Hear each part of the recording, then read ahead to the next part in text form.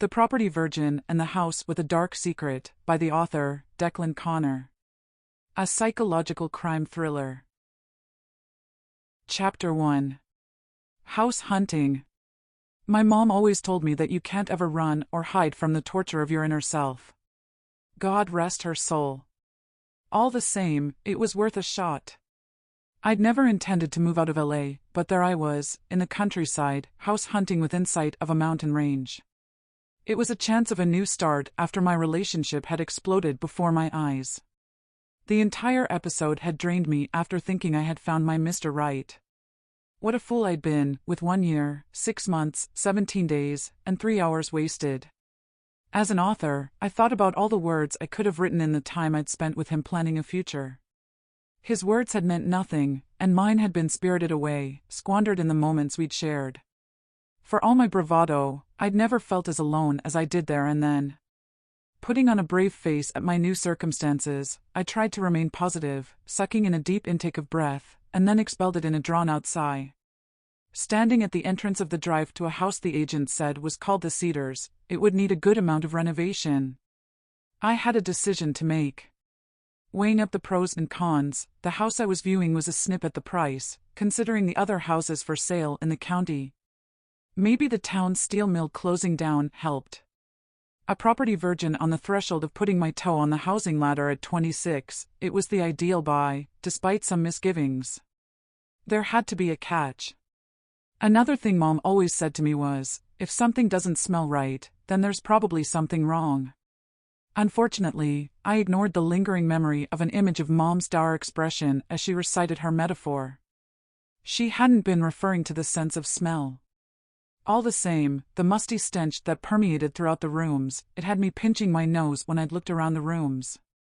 I had to remind myself they had left the property empty for some time and the leaking roof needed repairing. Some new roof shingles, and a little airing with the windows open, and I hoped that would resolve the problem. "What do you think, Helen?" said Roberto, the real estate agent appointed by the town hall's attorneys as we stood facing the house. What I was thinking was that it was so dilapidated that the work involved to make it a home would take my mind off my situation. The recent bout of rain had drawn out the pleasant smell of grass, something of a novel experience seeing as how I'd always lived in a city. "It needs a lot of work," I replied, and twitched my nose, hoping to feign disinterest at the asking price. Trouble was, inside I was screaming, "Gimme the keys." Roberto's smile appeared to be being patient, but his shuffling of papers on his clipboards said the opposite. "Well, considering the attorneys are open to offers, and the market is slow around here, maybe I can put in a substantially lower bid to them," said Roberto, and said a salesman's false smile. My thoughts scrambled, pinging in different directions. The setting oozed perfection and ticked all my boxes, even if the house didn't, but it screamed potential. I wasn't keen on adverbs, not as a crime fiction writer, if only because my editor red-marked some of them for exclusion, but his use of substantially sounded good. If only I hadn't needed to dump Steve, the rat of an ex-boyfriend that he was, or my parents had been alive, they could have advised me. The last thing I wanted was to throw my inheritance away. Not now I had it released from trust. The advance the publisher had paid for my first book wasn't enough on its own to sit back and enjoy life. And future royalties weren't guaranteed. Even at the asking price, and with a budget for repairs, it would leave enough invested to keep me in bread and butter until I could write and hopefully sell my next book. At least, that was the plan. Intoxicated with the peace and quiet of the surroundings, temptation hung in the air just to say yes, and to start the adventure. The skeptic in me told me to take a step back, and I faced Roberto. I need another look around on my own. It's a big decision. He stroked his chin. "Fine, I understand. I'll wait in my car. Just remember, I can arrange for a home inspection report before you make an offer. That way, you'll know the cost of the repairs before you settle on a last bid, not to mention that it will comfort you knowing that it's structurally sound." It was hard to contain my excitement as I walked the 50 yards along the gravel driveway to the front door. The frontage to the road looked more like a coppice than a front yard, with juniper and cherry blossoms in full bloom. There was nothing manicured about the garden, with grass and wildflowers growing the way nature intended, and not a neighbor's home in sight. Its appearance and the surroundings were a far cry from the concrete jungle where I lived in LA. I could never have afforded to buy a house in LA for what was on offer. Wooden steps led to a porch and the front door. The treads showed their age with the thousands of footsteps that had gone before me. Paintwork flaked on the fascia boards, but even I could see there was no wood rot. I hesitated. A lick of paint and I imagined that I'd soon have it looking good. Pale green, no, pale pink, maybe beige, then set the window frames off with white paint. No, definitely pink. Aware my deliberations were getting ahead of themselves, I ambled on through the front door. I had to remind myself that it came with a bonus. It was furnished throughout. Okay, so it was old-fashioned, and the decor needed updating, but I knew I could replace the items one room at a time as I decorated each room. The real bonus, I decided, was my writing study, as I tripped lightly up the stairway. Yes, my very own castle ran through my mind as I opened the door at the end of the hallway. The property came with a round turret at the back corner of the house. I stepped inside to soak in the musty smell of old books that lined the oak shelves against the wall in a semicircle. I picked out a book, opened it, and drew in the smell of the pages, then placed it back. They were calling out for me to rescue them from the dumpster. The room had ample natural light, with north-facing French doors that led to a small balcony.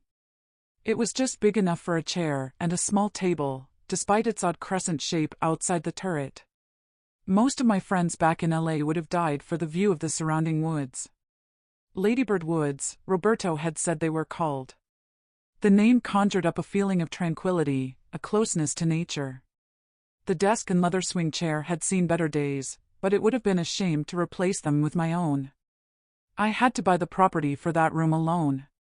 Taking a moment to reflect, I had to wonder if I was doing the right thing.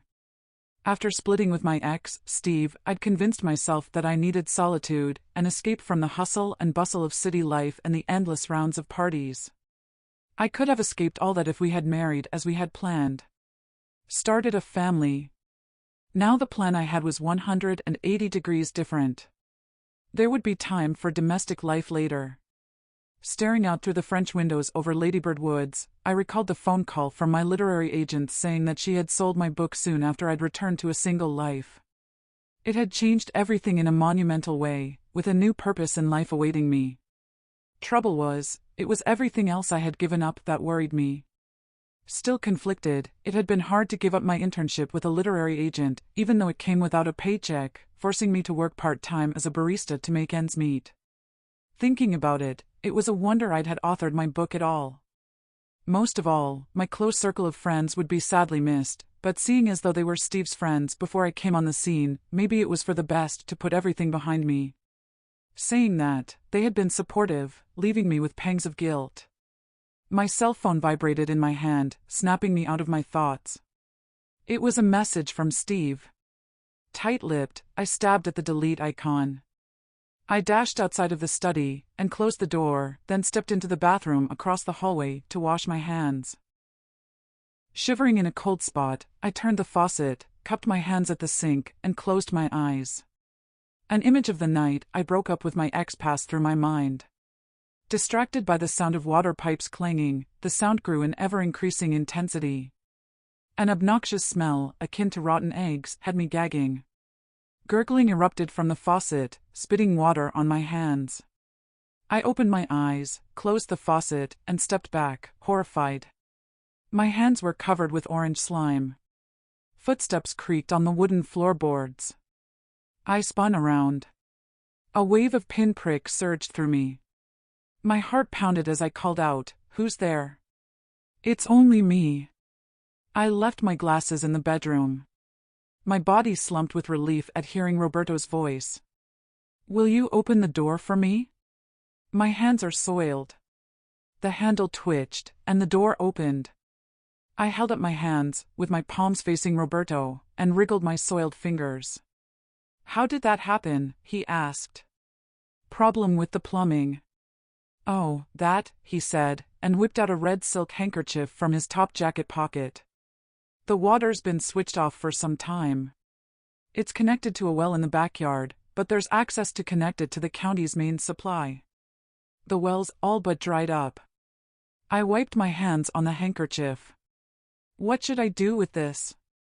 Roberto took the handkerchief, holding it gingerly between finger and thumb, scrunching his nose. Well, what have you decided? Asked Roberto, and looked around for a trash can. He lifted the lid on the one under the sink, then dropped his handkerchief inside. Feeling my heart beating fast, I took a deep breath. Common sense kicked in to put my brain into sensible mode. Different words to the ones I'd planned spewed from my mouth.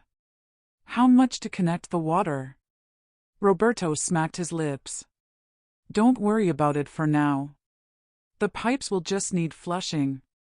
They will include the estimate to connect the water in with the results of the home inspection at no extra charge, he said. Estimated? I shivered as if a spirit had walked through my bones. It's cold in here, I said, and walked out into the hallway.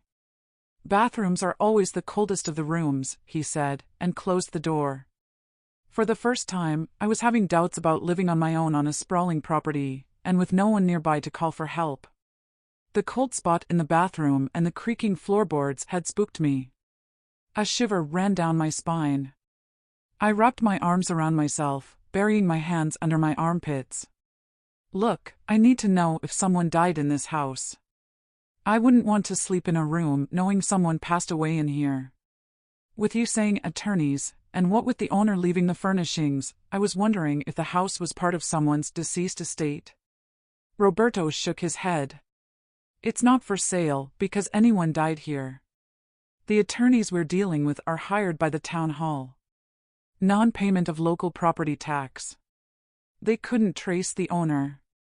It was the moment of truth. I'd turned down at least 20 properties and lost out on goodness knows how many more with my dallying. More than anything, receiving the message from my ex decided for me. Okay. Listen. I'll need you to arrange for the home inspection, and I can make an offer from there. Roberto thrust his clipboard at me. You'll need to sign this form to pay for the inspection with your card details. It'll also act as your consent for me to make an offer once we've decided on what price to submit. Trembling from head to toe, I filled out his form on the clipboard. I hesitated. Poised my pen over where he had indicated with a cross for me to sign. I glanced at Roberto. His brow was perspiring. Fumbling in his pockets, I guessed he was looking for a spare handkerchief. He wasn't the only one sweating. All I stood to lose at worst was the inspection fee, and at best, my virginity on the property ladder, or so I hoped, with my fingers and legs crossed, twisting my panties for luck. I scrawled my signature with a flourish. It was done. My chest heaved with a sigh of relief. I'll just take a last look at the study, I said, and wandered along the hallway. The top drawer of the desk was partially open, inviting me to look inside. All the drawers contained were a pack of tarot cards. I should have ignored them, but I couldn't help myself and opened the pack. Turning the top card, I placed it on the desk and gasped. The image on the card was a skeleton, shrouded in a cloak. The figure was holding a scythe and the scales of justice. Flicking the rest of the cards in the pack, they were all the same. A floorboard creaked behind me, and I twirled around and grasped at my blouse at the chest, with what seemed like a surge of ice running through my veins. What's wrong? Said Roberto. You look as though you've seen a ghost. My finger pointed to the card. I hope that's not a bad omen. Don't worry. It's an image of Santa Muerte, a Mexican saint. The previous owner was Mexican. They associate the saint with healing and protection, so I'd say it was a good call. He looked at his watch. Listen, we have to be going. I have another appointment. I wasn't buying his explanation. In any language, to my mind, an image of a skeleton spelled death. Chapter 2. The Journey. Driving along the highway, skirting a mountain range, I recalled squealing with delight when the phone call came through. They've accepted your offer, Roberto had said. The weeks that had passed since then had seemed like a lifetime. Squinting at my gas gauge, I was almost out of gas. For all my planning and packing, in the excitement, I had forgotten to fill up the tank. I'd long since left LA behind. With the GPS map on my phone showing that there was still 20 miles more to go to get to my new home, and low on gas, a nervous tick started twitching in my left eyelid. Country music blasted through the speakers. Not my usual type of music, but it seemed apt for where I was heading. That was until a song started with lyrics reminding me I was still bitter and hurt that my relationship had ended. The needle on the gauge was now pointed to red. Switching off the radio, I glanced in my rear view. There was no sign of the van belonging to the furniture movers that I had hired, just a white SUV that had been a distance behind me for some time. Not that it worried me. The highway was the only one to get to where anyone was heading. Easing off the gas pedal to conserve fuel, my heart fluttered. I tried to remind myself that eventually, the movers would catch up with me if I ran out of gas. That edged up my trepidation at thoughts of my gang of friends inviting themselves to a decorating party for the weekend. I'd wanted to say no, having left them behind, but I hadn't had the strength to deny them a visit. A few miles down the road, and glancing at the fuel dial, I was now running on fumes with the needle off the gauge. I snatched a look in my rear view, with my palms now stuck to the steering wheel with sweat. The SUV was still the same distance behind me, which I thought odd, since I'd lowered my cruising speed to conserve what little gas fumes remained.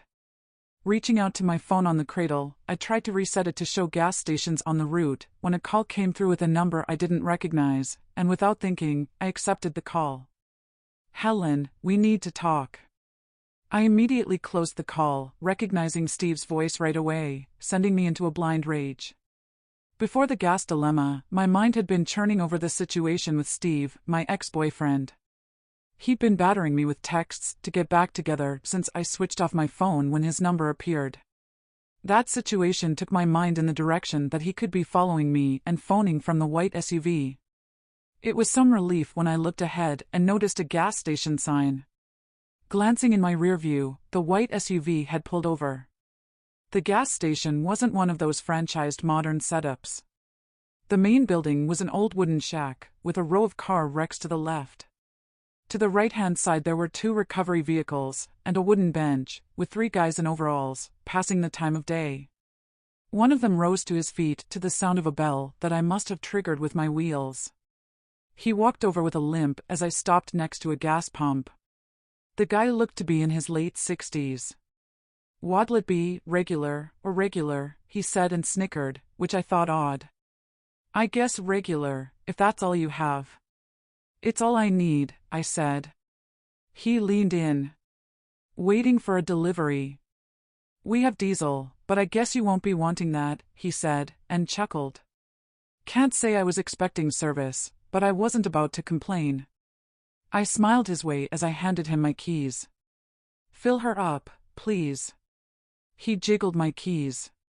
"You from LA?" he asked. "Yeah, how'd you guess?" "License tag." "Where you headed?" "I'm going to Clarkstown." "Visiting, or business?" he asked me. I doubted they were chat-up lines he was peppering me with, not at his age, so I answered. "I've bought a house on the outskirts." He sent me a sideways glance, set the switch on the handle to leave the gas running, then turned to face me. "That's novel. Most people I know are moving out of there with the steel mill closing." "Let's hope you starts a trend," he said, and fished his gnarled fingers into a pouch at the front of his overalls. "Here, takes my card in case you ever breaks down. Always keep emergency supplies at hand. And don't forget to keep your cell phone charged." "Why is that?" "This ain't LA. Being so close to the mountains, the weather can be freakish here. It's what keeps us in business. Mudslides and flooding when it rains, and a highway surface like a skating rink in winter." A glance at the row of car wrecks testified to the truth of what he was saying. "Thanks for the warning." "Don't mention it," he said. "I wouldn't worry none, we gets plenty of sunshine." "Whereabouts in Clarkstown?" "Well, not exactly in town. My house backs onto Ladybird Woods." "Oh." His words were interrupted with a click from the delivery handle auto-disengaging. Ladybird Woods, did you say? Would that be on your own? Much as he looked harmless, I felt uncomfortable at giving too much away. No, I have friends staying with me. It doesn't happen to be called the Cedars, does it? His question caught me off guard. I answered without thinking about giving my address away. That's the one. He pouted his bottom lip and nodded his head. Thought so. I'd heard it had sold. Well, good luck. It needs a lot of renovation. Hope you got it cheap.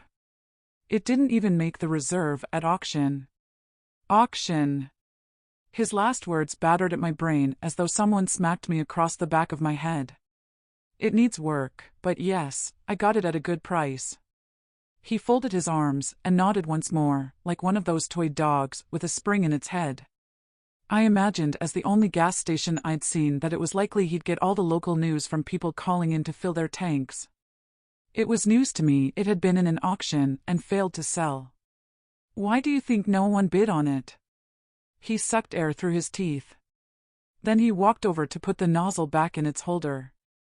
I thought he'd not heard me. Supply and demand, I guess. With the steel mill closing, the town is down to around 200 living there, if that, I guess.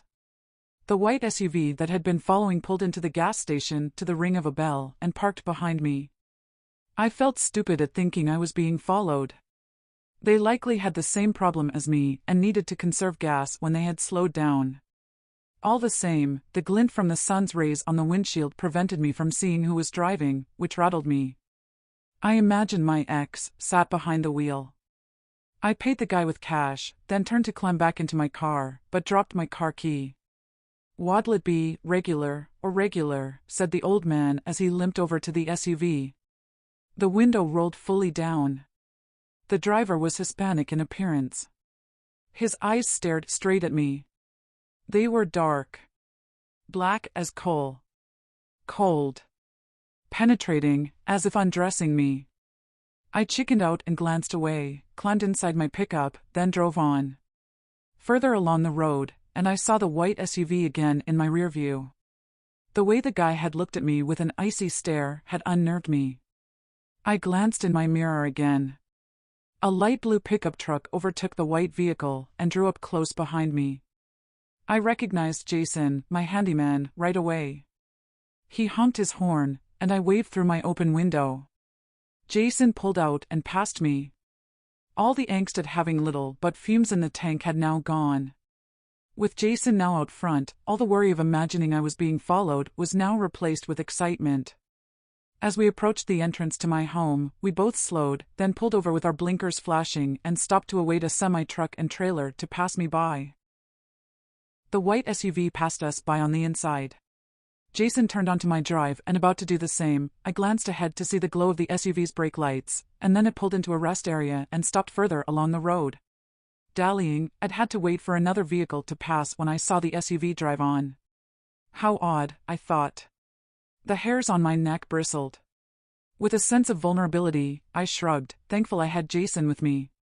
All the same, the vehicle that followed me and its occupant had spooked me. Chapter 3. Bad Omen. Pulling up outside the Cedars in my battered pickup, I couldn't wait to get inside to start homemaking. Jason, the builder I'd hired, was already parked up and unloading his tools. It was lucky that I found him, and that he was prepared to drive the 30 or so miles every day. None of the locals said they had the time. They all seemed keen at first, but then made various excuses when I gave them the address. Either that, or their quotes were more than double what Jason had quoted. The front yard didn't look as picturesque, with dead cherry blossoms now covering the ground. The sky was overcast, spreading a blanket of foreboding over the scene. Jason strolled over to my vehicle. I'll start on the roof as soon as the scaffolding arrives. He glanced skyward. The forecast says to expect rain later in the week. We just have to hope it'll hold off before I finish repairs on the roof, he said, as I snatched my car door open and then climbed onto the gravel drive. Jason stepped up closer. Gina, my wife will be here shortly to help with the cleaning. I didn't envy her the task. There was a dust covering in every room when I'd viewed the house. The previous owner didn't look to have been house-proud. That's great. Would you give me a hand with the water cooler and the water bottles? I asked him. Sure. It'll be tomorrow before I get the water connected, I said, and scrunched my face. Don't worry. I should have the roof repaired by then. I'll try cleaning the tank and flushing the water pipes after they connect the water. If that clears the gunk, it'll save you the cost of me having to change the pipes. Sounds good, I said, picking up a box from the passenger seat, and then walked over to unlock the front door. My nose twitched at the smell of damp, and my shoulders drooped. It was a stronger odor than when I'd first viewed the property. Walking over to the kitchen window, I dropped the box on the kitchen table. A welcome blast of fresh air hit me as I opened the window. The first order of the day was coffee. If nothing else, the aroma would mask the foul smell. Turning to the box, I unpacked the pans, the cups, utensils, and instant coffee. I turned to Jason. Be an angel, will you? Open the cooler bottle, and I'll make coffee for us both. Fine, he said, and dropped the water bottle from his shoulder onto the floorboards. I'll need to get my Stanley knife from the cab to open the cap, he said, and wandered off. When I glanced around, the kitchen looked different from when I had viewed the property. It was the open drawers.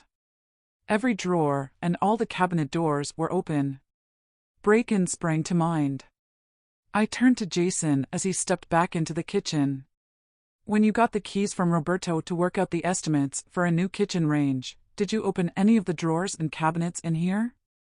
He shook his head. No. They were like that when I arrived with him, and we were together the whole time. Maybe whoever owned the title had a last look around for any valuables before the deal completed, he said and shrugged. There was nothing strewn around. The way the drawers were stacked open, it looked like a professional rummage starting from the bottom to the top. I knew that much from research about my crime story. I stepped into the hall and on into the main living room. It was the same with the tall display cabinet, with the doors and drawers all open. I walked back into the kitchen. Well, someone has definitely had a rummage around. Jason faced me with his hands on his hips. There's no damage to the door, but the window latches would be easy to spring. Do you want me to put locks on them? He asked. He'd read my mind. That would be good. Do you install alarms? No, sorry. The stench overpowered me. I walked around the rooms, opening all the windows and doors, then stepped outside. Bending over and holding my knees at escaping the obnoxious smell, I took in a lungful of air.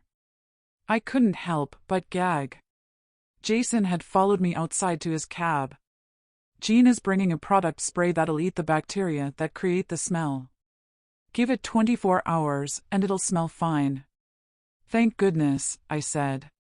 A truck rolled onto the drive and pulled up behind my pickup. The scaffolding has arrived. I'll give them a hand to unload, said Jason. I nodded at him, then set off, wandering around the front yard, wiping my fingers on the tall grass.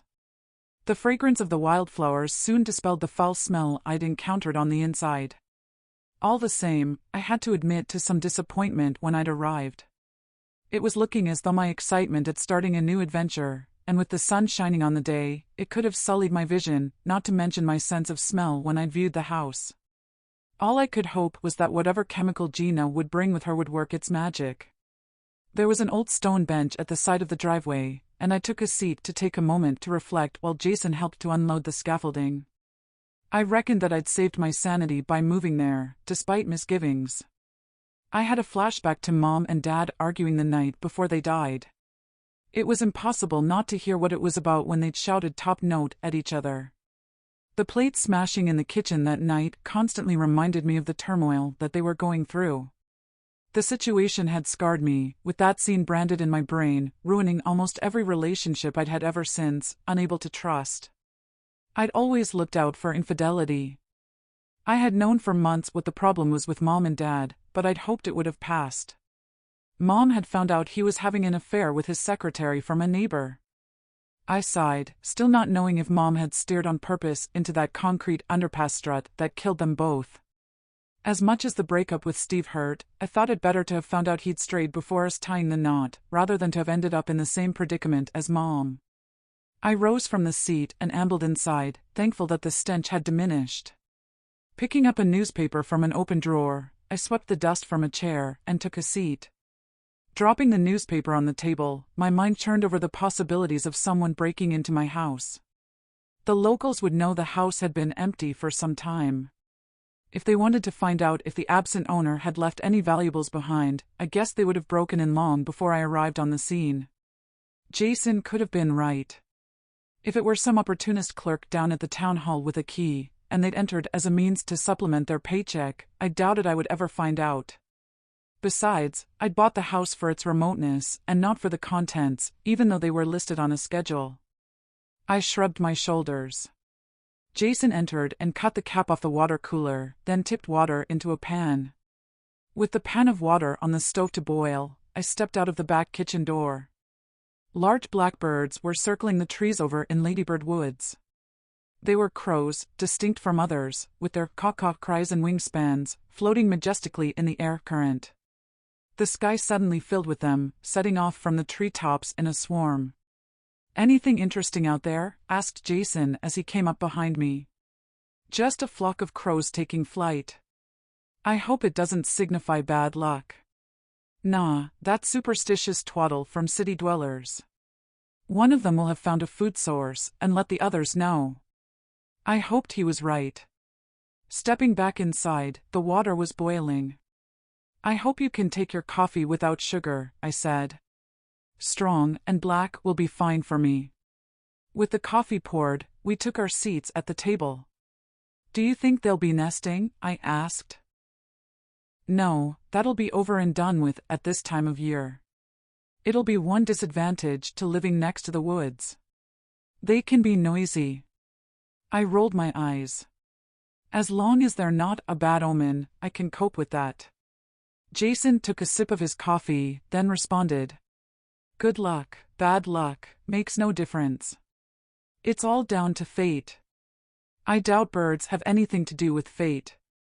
That's down to the choices we make and unforeseen circumstances we step into. You're probably right. Thinking about him mentioning fate, I recalled as an early teen our teacher asking us to write about what we wanted to do with our lives as an adult. My classmate, and simply wrote beauty therapist. I guess I had an imaginative mind even at that age, and rather than writing one thing, I penciled a sort of family tree with me at the top, then branched it out with a wish list of alternatives, with anything from marrying a prince to being a film star. I never imagined at that young age that I'd be thrown a curveball regarding getting married. Never mind that in my wildest dreams did I ever think I'd be an author. My eyes were drawn to the headline on the newspaper. My entire body tingled as if an electric current ran through me. I gasped. Sat bolt upright. Now I wasn't so sure about fate and the crows having no part in the future as an omen. I read out the headline to Jason, my fingers trembling. "Headless and handless woman's torso found in a shallow grave at Ladybird Woods." What the hell? My eyes popped and widened as if they were on stalks. Chapter 4. Paranoia takes hold. To say my butt cheeks tightened at reading the newspaper headline would be an understatement. Suddenly, the house didn't seem such a bargain. "The color's drained from your face," said Jason. "Are you okay?" I gulped down my coffee. The words to answer him stuck in my throat as I read the article. My mind darted in a multitude of directions. Showing him the flat of my hand, I continued until I'd read it all. Pushing the newspaper to him, I stabbed my finger at the headline. Distraught, I sank my head into my hands.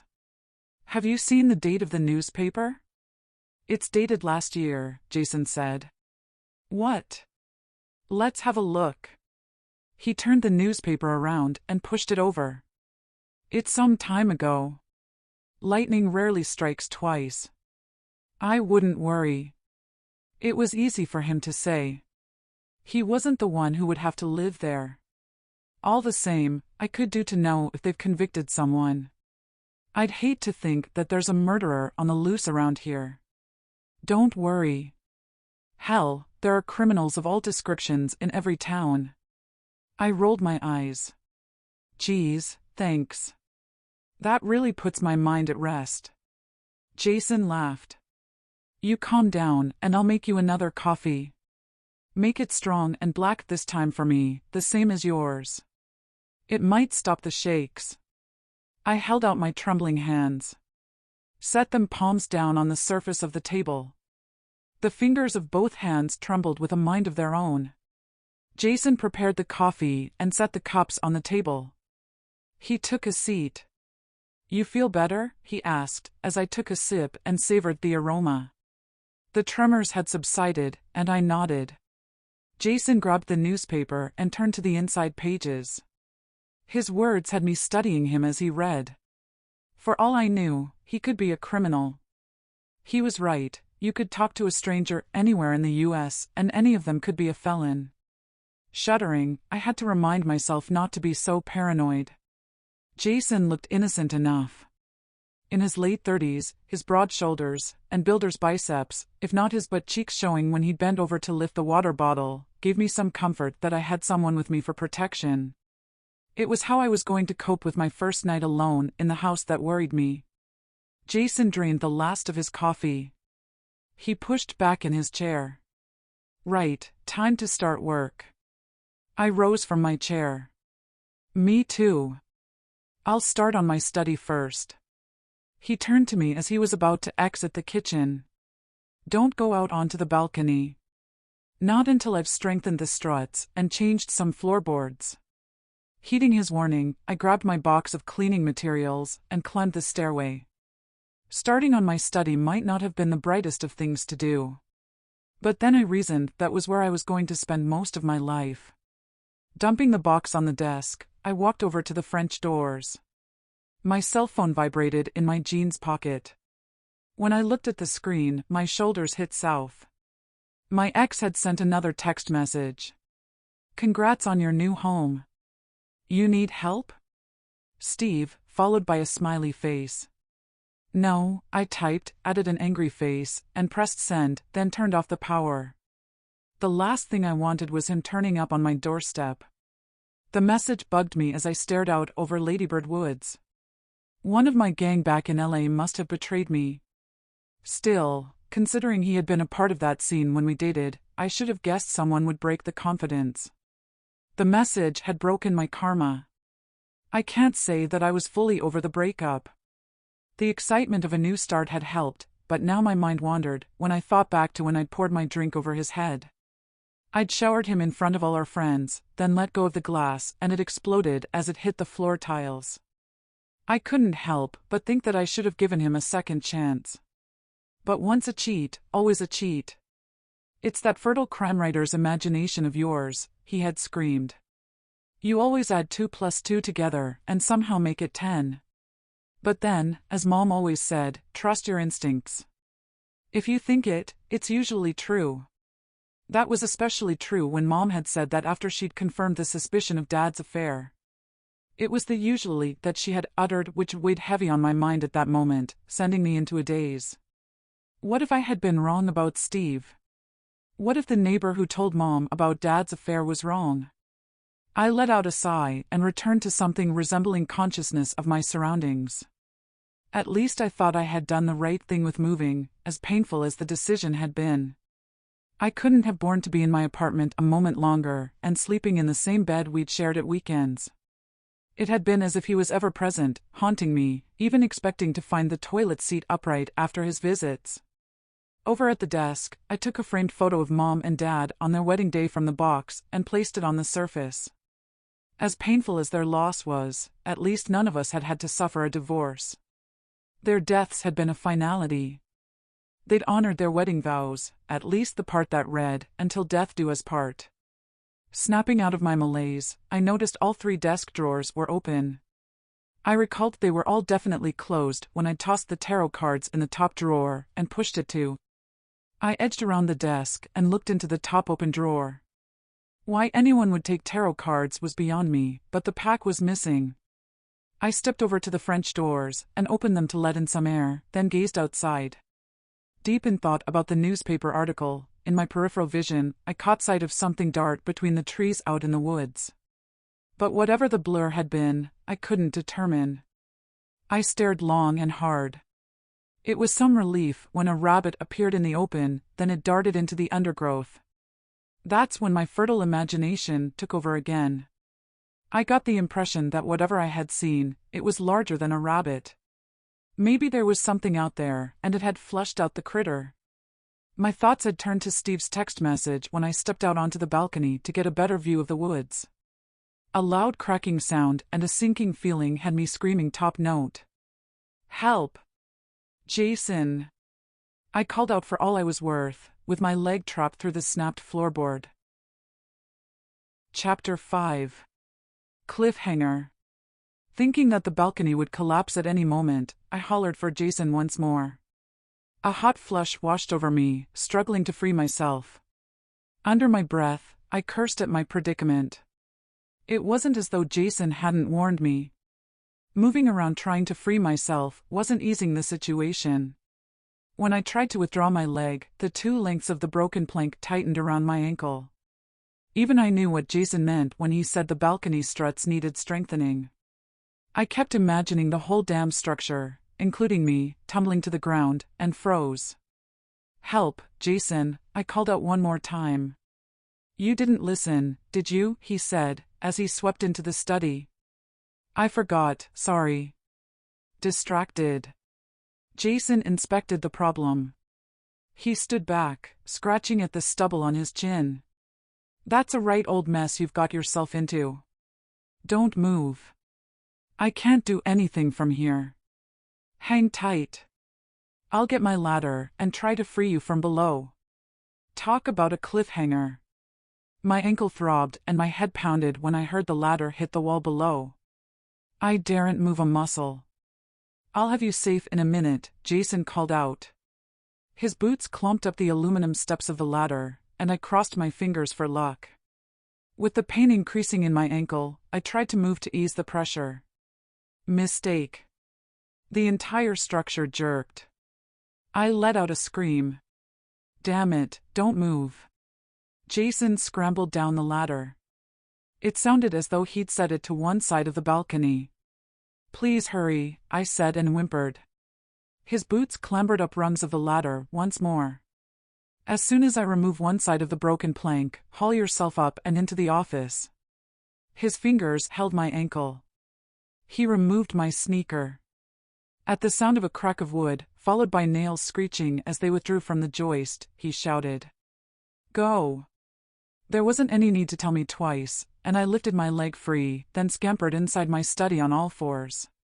"Get away from the doors, and I'll toss you your sneaker." I rolled to one side, my sneaker flying through the open French doors, and it landed at the side of me. "I'm good," I called out. "Thanks." He didn't reply. I just heard the rattle of the ladders as Jason removed them. Flopping onto the cushion of the swing chair, I groaned. The scratches on my leg stung. It felt to me as if the house didn't want me there. That was a stupid idea, but all the same, it was how I felt. Hauling myself to my feet, a searing pain ran through my left leg. I had to suck it up and limped to the top of the stairway. That was as far as I could walk. I dropped my backside onto the top stair and wriggled my way down a few steps when Jason charged up the stairway. "Hold on. Don't struggle." He wrapped his arm under my legs and the other at my back. Effortlessly, he carried me down the stairway and on into the kitchen, then set me down. I had to admit, it had made me feel uncomfortable in his arms. But it was such a relief. I worried that I'd hung onto him too tight with my arms around his neck and had given off the wrong signals. A touch of guilt hit me at my thoughts. All he'd done was to act the gentleman. "I'll be fine," I said, holding onto the table, and hopped over to take a seat. "Thanks once again." "No problem, but I'd take it easy if I were you. My wife has just phoned for directions. She'll be here in 5 minutes. You're paying her to clean, remember?" He was right, but I was just eager to get everything clean so I could put my feet up. There was so much to do. Tires crunched on the gravel. Is that her? Jason walked out of the kitchen and onto the porch. No, it looks like your furniture has arrived. I tried to put the weight on my ankle, but it was not good. All I experienced was a searing pain and I winced. Damn, I can't walk. Will you send George and his partner on through? My shoulders sagged, along with the rest of my demeanor. The first aid kit was in the first box loaded into the truck. It would be the last item out. Lifting my jeans leg, the scratches were bleeding, but the damage was superficial. The swelling was another matter. I prayed to God my ankle wasn't broken. I heard more tires on the gravel. Suddenly, the house felt like a home, as first the furniture movers entered, then Jason, followed by his wife. Who's making coffee? Asked George, the mover. It was a long haul out here. Then we'll get your belongings inside. Jason turned to his wife, Gina. Will you make coffee? She's hurt her ankle. There are plenty of mugs in the cabinet. Sure, she said. Listen, said George. We'll make a start, he said, and was about to exit the kitchen when I called him back. If you could remove all the mattresses first and put them in the dumpster I've hired, that would be great. Then you can drop the new mattresses and pillows on the beds. I won't be able to do it with my ankle swollen. Okay, we'll do that. Really, after we've had coffee, we could do to have you sitting outside and to tell us which rooms you'll need things placing, said George. Fine. They scurried out of the kitchen. I lifted my jeans leg again to inspect my ankle. Gina looked at the damage and winced. I'll get my first aid kit from the glove compartment. Jason wandered back into the kitchen as she exited. What made you go out onto the balcony? He said, and shook his head. I forgot what you'd said. I saw something in the woods moving around in the undergrowth, and it spooked me. Like an idiot, I stepped outside to take a closer look, I said. Did you see anything? Just a rabbit. But it's what I saw that flushed the rabbit out that gave me the creeps. It moved too fast for me to see what it was. It was more of a blur. Jason grinned as if I was crazy. Probably a deer. You need to expect critters around here in the countryside. I guess, I said, and feeling stupid at my paranoia. Do you have any padlock keys on your key ring? No, why? I asked. I wanted to look at the well, but it's capped and padlocked. Curious, that's all. There might be a valve to close the water pipes. There must be one somewhere. Maybe I could bust the lock? Sorry. I'd rather it stayed capped and locked, but if you have to smash the lock, make sure you buy another padlock. I wouldn't want to fall down there. Anyway, they're connecting the main supply tomorrow. Jason nodded. I'll get back to work. The scaffolders have almost finished erecting the scaffolding framework. He turned, then walked out of the kitchen. Thinking about what he had said, critters like deer I could accept, but I shuddered at thoughts it could be a mountain lion. Once again, my furtive imagination was conjuring up all kinds of dangerous wild creatures that it could have been. Distracted at the sound of another vehicle, its tires coasted on the gravel drive as Gina returned with the first aid box. I wasn't expecting anyone else. Holding my breath and with my hand over my mouth, I imagined my ex walking through the door. If one of the gang back in LA had betrayed my confidence about me moving home, I wondered if they could have given Steve my address. Footsteps pounded on the stairway to the porch. There was a knock on the door. Morning, ma'am, Sheriff Clark, a voice called out. That the sheriff was paying a visit worried me. I'd not contacted him, so I didn't have a clue why on earth he would knock on my door. Chapter 6. Unexpected Visit. Clark was young for a small-town sheriff. Not that there was anything wrong with that, but television programs always had them as old and with leathery skin.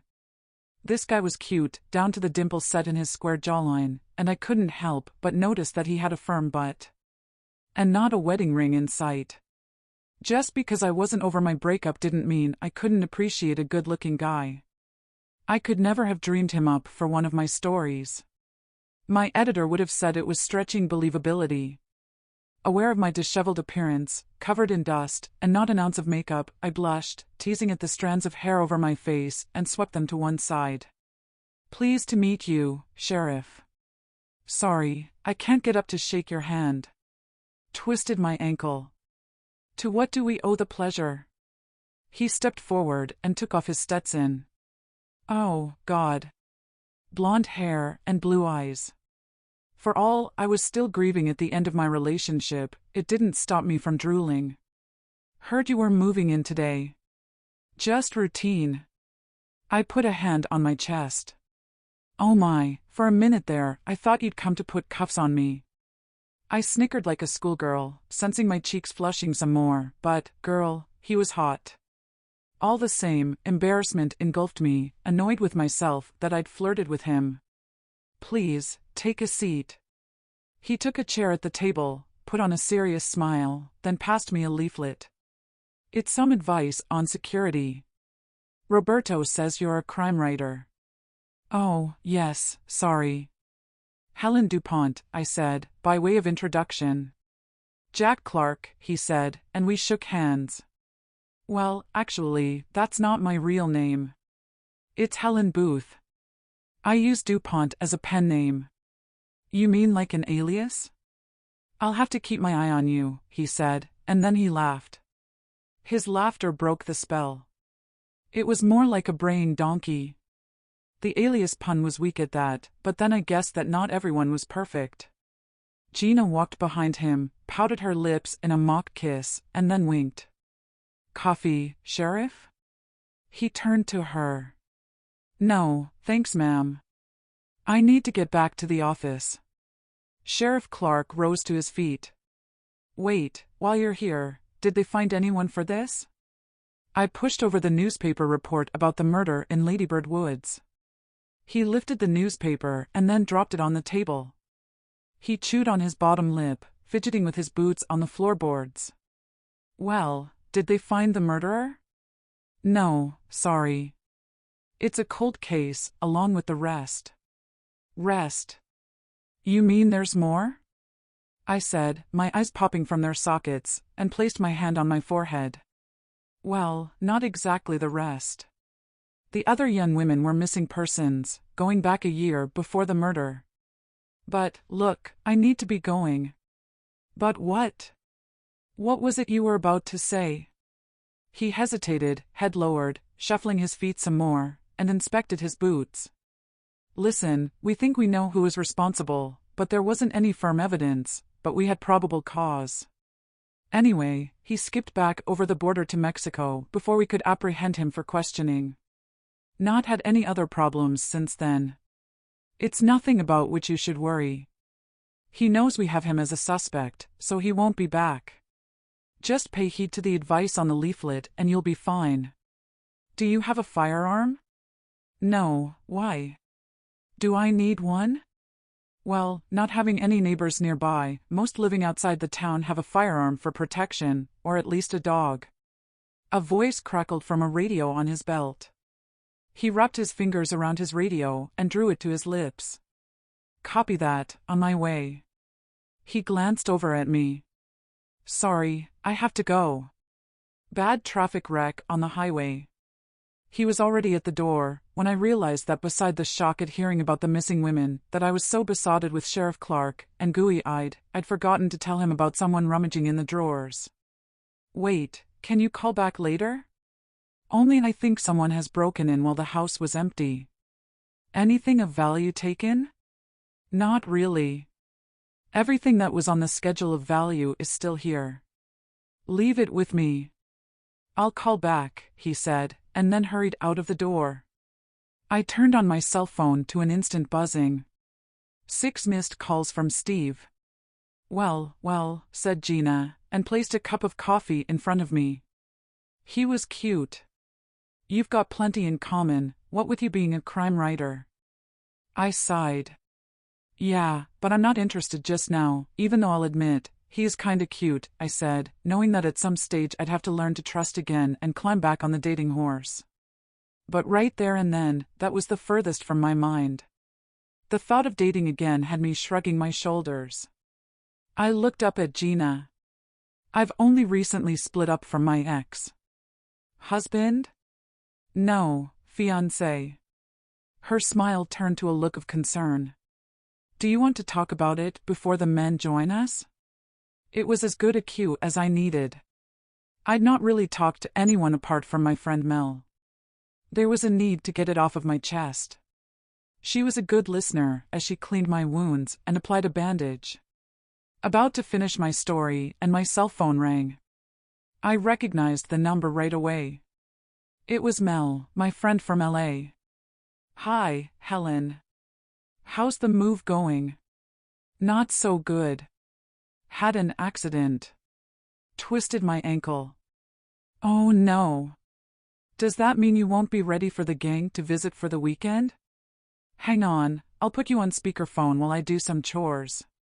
It would have been my opportunity to put them off coming, but I just couldn't bring myself to turn them away. Not to mention that I needed the help. Don't be stupid. I'm missing you all already. Besides, it'll just mean I can't join in the decorating party. It'll be fun to watch though. Say, remember those Santa Muerte cards I told you about? Some bastard has been in the house, had a rummage around, and taken them. Well, it's probably for the better, seeing as how you told me the cards freaked you out. A muffled voice called out in the background. Hang on, Doug's jumping about here. He wants to say hi. I'll switch off the speaker and hand you over.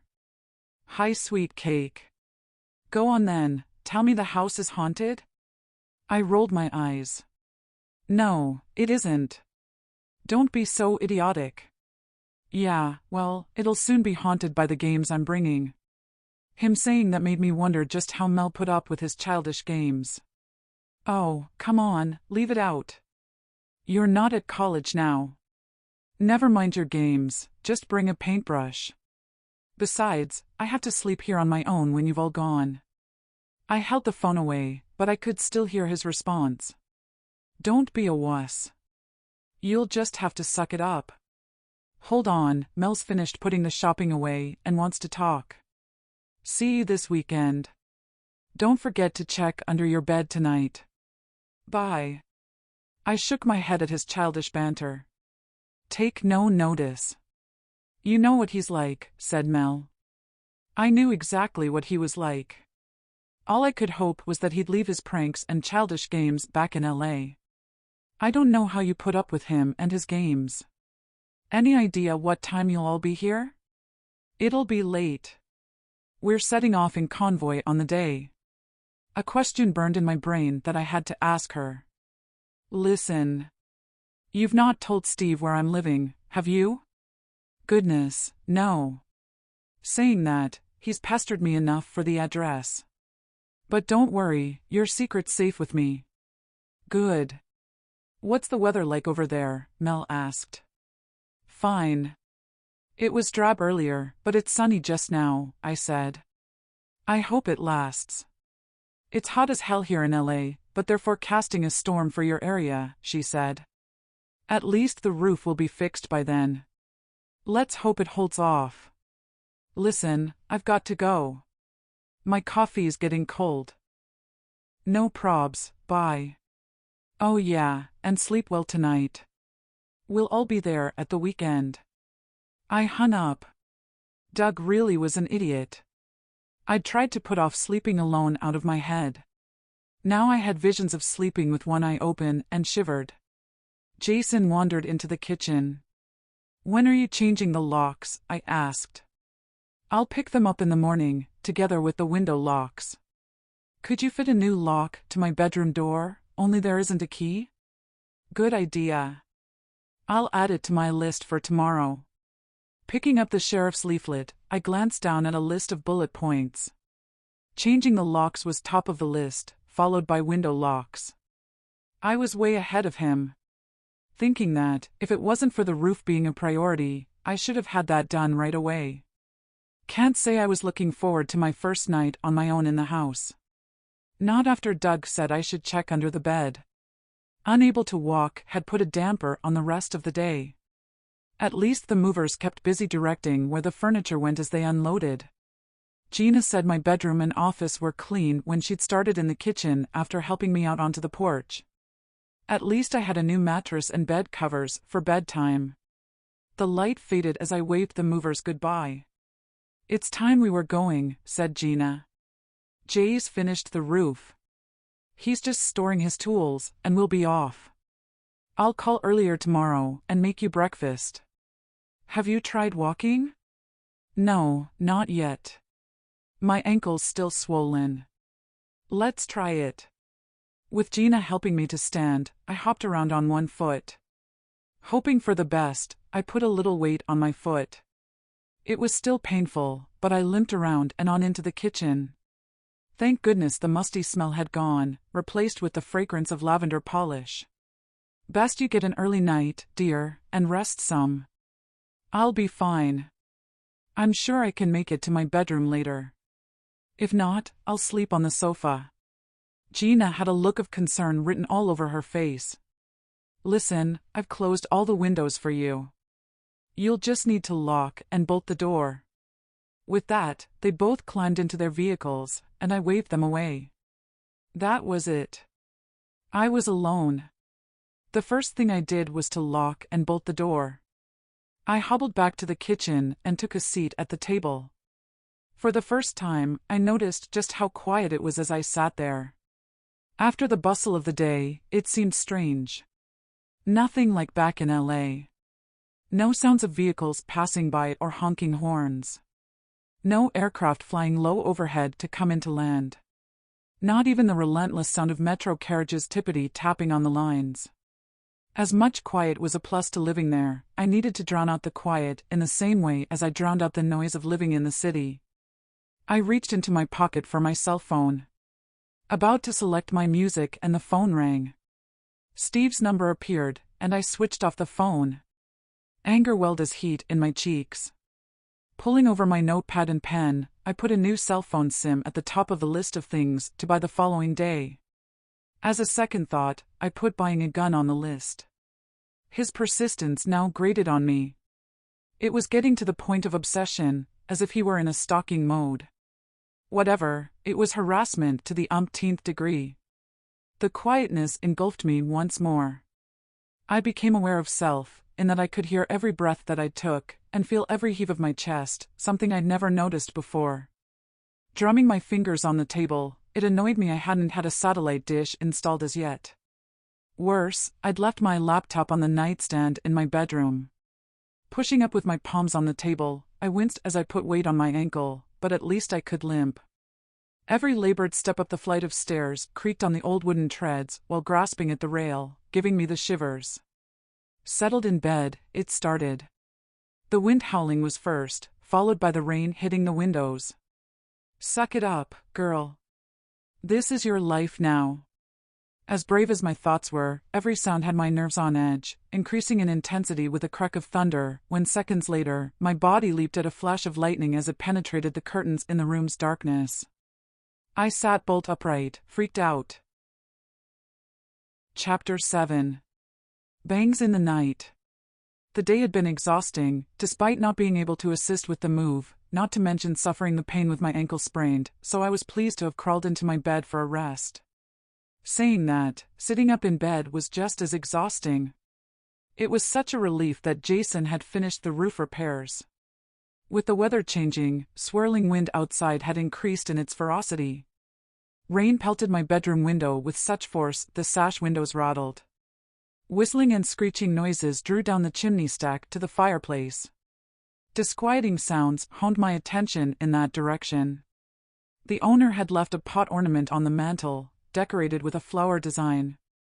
The ornament fashioned as a commemorative cup with jug ears and a false lid, so at least I knew it wouldn't contain the ashes of some poor soul.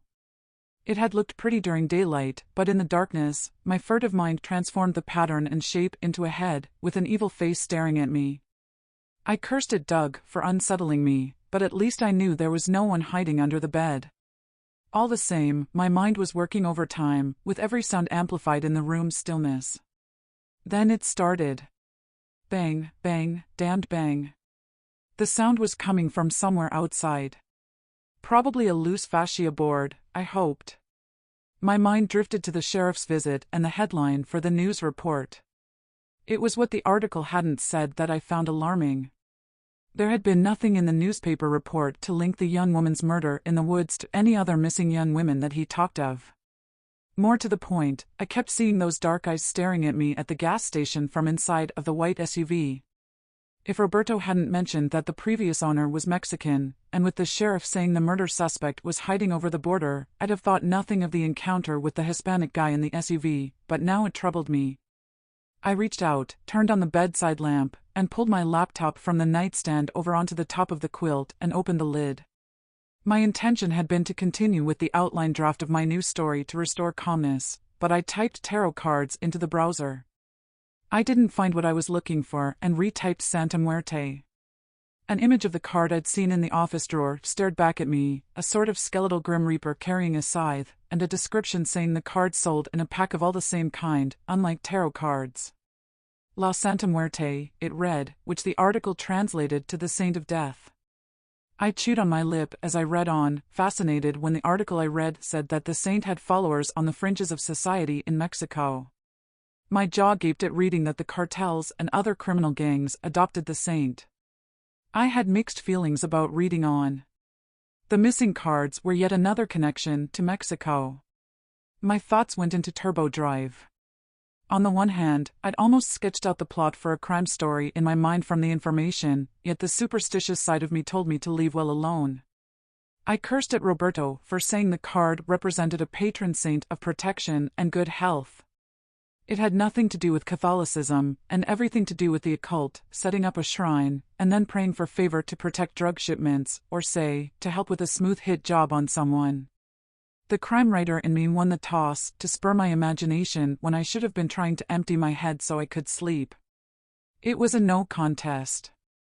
I imagined an assassin sending cards to his victims and the detective being misled by them as the common thread that tied all the hits together. A little like the serial killers I'd studied from the UK and the Jack the Ripper letters sent to Scotland Yard. The same with the tape-recorded messages sent by his reincarnation, the Yorkshire Ripper, which consumed the investigation as a red herring. With my mind buzzing, I set about typing out different scenarios for the story and the character backgrounds. The assassin I conjured up wasn't even Mexican. I thought about using Sheriff Clark as a description, but then I thought I'd better not, after imagining a note in the margin from my editor. Thinking that it was hard to get his image out of my head. Then I remembered his baying laugh. That did the trick. I closed my laptop and placed it back on the nightstand. The sounds increased in intensity, along with my heartbeat, until completely exhausted, I finally relaxed to the point of drifting to sleep and switched off my bedside lamp. Sleep was hard to come by, even with my head buried under the quilt to drown out the fury of the storm. I'd drift off, then awake, tossing and turning. On this occasion, my body leaped at a sudden loud crash downstairs, followed by the tinkle of what sounded like smashed glass, and I sat upright. My heart by now beat so fast, I was sure it was trying to escape my chest. I threw the quilt to one side. It was then I wished I had a gun for protection, and I switched on the bedside lamp. Having second thoughts, I switched off my lamp. Having thrown my legs over the side of the bed, my eyes fixated on my bedroom door. Attempting to stand, I had to stifle a scream. I'd completely forgotten about my ankle. I craned my neck, listening for telltale creaks on the stairway above the multitude of sounds. My imagination threw me into panic mode. Heroines in my stories would have picked up the jug ornament as a weapon and gone to investigate. But then I would have had her fighting with an intruder, my fingers on the keyboard determining the outcome. I decided not to be so stupid, and despite the pain in my ankle, I rose to my feet and dragged the dresser over to the door. Breathing rapidly, I pulled Sheriff Clark's leaflet from my pocket over at the closet, and then grabbed my cell phone from the nightstand, touching the screen to allow for some light. Usually, I could deftly type out messages at speed, but all fingers and thumbs, and with my hands trembling, I kept hitting the wrong digits. At last, I entered the correct sequence and pressed the call icon. "Clark," he groaned out, as if I'd just woken him. "It's Helen Booth. I think someone has broken into my house over at the Cedars." "Calm down. Where are you in your house?" "I'm in my bedroom and I've barricaded the door." "Good, stay there. I'm at home right now, but I'm on my way." He hung up. My heart skipped a beat at the sound of thunder cracking through the air, shaking the window frames. I grabbed at the skin on my chest. The noise outside started again. The banging was relentless, bang, bang, damned bang. Then it stopped. If it had been someone hammering to open a window, or smashing down a door, they'd be already in the house. I leaned over the dresser and put my ear to the door. All I could hear was my heart pumping and heavy breathing. My mind spiraled out of control when I thought back to seeing something darting in the woods. What if it was a bear? I'd seen documentaries of woodsmen doing battle with them with security efforts to keep them out of their food stores. I put my hands over my face and shook my head. Then I heard a single bang. I craned my neck, trying to get a handle on where it had come from, to no avail. That was when I decided I needed a weapon. I hobbled to the closet and switched on the flashlight function on my phone. It was hopeless. There was nothing in there I could fight anyone off with. Thinking about what to do got me nowhere. Plunged into darkness, the flashlight function had drained my battery. Damn. I'd left the charger in the kitchen. Jason had driven my pickup around back to make way for erecting the scaffolding, so it was likely if someone had broken the door down, they wouldn't know anyone had moved into the property. Limping around the room in circles, I sensed a panic attack developing. Over at the window, I peeked out of the curtains. That's when I saw the scaffolding. I wondered if I'd be better climbing down to get to my pickup. Tugging at the sash window, it wouldn't move. It was a relief, considering the force of the rain. Slapping my forehead, I recalled that the ignition keys were in the kitchen. I realized I didn't have a plan B, apart from the jug ornament, for all the good that would have done. Still, I collected it from the mantelpiece and set it down next to me on the bed. All I could do was to sit there on the edge of the bed, rocking back and forth, and to wait, with my heart trying to escape up my windpipe. Chapter 8. Naked Fear. The 15-minute wait had stretched out to appear like an eternity. Headlight beams danced on my curtains from outside my bedroom window. I let out a sigh. My entire being felt as though a valve had unwound on the top of my head and relieved the stress. Tires scrunched on the gravel, then a vehicle crunched to a halt. I hobbled over to my bedroom window, pulled back the curtain, and peeking out through the window, I saw the back end of a white SUV pull further along the drive until it was out of sight. My mind immediately recalled the Mexican guy following me when I heard a bump, then footsteps creaking on the stairway. I held my breath to the point of almost passing out. "Open up, ma'am." "Which room are you in?" I bent over and exhaled. It didn't sound like a Mexican accent. All the same, I hesitated as I rose to my full height. "Who is it?" "Sheriff Clark, ma'am." It sounded like him, but he'd been driving a police vehicle with reds and blues on the roof when he'd called earlier. It was that imagination of mine again. For all I knew, the sheriff could have arrived, then the intruder could have taken him out. "Did you arrive in your police car?" "No, I used my vehicle." "How did you get inside?" The window was open and flapping against the fascia board. The wind must have whipped it open and smashed the glass. "How do I know it's you?" It was only a chuckle he let out, but the braying was noticeable. "Well, you called me. You're a writer. Helen DuPont, you said, but your real name is Helen Booth. At least that's what you told me when I gave you the leaflet." I felt so stupid as I turned on the bedside light, then I pushed the dresser from the door. Worse, I suddenly realized that I wasn't wearing a bra or panties, and my nightie was see-through. His gaze lingered as I tugged at the quilt and wrapped it around me. He was a little on the late side before he had averted his gaze after looking me up and down. "I'll see you downstairs. You can get dressed while I have a look around to make sure no one is hiding." I quickly dressed, then heard him holler, "You can come down now. It's all clear." My cheeks still flamed as I limped into the kitchen. I couldn't look him in the eyes. Acutely aware of him seeing me almost naked, I thought it wasn't as though he was a doctor with a nurse supervising him. The curtains at the kitchen window were flapping, and the rain was landing on the worktop. "I noticed your handyman had some plywood in the living room and some of his hand tools. I'll board it up." He picked up a dish towel and wiped the raindrops from his face. When he turned, I noticed his clothes drenched on his back. "Coffee?" "Sure." He disappeared out of the kitchen as I set the water to boil. When he returned with the plywood, he set it on the kitchen table and began to saw it to size. Of course, I had to ask a stupid question, even though I hadn't seen him wearing a ring. "I guess your wife won't be pleased at you getting called out at this time of night?"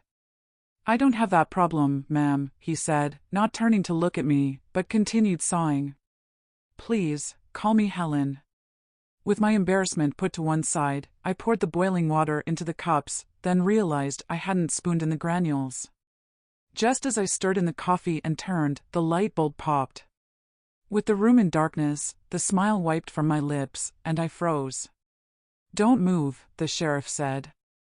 His flashlight beam caught my face. "Don't worry, you'll get used to it. They must have had a power surge and it'll have tripped the power switch at the substation in town. I'll need you to give me a hand. You hold the flashlight." He clambered onto the worktop and hammered the nails to secure the plywood to the frame. "Here, takes my hand," he said.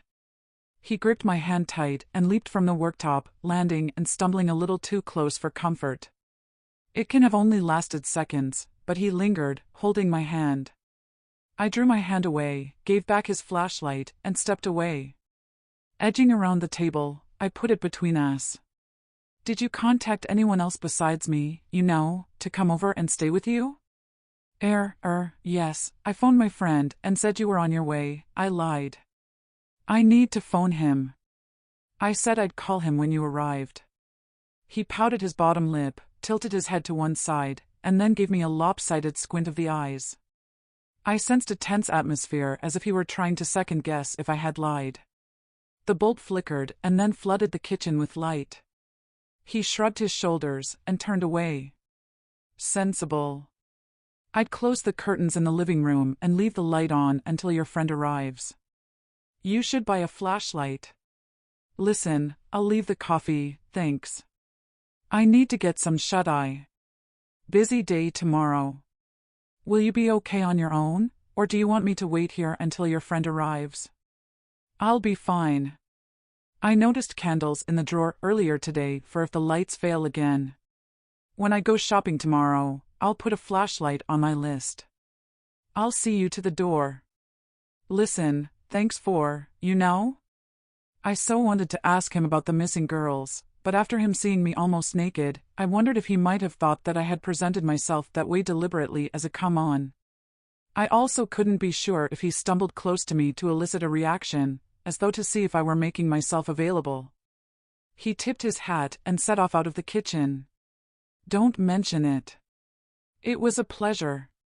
He swaggered to the front door, turned the Yale, then stopped and glanced my way. "I'll call by tomorrow, and you can tell me about your suspicion that someone broke in when the house was empty."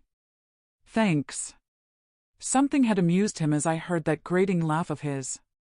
He hesitated on the porch, then held the brim of his hat while running through the rain along the drive to his vehicle. As much as I was pleased to see him when he arrived, I was so relieved to see him on his way. The acute sense of vulnerability had passed, though it had probably been my mind working overtime. All the same, I quickly locked the door and fastened the bolts, then leaned with my back to the door and let out a sigh. Emotions welled inside. Slowly, I slid with my back to the door to a crouch and I bawled. All cried out, I wiped my arm across my eyes and rose to my feet. As soon as I heard his car drive off, unease dug into my mind. I limped to the kitchen and took a carving knife from the drawer. If nothing else, it gave me a sense of power. But then I thought, rock, paper, scissors. I slumped with my backside onto the chair at the table, and with an elbow on the surface, I covered my eyes with my hand. A knife would not be much use against a gun. I always lost at that stupid game when I chose paper. The sheriff was right about protection. I'd need to buy a gun. Removing my hand from my face, I slapped the tabletop as an act of bravado, deciding to go to bed after all the excitement that had left me drained. That's when I saw it, and my eyes popped. I picked up the card and turned it over. It was only one of the damned missing Santa Muerte cards. The filament in the bulb flickered, and then extinguished, plunging the room into darkness once more. It was too late to call the sheriff back. Rooted to the spot, I tried to get my bearings to the kitchen drawer where I'd seen the candles, when I heard a scream. I say scream. It was more of a wail carried with the wind. Chapter 9. Sounds in the Night. The more I strained my ears, the more I was sure it wasn't a human wailing that I'd heard. I lit the candle from a flame on the gas stove, and then secured it with the melted wax on a saucer. Eerie shadows from the dancing flame on the wick did little to put me at ease. My head pivoted, and I stiffened when I heard a scratching at the rear kitchen door. As if time had stood still, wide-eyed, I sucked in a deep breath. I picked up the carving knife and gripped it by the handle, holding it with both hands close to my chest, and backed away from the rear door. Tremors ran through me as I looked down at the source of the scratching and noticed a dog flap, though it would only have accommodated a small dog. A cat meowed. My body leaped when the next thing I saw was a black cat appear on the sill at the rear kitchen window. At least, I hoped it was a cat when I transfixed on the creature's eyes, reflecting the glow from the candlelight. As my eyes accustomed to the half-light, it was definitely a cat. The poor thing looked bedraggled and wet through. Relieved that it had only been a yard cat, I bent over and unfastened the catch of the flap and stood back. The cat pushed its way through, silently stalking around the perimeter of the cabinets, not taking its eyes off me for 1 second. "Hi, pussy, don't be afraid." Not sure if I aimed the words at him or me as he scurried behind the clothes basket and hid. The light bulb flickered as the energy returned and I put my cell phone on charge. "I won't hurt you. Come on out." The cat was a welcome distraction, although I'd never had a pet of any kind. Whatever, he wasn't for making an appearance. Stepping over to the cabinets, I took out a can of tuna, opened it, and then set the contents on a plate. "Here, pussy, pussy. Try this," I said, and set the plate down. The odor of the tuna overcame his shyness, but wary, he stalked his way to the plate. Still nervous and glancing my way, he pawed at the tuna and licked it from his pad. I thought it best to act as if he wasn't there, and I limped over to the water cooler and poured some water into a cup. As I set it down next to the plate, he ignored me as he devoured the offering. Taking a seat at the table, the distraction had settled my nerves. When I looked over to where the cat had been, it looked as though he had hightailed it back behind the clothes basket. Not that the cat could have done anything, but his presence, albeit hidden, was a comfort. Excitement over with my attention turned back to the Santa Muerte card. I hoped the plotline I'd worked out hadn't come back to haunt me, and Sheriff Clark had put it there after maybe finding it under the table. Then I figured that anyone could have placed it on the table after finding it on the floor in one of the rooms. It could have been Jason, or Gina who'd found it, or maybe the movers. All the same, I was more than spooked by its appearance. The cat appeared again, lapping his tongue in the water to take a drink. His fresh set of wet paw prints showed me he had hidden behind the clothes basket as I had imagined. That got me to thinking. Swiveling on my chair, I looked over at the floor area next to the worktop. Sure enough, Sheriff Clark had left his boot marks all around that area and up to the table where he'd sawed the wood. On closer inspection, it was not possible to work out if there were different footwear prints. What if surfaced? What if someone had entered for the sole purpose of leaving that card there, and then exited before the sheriff arrived? There again, if the murderer of that corpse they found in the woods was still around, maybe he wanted me out of there? What if it was the previous owner of the house, who thought I might find something hidden there that could prove he was the murderer? I was only a few ifs, buts, and maybes from my mind imploding, when the cat arched his back at my feet and rubbed his body on my legs with what I imagined was a thank you. "Did you enjoy that?" I said and stroked him. "What should we call you?" I know, a bit contrarian, seeing as how people relate black cats to bad luck, but I'll call you Lucky. Let's hope you bring me some luck. Those last words brought me full circle as I glanced at the card and thought about what I'd said about a black cat bringing me luck. If they crossed your path in Europe, they said it was bad luck, same with Halloween here in the US. I couldn't help but wonder just how much faith people put in superstitions that they could live or die by the occult of the Santa Muerte. Picking up the card, I twirled it around in my fingers to a shiver running through me. Putting the card in my pocket and picking up the dish towel, I wiped Lucky's paws and rubbed him down, then set him on the floor. Unplugging my cell phone from charging, I picked up the saucer with the candle and collected a box of matches from the drawer. Turning out the light, I headed for the stairway. The cat followed on, then charged up the treads. When I arrived at my bedroom door, he was sitting waiting. He seemed to know the layout. I had to wonder if he came along with the house, and they had abandoned him along with the contents. Whatever, I decided it was best to have his company than no company. Plugging my phone into charge, I then stepped over to the dresser and pushed it against the door. Settled in bed, still fully clothed and with the sidelight on, Lucky leaped onto the bed at my feet and curled up. For all I'd never had a pet, it was comforting having him there with me. I wished I hadn't brought the card with me and kept staring at it on the nightstand. Switching on my phone, it was 3 a.m. My eyelids were heavy, but my mind was active. My phone beeped. When I picked it up, it was a message from Steve. "Thinking of you. Can't sleep. Hope you are okay alone. Do you need me to come over?" Shaking my head, I put the phone back on the nightstand. If it had been Mel texting me, I'd have happily replied for the conversation to settle my nerves. I couldn't wait to get a new SIM to be shut of him for good. All he was doing was twisting my mind inside out. I was still at the stage of now and then picturing the good times we'd had, contrasting that with wondering how many lies he'd told me while carrying on with another woman. To think we'd exchanged body fluids with some bimbo whore made me want to vomit. Maybe Lucky had sensed my angst, but he sidled up at the side of me and curled up into my contour. Gently stroking him had a soothing effect. The wind had stopped howling, and the rain had bated. Steve's message haunted me. How would he know I was alone, or was it a guess?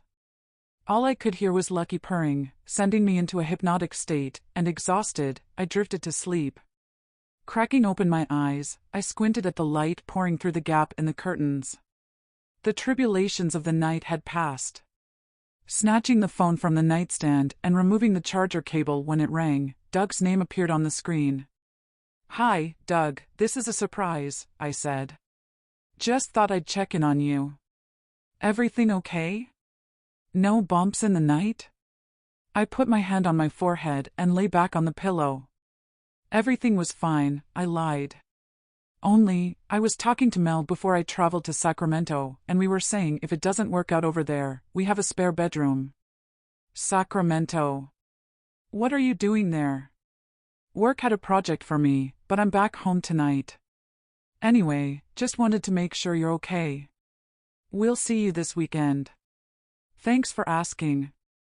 I'll see you then. The call closed. When I glanced over at the dresser by the door, my innards leaped. I'd forgotten all about Lucky. He was staring at me, sitting on top of the dresser, and meowed. "Oh, I am sorry.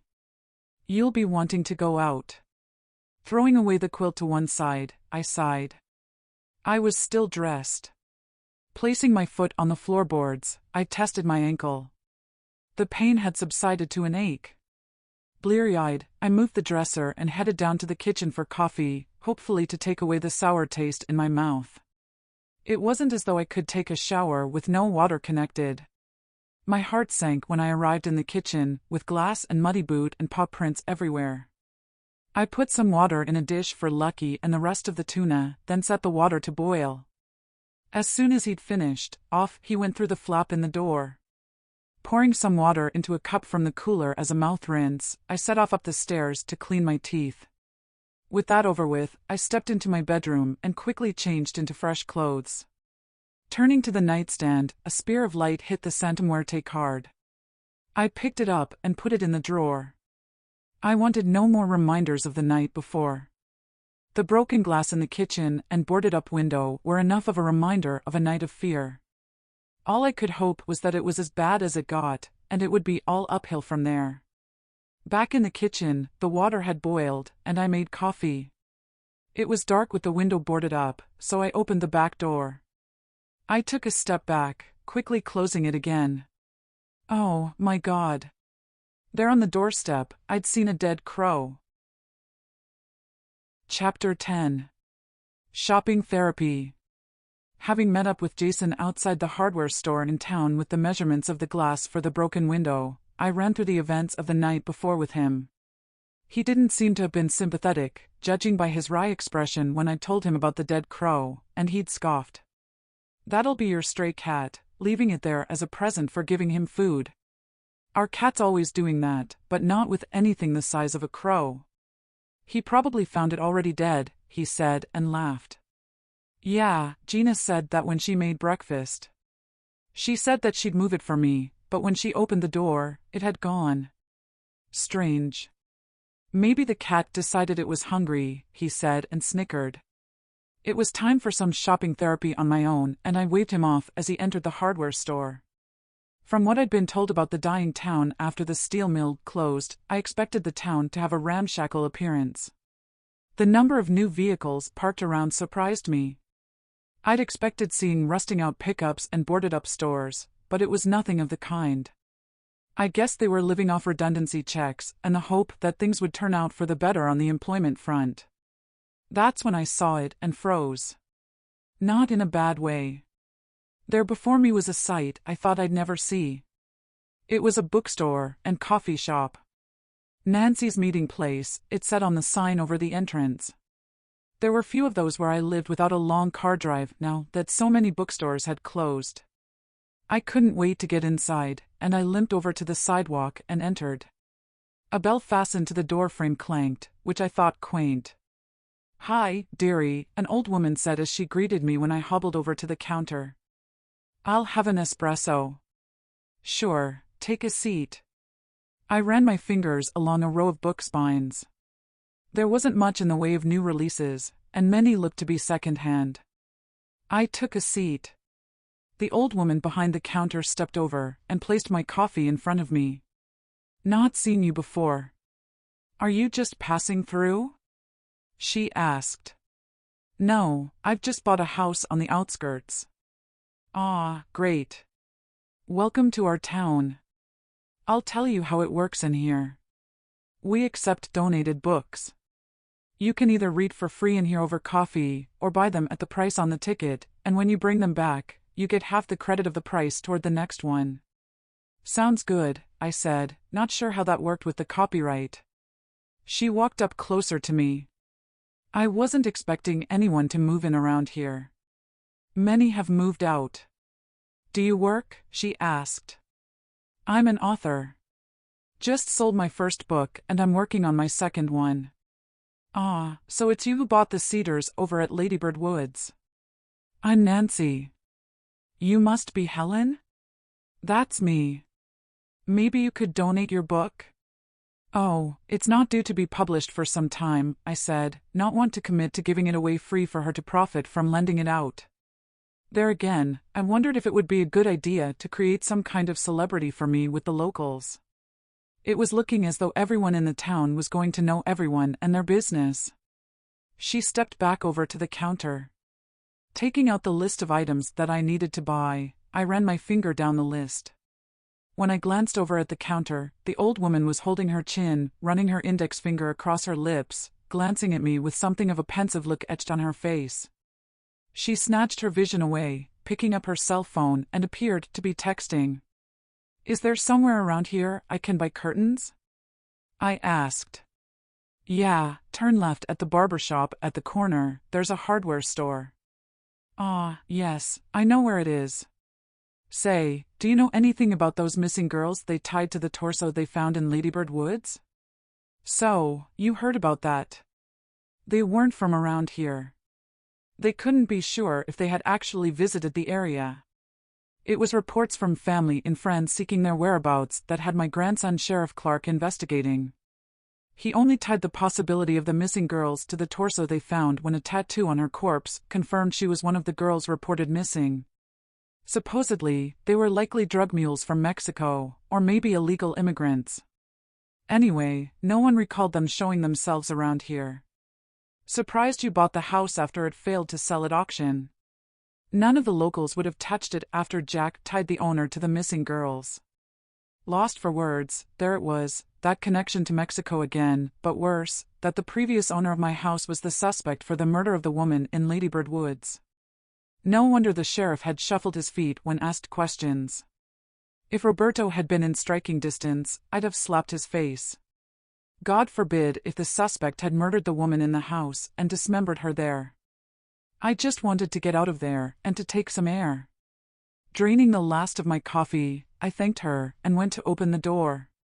Exiting, someone jostled with me as they rushed into the store to the clang of the bell. Outside, I was all out of emotion. Probably still in shock at the revelation. With my list in hand, Jason's pickup was still outside the hardware store when I arrived. Clark's hardware store was sign written on one display window, then the door and a sign saying gun store and shooting range on the adjacent window. It was looking as though it would be a one-stop shop for me. Jason stepped outside. I'm finished here, he said. I'll see you back at your house. They'll be there soon to connect the water. Sure, I'll just get what I need and see you back there. Stepping inside, it was like Aladdin's cave, with shelves stacked high holding every type of household product and hardware. You must be Helen from the Cedars, said the storekeeper. How can I help? That he knew who I was and where I was from startled me at first. But then I figured Jason had probably told him where and who he needed his items for. He'd probably seen me talking with Jason. I thought it best to hand over my list and pushed it over to him on the counter. That's me. It's all on the list what I need. I see you have a gun on top of the list. What type? There, under the glass counter, was an array of handguns. I didn't have a clue what type. All I knew was that my main character used a Glock. Do you have a Glock with a trigger action safety? I asked, not wanting to sound ignorant about the ways of firearms. Not after seeing a host of certificates for the owner on the wall for his prowess as a sniper in the army. Good choice, he said and took a hold of two from under the counter and placed them on the surface. The Glock 43 is popular with women, but we sell more of the Glock 19. Try them for feel. I picked up the 43 as the smaller of the two, more because it was pink along the top of the barrel and looked to be more suitable for my dainty hands. Picking up the Glock 19, the 43 was definitely lighter, and I imagined easier to handle. I don't know, I said. What's the difference? The storekeeper chuckled. $70 cheaper if you choose the 43. Seriously, apart from the size, and the 43 is easier to conceal, the major difference is the magazine capacity. The 43 is a single stack and holds less ammunition. Where they're both the same, is either of them would kill someone if you shoot straight. He picked up the 43, racked the slide to make sure there wasn't one in the chamber, and dropped the empty mag. He pointed it at me, looking down the sight, then placed it back on the counter. I see from the way you held the grip that you look to be new at handling a gun. Hold it that far down the grip like you did, and the kickback will have you miss the target. It had unnerved me, having had the gun pointed at me. So much for me attempting to seem to be knowledgeable about a firearm. How so? He picked up the 43 once more. See here, hold it with one hand at the top of the grip and with your thumb out of the way. Then put your other hand so, and it'll stop it kicking upward. Same with your stance. Stand upright and fire off several rounds, and the recoils will have you leaning backward. You need to lean forward to compensate. I can sign you up for lessons if you like. It was looking as though there was more to owning a gun than just making a purchase. I'll have to think about it while I find everything else on my list. I saw you limp in here. Take a seat while I see what we have.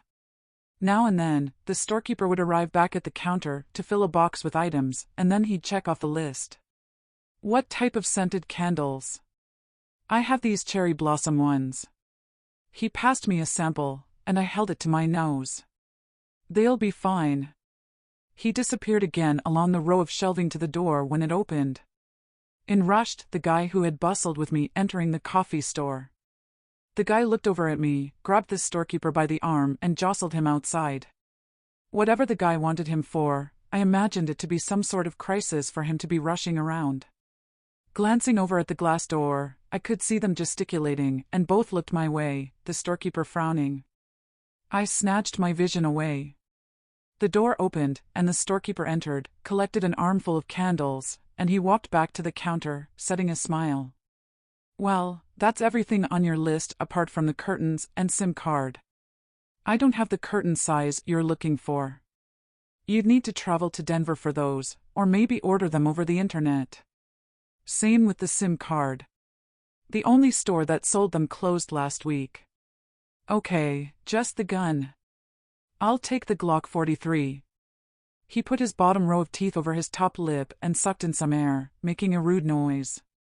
Ah yes, the gun, he said, and avoiding eye contact. That'll have to wait for another day. The criminal records site is down just now. Do you have a local driver's license for ID with your new address? Not changed it yet. Well, that won't happen overnight, but without a local license to prove residency, I can't sell you a gun. But I am resident. I bought the house here. Yes, but I can't photocopy the house now, can I? You'll just have to wait. His attitude was off, the smile gone as he tapped the items' prices into the register. At least he helped me by carrying out the box of items out to my pickup. I was guessing whoever had press-ganged him outside had ruffled his feathers. Who was it that called in earlier? I asked. Oh, him. That's my uncle, the town mayor. What with the sheriff called Clark, it was looking as though everyone left in the town of Standing was connected to the family. No sooner than I climbed onto my seat, the storekeeper flipped the open sign to a closed sign. He locked the door, then headed over to the sheriff's office. As I drove off, Nancy had changed her open sign to closed, which I thought odd. Chapter 11. Sound reasoning. With Gina and Jason's explanation for the dead crow on my doorstep, I discounted it as a bad omen when I'd driven back home. It was the same with the Santa Muerte card. I reasoned that whoever had taken the pack, one had slipped out, then someone had found it and put it on the table. Still, that the previous owner was a suspect for the body they'd found in the woods weighed heavy on my mind. Thinking that, as the sheriff had said, he had skedaddled to Mexico to keep out of the way of law enforcement having him as a suspect. With that in mind, I was of the same opinion as the sheriff that he wouldn't come back. I parked on the road, unable to get into my drive. The waterworkers' vehicles and a mini excavator blocked the way while digging a trench along the drive for the new water pipes. All that was on my mind was finding out about the card that I'd found when I ambled through the kitchen door with my box of purchases. It was a relief to see Gina had cleaned up the broken glass, and Jason was busy outside fixing the new panes of glass in the window. Placing my box on the table, I walked over to the window. Did you find a tarot card yesterday and put it on the table? No, not me. Ask Gina. She's with my son in one of the living rooms, moving the furniture to allow them to store the new kitchen range and appliances for when they arrive. I busied myself putting away my purchases, leaving 2 candles on the table. One for my bedroom and one for my writing study. When will you start in the kitchen? Tomorrow, all being well. Today, I'll be fixing the struts on the balcony when I've finished here, then changing all the locks. If there's time, Craig, my son, will help me dismantle the old range. They changed the dumpster this morning before the water guys arrived, so we're good with an empty one. It wasn't the right time to ask Gina about the card as I passed the room. They looked to be too busy moving the furniture around. Lucky appeared from nowhere at the bottom of the stairway as I headed up the treads to my bedroom. Collecting my laptop, he followed me into the studio. Gasping, I placed the candle and laptop on my desk. What the hell? The French doors were closed. Fastened zigzag style across them was a yellow tape with the words "Crime Scene, Do Not Enter." Goodness knows where the tape had come from, other than Jason must have put it there to remind me not to go out onto the balcony. Sure enough, Jason appeared and waved at me through the French doors from the scaffolding outside. I settled down at my desk and opened up my laptop. Opening the file for my story outline, all I had down were the character backgrounds and arcs, but nothing of the story. Sitting there, I tried every type of motivation to make a start on the plot outline. Staring at the screen wasn't working, neither were periods of closing my eyes and covering them with my hands. Then it started. Outside, Jason fired up some kind of saw, the noise deafening me as I imagined he was cutting away at the old struts. There was no point in continuing, so I picked up my laptop and headed back to the kitchen. Even there it was no sanctuary from the noise. "You okay?" asked Gina. "I will be when he's finished with the balcony. It's difficult to concentrate on writing with the noise. I just can't get motivated to work out my new story." "Then why not go for a walk? You seem to walk better today. It's a pleasant day. Go for a walk in the woods. Maybe something will come to you." I took a seat at the table and rubbed at my forehead. No thanks, not with that cold case for the body they found out there. Well, if it were me, I'd put that out of my mind. Jay said it was over a year ago, and the suspect was hiding in Mexico. Listen, we've finished moving the furniture. Craig could go with you. He'd only be under my feet while I clean the other rooms. The buzz of the saw whined as Jason cut through the wood, the noise cutting through me and grated in my head as sure as if the blade was slicing through the timber. Glancing over at Craig, he was tall, well built for a 15-year-old boy. There was no doubt I'd feel secure with him close by, for all of his youthfulness. It would be an opportunity to face my fear of the woods, and maybe to put them to rest. It wasn't as though I could make Ladybird Woods disappear. "Good idea," I said. "If he doesn't mind, that is? My ankle isn't swollen now, and it feels a lot better, so maybe it's as well to get some exercise?" "I don't mind," said Craig. "I love exploring." "Come on then, let's go." Taking a hold of the handle, I opened the back kitchen door. It was a relief that Lucky hadn't left me another offering on the doorstep. Craig walked on ahead, making a path in the long grass. Following on, I passed the well and on over to the tree line. "Wait for me," I called out. Entering the woods was like walking into a different world. The trees were not dense, allowing a carpet of blue-petaled wildflowers to bloom with the sun penetrating the canopy. Birds were chirping, but they were soon drowned out as Jason must have worked his way to cutting yet more wood. Nervous at first, calmness washed over me, taking in the beauty of nature. Ahead, I could hear the roar of water. "Come here and see the fish," Craig called out. When I arrived at the riverbank, to the left further along was a waterfall cascading down rocks, creating white water, but there in front of us the water was still and clear.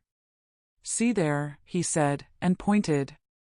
Sure enough, I could see a shoal of small fish swimming in unison, darting in different directions. It was fascinating to watch, almost hypnotic, emptying my head. It seemed to be an age passing by as I watched them. 5 large fish appeared. "Wow, look at those." I turned to Craig, but he wasn't there. "Craig, where are you?" The spell of tranquility broke in that instant as I turned full circle. With my back to the river, I heard a splash. Snatching a look over my shoulder, the fish disappeared. Ripples caused by whatever had landed there spread out across the surface. A raucous laugh exploded. Crows caught above me, taking flight from their place of rest. I clutched at my jacket at the chest. "Up here," Craig called out, to me having an out-of-body experience. "Damn, don't do that to me. Get down here." He might have had the frame of a man, but he still had the mind of a child. Craig swung on a low branch, hollering like Tarzan, then let go, followed by a scream as he hit the ground. That wasn't bright. You okay? As he rose, he clutched his arm. Best we get back before you do any more harm. Looking over to the left, I heard a vehicle drive along the road. That must be the road to my house. We'll head that way. I can feel a twinge in my ankle. I'll be better off walking on the flat. When we arrived at the road, the river disappeared under a bridge. Apart from the time Craig had hidden up the tree, I felt proud of myself that I had faced my fear, despite the episode with Craig. Still, it was a relief to be back on the open road back to my house. As we rounded a bend, I froze to the spot and stepped behind a hedge. Wait here. Fishing in my pocket, I took out my cell phone and selected the camera function. What's wrong? Asked Craig. Nothing, I said and handed him my phone. I'm going to step out and face you. I want you to take my photo, but you'll see a white SUV parked in a rest area. Make sure you get the vehicle tag. Take as many as you need. Craig must have thought I was mad as I stepped out with my back to the SUV and waved my arms about. You got it? I asked, while feeling the hairs on my neck bristle. Think so, but why? He asked. Can't be too careful living on your own. Best to have a record of anything suspicious. He looked at me as if I was stupid. It's only a parked car, said Craig and pulled a face. I took the phone from him, and then we headed the 20 yards to the entrance to my drive. Just before we turned, I put my phone in selfie mode to see the white SUV drive off. This was definitely beyond a coincidence. All the waterworker trucks had gone. The only visible sign they had been there was the line of earth where they'd lain the pipes. You go on ahead, I said, and scrolled to Sheriff Clark's number. Chapter 12. The Sheriff's Visit. The first thing I did before setting off along the drive to the house was to phone Sheriff Clark. Hi, Helen. What is it this time? It took me aback at first when he knew it was me. But then I realized he must have saved my number. The way he'd answered, I detected disdain in his voice, as if I'd interrupted him in the middle of something important. You said that you'd call around about my suspicion someone had broken into my house. I need to talk. I think someone is following me. Are you in danger right now? No, they've driven off, but it's not the first time I've seen their vehicle nearby for no reason. There was the distinct sound of a sigh before he answered. Do you have someone with you? Yes, my handyman is here with his wife until 6. Okay, I had it down to call to see you later in the day. How about 4 o'clock? That's fine by me. He closed the call, and I set off down the drive. Whoever it was in the white SUV, I wasn't about to let them get away with intimidating me into being scared. I'd already had enough of the hairs bristling on the back of my neck. Vehicle tires scrunched on the gravel behind me and then tooted. Snapping my vision to look behind, a truck loomed large, and I stepped to one side. As it passed by, it had Robertson and Son sign written on the side. My kitchen range and appliances had arrived. Jason greeted me at the door as the truck parked. The balcony is safe now. I've removed the tape. Oh yeah, that tape. Where did you get it from? Found it in the grass next to the entrance to the drive. Really? Yeah, it must have blown there. Anyway, your kitchen is here. I'll leave them to get everything stored inside while I move on to the locks. Then I'll try flushing the pipes. The tape was one more item I had to add to my list of questions for Sheriff Clark. Taking a seat in the kitchen, there was no point trying to type. Jason was now chiseling away at the back kitchen door to fit the new lock with Craig watching him. Gina guided the men delivering the kitchen range to the room where they were to store everything, so there was little for me to do. You look to be bored, said Gina. You could watch television. They fitted the satellite dish while you were out. Maybe. Listen, did you find a sort of tarot card and put it on the table yesterday? No. Sighing, I picked up my laptop and set off to the main living room. Channel hopping didn't do me any favors. A message came through on my cell phone. I hear you're having a decorating party. Do you want me to bring my toolbox? Then a smiley face. Steve's persistence was getting to me. Now I knew one of our friends had betrayed me. The way he'd worded the messages left me wondering if he could also have my address. I should have said no to them when they insisted on coming over. I scrolled for Mel's number and stabbed at the call icon. She answered right away. Mel, I've just had a message from Steve. Have you told him about the decorating party? Whoa there, calm down. No, definitely not. Well, one of you guys must have told him. I'm not happy, I can tell you. That's strange. We all know not to tell him. Maybe someone mentioned it to a friend of a friend down at the Irish bar. You know how these things go. Someone will probably have asked what one of us was doing at the weekend. They probably said they were going to your new house for a decorating party.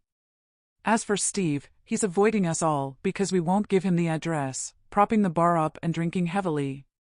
Well, I hope he drowns in his glass. When you meet up tonight, just stress the importance of not giving him my address. Will do. Listen, I'm at work. Got to go. Tossing the phone to one side, I leaned forward and buried my head in my hands. Determined not to let him get to me anymore, I sat upright and opened my laptop. Opening the browser, I searched for a site to purchase a second SIM, ordered it, and then searched for curtains. It was something of a sense of achievement as I placed the order and pushed back into the sofa cushion. I still couldn't bring myself to cancel my friends coming over, though I knew I should have. The coward in me let it go ahead, then once over with, I could cancel all my social media accounts except for my author's name. All I'd need to do then was to change my SIM and not give them the number, so I could be truly isolated to achieve my goal of authoring more books. And for that, I'd need to be free of stress. If any of them wanted to stay in touch, I reasoned, they could always write to me. Lucky appeared and jumped up onto my lap, then settled. Purring away, I stroked him. There was no doubt we were getting attached to each other. Thinking back to my attempts at dating at college after Mom and Dad died, none of them lasted long.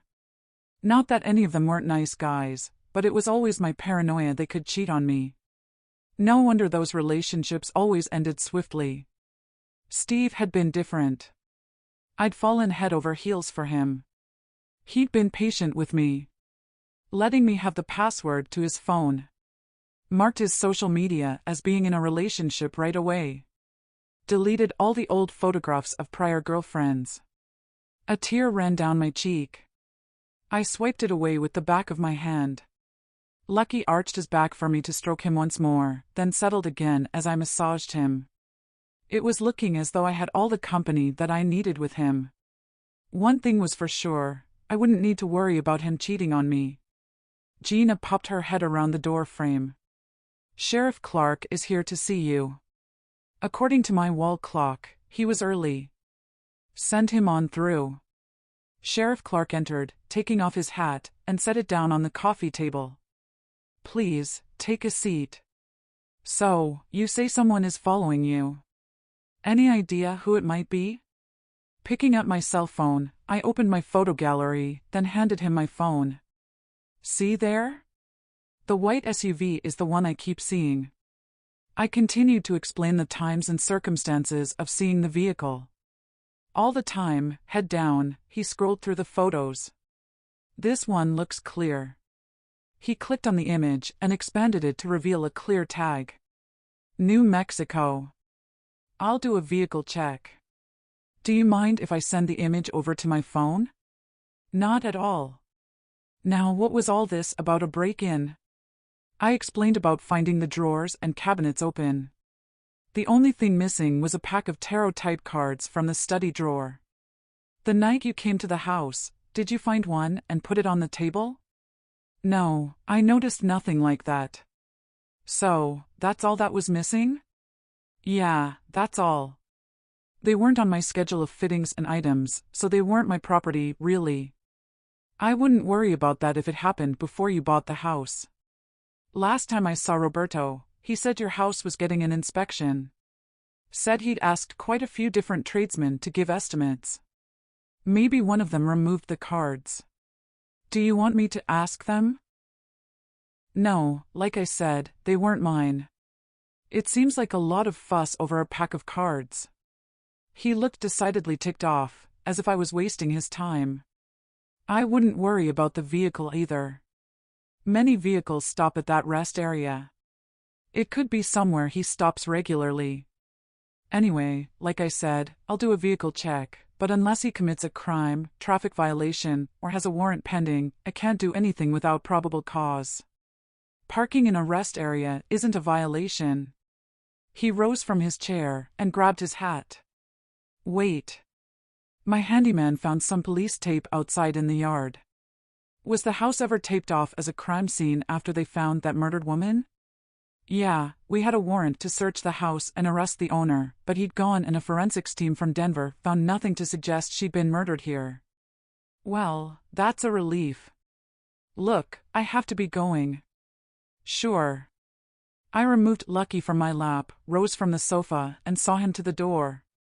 If I find anything untoward when I do the vehicle check, I'll let you know, he said, and climbed into his vehicle. Jason tapped me on the shoulder. I changed all the external locks. The new keys are on the kitchen table. There's only the basement door lock to change and the window lock in the spare living room, and that job is done. Your bedroom window had screws in the frame, so it wouldn't open. Anyway, I've removed them and fitted locks to the window and door. It was such a relief to have all the locks done. It took away any anxiety I had still harbored. What with calling in the sheriff and having explanations for all the disturbing events, I was completely at ease. My phone vibrated. It was another text message from Steve. This one disturbed me. Chapter 13. Cry for help. Over at the kitchen table, I flopped onto the chair and read the message. It wasn't so much a message as a poem or lyrics for a song. But then thinking about it, it was probably lyrics for a new song for his band. I need to talk, it said, followed by a sad face with a tear. I'm living my life like in a hurricane. Is it any wonder I'm in so much pain? If the devil don't get me, then the Reaper will. All I have to do is swallow that pill. I can't carry on without you by my side. Don't seem to find anywhere to hide. Tonight, alright, tonight, alright, tonight. 'Cause the devil's gonna come and take me away. If you don't start listening to what I say. And if the devil don't get me, then the Reaper will. He'll dig in his pocket and hand me the bill. Tonight, alright, tonight, alright, tonight. I wouldn't have wanted anything to happen to him that would weigh on my conscience, despite me saying I wished he'd drown in his glass. I wondered if I should phone him and scrolled to his number. Hesitating, instead, I shared the message with Mel, then wrote a text. Had this message from Steve. He could be in trouble. One of the gang needs to contact him right away to make sure he does nothing stupid. It could be just lyrics for a song he's working on, but it seems more like a cry for help. Let me know if everything is okay. Only don't have anyone tell him I'm concerned, and shared the message. Staring at my phone for 5 minutes, it buzzed with a return message from Mel. Doug's arrived back in LA. He's calling around to his apartment right away. Keep you posted. While I'd waited for the message, the line about the devil and the Reaper had spooked me. The image of the Santa Muerte card flashed through my mind, with goosebumps appearing on my arms, together with a wave of pinpricks running through my body. The connection of the image on the card to the lyrics was more than a coincidence. Jason stepped into the kitchen. I've miscalculated the locks. I'm one short for the basement. Do you want me to use the one I've taken from the front door to save money with it being internal? I can check the heating boiler while I'm down there for the hot water now they've connected the water. What? He repeated what he'd said. Yeah, okay. I've not seen down there. I'll go with you. Making our way to the basement, I followed Jason down the steps and inside. It would never make a habitable area. Even I had to stoop under pipes and ducting to get to the boiler. Jason tinkered with the boiler, to the roar of it igniting. It looks good. The pipes are clear, so you can take a bath or a shower tonight.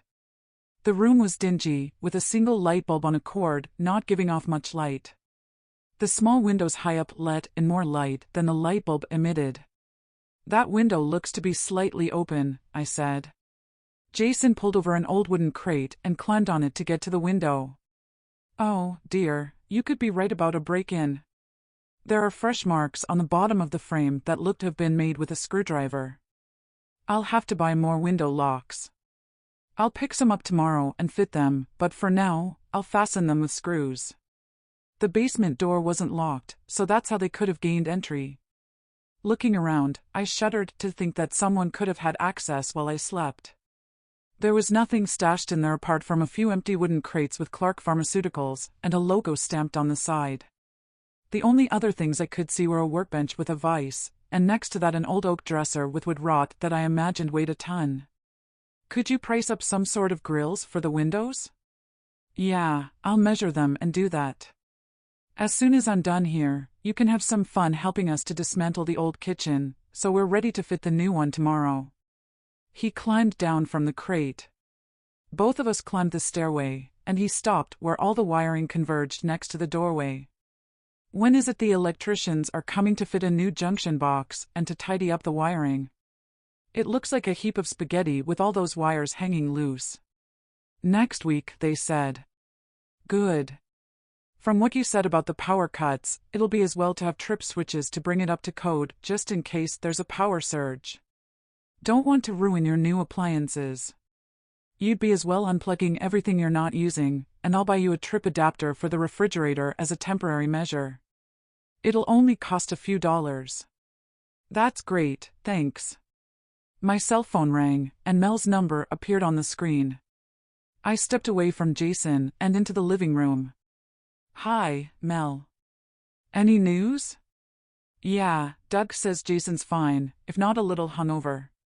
He said he's finished the lyrics for his new song. Doug had to suffer him playing and singing it to him. He hates heavy metal. Good. I just wish he'd stop trying to contact me. Well, you must still have feelings for him to have shown concern. You could always block him. You've got that wrong. I wouldn't see a stranger in the street on fire and not try to help. It has nothing to do with feelings. We're done, so he'll have to get used to it. I tried blocking, but I don't know how to do it. Understand. Anyway, he's fine. I'll ask Doug to block him for you when we arrive. Speak later. I'm really busy here. Closing the call after hearing she'd said Steve was fine had rubbed me up the wrong way. His messages seemed to be a game trying to mess with my mind, while all the time he was fine. I let out a growl, thinking I hadn't heard the last from him, wondering what the hell I would do if he turned up on my doorstep, besides giving him a dressing down. Chapter 14. Chopper Alert. Gina called me to the kitchen from the living room.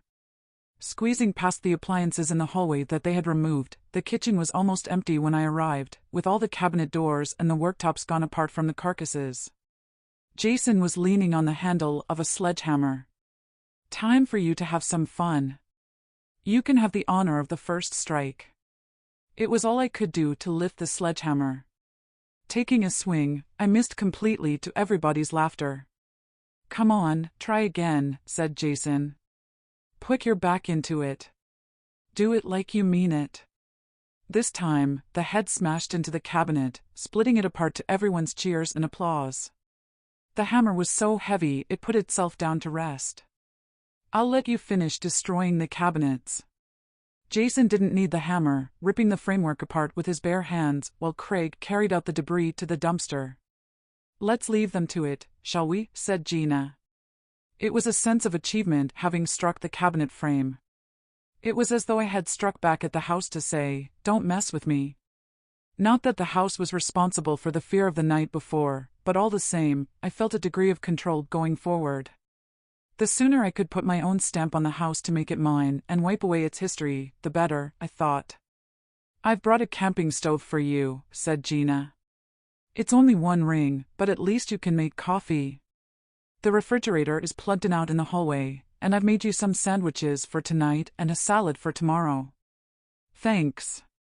I relayed to her what I had said to the sheriff. "Search warrant. That explains the powdery smudges I kept finding and having to clean. Probably checking for fingerprints." I didn't get a chance to discuss further. Over the noise of them ripping apart the kitchen, the windows rattled to the sound of what I imagined was a low-flying helicopter. Rushing over to the French windows that looked out onto the backyard and Ladybird Woods, I couldn't see anything and stepped outside. A helicopter whooshed and thundered overhead toward the woods, creating vortexes in the overgrown grass in the backyard with the downdraft from the blades. I watched it until it disappeared over the tree line. Gina came up beside me, and I turned to her. "I hope this is not a regular occurrence." "I thought I'd escaped the noise of aircraft coming into land," I said. She shrugged her shoulders, and we stepped back inside. Lucky almost tripped me up as he darted inside just as I closed the door, then he hid behind the sofa. "Well, if the cat is anything to go by, he doesn't look to be used to the noise," said Gina. Taking a seat in the armchair, I reached over for my laptop. Settled with it open on my lap, I fired it up and clicked on my browser icon, then opened YouTube. Scrolling through the videos, I was looking for something, anything, to inspire me for my crime novel. Instead, I clicked on a video about an ancient book with an impossible-to-crack code. Can't say that it inspired me, as much as it intrigued me, as I'd used coded messages in the book the publisher had bought. I needed to find something more original. "Think of a big idea," my agent had said. With the noise from the kitchen fighting with the noise of the helicopter, it was difficult to concentrate when the thunder of the chopper grew louder for the second time. "Damn, what is it doing?" I said, and putting my laptop on the coffee table, I stepped over to the French doors. This time, the chopper was heading back toward the house. It turned at the tree line and circled back. As it banked, I could see it had FBI in large letters on the side as it turned. My jaw gaped open. "What the hell? It's an FBI chopper." "Yeah, I saw." "Maybe they're looking for someone," said Gina, lurching over my shoulder. I wish she hadn't said that. Those had been my own thoughts on the chopper's presence. Taking out my cell phone from my jeans pocket, I scrolled to Sheriff Clark's number and pressed the call button. He answered right away. "You forgot something?" asked Clark, and sounding peeved at the call. "No, only have you any idea what an FBI chopper is doing circling over Ladybird Woods? Are they searching for someone? Hey, take it down a notch." No one notified me. It could be a training exercise. "Have you checked on that SUV?" I asked him. "Yeah, the owner is clear. Probably on vacation." "Listen, when you say circling, what do you mean?" he asked. "Well, it's flying low and not exactly circling, more going forwards and backwards." "Do you mean like in a pattern?" "Yeah." There was a pause. "Sounds like it's a training exercise. Probably some rookie learning how the chopper search cameras work. I'll make inquiries, but really, they'd have notified us if they were looking for someone. They'd need boots on the ground to coordinate a search." "Don't worry. If you say so. Sorry to have troubled you." He closed the call with no goodbye. At a guess, I imagined I was becoming something of a nuisance. I couldn't concentrate on anything else but to watch the chopper for the next 15 minutes. It looked to have been working on a search grid, as he'd said, when it banked away and disappeared. "Well, whatever they were doing, they've finished," I said. "The good thing is, if they were looking for someone, they'd have found them with the technology they have to search out heat sources. There you are then. No need to worry, like the sheriff said.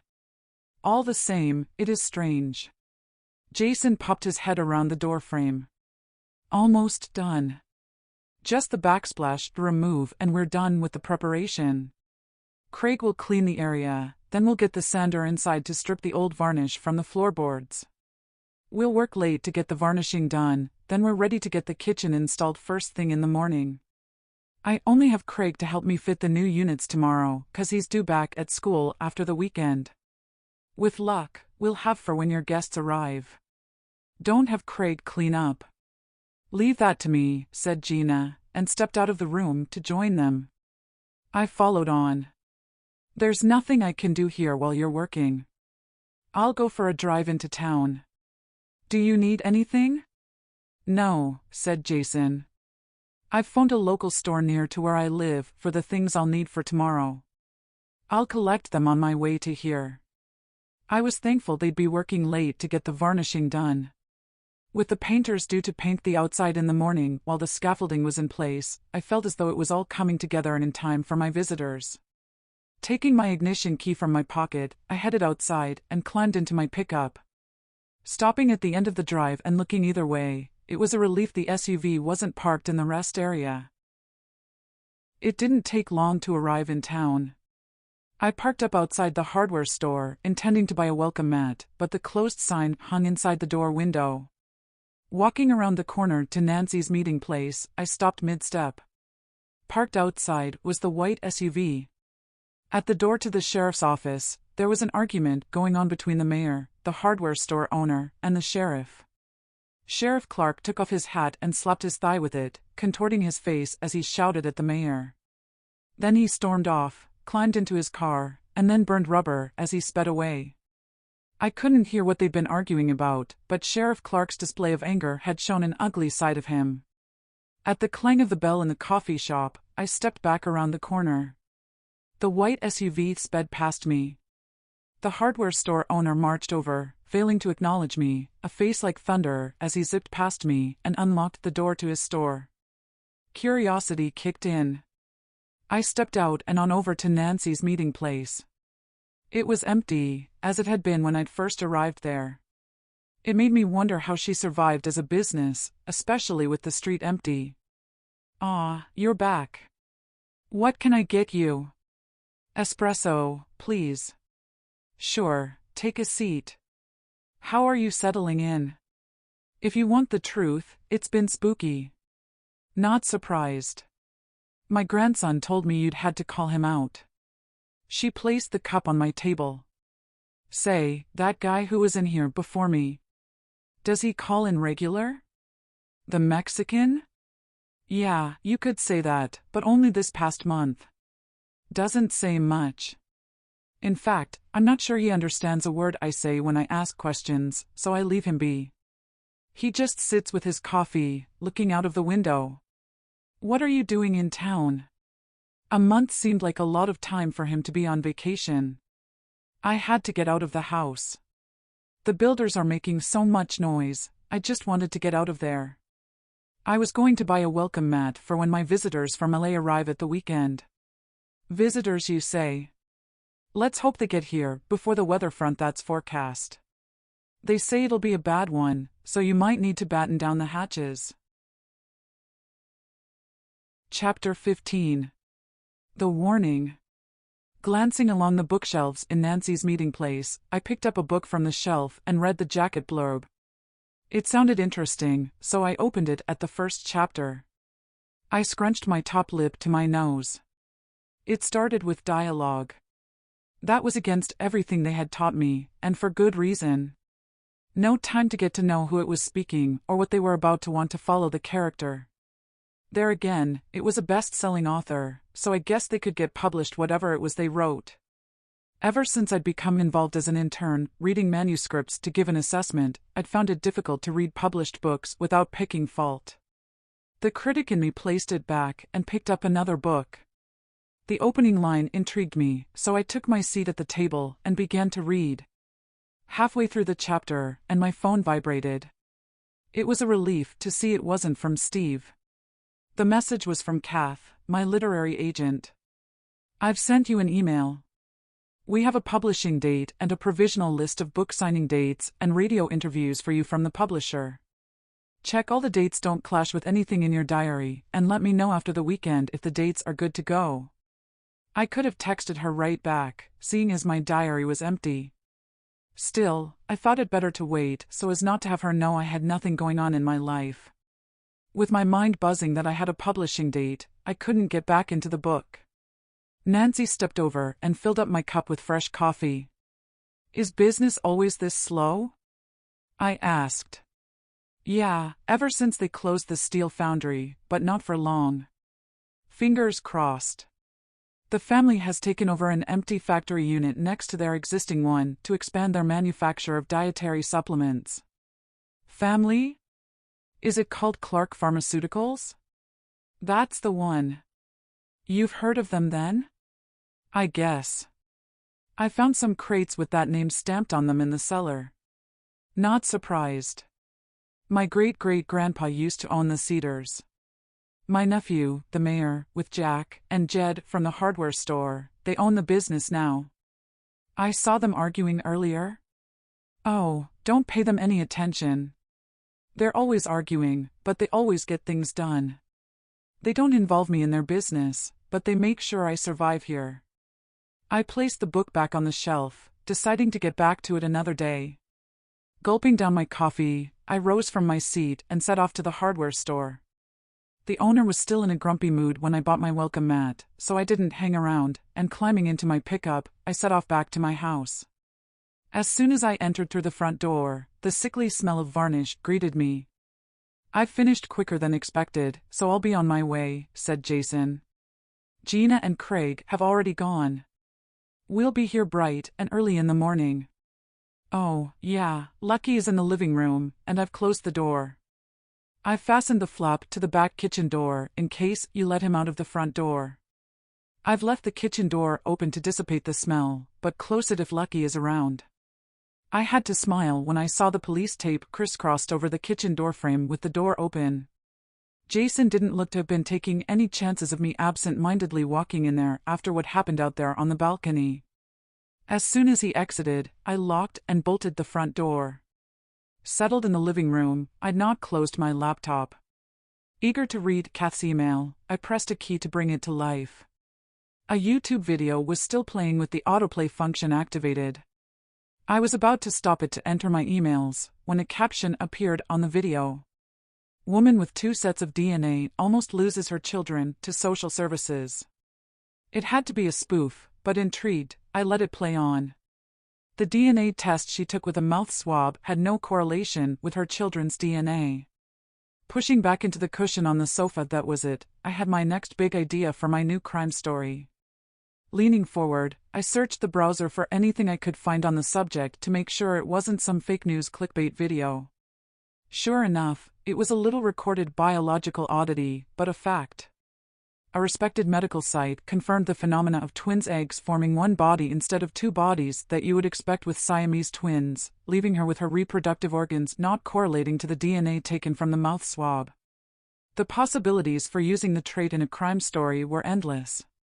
Entering my emails was an anticlimax after that small burst of research. There was an overwhelming feeling that everything in my new life was coming together as I read through my agent's email, though disappointed that the publication date was set for in 6 months. With my house secure, and my life plan coming together, I could now put all the fears I had behind me. Opening my outline file for my new book, it took me no time to plan out the 3-act plot points with the idea I had in mind. What took some thinking about was the theme of the story the main character would play out. While pondering, a message appeared on screen that I'd received an email. Opening my emails, it was listed as junk, but the message line said Helen, the Cedars, so I opened it and gasped, to goosebumps appearing on my arms as I read the content. "You're not welcome in the county. Leave and go back to LA or you'll regret it." Snapping the lid closed on my laptop, I rose from the sofa and paced around. I snatched my cell phone from my pocket and scrolled to Sheriff Clark's number, then hesitated. It struck me that I'd need to be sure that I wasn't calling him on a wild goose chase after detecting a poor attitude the last few times we'd spoken. Especially after seeing the angry side of him when he'd been arguing earlier. I needed to find out who it was that was trolling me, but who it could be eluded me. Trying to cut through the haze in my mind, I tried to think logically. I decided it couldn't be someone from any of the writers' sites that I frequented, because I used my author's name and email address, and besides, I'd not mentioned I was moving on the forums. Then it struck me. If Steve got my address from someone, his twisted mind might want to scare me into moving back to LA. That was as far as I could get, with a rage boiling inside of me. It was gone 7, and Mel would be at home. Scrolling through to her number, I pressed the call icon. "Hey, Helen, how are you?" Agitated. "Why? Is it another message from Steve?" It might well be. I ran through the details of the email. But that's not his email address. No, but he could have set it up just to troll me. It doesn't sound like the sort of thing he'd do. Is there anyone else you can think of who might bear a grudge? Not really, and apart from Steve, there's only you guys who know me over there, and few people have my email or know my address as the Cedars. Let me think. I flopped on the sofa as I waited. Hang on, what about all those emails you had from subcontractors who sent you some estimates for work on the house? Maybe one of them wasn't pleased at not getting the work? Oh, yeah, never thought. Just wait there. I'll run it by Doug to see if he has any ideas. As I waited, I had to admit to myself that some contractors I'd phoned to tell them their offer was declined had been pretty abrupt and terse when finishing the conversation.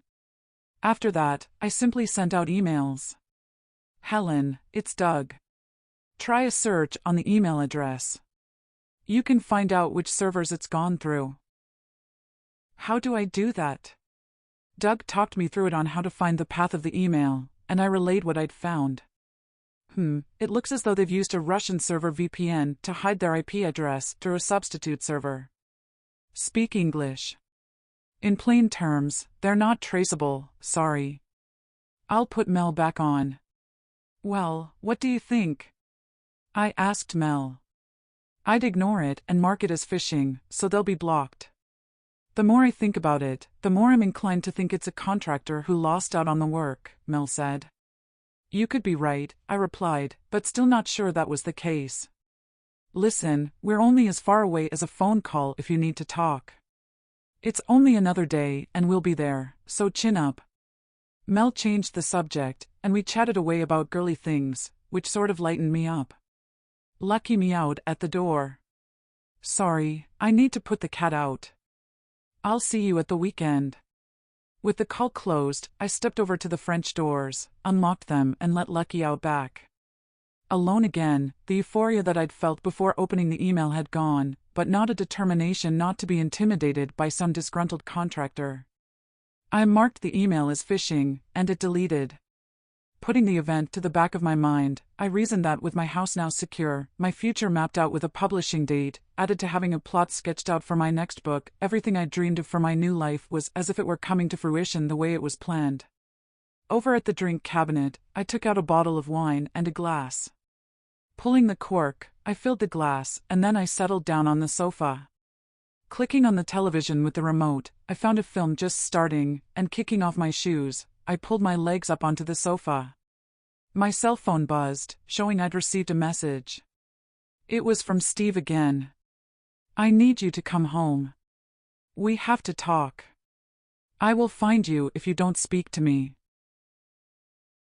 Chapter 16. The Hangover. Not yet fully awake, I heard pounding. Even with my eyelids closed, I could see light. Startled, I opened my eyes to daylight. I was on the sofa, fully dressed. Lucky was asleep between my legs, yet in that instant of cracking open my eyes, I couldn't recall letting him back inside.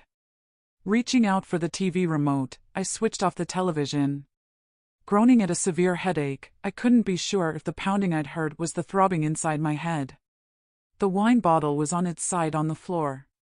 An empty glass on the coffee table. My heart skipped a beat. A shadow appeared outside of the curtains at the French doors.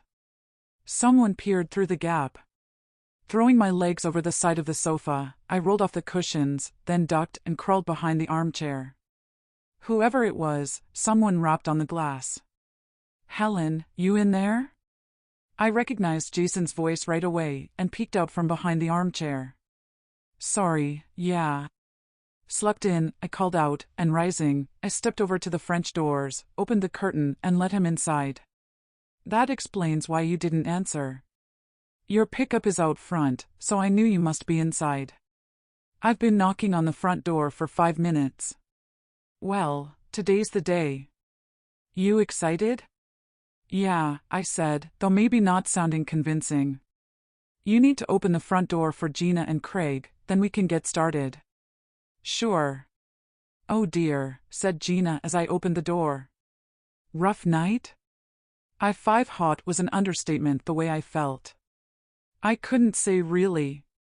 Too much wine, I said and laughed. I'll go take a shower. You do that. I'll boil some water. You look like you could use a strong coffee. Lucky squeezed past us and headed outside. Laboring up the stairway, I arrived in my bedroom. I delved into my closet and pulled out some clean clothes. In the restroom, I stripped, opened the faucet, and stepped under the shower. With my eyes, the spray cascaded over my body, the warmth of the water relaxing me. I had a flashback to letting Lucky back inside, but try as I may, I couldn't recall how the film ended. I cursed inside at drinking the entire bottle of wine. The last thing I needed was to hide my insecurities of living alone in a wine glass going forward. I opened my eyes and reached out for the shampoo. Damn. Looking down at the tray, the water had a brown tinge to it. I stepped out and towel dried. I wanted to cry, but somehow didn't. If it wasn't someone trying to put me off living there, it seemed the house was conspiring to give me the same message. My vision fixed on the shower tray, the brown tint disappeared to clean water. Stepping back under the shower, I shampooed my hair and washed myself down. Closing the faucet, I grabbed a spare towel and dried, then dressed. Stepping down to the kitchen, I poked my head around the door frame. There was brown water coming through the shower head when I took a shower. Oh, dear, sorry. Sometimes it happens when they fit new pipes. Is it clear now? He asked. Yeah. Jason shrugged his shoulders. It should be okay. I ran all the faucets to clear the orange gunk after I cleaned out the tank and disconnected the well feed, but never thought about running the shower. It should be clear going forward. I'll take a break here soon and check the tank in the attic. If you need me, I'll be in my study after I've dried my hair. With some of the cabinet carcasses in place, I had to smile as I collected my laptop and headed up the stairway. Hair dried, I settled at my desk. The sound of Jason's drill wasn't too loud, but it was still annoying. Unlocking the French doors to the balcony, I stepped outside and took a seat. Drawing in a long intake of breath, the air was pristine. Not a cloud in the sky. So much for the weather warning. Gina called out my name and walked out through the open doors with coffee and placed it on the small table. Thanks. It's beautiful out there. I envy you the view. Yeah, it is picturesque. So, are you more settled? I will be when Jason finishes installing the kitchen and the painters paint the outside. Next week, Jason's updating the bathroom and the electricians are updating the wiring. They're also fitting a doorbell with a camera I can view on my cell phone or computer, and with a bell that will sound in my study. I guess it'll feel more like my home once all that's done, and I've decorated it to my taste. Yeah, living on your own with no neighbors, you'll need to feel secure. You didn't finish telling me about your ex when the sheriff arrived. Do you still want to share? Yeah, it's taken something of a sinister turn since I arrived here. I explained the trauma of facing Steve in the bar in front of our friends on the night when I'd ended the relationship, together with his endless telephone calls and texts. Oh, dear. It sounds as though he's not taking it's over as a done deal. Yeah, it's like he's in stalking mode. Well, I've heard of some people going off the rails and not taking no for an answer, so you've done right moving out here, she said. You're right, as long as no one gives him my address, I said. I'll leave you to take your coffee. Now they've moved the cabinets, there's room for Craig to help me put the second living room back to how it was, ready for your guests. With Gina gone, I rose from my chair and took a sip of coffee. As I looked out over the woods, the crows hadn't made an appearance. Suddenly, they rose en masse and circled over the canopy of trees, their crescendo of cawing drilling through me. I stepped inside, opened my desk drawer, then took out a headache pill and washed it down with a gulp of coffee. Stepping back outside, I froze. There at the tree line, I saw the figures of 2 men. Backing into my studio, I had to wonder what they were doing there. Taking my cell phone from my pocket, I selected camera mode, then dropped to all fours and crept out onto the balcony. Through a gap in the balustrade, I snapped away. They disappeared into the undergrowth as quickly as they had appeared. I backed off into my study and closed the doors. Opening my photo gallery, I then took a seat at my desk. With my hands shaking when I'd taken the photos, they weren't clear.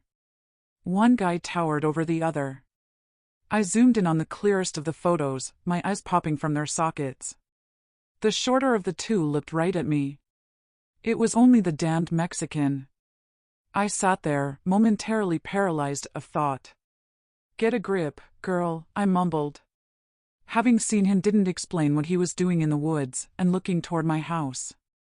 Stuffing the cell phone in my jeans pocket, I rose to my feet and headed along the hallway, and then skipped down the stairway. As I stepped outside, I noticed the painters had arrived, and they were on the scaffolding, blowtorching the flaking paintwork. Hurrying along the drive, I stopped at the exit. Glancing over at the rest area, a semi-truck and trailer obscured any vehicles that could be parked out of sight. I edged along the hedgerow until I caught sight of a black SUV, and in front of that was the Mexican's white SUV. Melding into the hedgerow bushes, I waited for what seemed like an eternity when I saw the 2 of them cross the road. They shook hands, then climbed into their vehicles and drove away. Clenching my fist, I pounded it on my lips. "Vacation my backside," I uttered under my breath and set off back to my house. Chapter 17. Stalkers. Back in my study, deep in thought, I couldn't work out what to make of seeing the guys at the tree line. Try as I may, I couldn't come up with a reason for them being there. Apart from the Mexican, could have met up with a friend or colleague and they'd chosen to go for a walk in Ladybird Woods. Contacting the sheriff again could have seemed like I was chasing him. He might have construed my phone calls as lame excuses to have him visit once more. That was the last thing I needed. A new relationship wasn't in the plan, while ever the pain of the old one fermented. Even then, I didn't think it was worth the investment of time. Besides, as far as the sheriff was concerned, seeing the venom spit out of his mouth when he'd argued with the mayor, it was a side to him I didn't find attractive, never mind that laugh of his. I sighed. Like he'd said, he couldn't just challenge the guy without probable cause of a crime. Taking a walk in the woods was hardly a felony. I needed to clear my mind. Opening the lid on my laptop, I opened the outline for my crime story. Studying the plot that I'd set out, I opened a new file to start the first chapter. Staring at the screen, I tried to figure out where to start. The inspiration just wasn't there. I was tempted to type "once upon a time," to at least have something down. Deliberating was getting me nowhere, other than I knew I wanted to get down what my main character, the female detective, had to fear and what she desired. I decided I needed to get over to the reader that she was hiding a fear of being passed over for promotion. Because of that, I'd have her working more hours than the male detectives to compensate and to show her dedication, but it had cost her marriage and losing custody of her daughter, with only visitation rights. It was something of a cliché character and circumstance for a male, but I hoped switching it to a female would work. That was it. I was on a roll.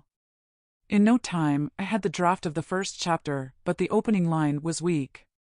Not only that, reading through it, the opening chapter I'd laid down started at the wrong place in the story. It was no good continuing. Not when all the while I'd been typing, questions kept stabbing at my brain about what the Mexican was doing in the area. I pushed back in my chair when I heard a tap on the study door. "Helen, you in there?" said Jason. "Yeah, come on in." "Sorry, I wouldn't have disturbed you, but I'm going up to the attic to check the water tank while Gina makes coffee for our sandwich break. Gina said you've been jumpy, so she asked me to warn you just in case you heard footsteps overhead. Thought you might want to look up there." I've not explored the attic. Yeah, I'll come with you. How's the kitchen coming along? We've made good progress. All the floor and wall cabinets are fixed, together with the island. Just the doors and the worktops to fit and the plumbing, and I can start on the backsplash. Great, I said, with little conviction, as a vision of seeing the two guys at the tree line flashed through my mind. Out in the hallway, Jason opened the storage cupboard door and pulled out a stepladder and a hook from the shelf.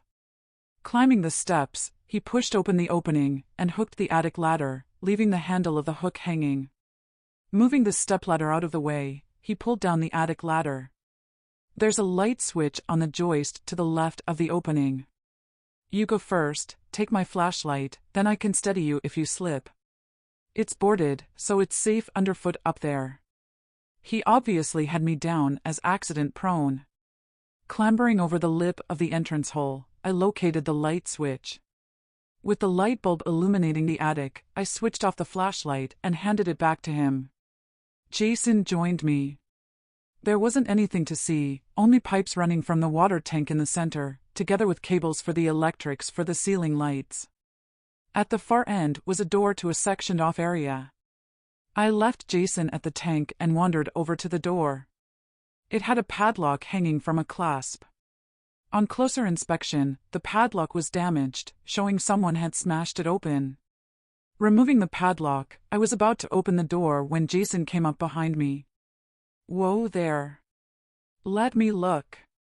It might not have floorboards. Don't want you putting your foot through drywall for the bedroom ceilings. He switched on his flashlight and pushed open the door. He needn't have bothered as a skylight lit the area. What the hell? Said Jason, swiping away cobwebs. There along the floorboards were candles forming a pathway to the far side, spaced out either side a yard apart. When I stepped to the side of him, his flashlight beam illuminated what I could only describe as an altar covered with a silk cloth. It was set back in an alcove to one side of the chimney stack. My jaw dropped open. Surrounded by candles was a statue of the Santa Muerte covered in spiders' webs. Oh, my God. I can't be doing with this, I said. We have to get rid of all this, and when I say that, I don't even want them in the dumpster. Jason stepped over to the altar, and grasping the statue, he placed it on the floor. Removing the candles and the cloth, the altar was a small wooden crate. Jason picked up the statue, candles, and the cloth, and filled the crate. Don't worry, I'll take it to the landfill. I'll pass it down to you after I've put the lid back on the tank. Do you want these candles? No way. I'm not touching any of it, even the crate. To his credit, he didn't laugh at my insecurity. No problem. Ask Craig to give me a hand. It'll be a squeeze through the opening. I couldn't get out of there and down the ladder fast enough. I didn't even want to be there when they brought the items down. As Craig set off up the stairway, I rushed out to my pickup, fired up the engine, and raced along the drive. Stopping at the end of the driveway, I lowered my head and rested my forehead on the steering wheel with my eyes closed. Lifting my head, I slapped the steering wheel. For goodness sake, it's only a statue, an inanimate object, get a grip, I mumbled. Pulling out onto the road, I drove towards town. I couldn't recall the journey when I pulled up outside the sheriff's office. Climbing out of my seat, I tried the door handle, but found it locked. Peering through a gap in the blinds at the window, the office was in darkness. Pulling my cell phone from my pocket, I dialed his number, but it went to messages, and I closed the call. Glancing over at Nancy's meeting place, Nancy was at the window and waved. I had to wait for a convoy of semi-trucks with flatbed trailers passing before I could cross over High Street, which I thought odd, considering they'd have had to turn off the highway to get to town. When the last one thundered past, I crossed the street. Nancy opened the door to greet me. It's exciting, she said. Those trucks are delivering all the new machinery today for making vitamin pills. They can start recruiting. Better still, there's a Chinese delegation coming to town next week to look over the steel foundry. That is good news. How long has your family been in manufacturing? Oh, hell, forever and a day, she said as I took a seat, and she poured my coffee. It all goes back to the settler days, and my ancestor, Jonathan Clark. He dabbled in alchemy, and from there, his son moved into concocting herbal remedies after meeting up with a Chinese immigrant. Nowadays, they'd call him a snake oil salesman, and he wouldn't have gotten away with half the remedies with the toxic ingredients they added. Anyway, his descendants stuck with it and cleaned up the products, but nowadays they only produce short runs for others to their recipes. Interesting, I said, though I didn't have the slightest interest other than if they were expanding, it would restore some value to my house. I need to contact the sheriff.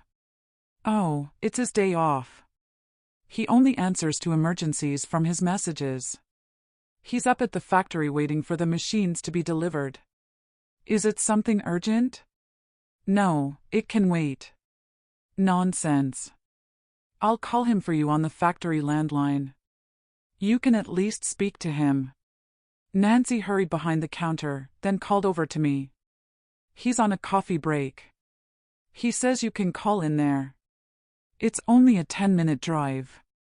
As soon as I'd finished my coffee, I headed out to my vehicle and drove on toward the factory. When I arrived, it was a surprise to see the size of the units. They were enormous. The semi-trucks and trailers lined up, already unloading the machinery. One trailer had odd-shaped stainless steel vats, shaped like eggs, only more tapered at the top. The other trailer had large plastic containers filled with liquid. Climbing out of my vehicle, I headed for the office. In reception, the young woman was expecting me. You must be Helen. Go on through. First office on your left.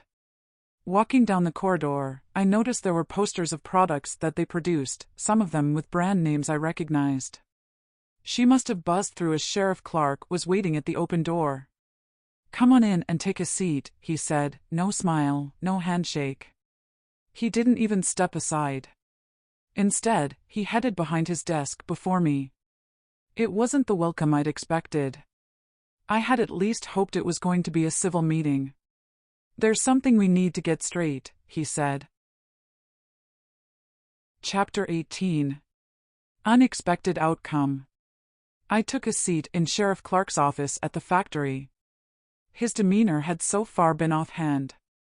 Whatever it was he wanted to tell me, he looked deep in thought as he took a hold of a pencil and tapped his lips.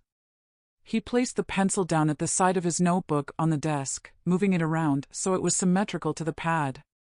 Raising his vision, he looked directly into my eyes, then averted his gaze as he spoke. I thought it best to say what I wanted right to your face rather than over the phone. By the serious expression he displayed, I thought it was going to be something untoward. Is it something about the cold case and the missing girls? No, it's more personal. If he were going to ask me out on a date, he could have at least smiled. I heard from Roberto that you're single, but just so you know, I don't have any interest. I pushed back in my chair, sort of offended and relieved at the same time. What, you think I have an interest in dating you? I said, sensing my cheeks flushing.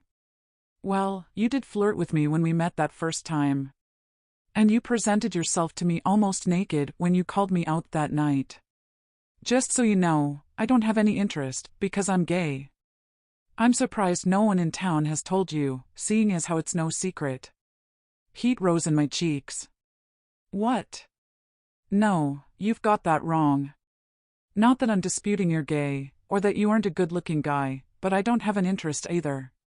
And get this clear, I didn't present myself to you as you say. That wasn't by design. Okay, that's good, and I can understand when you called me out for the first time at your house. What you have to understand is that I can't discuss the ins and outs of a case that is ongoing with the public. What I don't understand is, why do you keep phoning me over nothing? Now I was really offended and sent him a scowl. Because I'm genuinely concerned for my safety. I've had a threatening email for one. Then I've seen the guy with the SUV looking at my house from over at Ladybird Woods, and now I've discovered a shrine to the Santa Muerte in the attic.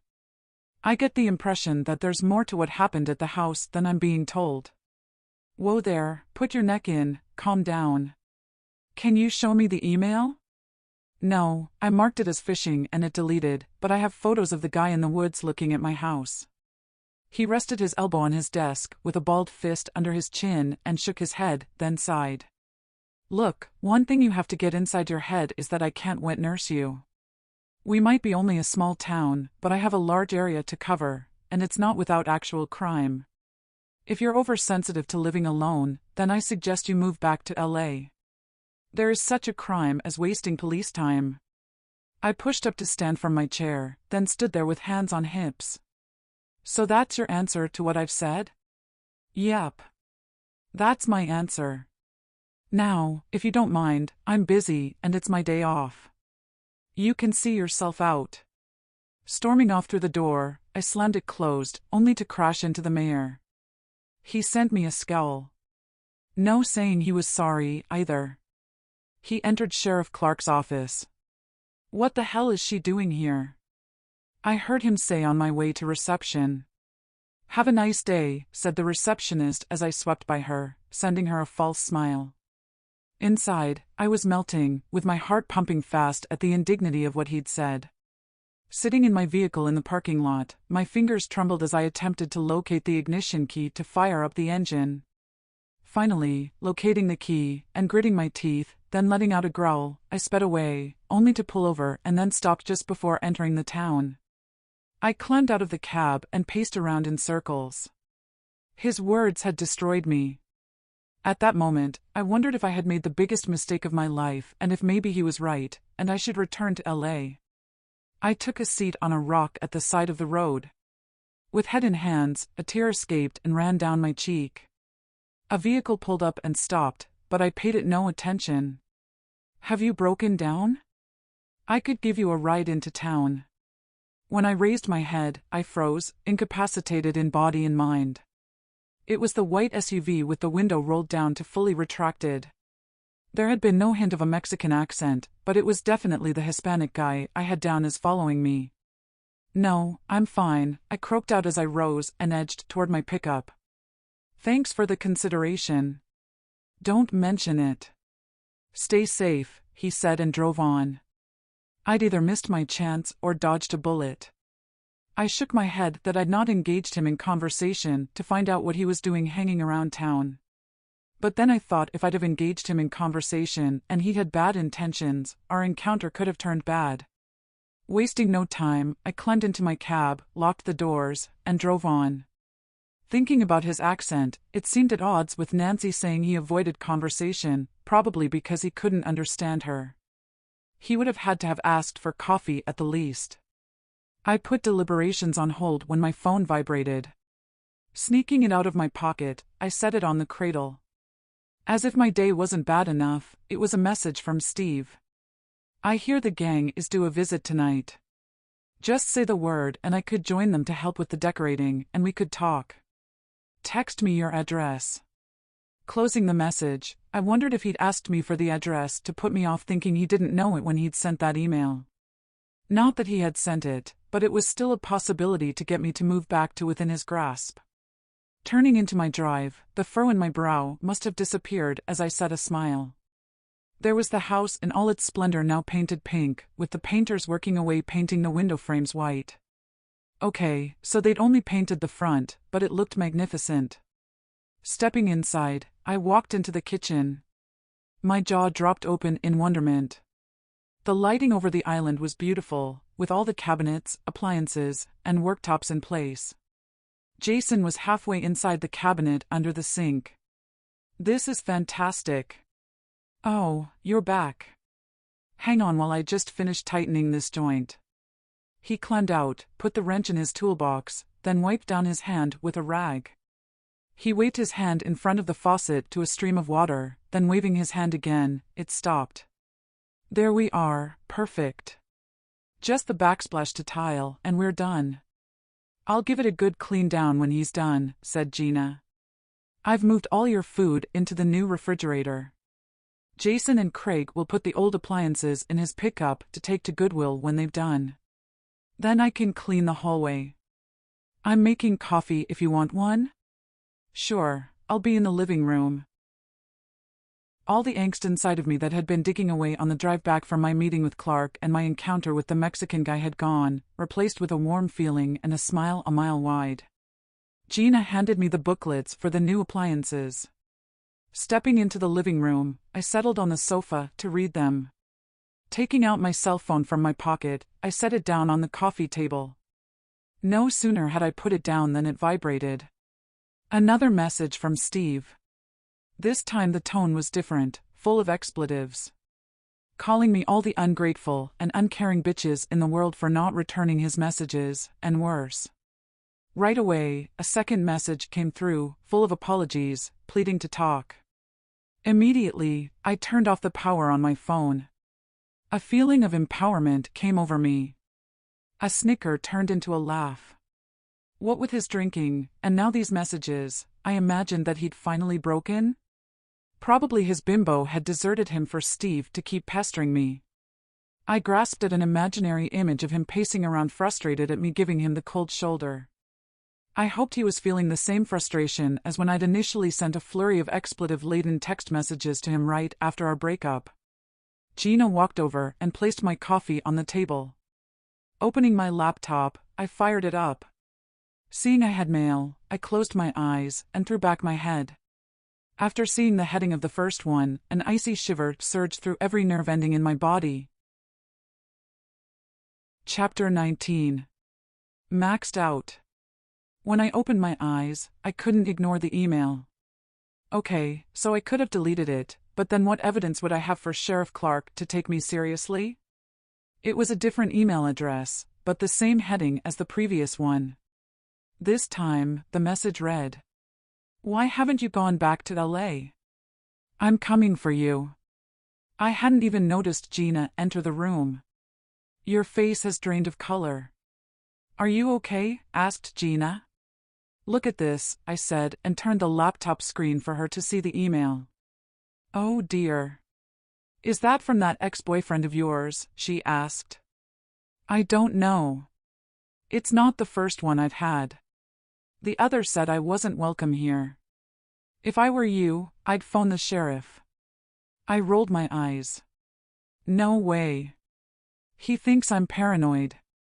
Do you want us to stay here until your guests arrive? I have food shopping to do in town before they arrive. Should have done it earlier when I went to town, but I wasn't in the mood. They should be here not long after I return, so it's unnecessary, but thanks. I'll come with you. If you like, I could make us all an evening meal when we get back. I have our weekly shop to do. I'm not hungry." Well, I guess it's understandable. Picking up my purse from the table, we set off to my vehicle.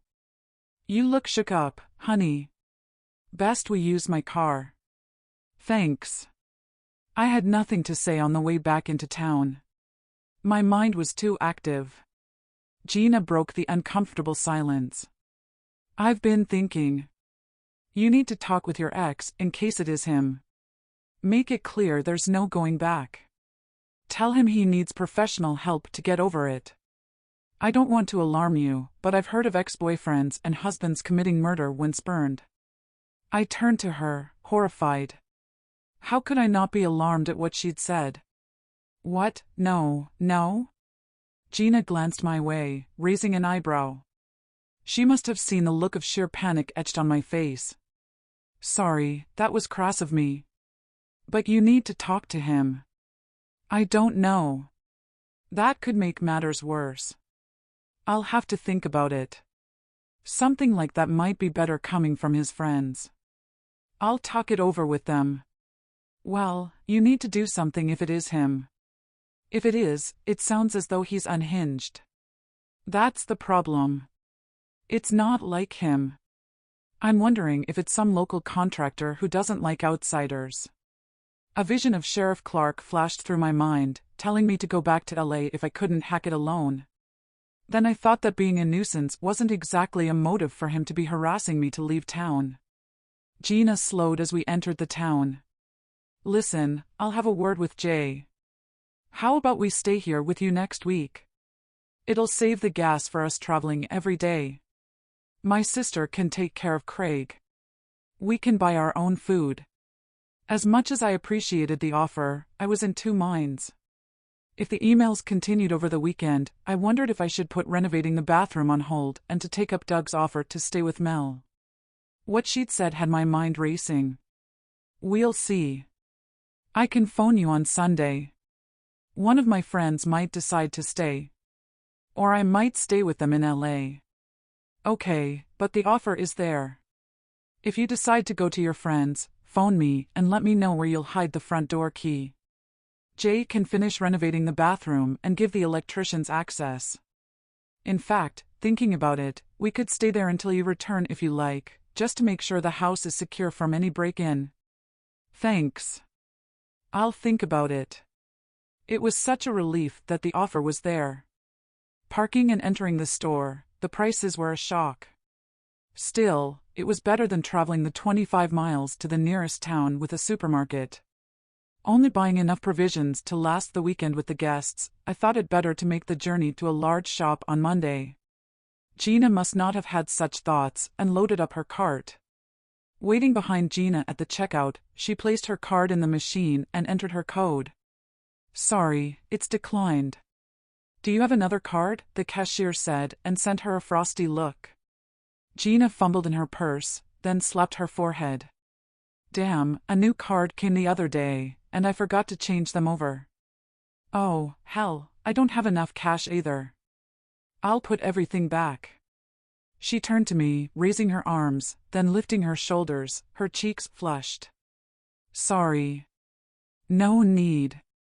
I'll pay, and I'll deduct it from the next invoice. You sure? It's not a problem. Loaded up, we headed back home.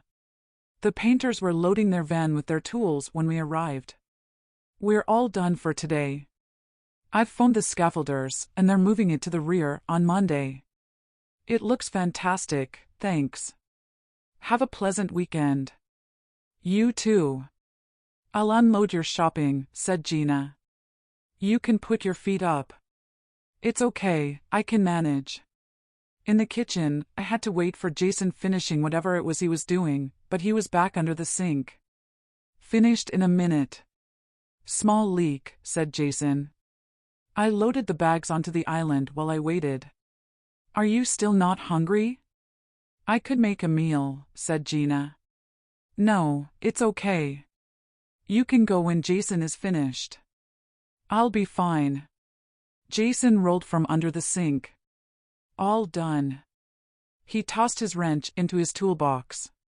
Well, the backsplash is done. It looks great, thanks. As pleased as I was that the kitchen looked like something out of a magazine, excitement had drained from me at events. Jason set off out of the kitchen, and we walked out with him to the front door. He stored his toolbox in the boot room, then said his goodbyes. Gina turned to me and said, Listen, let us know as soon as you can if you want us to stay here. I'll have to give notice to my sister to look after Craig. I won't be able just to drop him on her. Gina had put me on a spot. A part of my thinking was that it would be an intrusion. Another part had me thinking it made sense to have someone with me for protection after what she'd said about ex-partners getting murdered. Okay, take it you can stay, and then I can phone you if anything changes. Gina embraced me, then stood back. You sure you don't want Craig and me to stay until your visitors arrive? No, I'll be fine. Craig was already sitting in the passenger seat, rap music blurting out loud as Gina stepped over to her vehicle, and she waved. Standing there, I waved them goodbye, then closed the door, sliding the bolts into place. My phone rang. Relief washed over me. It was Mel. We're setting off right away. That's great. See you all when you get here. Listen, I've had another email. I'll show you when you get here. Do me a favor and ask Doug to drive at the rear, and make sure Steve doesn't follow you. Don't worry. Bye for now. Back in the kitchen, storing away the provisions, I noticed a folded letter at the bottom of the sink cabinet where Jason had been working. Picking it up, there was a large heading over the top of the address to Mr. J. and Mrs. G. Gardner. Notice of eviction, it read. I dropped the letter on the surface of the island and pulled out a stool to take a seat. Thinking back to her pushing to stay with me, I picked up the letter and read the content.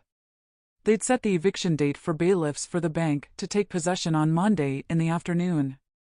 At first, I'd felt sympathy for them, considering how hard-working they both were. Then I had an aha moment of recalling her asking me to leave a key if I went to stay in LA. The sympathy I'd originally flirted with now turned to anger. I fisted the surface of the island. Chapter 20. Betrayal. Through narrowed eyes, and the haze of anger welling inside of me at Gina's motives to want to offer protection, I let out a roar. I thought back to events. It all made sense, seeing as how she'd been pushing me for an answer for them to stay with me. I hadn't seen her card at the store to see if it was out of date. More than likely, her card had been maxed out if they were financially challenged. Then it really struck me.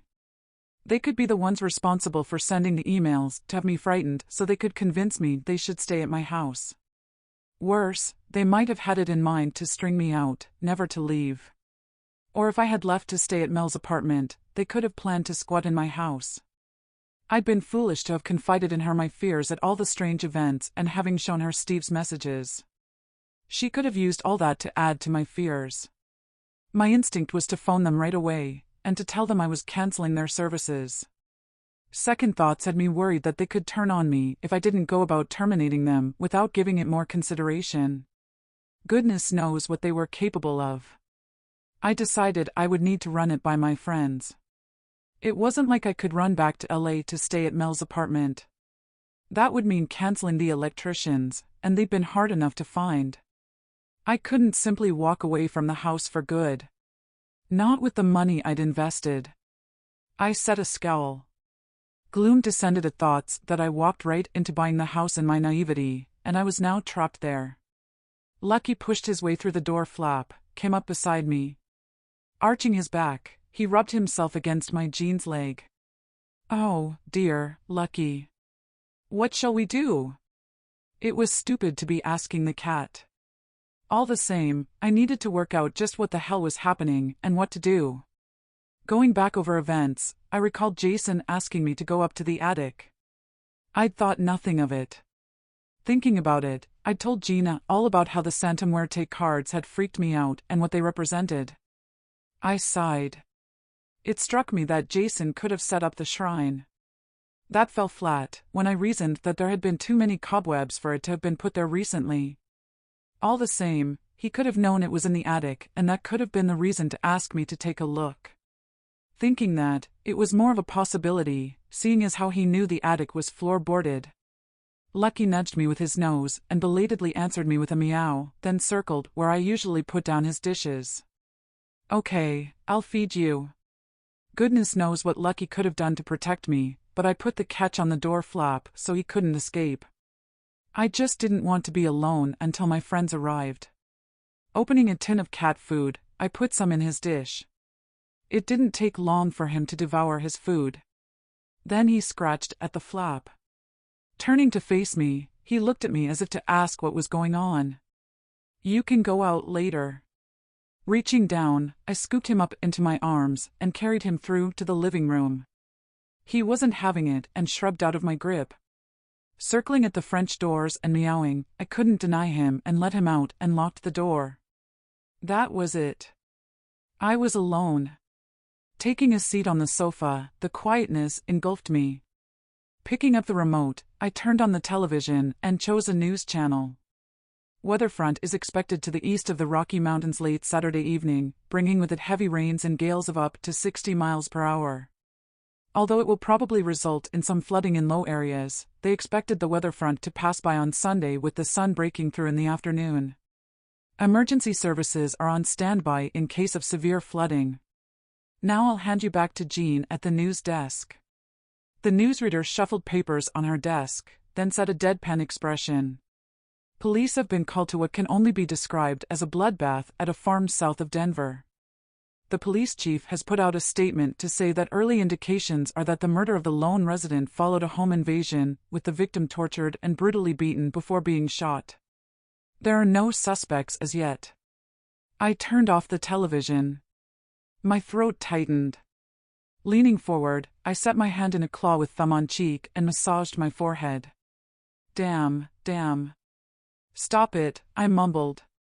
Rising from the sofa, I made my way to the kitchen and turned on the light. Over at the window in the kitchen, I checked the window lock, then drew the curtains. Taking my cell phone from my pocket, I placed it on the island worktop. Delving into the cutlery drawer, I took out the carving knife and placed it next to my phone. Goodness knows how long I sat there deliberating. I snatched a look at the window. Vehicle headlights lit up the curtains as whoever it was drove along the drive. Glancing at the wall clock, there hadn't been time for my friends to arrive.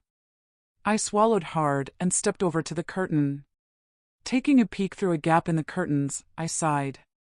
Damn. What the hell is he doing here? Chapter 21. Tears of Relief. My eyes rolled at the unexpected visit. Gravel scrunched and pinged on the underside of the chassis of the approaching SUV. The vehicle I'd seen came to a sliding halt outside. I heard the car's door clunk open, then slam to a close. Footsteps thudded on the patio outside. To rapping on the front door, I took a deep breath and stepped into the hallway.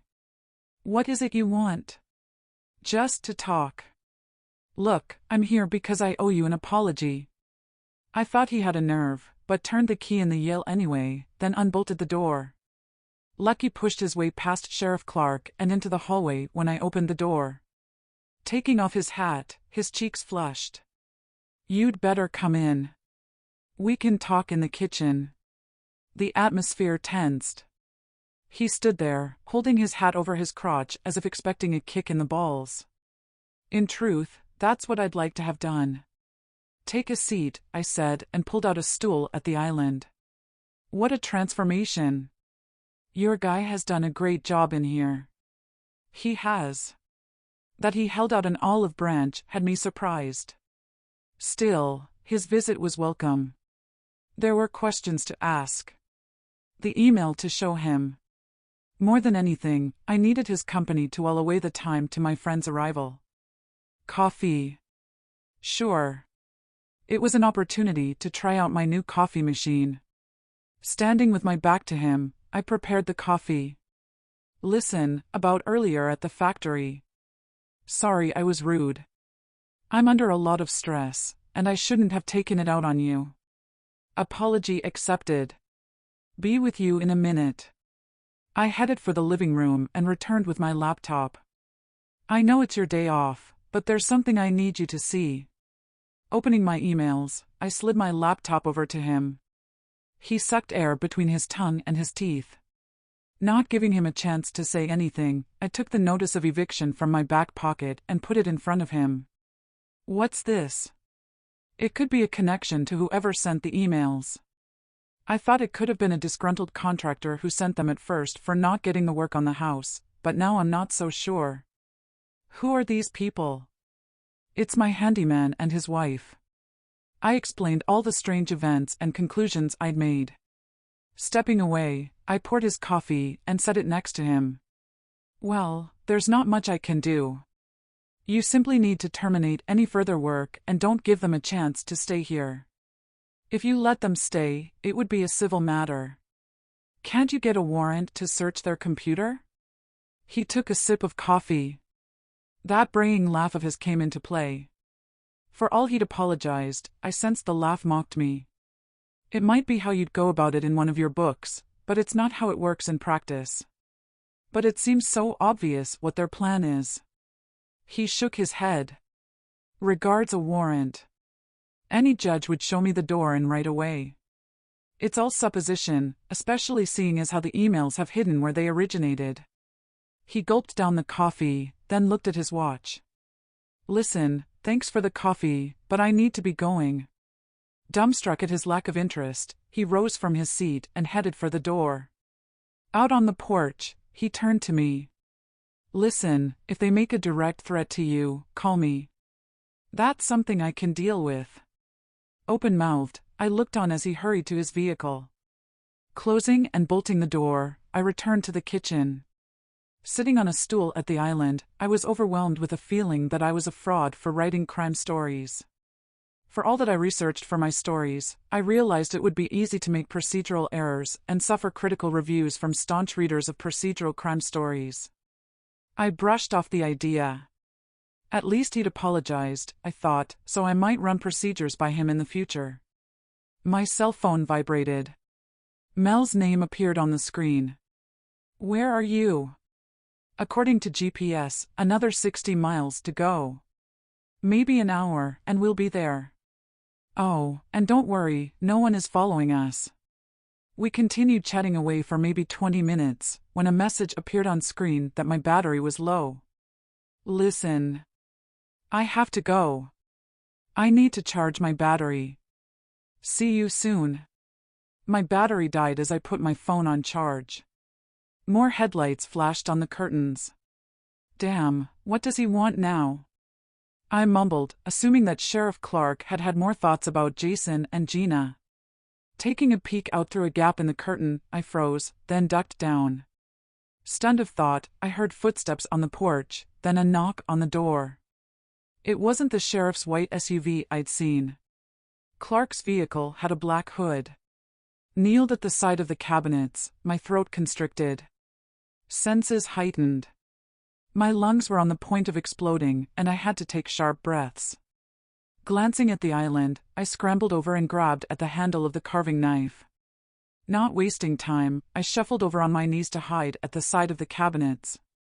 There was another knock, then I heard footsteps out on the porch, pass by the window, and then stop. Shivers ran down my back at every creak of the boards. The footsteps walked back along the floorboards out on the porch. Whoever it was waited out there for maybe another 5 minutes. Now and then, they gave the door a knock. Hearing footsteps shuffling on the gravel, their car door slammed, and the engine fired up. Seeing the glow of the headlights as it turned, I dared to rise to my feet and glance through the gap in the curtain. I only made a mental note of the first 2 letters of the license tag as it drew away, but it was enough to know it was the Mexican guy who'd paid me a visit. Taking a second glance, I saw his vehicle turn left at the end of the drive, away from town. I didn't like to use my phone when it was charging, but put caution to the wind and powering it up, I phoned Mel. "How far are you away now?" "We're making good time. Maybe 20 minutes. We've passed that gas station you mentioned. Is everything okay?" "You sound rattled." "I'm fine," I lied. "Just eager to see you all. Did I tell you I have a publishing date?" "That's fantastic. What about book signings?" That was all the cue I needed to carry on the conversation. Every now and then, I'd glance at the big hand on the wall clock as the minutes ticked by. This time, the headlights dancing on the curtains brought instant relief. "Yay, we're here," said Mel. "I see you," I said, peeking through the curtains. I couldn't get to the door quick enough. Unbolting and opening the front door, I noticed a sheet of paper hanging from the door handle. Taking a hold of note, all that they'd written on it was a message saying, "I need to discuss something with you. Please telephone," followed by a cell phone number, and the name Pedro Gonzalez. I quickly folded it and placed it in my back pocket just as Mel skipped up the stairs to the porch, dragging her suitcase behind her. We hugged and squealed, jumping up and down like 2 schoolgirls. Anyone would have thought I hadn't seen her for years. Doug came up behind her, pulling along a suitcase with one hand and a bottle of wine in the other. He thrust the bottle at me, then leaned in for a kiss. I turned my head to a kiss on the cheek and gave him a hug. "What, no tongues," he said, followed by an impish grin. "Behave." Claire and Mary followed on, letting go of their suitcases. We all joined hands in a circle, jumping up and down on the spot, then we separated to hugs and air kisses. Toby and Jeff walked inside. "Come on inside, everyone." I couldn't hold in the relief any longer at their arrival and burst out crying. Mel placed her arm around my shoulder. "Why the tears?" asked Mel. Chapter 22. False Smiles. Taking a tissue from the box on the work surface next to the sink, I dried my eyes. I didn't think it the right time to tell all and sundry the truth what had brought on the tears. Sorry, I'm just so pleased to see everyone. I'll see you all upstairs, to your rooms. With everyone settled in their bedrooms, Mel pulled me to one side in the hallway, and we stepped into my study. Come on, get it off your chest. Those tears had nothing to do with being excited at our arriving, apart from relief of the company. I can see it in your face. Something is wrong. What is it? Mel must have seen right through my false smiles. I had to admit that my mind was consumed with the notion of how I believed Gina and Jason had played me. It wasn't just that. The floodgates opened as I blabbered it all out. It's everything. From the day I moved in here. It's been nothing but stress. Strange events. Texts and phone calls from Steve. A fallout with the local sheriff. I sucked in faltering breaths, then continued.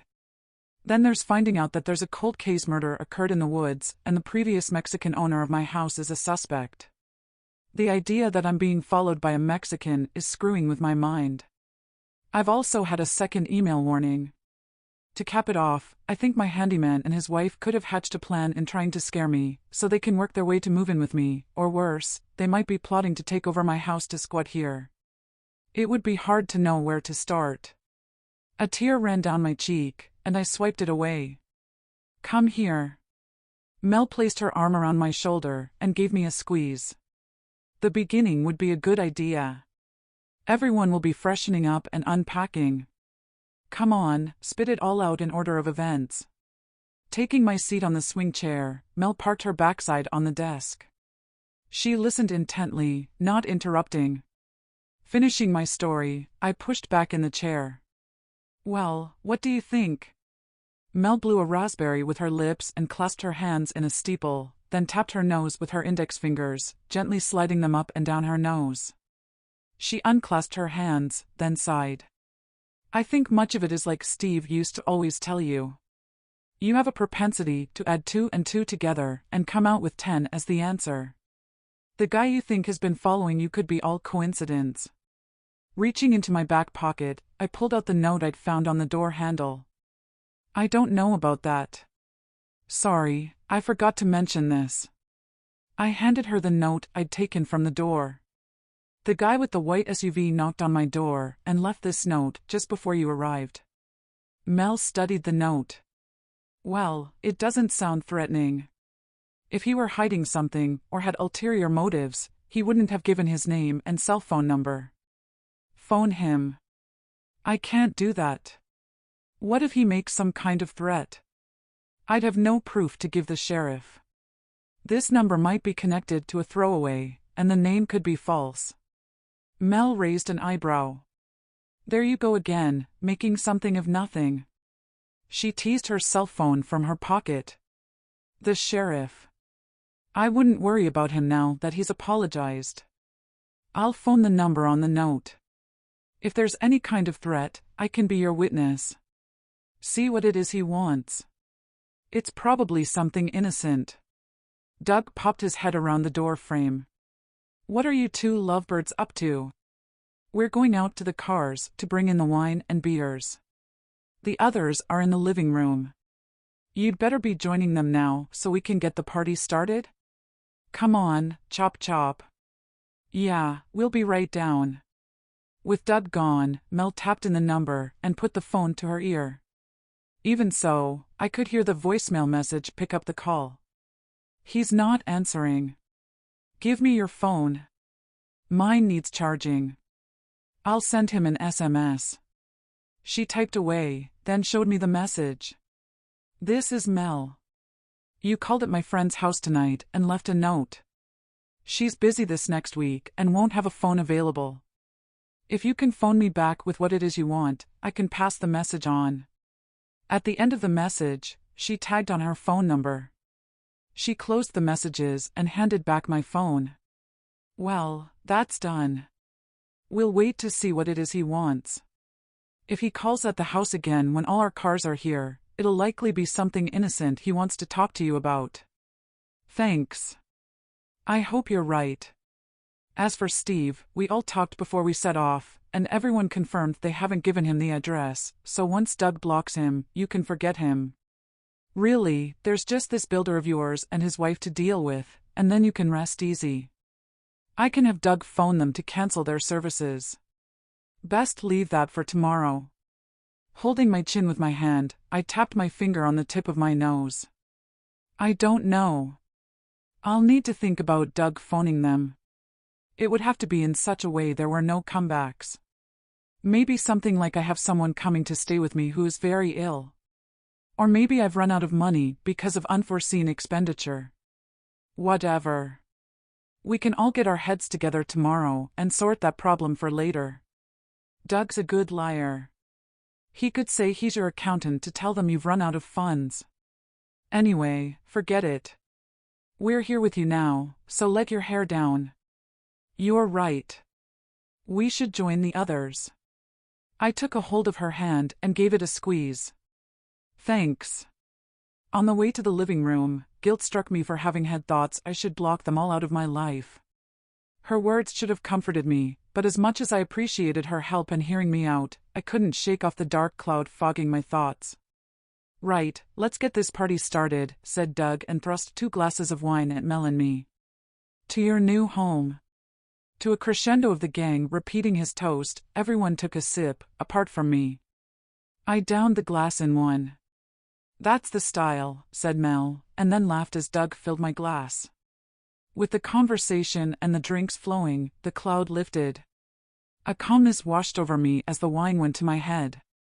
The sound of laughter, interspersed with the banter, was contagious, leaving me in stitches. Right, time for the party games, said Doug. Before I knew it, he had laid out a Ouija board on the table. It was as if I sobered up right away. In the middle of laughing, I stopped. Placed my hand on my hips. Stamped a foot on the floorboards like a petulant child. Hold on a darn minute. You can put that away right now. I don't even want it in my house. Take it back to your car. All eyes set on me, looks of dismay etched on their faces. In that instant, I had sullied the atmosphere. Mel and Doug exchanged glances. I told you it was a bad idea, said Mel. Doug showed me his palms. Okay, keep your blouse on. There are other games we can play. He scooped up the board and set off outside. I dropped my backside onto the armchair, kicked off my shoes, and set a sulk. Mel kneeled in front of me and took a hold of my hands by the fingers. It's okay, I understand. I'll explain what's going on with you when we go to bed. Help me up. I need a strong coffee, I said. Mel rose to her feet and tipped me upright. I staggered to get to the kitchen. Out in the hallway, I stopped momentarily when I heard Mel say, Helen's had a rough time since she moved in. The wine hasn't helped. She'll be fine. Bear with her. About to enter the kitchen, and Doug walked through the front door. Make sure you lock the door and fasten the bolts, I said while sending him a frown. Hey, sorry about the game. He put his arms around me and gave me a hug. Am I forgiven? He was about to give me a peck on the cheek when I pushed him away. Yeah, you're forgiven. I just didn't want any spirits invoking after what I've been through. Mel will explain. Right, well now I'm forgiven, hurry up. I have another game. Let's see you smile.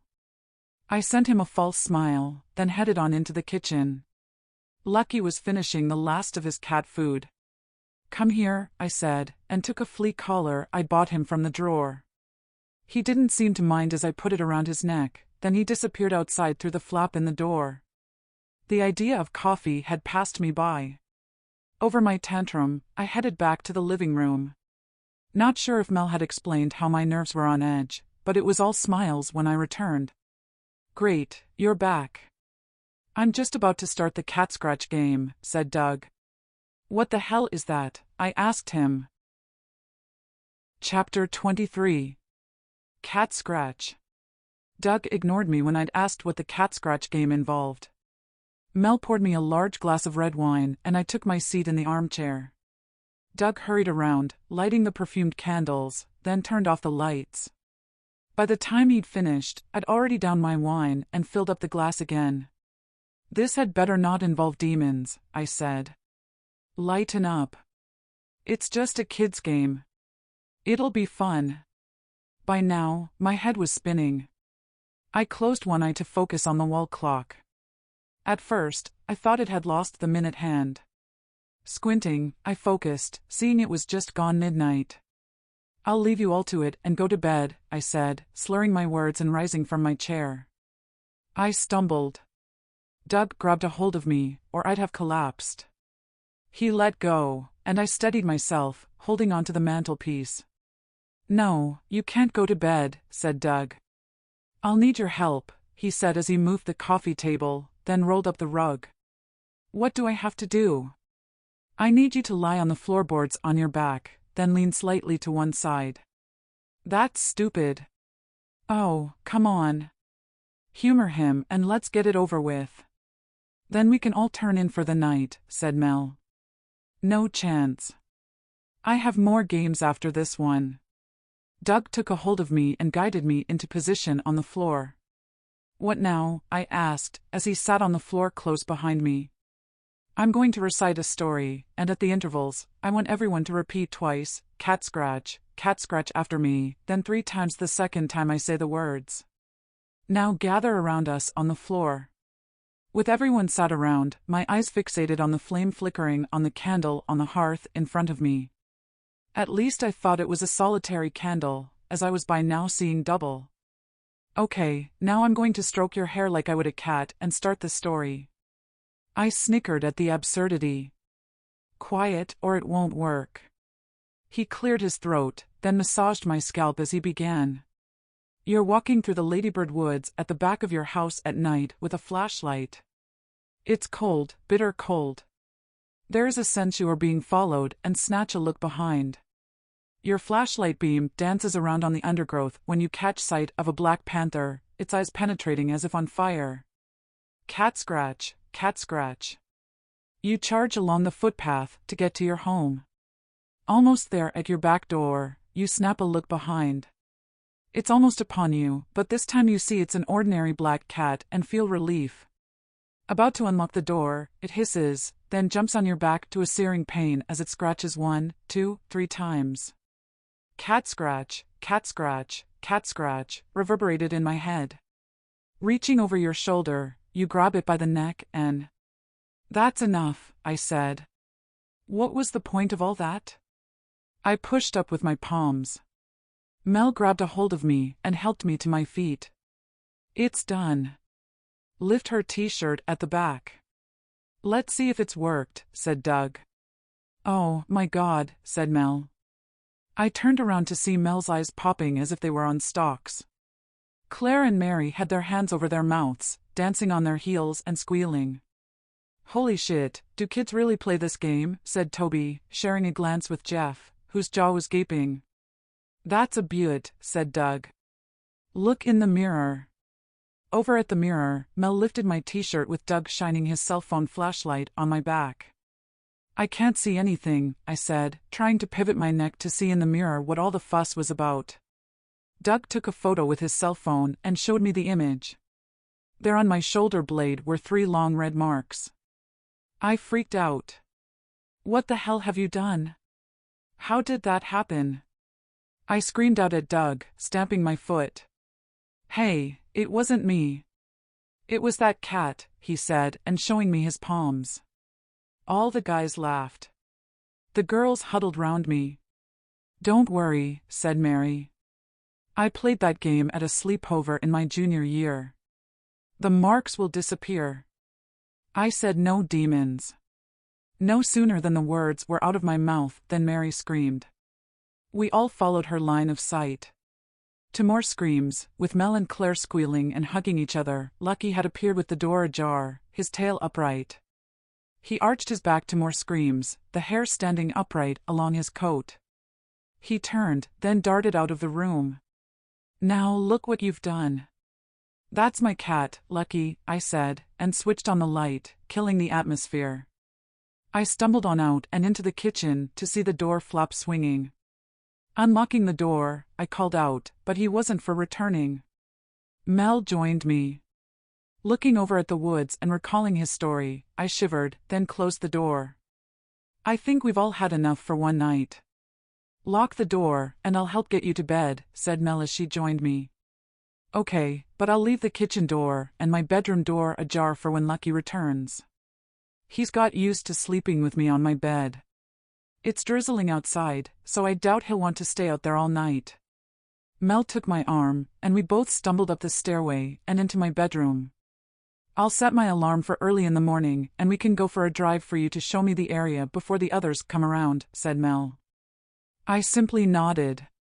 Mel left the door ajar, and I dove onto the bed.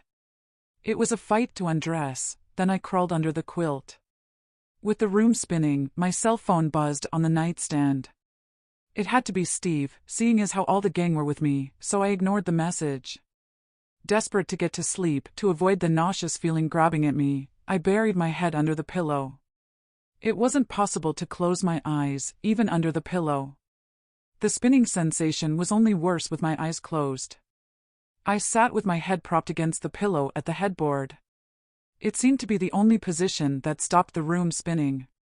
I cussed under my breath at Doug for involving me in the cat scratch game. Doug's cat story lingered, racking my brain about how the marks had got there. I must have drifted off in that position when I suddenly awoke and lifted my head. My body leaped, but I couldn't get my vocal cords working as my chest tightened. There before me was the silhouette of someone standing at the bottom of the bed. Chapter 24. Intrusion. It had been too late to save my dignity as the silhouette drew closer. It's only me, I heard Doug say. What the hell? I snatched at the quilt to cover my bare breasts, pulling it up to my chin. Hell's teeth. What are you doing in my room? Doug looked away, holding up his arms and showing me the flats of his hands. He stumbled backwards toward the door. Look, I'm sorry.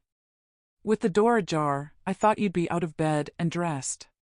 Mel asked me to make sure you were awake while she gets dressed. He turned and exited, closing the door behind him. Sensing the heat in my cheeks, I threw the quilt to one side, then dashed over to the door and turned the key in the lock. Goodness knows how long he'd been there. He had some nerve, I thought. He must have seen my outline on the bed when he entered. I put on my robe, then went to take a shower. Back in my room, I dressed, then headed down to the kitchen. Mel greeted me with a wave. Hi, your coffee and muffins are on the worktop, she said. I took a hold of my mug and the plate and then took a seat at the island. Mel drew back the curtains. It's still dark outside. What time is it? I asked. 6:30. Oh no, that early, I said, my head throbbing. Sorry, I wanted us to have a drive around to see the area before the others awake.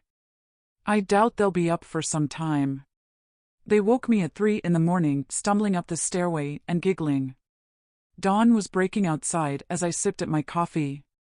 I could only nibble at my muffins when I noticed the cat flap catch locked.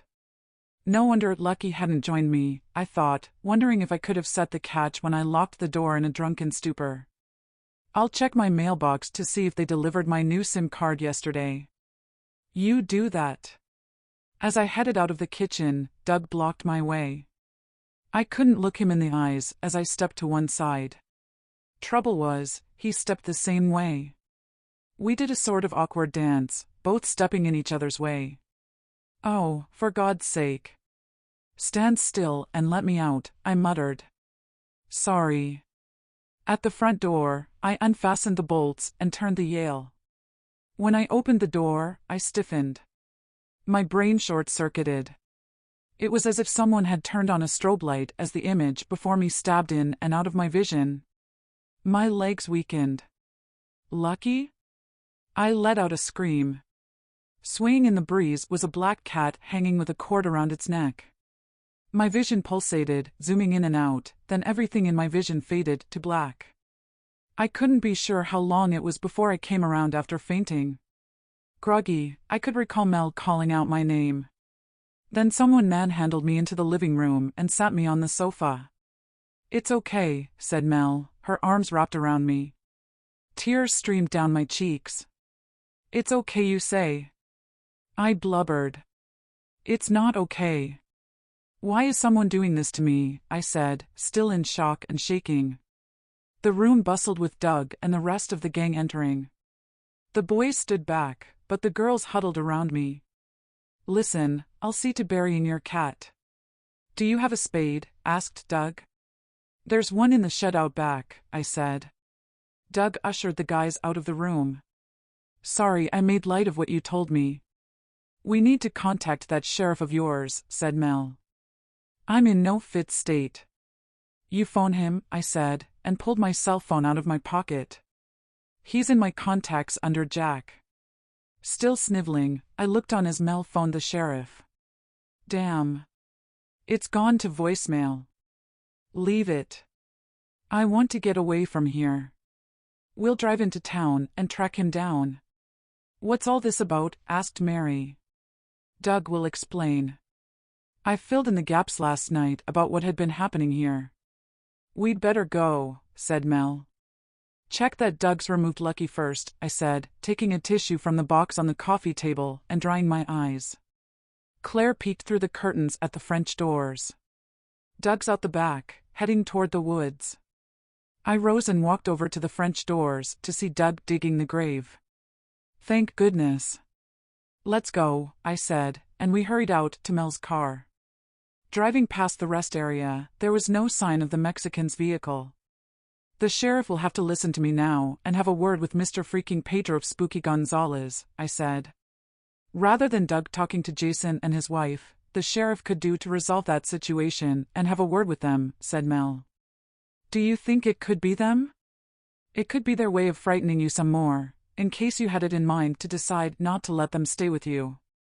You could be right. With the sky overcast, we drove on toward town. Splashes of light rain hit the windshield. Approaching the bridge over the river, there was a crew laying sandbags on either side of the bridge. One workman raised his arm to stop our vehicle. Mel slowed, then stopped and rolled down her window. A guy pushed a wheelbarrow in front of us, carrying sandbags. "What's happening?" "Sorry, ma'am. You can drive along in a moment. We're expecting the river to flood over the weekend." He waved us on through as the guy tipped the barrow and stepped to one side to make way. As we crossed the bridge, Mel's cell phone rang. Mel pulled over. She reached into her jacket pocket, pulled it out, and answered. "Mel speaking." "Mel? Have I dialed the wrong number? Is Helen with you?" I heard Steve ask with the phone away from her ear. "Hold on a moment. This is her phone." She put the call on hold and handed me the phone. "Sorry, this is your phone. You dropped it when you fainted. It's Steve for you." "Damn." I handed her back the phone. "Tell him I don't want to speak with him." "You tell him." Mel handed back the phone. I pressed the icon to take it off hold, then hesitated. I must have pleaded with my eyes. "Oh, go on then," she said and snatched the phone. "Listen, Steve, the two of you are making me play piggy in the middle here. She doesn't want to talk to you. I can't talk right now. It's not the right time. We have a situation." I shook my head. "Situation? Don't tell him what's happened," I said. Mel covered the mouthpiece and sent me a glare. I wasn't thinking, and he'd probably have heard me. Mel removed her hand and replied. "No, it's a woman's thing. Look, I have to go." She closed the call. "What did he say?" "He asked what the situation was, and you heard my reply." She handed me the phone, and we drove on. Thankfully, it had stopped raining. In town, we parked outside the sheriff's office. "There's no light on and his vehicle isn't there," I said. "Over at Nancy's store, She was outside on stepladders, cleaning her windows. Wait here. Climbing out of her car, I hurried over to Nancy. Any idea where I can find Jack? Only I need to speak with him. She looked at her wristwatch. He'll be at the unit locking up after the night shift leave before starting work. I wouldn't go there. Best wait here until he gets to his office. No, it's urgent. Not waiting to get into a conversation, I ran back over to the car and climbed inside. Drive on. He's at the factory. The sky darkened. It rained again, this time it was a deluge. At the gates to the factory, we stopped to see a line of women running over to a minibus, covering their heads with their jackets to avoid the rain as they climbed on board. The sheriff was at the door, his rifle on a strap over his shoulder, and turning the key in the lock. Drive up to the door. The sheriff stood under the canopy as we pulled up beside him. I rolled down the window. What is it you want? We need to talk. During the night, someone killed my cat and strung him outside at my front door. I don't have time right now. I'll call by later. He pulled up his jacket collar and dashed to his vehicle. Well, he didn't seem interested, said Mel. Guess we'll have to wait for his visit. The minibus pulled past us. The mayor sent me a frown. One woman stared at me, her head on a pivot, keeping her gaze on me until she was out of sight. The bus headed outside the gates, followed by the sheriff in his vehicle, and drove on away from town. Looks like they run all the businesses around here. That was the mayor driving the bus, I said. Whatever, we need to get back before the river floods, said Mel. With the rain now falling so hard, the wipers were struggling to clear the windshield to see the way ahead. Making it through town, we approached the bridge to see a distorted flashing orange light. What's going on here? I asked. Chapter 25. The Motel. I looked over at the mountain range through the side window of Mel's car on the way back home. Rain streaked down the glass. The view matched my mood. It was as if night approached. The clouds were dark and heading our way. Now and then, lightning flashed in the distance. As we approached the bridge, the workmen wearing waterproofs were dragging barriers into the road with orange flashing lights. One of the men flagged us down. You're the last ones to cross, he shouted top note, then waved us on. As we slowly drove over the bridge, the river was now a raging torrent of brown water, skirting the top of the bank. I hope Doug buried Lucky before this downpour started. Mel shook her head. To be honest, I hope he gets soaked through to the skin. I've had enough of him. Things aren't working out between us lately. Oh, I am sorry. Why is that? It's what you call his silly games. Only the ones he plays on me are more sinister, she said. Well, if they're anything like the game he played last night, I'm not surprised. My first thoughts were to blame him for drumming up demons after finding Lucky. Mel sighed. The cat scratch game. That's tame. Mary told me about the marks. All it is the pressure you put on your skin laying on your back and leaning to one side. It worked better to have the appearance of claw marks with you laying on the floorboards. It has nothing to do with summoning demons. I rolled my eyes. What do you mean by sinister? I asked her. Look, I shouldn't have said anything. I'd rather not say. This weekend is make or break for us. Hopefully, we'll get that spark back and he'll act grown up. I was shocked at her saying that. Okay, but if you ever want to talk about it, I'll be here for you. Thanks.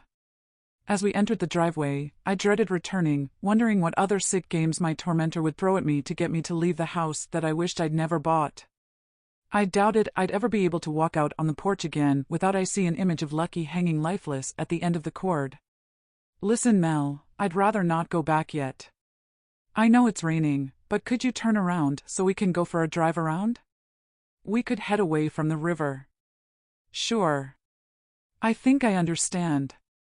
I'm not for going back in there to face Doug just yet, she said. Neither of us had anything to say to each other as she did a U-turn on the drive, then we drove on. Glancing at her, I could see by her expression that she was deep in thought. The way ahead fogged with the rain and overcast sky matching my mind. I wondered what could happen next. We passed the gas station where I'd stopped to fill up the tank. A short distance before that, we'd passed a motel which stuck in my mind's eye. Further along, I saw flashing lights and some heavy machinery moving about on the road. "We'd better pull over," said Mel. There looked to have been a landslide from the hillside. It hadn't blocked the road, and the diggers were busy swinging their buckets to remove the soil and trees, then loading it into a rock truck. "I don't know about pulling over. We need to be going back. Could you stop at that motel for me that we passed a while back? There's something I need to check out," I said. "Sure." We turned and headed back to the motel. The parking lot was full of semi-trucks and trailers. The neon sign swinging in the rain flashed on and off. There was a canopy leading from the lot to the office. "Park at the canopy. I want to see how much it costs." Stepping into the office, there were magazines strewn on the counter. Heat rose in my cheeks at seeing the nudes on the covers. The guy leaning back on a swing chair sat upright.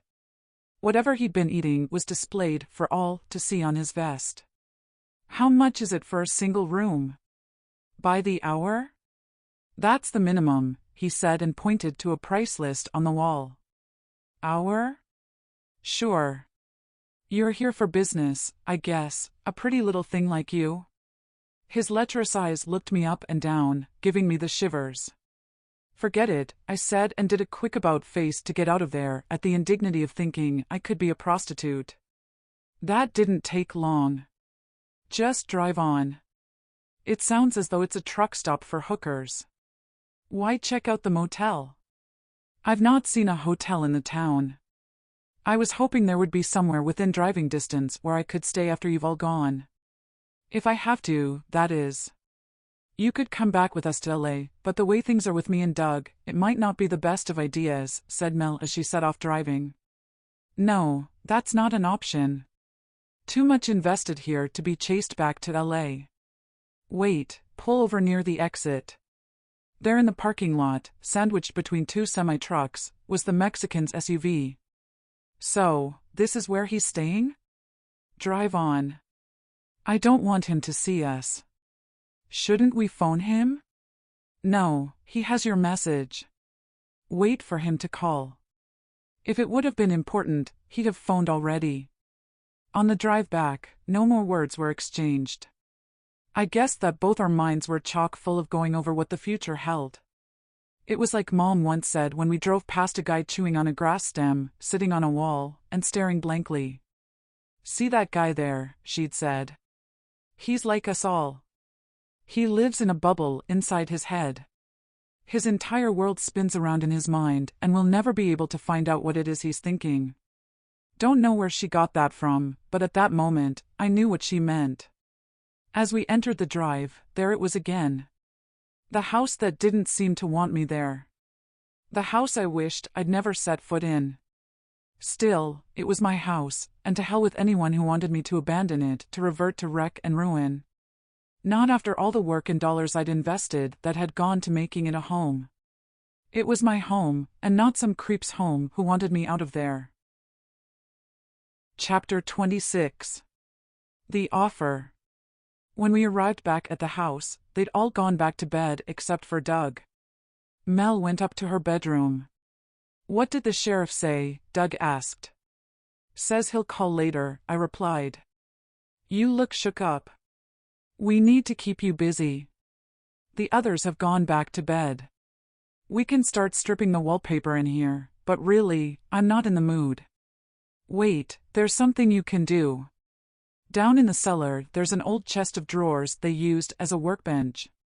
It has wood rot. Jason said it would need moving or the wood rot could spread. It's too big for me to move, but there's a sledgehammer in the boot room. You might need a screwdriver to take it apart. Jason's toolbox is in there. I'll do that. Even if I only dismantle it, the others can move the bits to the dumpster when they decide to join us." Doug looked distant and sighed. "What's wrong?" You look sad. Oh, it's nothing. I sat beside him. Come on, is it to do with burying Lucky? Well, there is that, but no. It's to do with Mel and me. We'll be splitting up after this weekend. Oh, no. I thought you were going to sort things out between the two of you. He reared away. What's she been saying? Nothing. She didn't want to talk about it, except to say things weren't good between you two. She's right. I'm going to ask her to move back to her mom's house when we get back home so we can get divorced. So, you've decided? Guess so. I am sorry. Listen, it doesn't change my offer. You're welcome to stay at my apartment if you keep getting threats. In fact, I'd like that. He took a hold of my hand and gave it a gentle squeeze. I withdrew my hand and rose from my seat. Thanks, but I'm not about to be intimidated by some crazy dude. Well, how about I get Mel to go back with the others, and I can stay here to make sure you're safe? His offer threw me. Mel rescued me from having to answer when she returned to the room. I'll get the tools, said Doug. On his way into the corridor, he turned behind Mel and put his fingers to his lips, then left the room. What were you two talking about? Mel asked. Just a minute. I walked over to the French doors and withdrew the curtains, my back to her. Just as she hadn't wanted to be piggy in the middle with Steve, I didn't want to get involved, especially to tell her he seemed to have insinuated he wanted us to get it together. There again, I wondered if it was my crazy math and my furtive mind coming to the wrong conclusion. I was asking him to dismantle an old chest of drawers in the basement, I said. Surprised he can function. He slept on the floor last night. He was really drunk. We both laughed. Doug popped his head around the door frame. He looked right at me. Can you carry the sledgehammer for me and show me where it is? I have the toolbox. I'll wait here, said Mel. No, come with me. It's spooky down there, and I don't want him playing tricks on me with his silly games. Down in the basement, Doug stood in front of the dresser, scratching his head. It's a beast. I'll have to remove the vise and the top first from the workbench. The bench has just as much wood rot as the dresser. Helen, pass me a screwdriver and a wrench from the toolbox, he said as he made a start on removing the drawers. What type? One with a flat head. As I rummaged around in the toolbox, my jaw gaped. Holy shit, look at this. I was right. What is it? Asked Mel. I held up the pack of Santa Muerte cards. These were at the bottom. These guys sound dangerous if they've gone to these lengths to scare you, said Doug. If the sheriff won't do anything, I'll have to. Bastards. My offer is still there. One thing is for sure. These cards confirm it was them all along. Mel sent me a quizzical glance. We should go upstairs and wait for the sheriff, said Mel. Bring the cards with you. Scrambling up the stairway, we arrived in the living room. What did he mean by offer? You'd better sit down. I explained what he had said. A tear ran down her cheeks. I'm sorry. Don't be sorry. These are tears of joy. What a relief. Thank God we don't have kids. It'll cost him. He earns a fortune working for that tech company, and my name is on the deeds to all the apartments we own. Don't worry, I won't say you told me. There wasn't anything else to say. We could hear Doug smashing at the dresser below. Then the banging stopped. Someone knocked on the door. I rose from the sofa and glanced outside, then stepped to one side of the window. It's them, I mouthed. Who? Mel mouthed back. She joined me to look outside. My builder and his wife. I'll get Doug, said Mel, and set off to the basement. Doug popped his head around the door frame. Stay here. I'll deal with this. Be careful, we haven't talked with the sheriff as yet, I said. Mel stepped over to the open living room door, and we listened in. Hi, I need to speak with Helen, said Jason. Yeah, well, she's busy. What is it you want? That toolbox for a start and my sledgehammer you're holding, said Jason. I exchanged glances with Mel. I hoped it wouldn't end up with a fight on my doorstep. Not with him holding the sledgehammer. Gina butted in. Is she here? Only we have to apologize to her. We have an emergency in the family in Texas, and we have to let her down, I'm afraid. She'll need another builder to finish the work. I have her invoice here we need settling. Doug fired back, less than diplomatic. Just so you know, we're on to you. We know what you've done. Never darken this footstep again. I live here now. What does that mean? Asked Gina. Can we speak to her? Are you Steve? He didn't reply. The next thing I heard sounded like the toolbox had taken flight and unloaded out on the porch. You ugly moron. Give me my sledgehammer now, or I'll shove it up your ass. I heard the hammer land on the floorboards. Vehicle doors slammed outside, and they must have driven off. I took a peek out of the window. Doug was at his car and unlocked his door and leaned inside. Jason's vehicle was at the end of the drive. He leaned out of his window, gesticulating toward Doug's car. Doug leaned back out of his vehicle. He threw his arms in the air and appeared to be shouting at Jason. The next thing I saw was Jason give Doug a one-fingered salute, then his vehicle exited the drive, and he drove on. My phone buzzed with a message. It was from Gina. I read it out. Just called at your house. Some rude guy met us at the door. God knows what he was talking about. Is it Steve? Are you okay? Do you want me to call the sheriff? Oh, God, how should I reply? Don't bother, they know the score, said Doug as he entered and walked over to me. He thrust the invoice into my hands. She gave me this. Wait, on second thoughts, you don't want them phoning the sheriff before we've spoken to him. He's right, said Mel. She needs to send her a civil reply, then it's done with. Give me your phone. Mel typed away, then showed me the return message. How about I send this? Sorry, I was in the shower. No, it's not Steve. It was one of my visitors. Maybe my friend thought you were someone else. He can be weird at times. Sorry to hear you're going to Texas. I'll pay the invoice right away. Good luck. I'm weird, said Doug. Well, you are weird, said Mel and glared at him. I wouldn't pay them, said Doug. Oh, yeah, bright idea. That'll give them all the reasons to carry on harassing her, said Mel. I rubbed at my brow. Just send it, said Mel.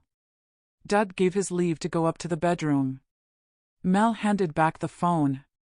On my email icon, I noticed an email had arrived. I stared at it, not wanting to open the message. Chapter 27. Bad Vibes. The weather really was freakish. It had stopped raining. I ignored the email and instead entered my banking app and settled the invoice after sending Jason and Gina the message. That was that saga finalized with Jason and Gina. I retired to my study.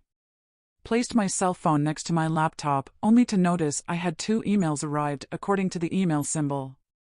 Distracted with footsteps on the stairway, I heard Mel calling out Doug's name. You'd better come down, said Mel as if panicked. What the hell is it now? I heard him shout as his bedroom door opened. I pulled a face at his tone of delivery. Someone has smashed your windshield. I slapped my forehead, rose to my feet, picking up my cell phone and stepped out into the hallway. Doug pushed past me, his cheeks rouged, tight-lipped, a look of anger on his face. Hell, it'll be that damned builder of yours, he spat out as if it were my fault, his sneakers pounding on the treads. I had to wonder if they hadn't seen my message. Did you see it happen? I asked Mel as I followed her down to the front door. No. It was already done when I looked out of the window, deep in thought. Imagined I was seeing things at first, said Mel. By the time we arrived at the front door, Doug was kicking his tire and cursing as if it were now the car's fault for not alerting him. He'll blame me, just watch, said Mel. Did you see him do it? He asked Mel, spitting out his words. Or was it you? Me? Why me? Don't be stupid, said Mel and scoffed. You know why. Mel huffed her shoulders and walked back inside the living room. Give me your cell phone. I'll phone that sheriff of yours, said Doug. Calm down, I said. Let's talk this through first. I don't want them coming back when you've gone. The rest of the crew were alerted with all the kerfuffle, and they crowded in the hallway. What's happening? Asked Mary. Let's all go into the living room, and Doug will tell you. I'll make coffee for you all. I ushered Doug with the rest of them out of the hallway and walked into the kitchen. Preparing the coffee machine, I opened the drawer for some spoons. There on the tray was a business card the old guy at the gas station had given me. What stood out was the large print that said, "Emergency auto windshields repaired and replaced." I slipped the card in my pocket. I set all the cups on a tray with the coffee jug and headed back to the living room. Problem solved, I said, and set the tray down on the coffee table. I took out the card and gave it to Doug. That's the gas station you passed 20 miles back. Phone them.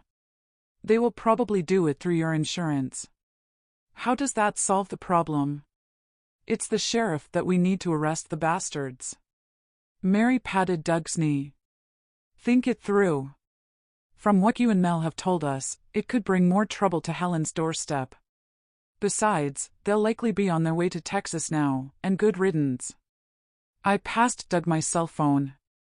Just phone the gas station. Doug sighed, snatched my cell phone, then pushed back on the sofa cushion. I shared a glance with Mel. Mel shrugged. Thankfully, Doug seemed to have calmed down and dialed the number. Mel waved her head as a signal to join her out of the room. Goodness, he can fly off the handle, I said as we entered the kitchen. That's not the half of it. Once he gets the windshield replaced, maybe he'll calm down. I can't believe that he hit on you. What a jerk. We never talked about you staying with us, but that would have been okay with me. Her eyes moistened. I put my arm around her shoulder and gave her a hug. We need to keep him busy, and maybe it's better if I keep the two of you apart, I said. Don't worry about me. I only have a few more days to suffer him from what you said. We were interrupted when the girls entered, carrying our coffee. Thought we'd leave the guys to it. They're sending someone to sort out the windshield, said Mary. That's good, I said. Once you've all had breakfast, we could do to start the decorating. I think it would be more fun if we girls started in the main living room, and the guys could start in the spare living room after they've cleared out a dresser from the basement. Good idea, said Mary. I'll make the breakfast for everyone. Just show me where you keep everything. I'll help, said Mel. With all the girls stuck into making breakfast, it was time to get the guys busy. I stepped into the living room and clapped my hands. Come on, fun's over. Let's get you all to work while the girls make breakfast. I turned to Doug. Can you take them down to the basement and get that dresser to the dumpster? Sure. He turned to them. Turn left in the hallway, door on your right. I'll be down in a minute. As soon as they were gone, Doug took a hold of my arm. Listen, sorry if I was sharp earlier, snatching at your phone and all. It's not the real me. I'm stressed, that's all about the situation with Mel. But I do love her. I'm going to give it one last shot at sorting things out with her. It's just that she's being so cold with me, and it makes it difficult. Thing is, we've both been under a lot of stress with the infertility treatment. I try hard to make things right between us. I really do. Well, good luck, I said, and moved away from him, his hand slipping from my arm. Listen, I've been thinking, with me and Mel going through bad times, maybe it was cross of me asking you to come and stay at mine if she left me. Saying that, I have an empty furnished apartment that doesn't have a tenant. The offer is there for you to stay there if needed. Doug, get down here, Toby called out, to my relief. We're good, right? Said Doug. Yeah, we're good. With his back to me, I blew out a cheek full of air as he left the room and flopped on the sofa. Maybe he was right, I thought, and it was Mel's fault for having been cold toward him. But then I thought, maybe it was his fault and the games he played she could no longer stand anymore. Either way, it wasn't my problem. I wasn't about to stick up for one or the other, and I wished the weekend would end so I could get on with my life. As soon as I stepped out into the hallway, Doug appeared through the basement doorway. You need to see this. It'll blow your mind. He waved me onward, stepping to one side as I entered, and I stepped down the treads. To say I was intrigued would have been an understatement. The dresser was to one side in pieces, revealing a hole in the basement wall. There was a light hanging from a cable inside the void. Don't tell me there's a shrine of some sort in there, or a body. Nah, nothing like that. Go see, said Doug. I ducked down and stepped inside the void. Doug appeared beside me. Look at these, he said, bending and scooping up some sort of paper bands and gave me one. I read the print. They were currency wrappers. Printed with $1,000 in $100 bills in large type on them. We've roughly counted them. There's enough to wrap more than $1 million. My jaw gaped, not knowing what to make of their discovery. Doug swayed his head, reached out and rattled some chains. What are those? What do they look like? They're shackles. Oh, my God, let me out of here. I brushed past Doug, stooped, and then shuffled out into the basement. Trying to catch my breath at the onset of a panic attack, I bent over to hold my knees at the sound of the guys laughing. What's so funny? I said in faltering breaths, and then thankfully, I caught my breath. Toby stepped up to me. It's not like there's any money or a body in there. Those chains are that rusted. They must be ancient, said Toby. You are assholes, I said. Just get the dresser bits to the dumpster, and I'll lock the door. Don't think I've ever moved as quick as I raced up the stairway and into the kitchen. Jesus, Helen. What's wrong? Asked Claire. I'll explain in a minute. Not sure what to make of what I've just seen. I'm thinking. My mind turned over thoughts. It could have been where the previous owner of the house imprisoned the torso girl before he murdered her and then buried her in the woods. Chapter 28. Revelations. The girls all clamored around me as I recounted the details of the discovery in the basement when all heads turned. The guys entered the kitchen. Everything is in the dumpster. Is breakfast ready? Asked Toby. Yeah, we'll carry it through to the dining room. We can't all fit around the island, said Claire. Phone the sheriff and tell him what you've found, said Mary. I wouldn't bother, said Toby. If you recall, Mel told us all earlier that they searched the house under warrant. Looking at those bill wraps, they're covered in fingerprint dust. I glanced at my hand, and sure enough, they were soiled. It crossed my mind when Sheriff Clark had said he couldn't discuss open cases. All the same, I had it in mind to mention it when he arrived. Over at the sink, I washed and dried my hands. Listen, you all go on through with your breakfasts. I'll join you all shortly, I said. Left alone with my thoughts, I filled up my coffee cup and took a seat at the island. Daydreaming, going back over events, I heard a vehicle pull up outside. Over at the window, I didn't recognize the gray van, or the young guy who jumped out of the driver's seat. However, the old guy who climbed out of the passenger side and who limped toward the front door, I recognized him in a heartbeat. I rushed to the door and opened it to see him struggling up the steps to the porch. Do you need a hand? No, I'll be fine, Missy. Say, you're not Douglas Drinkwater, he said and chuckled as he made it to the door. I'll get him. Step into the kitchen. Coffee? Don't mind if I do. Kind of you. I had him take a seat on a stool at the island, then brought Doug to him. Doug completed all the paperwork, then giving his leave, went back to finish his breakfast. So, how's you settling in? Fine, I lied. I keep finding out about the history of the house, but I'm guessing you know it all? Guess I do. Did you know the previous owner was suspect for the murder of the woman they found buried in Ladybird Woods? His leathery cheeks rouged. Guess so. What else have you found out about the history? I hear it used to be owned by the Clark family. What's more interesting? I found a hiding place in the basement with some shackles. Do you know anything about that? Hell, no. But maybe the rumors are true? What would those be? Well, according to town folklore, when Clark made his snake oil concoctions, they press-ganged Chinese immigrants into slave labor for food. It's said they had them sleep on the factory floor under guard. Word had it that if they tried to escape, Clark would put them in a dungeon, but no one ever mentioned where the dungeon was. Could be that's what you found, he said and snickered. This ain't the original building. It was originally a single story. They knocked down to the foundations and rebuilt, but likely they kept the basement as it was.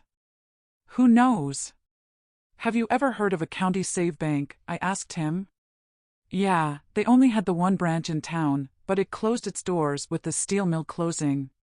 The Clark family used to own it years back, but they sold their shares to build a factory. Still, one of the family was manager there after the sale, right up to it closing. Most of their loans were for local mortgages. That's why they had to close. Bad debts. I reckon the family already knew the steel mill would close when they sold out. There was a knock on the front door. It was the young man to say he'd finished, and he handed over the key. I called on Doug to see to him. The old guy turned to me. I guess we'll be going then. Don't go wandering off this weekend, especially on foot. We're due a severe storm. It's the only reason I came along. Harry here is taking me home. Have a pleasant weekend. You too, I said, and left Doug to go out to check their work. Doug returned and joined us all in the dining room. It's raining again, he said. Thank God they've fixed the windshield. I told them what the old guy had said. Makes sense, said Mel. I wouldn't worry about it. That's as maybe, but I need those chains removing and the wall bricked up. Doug laughed. Good luck finding another builder. Maybe you'll check them out better this time. It's not something we can do. We don't have the tools or the materials to brick up the wall. Doug was an idiot. Goodness knows how I'd find another builder after what I'd experienced. My body leaped at the crash of thunder overhead, rattling the windows, followed quickly by a flash of lightning. Oh, my God, said Mary. They were right about the storm. We gathered around the French doors. It was overcast. The rain bucketed down, hitting with such force, it bounced off the ground. The long grass was almost flat, bending and swirling in the wind to yet more thunder, with a flash of lightning striking a tree in the woods. Better stand back, I said. I'll see what the news is saying, said Toby. Mel, help me clear up the breakfast things, then we can all start decorating. Nothing much else we can do, I said and made a start on clearing the dining table. It was the first opportunity I'd had to speak with Mel on her own. I told her what Doug had said about giving it a last shot at rekindling their relationship. She took a seat on a stool at the island. Doug said that, did he? He has a funny way of showing he loves me. Maybe we'll talk when we go to bed. There'd have to be changes. It's not just his decision to give it a go. It might not be what I want, so we'll see. I hadn't had the courage to tell her of the offer he'd made for me to stay in one of their furnished apartments. All I knew was the sooner the weekend was over, the better, despite events. Their problems were not my problems. As much as I didn't want to leave my house, if I had to, I decided that I'd book into a hotel until I found another builder, even if it meant traveling a distance, so I could get on with authoring my book. With the dishes washed and everything put away, I turned to Mel. I'm going up to my study to check my emails. Fine, I'll organize the girls to start in the living room. If you could have a word with the guys on your way. I turned to leave, then snatched a look at the door when I heard the flap snap to a close. I let out a scream. A bedraggled and wet-through Lucky glared at me as if I was crazy. Mel stepped back, her jaw gaping. We shared wide-eyed glances. Holy crap, am I seeing things? I said, tears welling in my eyes. Despite him being wet through, I snatched him up in my arms and smothered him with cuddles. It was Lucky, all right. There was no mistaking his flea collar. All the others appeared in the kitchen. I wasn't crying as in bawling, but tears streaked down my cheeks. I chuckled, then laughed. How can that be? Asked Toby. I don't know, but I'm just so pleased he's alive, I said, holding him with one arm, and swiping the back of my hand over my face to wipe away the tears. That Jason guy must have found a stray black cat, said Doug. He said he had a cat. What a shit, said Claire. Poor cat, whose ever it was. Maybe it was his cat, and he killed it, seeing as they were moving. At least you have your cat back. Whatever. Thanks be to God they're off to Texas. You hope, said Doug. They could have been lying. Looking at the weather, they might not make it and hang around. Mel gave him a dig in the ribs. Leave it out. There's no reason for them to come back now. She's paid them. What was that for? That hurt. They could be lying about Texas. What's betting they didn't take those old appliances and bits of furniture to Goodwill? What's betting they sold them to a thrift store? They'll have money for a hotel, said Doug. I could have slapped Doug if I weren't holding Lucky. What he said killed my idea of staying in a hotel, in case it would be the same one if that were the case. Chapter 29. Uninvited Visitor. Doug took a hold of Mel's hand. Can I have a word in private in our room? Why? It didn't look as though she was going to make it easy for him with an expression as if she had dog dirt under her nose. I'll tell you when we get there, or it wouldn't be private, now would it? Go on then, I'll be right up in a minute. Mel listened at the kitchen door as Doug's footsteps creaked up the stairway. Maybe this is him going to make things right with you? Maybe, we'll see. Come here and give me a hug. I think we both need one. I'm so pleased you got your Lucky back. We embraced. Thanks, I needed that. Mel sighed. Oh well, let's see what it is he wants, she said and broke away, then mooched to the stairway.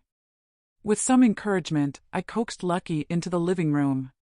The girls were busy putting dust sheets over the furniture, with Toby and Jeff moving the tall cabinet away from the wall. Turn the volume up on the TV, will you? Said Jeff. I had to move Lucky along the dust sheet on the sofa to get at the remote under the cover. And emergency services have had to ground their helicopters, curtailing rescue efforts until the storm passes.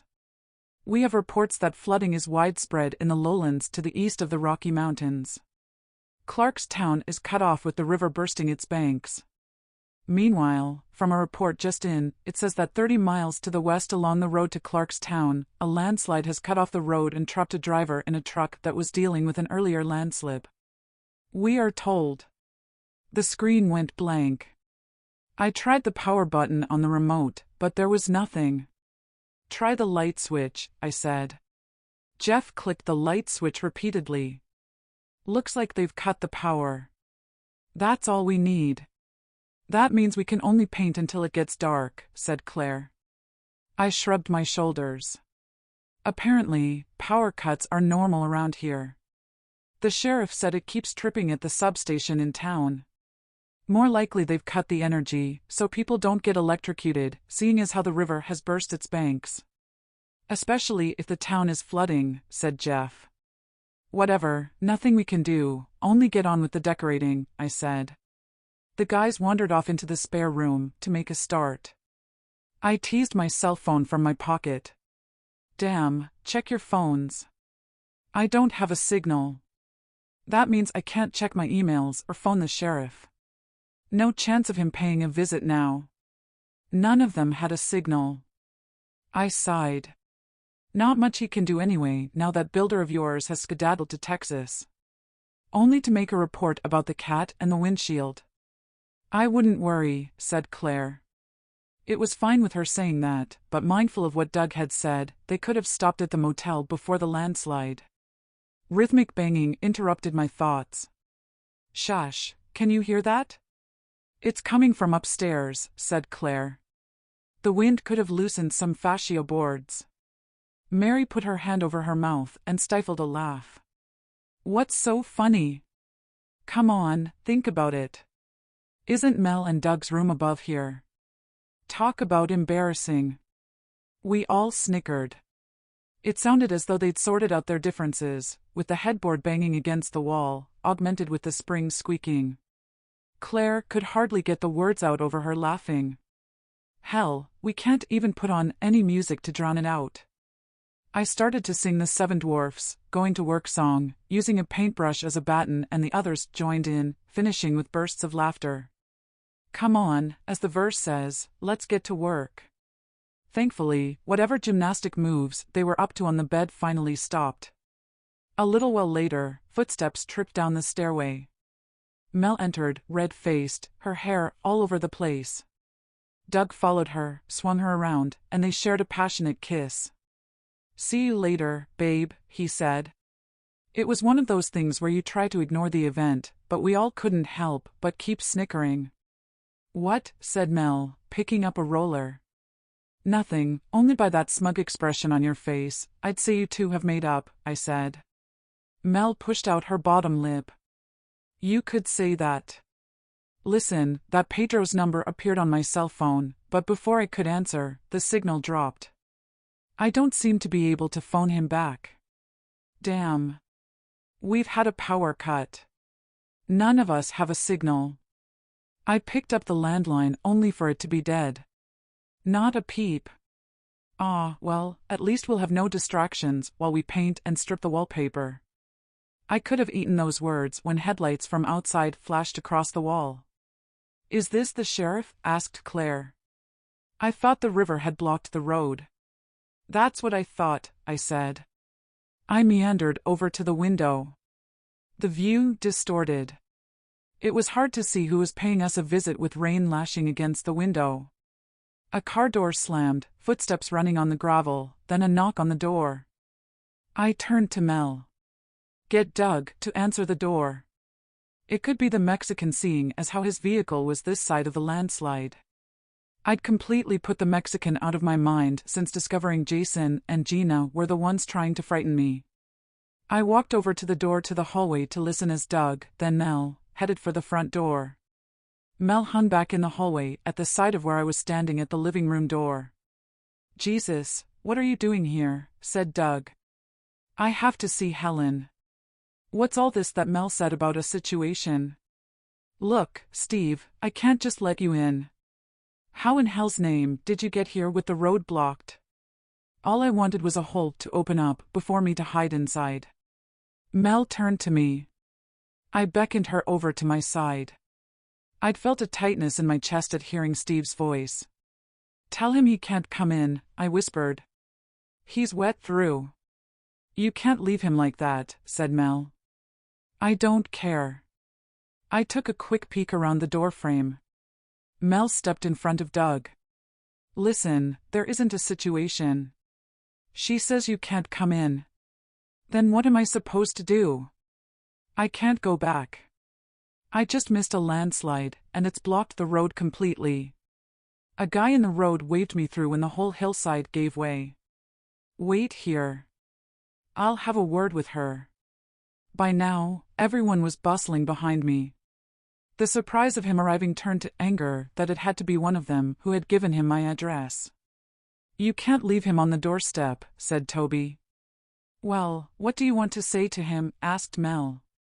He's soaked through even with the short distance to the porch, said Toby, and looking pained. I stood there, not believing they were sticking up for him. Chapter 30. Cold-shouldered. Everyone talked at once, offending my hearing and not taking in what they were saying. The situation with Steve arriving blew my mind. Above all the hubbub, I heard Doug raise his voice. "Hell, Steve, when are you going to get the message? It's over. She doesn't want to speak with you. Why can't you take it that it's finished between you two for an answer? You're putting us all on a spot here. You should go. Wait here while I find out what's happening." I placed my hands over my face and shook my head. I heard the front door close. Mel had gone missing when I heard footsteps tripping down the stairway. She stopped at the living room doorway next to me with an armful of clothes, a towel, and an umbrella. "Well, have you decided?" she asked, though seeing as she had the umbrella, she must have known how I'd answer. "I need him gone." Mel smacked her lips and shook her head. "Helen's right," said Doug. My mind exploded. Doug stepped over to Mel. "How in hell's name has he got Helen's address?" "Wait a minute, what are you doing with my clothes?" he asked Mel. "He can't do anything in those wet clothes. He'll need to change. Besides, where can he go with the road blocked?" She turned to me. "You'll have to let him in." Apart from Doug, everyone had their opinion that I should let him in. It sort of failed to cut the odds as to who gave him my address. With the scowl I set, I imagined I could have planted potatoes in the furrows as I looked at each one of them in turn. "Stop it, all of you." I paced around, trying to come up with a solution, anything but to let him inside. I threw my arms in the air, then turned to Doug, having had an aha moment. "There's a motel before the road is blocked. He can stay there until it's clear. He can damn well change out on the porch." "You go tell him," I said, directing the order at Doug. You could have cut the atmosphere with a knife. It was as if I'd turned from the perfect hostess to the world's best bitch with the looks headed my way. Mel huffed and walked onto the front door, with Doug following. "Sorry, Steve," said Mel. Doug butted in. "I don't know why she's sorry. It's your own fault. You can get changed on the porch and let me have my clothes back when you get home. Helen says there's a motel where you can stay until the road is clear." "I know. I tried the motel. With the landslide, it's full. Then you'll have to wait in your car until they open the road." The front door slammed to a close. "That was rude." "There was no need to slam the door on him," said Mel as they entered the room. I ambled over to the window and looked outside in time to see a hazy figure of Steve at his car, fighting with the umbrella as the wind turned it inside out. When I turned, they were sitting around and whispering. If it wasn't for the storm, I'd have told them all to leave. I stood akimbo. "So, is someone going to own up who gave him the address?" They all exchanged glances. Toby rose from the armchair. "I won't be accused of giving him the address. I'm going to my room." He stormed off, with Mary rising from the armchair to join him. "There must be another explanation," said Mel. Doug scoffed. "What, like he's put a tracker device on her pickup before she set off from LA? "Don't be stupid," said Mel. "Come on, look at the lyrics of that song he wrote. He's capable of anything. I'm telling you, he's gone deranged. Look, don't go arguing over my problem. For now, he's out of the rain in his car, so he'll not die of hypothermia. The storm clears tomorrow. Just leave it." "Well, I'm not in the mood for decorating," said Claire. "I have a headache. I'll go take a rest." "I'll come with you," said Jeff, both of them ignoring me as they hurried out of the room. I flopped on the sofa next to Lucky and picked him up to settle him on my lap, stroking him as if he were a childhood comforter. "Listen, there has to be a plausible explanation as to how he got the address." "I doubt any one of us would have given it to him," said Mel. I didn't answer or look at her, still seething inside. I wasn't buying that there was any other explanation. All it did was to confirm where one of their loyalties lay, having been friends with him since high school. I was the outsider now that we weren't an item. I just wanted them all gone. I'll make coffee, said Mel. I have a headache coming on, I said and rubbed at my brow. Doug came and sat beside me on the sofa. Thanks for dealing with him. Sorry I had to involve you, I said. Hey, that's what friends are for. I've been thinking. I know we worked out it was your builder guy who sent the emails and strung up that cat, but we don't know that for certain. I'm thinking it could have been Steve. You were right not to let him in. But what about the cards? Well, yeah, they messed with the cards all right. Maybe that's all they did. Steve hadn't been to the bar ever since I visited him over the lyrics.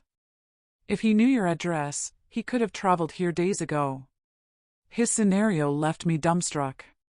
I'd no sooner come to terms with Jason and Gina as those responsible for everything that had gone down, than his words had me wondering if he could be right. I turned to Doug. Listen, I need some time on my own. I'm pleased you and Mel have sorted your differences. I need some alone time. I'm going up to my study. Mel entered with 3 mugs of coffee. Hey, thanks, honeykins. Just what the doctor ordered, said Doug. I'll leave you 2 lovebirds alone, I said, and took the mug from Mel without sharing eye contact. Arriving at my study, I took a seat at the desk and placed my mug to one side, then placed my elbows on the surface to take the weight of my head on my palms. I roared at the whole situation. If only Doug had kept his thoughts to himself, I wouldn't have been troubled about those emails and the cat I'd found hung on the porch. All I hoped for was that the weather would change in the morning as the forecast had said, and Steve would be gone for good, together with my so-called friends. It wasn't any good trying to work out who'd given him my address. They were all capable of doing that. For all it was an evening, the room was dark with the weather outside. At least the glass of the French doors wasn't pelted with rain, the canopy giving cover. Still, it was thundering outside with a howling wind. The only saving grace was the time between the thunder and lightning streaks were further apart, showing the storm was moving away. Reaching into the drawer, I took out a box of matches and lit the candle. Drawing my laptop toward me, I opened the lid and fired it up. I'd hoped the battery would last a few hours so I could get on with authoring my story. With my fingers on the keyboard, I prayed I would immerse myself in something other than the situation surrounding my thoughts of events. It was hard at first to put Steve arriving at my doorstep to one side, but then the words flowed from my mind through to my fingertips dancing on the keyboard. In no time, I had the draft of the first 3 chapters. I found it so rewarding. It's strange that when writing, I always formed images in my head of the scenes and characters as if they were playing out the scenes as they would in a film. If nothing else, it excluded all other thoughts. Sitting back in my chair, unfortunately, the elation was over. My thoughts turned to Steve. Rising from my chair, I headed outside and along the hallway to the empty bedroom at the front of the house. Standing back from the window, I peered down at Steve's car near the end of the drive. He had his vanity light on, and the engine running, with plumes of mist bellowing from the exhaust. His windows were misted, so I couldn't make out his features, only a shadow. I wished I could have got into that head of his, but telepathy was a power I didn't possess. At least the wind had dropped, and the rain was down to a drizzle. Letting out a sigh, I stepped back to my study. There was just about enough left in the battery to put it in text-to-speech, so I could hear the words play back for the first edit. Goodness knows how long I'd been up there, but I'd played back the chapters many times. My body leaped to the sound of what sounded like a rifle shot. Rising from my chair, I dashed out into the hallway with the candle. I wasn't the only one. They were all out there apart from Mel. "Did you hear that?" said Doug. It sounded like a gunshot. Chapter 31. Shot fired. Mel stood at the doorframe to her bedroom, holding a plate with a candle. The flickering light from the flame accentuated her features with an apparent look of disdain that she threw my way. My view of Mel now was of equal measure as regards our disparity, her having taken Steve's side. "Don't know what all the fuss is about." "It was probably thunder," said Mel. I think I'd know the difference, said Doug. Have you had a look out of the window? I asked Mel. Not with the possibility of bullets flying around if I'm wrong about the thunder. I brushed past her and on over to the window. Pulling a curtain to one side, I peered outside. It had stopped raining. The vanity light was on in Steve's car, but I couldn't see him. I guessed he could be lying across the seat, sleeping. Either that or he was out of his car. Toby peered over my shoulder. I turned to him. Why would anyone be out in this weather? It's not exactly conducive to hunting, I said. I hope Mel is right, and it was thunder or maybe lightning cracking. Toby put his hand over his mouth. He moved closer to the window. I can't see Steve, he said. Oh shit. I hope Steve's not blown his brains out. My mind exploded at the suggestion. I let go of the curtain and twirled around. We exchanged glances. They all looked aghast. Oh, God, no. I can't see him in the car either, said Doug. We'd better go check on him. He took the candle from Mel, and I followed him down the stairway. I unlocked the bolts and turned the Yale. It'll be your fault if he's put a gun to his head. You should have let him inside, said Toby. His sentiments followed me all the way to Steve's car. Visions of Steve laying dead across the seats tortured my mind. Doug grabbed my shoulder, stopping me mid-step. Let me look first, he said. I ignored him, following on behind, then caught up with him as he snatched at the door handle.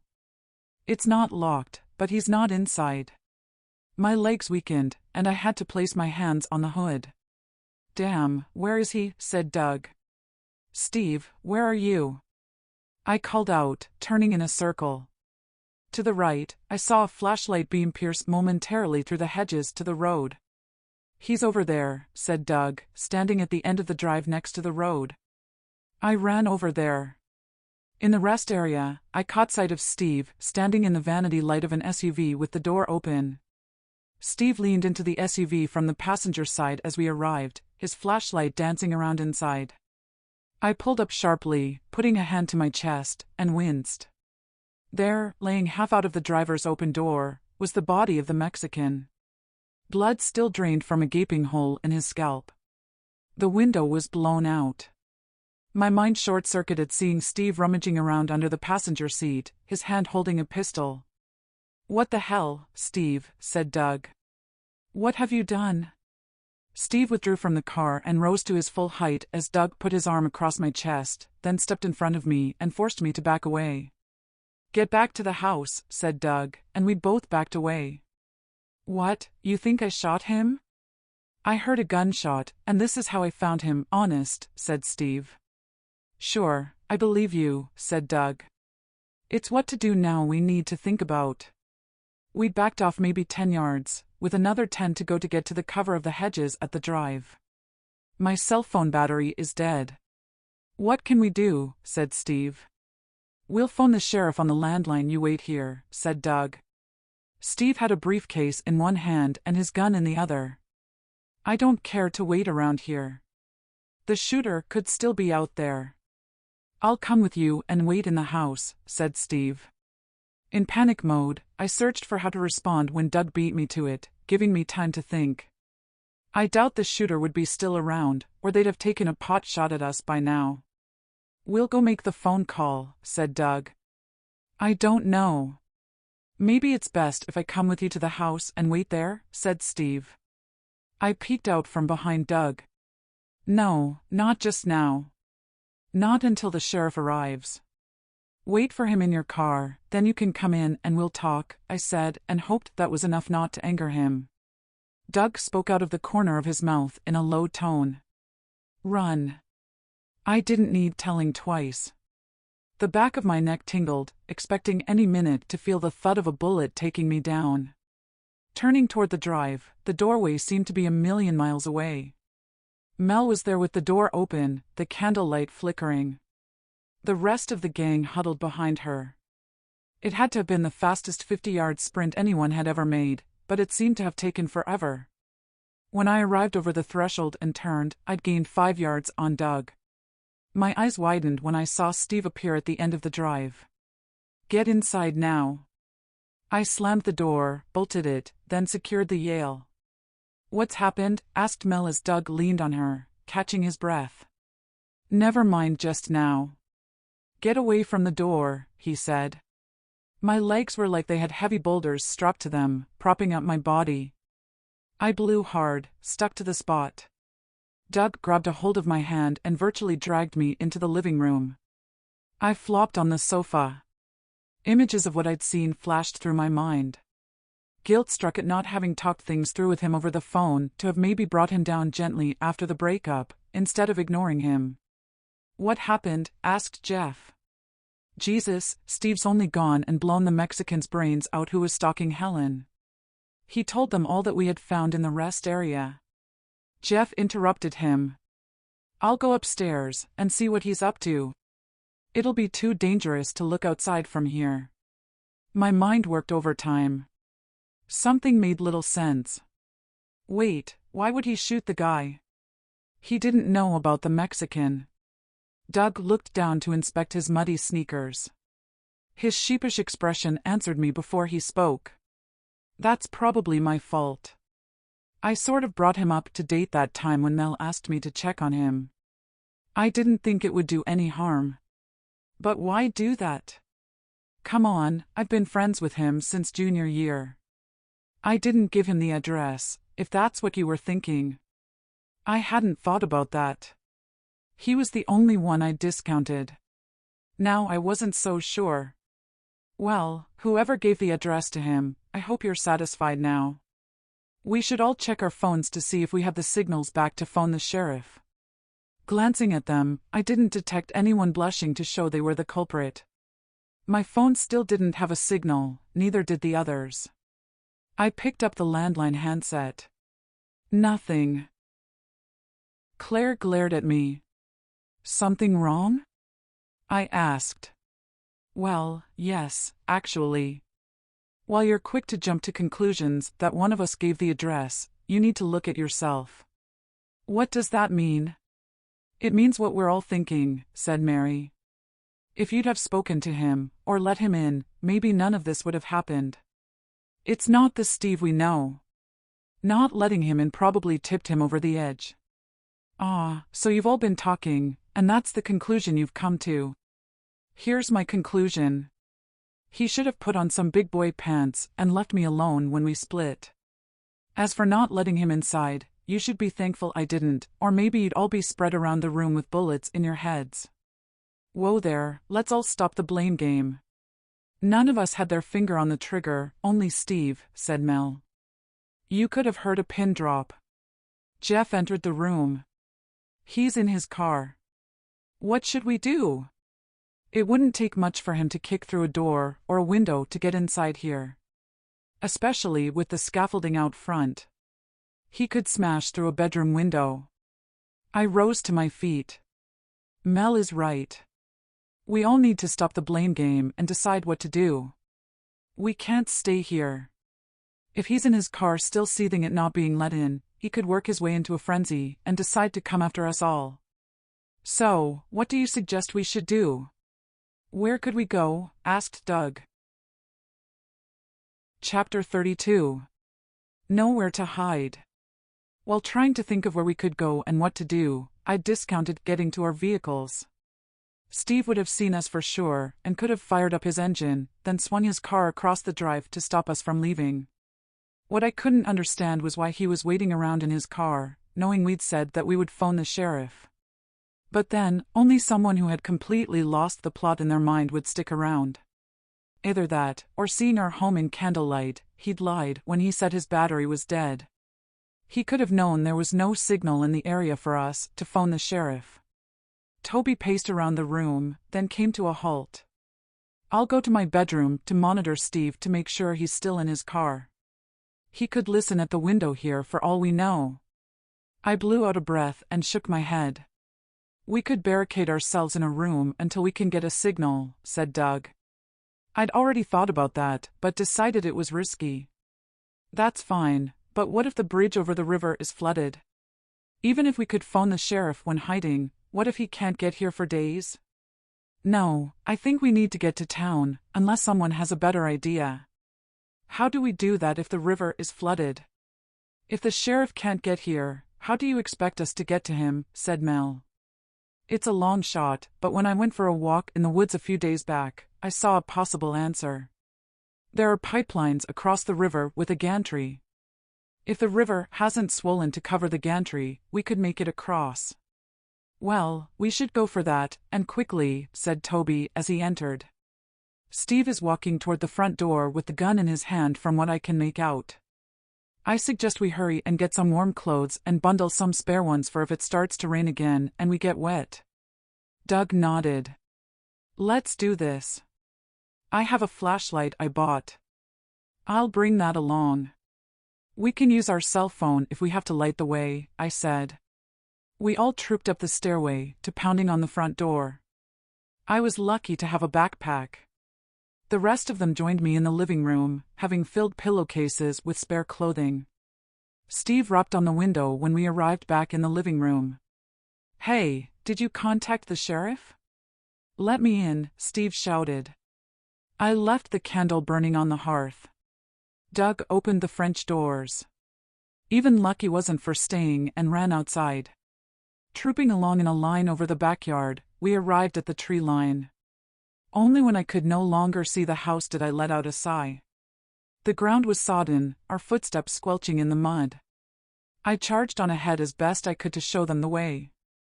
It wasn't that simple, with areas of the woods flooded and I had to make detours, losing my bearings. All I had to go by was the rush of the water to tell me that we'd eventually hit the riverbank. My shoulders dropped as we came close to the river. I'd never seen or heard a torrent like it as the sound of the raging waters deafened. The area beyond the bank was flooded where I'd watched the fishes, so it was impossible to get near to the river. At least I could find the gantry from there and turned right. When the pipes came into view, I gasped. There was a dip in the ground to get to the stairway to the gantry, and it was flooded. We all stopped.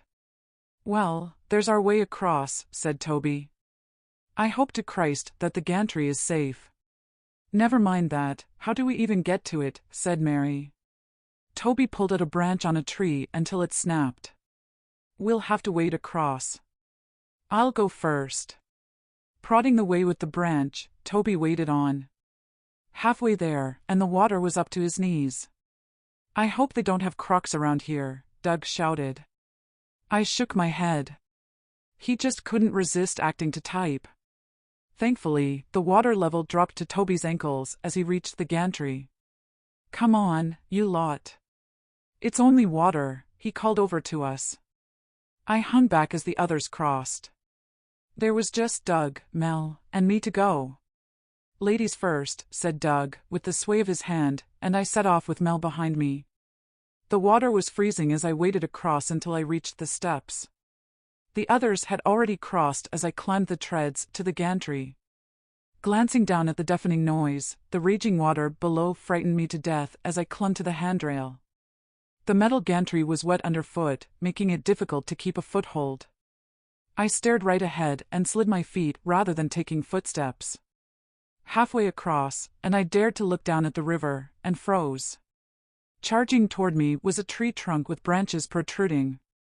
There hadn't been time to avoid it as it arrived at speed. Turning away and gripping the handrail, it smashed into the gantry with force. I lost my footing, but not my grip.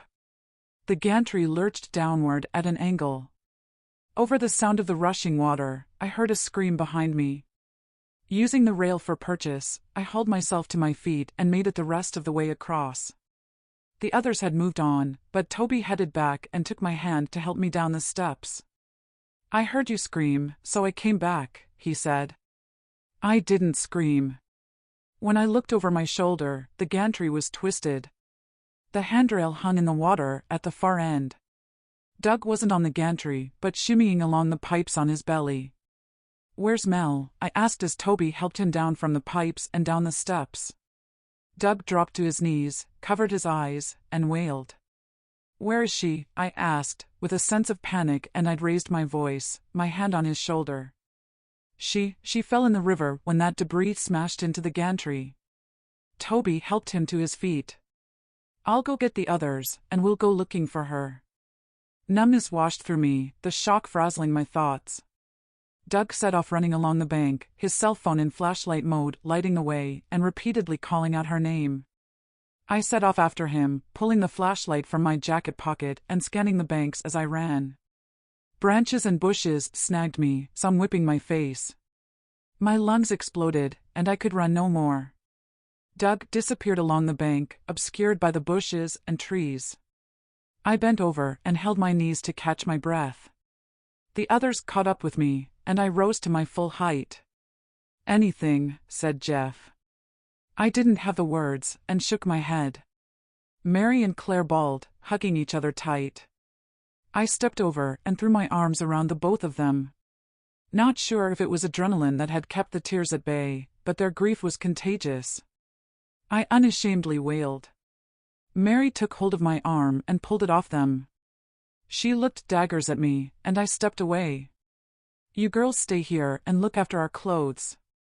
We'll find Doug, said Toby. They snagged the pillowcases on branches and left them hanging. Here, take my flashlight, I said. Leaning against a tree trunk, I glanced at the river through moist eyes. I couldn't see anyone surviving the wrath of the raging waters. This is all your fault, Mary screamed out at me, with Claire holding her back. Leave her. She's not worth it, said Claire, dragging her back as she was about to charge at me.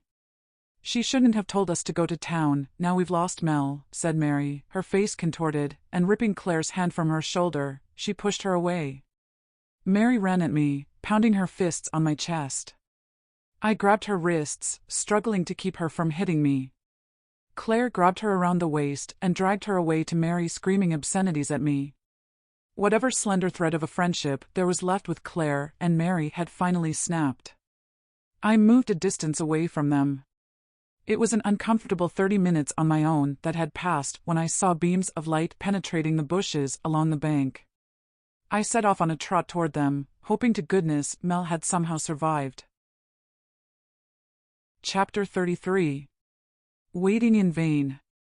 The anticipation of wondering if they'd found Mel was killing me as I picked up my pace toward the flashlight beams.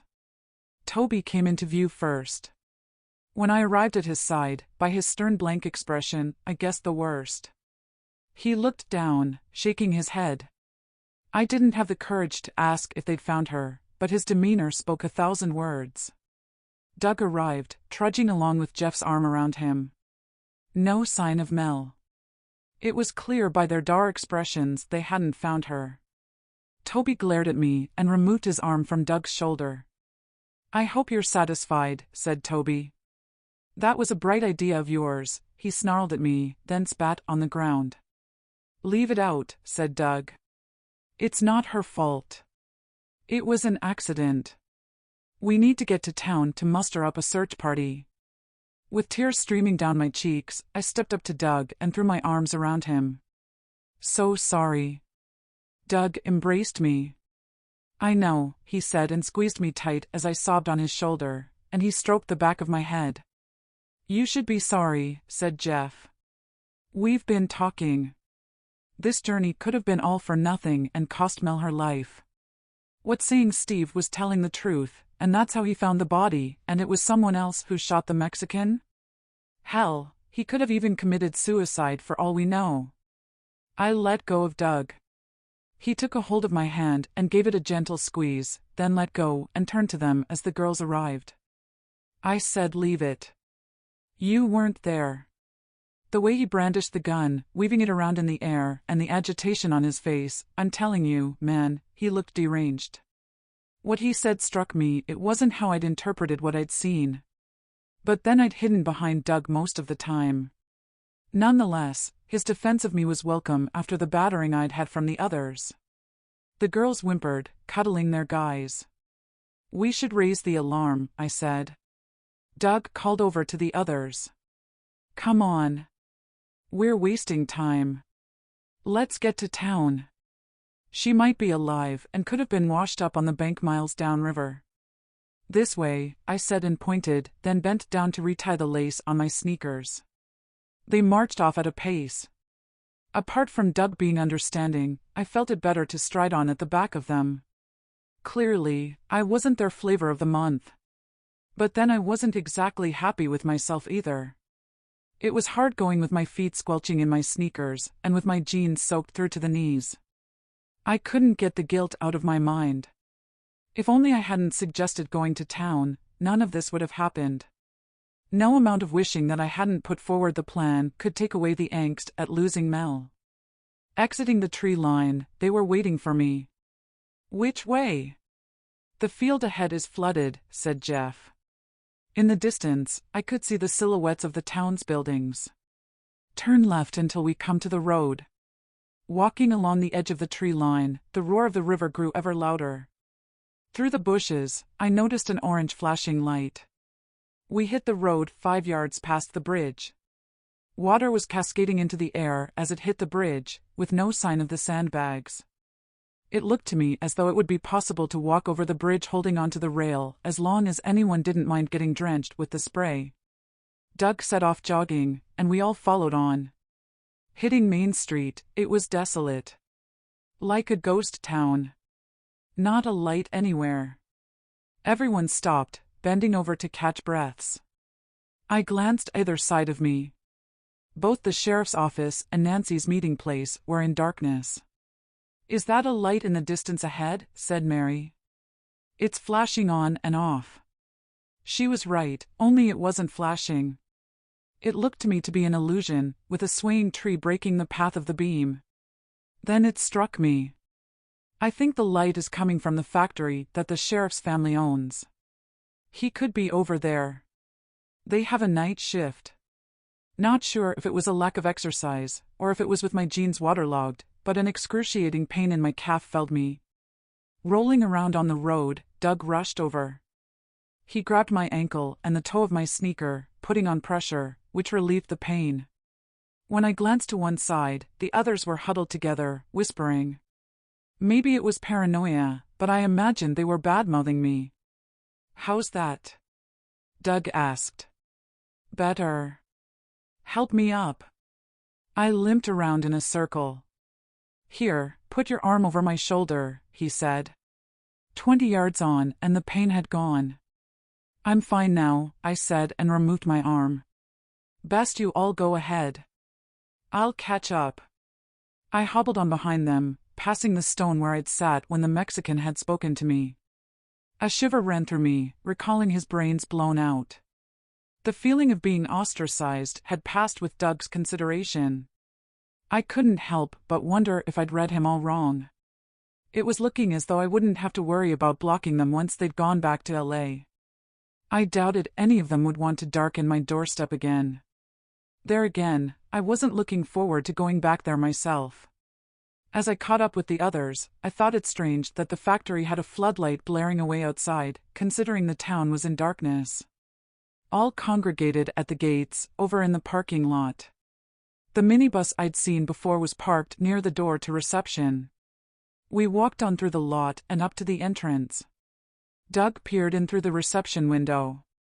There was no doubt someone was in there. The sound of a machine rhythmically pounding away cut through the quiet stillness outside. I can't see a light inside, said Doug. Jeff was missing. He appeared around the corner. There's a generator running around back. There are some windows, but they're high up, he said to Doug, hammering with his fist on the door. Damn, it's locked, said Doug, ragging at the door handle. They'll not hear us with that machine banging away. There's a ladder around back. Maybe if we put it to the window, we can get their attention, said Jeff. Has to be worth a try, said Doug. We all trooped around back. Jeff and Toby carried the ladder, extending it to reach the windows. Doug shimmied up the rungs and peered inside. He rapped on the window. Doug must have been up there for 10 minutes, banging the window and waving his arms. He climbed down. I can't get their attention. What did you see? Is the sheriff in there? I asked. He's around our age with blonde hair. No, there's a bald, portly guy sat at a desk, but his back was to me. There are women in there, but the window is so high, I can only see the top of their heads. They can't hear me for two machines banging out what looks like pills. The bald guy sounds like the mayor. Not sure what to do now, I said. What's that light over there? Asked Mary. I saw vehicle headlights. Then they stopped. I can see a floodlight now. We all snatched glances in the direction Mary had pointed, to see a bright floodlight. Let's get over there, and see if there's someone there, said Doug. We all jogged in the light's direction. As we drew near, there was a van parked outside a building which was surrounded by a tall wire fence. Keep out, it said on a sign on the gate. Authorized personnel only. High voltage. There was a machine outside next to a mobile generator. The pipe on the machine pumped out water. Whatever the building was, it must have been flooded. It'll be the substation, said Doug, ignoring the sign and yanking open the gate. Wait here. He wasn't in there for more than a few minutes when he rushed outside. We're to go to Nancy's meeting place. It's some sort of coffee shop and she's opening up for rescue workers. I know it. Let's go, I said. At the edge of town, we came across two of the townsfolk ambling along and cradling rifles. Stop right there, one of them said. What are you doing out here? Are you expecting some trouble? Asked Doug, pointing to his rifle. We're deputized in emergencies. It's not unknown for there to be looting, especially with no work around here. You're not local, I take it, the guy said. I'm local. These are my friends visiting me at the Cedars. One of our friends had an accident. She slipped in the river. We need help. Oh, hell, follow me. Good thing you saw us. We arrived at Nancy's meeting place. An oil lamp was flaming in the window. Go on inside, he said. You could hear men talking loudly and laughing as we opened the door. The talking stopped. All heads turned our way to the clang of the bell at the entrance. The way they looked at us, you'd have thought aliens had paid them a visit. Goodness knows how they would help. I'd resigned myself to it being a search for a body. I think we all had that notion. Chapter 34. Plan B. I'd seen 3 pickups parked outside Nancy's cafe which had rowing boats secured with ropes in the back and over the cabs. Apart from seeing Nancy behind the counter, I wouldn't have liked to have walked in there alone. Candles on the tables gave those seated a demonic look from the shadows cast on their faces. Jed, the hardware store owner, sat close to the door, wearing a camouflage poncho and pants. He looked like a throwback to his service days in the army. His face and some of the others were covered with streaks of mud, a sure sign they'd been hard at work already with the flooding. What is it you want? Said Jed, the butt of his rifle on his knee, and wiping it down with a rag. Some of the townsfolk said you're conducting rescue services from here. We need help. Our friend fell into the river. The guys have searched for her, but we can't find her. Is there any way for us to get a hold of the sheriff? We need a search party. The testosterone in the room was apparent, with all of them armed as if expecting a riot. Calm down. We can't get a hold of Jack. Not without we get the power back on and a signal for our cell phones, he said. He's dealing with the traffic on the other side of the river after they had a landslide. Where did it happen? Where the pipes go over the river. We were trying to get to town when the gantry gave way. Still with the door open, Toby took my arm and ushered me outside, leaving Doug pleading for help. Listen, be careful what you say. We don't want no vigilantes going hunting for Steve. They're likely to shoot first and ask questions later. It's best the sheriff deals with Steve and hears him out as to what went down. I shrugged my arm to release his grip. I hear you. While we're at it, it was you who said we should go to town. I only made the suggestion. Or have you forgotten? Maybe you should remind the others? Whatever. Stepping back inside, Jed had a map spread out on the table, with Doug pointing at a location. That's as far as we got. The thickets on the riverbank were too dense to go any further, said Doug. Jed pushed back in his chair, picked up his mug, took a swig of coffee, then swiped his hand across his lips. Listen, there's no easy way to say this, but the way the river is raging, expect the worst. We can't go looking in the dark, and we can't phone for a chopper. We'll have to wait for daylight. Doug covered his eyes with his hand, his fingers rubbing his brow. Jed leaned forward. What were you doing out there? I stepped in between them. There's been an incident next to my house. We came looking for the sheriff. Nancy interrupted, filling Jed's coffee mug. What sort of incident? Nancy asked. We heard a gunshot. The Mexican I asked you about has been shot. We found him hanging out of his car. Did you see who fired the shot? No, but we didn't feel safe staying at my house. Nancy and Jed exchanged glances. So, is he dead? Asked Nancy. Afraid so. Listen, is there somewhere we can change into our spare clothes? We're all wet through?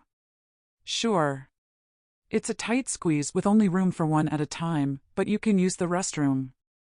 A woman burst through the door and rushed over to Nancy. My neighbor's house is flooded. They're on the roof with their children. Jed, best you get over there right away, Nancy said. Okay, we'll be right there, said Jed as he rose from his chair and then walked to the door. He turned to Doug. Listen, when we get a signal, Nancy will phone Jack to see to the crime scene. I'll also phone for a chopper to check down the riverbank. As soon as it's daylight, we'll organize a physical search. To a scraping of chairs, the others hurried outside after him. Sorry, I have nothing stronger, but you're all welcome to coffee on the house. Thanks. With the coffee mugs warming our hands, we took turns to change clothes. Doug paced around with the others at a table for 4, leaving me to sit alone. Doug took a seat beside me. I've been thinking, said Doug. It looked as though we could get across the bridge. We can't stay here all night. We'll need sleep if we're to join a search. Nancy appeared to be listening. I cupped my hand over my mouth. Keep your voice down. But what about Steve? He leaned in close and whispered. You women could detour to get back in your house through the back. I could talk to him and tell him what's happened and that it will be daylight before the sheriff can arrive. But he has a gun. Hear me out. I reckon if I start out by telling him you've agreed to let him in and talk with you, I can get him to give me the gun in exchange as a condition. It's you he wants to get to see. But then I'd have to talk with him. What if he gets nasty? No, you won't have to talk. Us guys can overpower him, and then we can secure him until the sheriff arrives. Better that than the sheriff approaching his car with his gun drawn. God forbid if that happened, and it ended up in a shootout. It made sense, but I wasn't about to decide. Not after what happened to Mel. Listen, take the others outside and explain what you have in mind. I'll go along with what you all decide, as long as I'm not the one who says so. Nancy walked over and topped up my coffee. To the clang of the doorbell, Doug ushered the others outside. Did you see a muzzle flash? Asked Nancy. No, we just heard a shot and went out to investigate. We thought the shooter could still be around and didn't want to risk staying at my house. We're just deciding if we should go back to get some sleep. The bridge looks to be passable if we're careful. If it's not possible, we could turn back. Nancy looked at her watch. Jack's brother and his team should be along soon. He deputizes for him when he's away. He's on a rescue just now. If the bridge is passable, as you say, I'll have him drive over there and guard the crime scene until Jack arrives. That would be good. I'll feel better going home, if that's possible. It was looking as though Nancy's meeting place was the hub of any rescues, and from what she'd said, it was looking as though Nancy was the one directing the effort. I'd half expected her to voice her commiserations about Mel, but she'd said nothing. To the clang of the bell, Doug stepped inside but held the door open. With the sway of his head, he signaled for me to go outside. "If you're going, good luck," said Nancy. Stepping outside, the others turned their back on me. "Well, what have you decided?" I asked Doug. "We'll try to cross the bridge to get to your house." Anger welled inside until I couldn't hold it in. "So that's what you've all decided, is it? You all want to sleep at my house after bad-mouthing me, and you just expect me to go along with it." I'll say exactly what I said to Toby. I only suggested we go to town, and it was Toby who decided we should go right away, and the rest of you went of your own free will. I want an apology before we go anywhere. There was a lot of shuffling of shoes and downward glances. If it had been daylight, I imagined there would be a few red faces in the mix. Toby raised his head. "Yeah, you're right. I said that, sorry." It was a half-hearted attempt at an apology, and not said with much sincerity in tone. "Okay, I'm sorry too," said Mary. "I still think you should have let him inside when he first arrived." "I'll second that," said Claire. "What about you, Jeff?" "Yeah, okay, I'm sorry. But let's get this straight. I didn't give him the address. Okay, let's all put it behind us. It is what it is. We all have our own opinions. Let's go. This isn't over yet, so it's best we pull together and let's pray for Mel," I said. None of them had convinced me they were truly sorry, but I was too weary to argue. All I could hope was that Doug's plan would go without a hitch. I turned to Doug. "Wait, what if you can't talk him down?" "You're putting yourself in danger of getting shot," I said. "Don't worry. We've been friends since junior school, remember? It's you he's gotten the beef with. I'll be fine." He was saying that, but we'd already lost Mel, and I wasn't happy that if his plan went wrong, I'd have Doug's death on my conscience. Chapter 35. Taking flight. With a heavy heart, head down, it was a trudge in the bridge's direction. The wind howled, with the drizzle having the force of hailstones. It was impossible to get the visions of Mel in better times out of my head, fighting with images of Steve at the Mexican's SUV, and the horror of the corpse with a hole blasted in the side of his head. Just why Steve had a briefcase in his hand, I didn't know. He'd not been the briefcase type while ever I'd known him. Tears welled in my eyes thinking about Mel, and the support she had given me over the strange events I'd experienced. That was juxtaposed with recalling her attitude being off with me after Steve's arrival. It was that thought which upset me more than anything, considering the bad thoughts I'd had toward her from that moment on. I dreaded she'd be dead, so I couldn't make it right with her. All I could do was to pray she got to the riverbank, and she'd somehow made it back to the house. I knew that was a far-out wish, and that I was only kidding myself. More than likely, I imagined that we'd probably end up with the dreaded knock on the door to say they'd found her body. Nearly there, Toby called out. Raising my head, I could see the orange warning lights flashing alternately on the road ahead. We'd all been walking in line, a distance apart. I guessed everyone had been the same as me, going over what we could have done different and ruminating over events. The force of the river hadn't abated when we bunched up together just before the warning lights. The raging waters drowned out the howling winds. A few sandbags remained, scattered around, stubbornly defying the water that poured over the surface of the bridge. A shiver ran through me. "I don't know if we should do this," I said. "Me neither," said Claire. "It can't be deep," said Doug. "Those sandbags show it'll only reach above our ankles, and well below our knees if we wade across." I wasn't sure. Even though it didn't look deep, the water running over the road surface was flowing at speed, never mind the spray cascading upward as it hit the framework of the bridge. "I'll go first," said Jeff. "Mary, you come with me. Ditch the pillowcases here. We can collect our clothes later. Put them behind a bush." "No way," said Mary. "Let's go back and sleep at the cafe." "How do we do that with rescuers trudging in and out? Besides, we're all wet through again." "Come on, I'll hold you." "Just grip the rail," said Jeff. My heart was in my mouth as they stepped forward. Jeff put an arm around Mary and gripped the rail with the other. As the water hit their feet, Mary screamed. The force of the water against their legs was apparent. They stopped momentarily, then continued. Hanging onto the rail for dear life, they edged their way across. It was hard to watch. I could see they were struggling with the force of the water with every step they took. Claire and Toby set off as the others reached safety. "You up for this?" said Doug. "Not really, but if they've made it, so can we." "Hold on to the rail with both hands. I'll step behind you with my arms around you so I can grip the rail as we edge across. Trust me, I'll not let anything happen to you.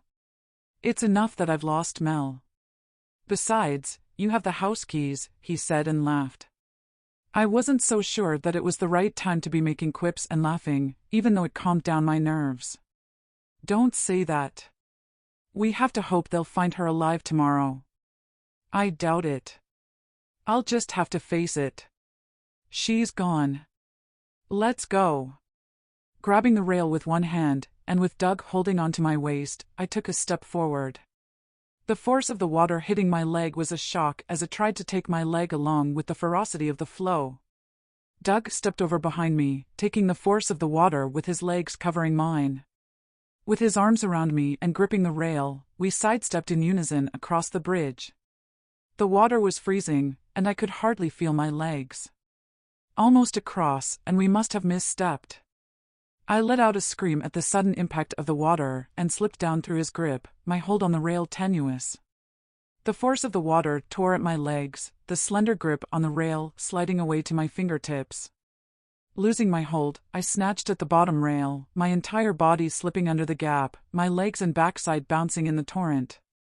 "I have you," I barely heard Doug call out above the roar of the water. He must have had a hold of my jacket as I felt tightness under my sleeves. I had visions of going the way of Mel when I felt arms under my armpits. Dragged to my feet, Toby reached out and took my hand, almost wrenching my arm from its socket as he dragged me off the bridge. Doug sidestepped the rest of the way, then leaped off the bridge and onto the road. I sat there on the side of the road, soaked through to the skin, my arms wrapped around me, shivering and bawling. Multiple headlights and a flashing light headed toward us from the direction of the town. The convoy stopped just before the bridge. Someone climbed out of a pickup, inspected the bridge, then moved the warning lights to one side. I looked on as the convoy moved on over the bridge. The first vehicle continued on, the spray from his tires soaking us all. The second vehicle pulled over. "Are you the people who reported finding a body?"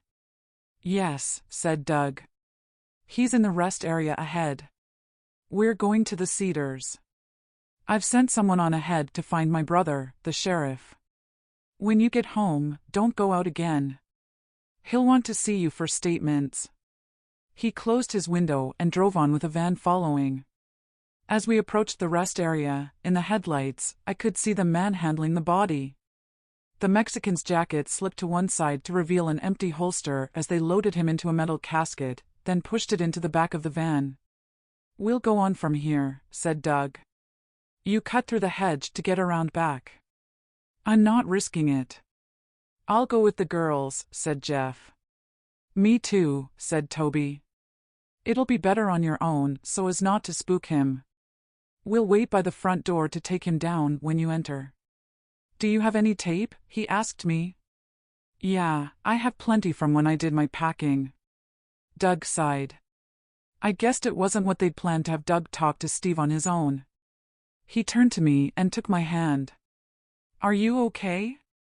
Lucky that I snagged your jacket back there.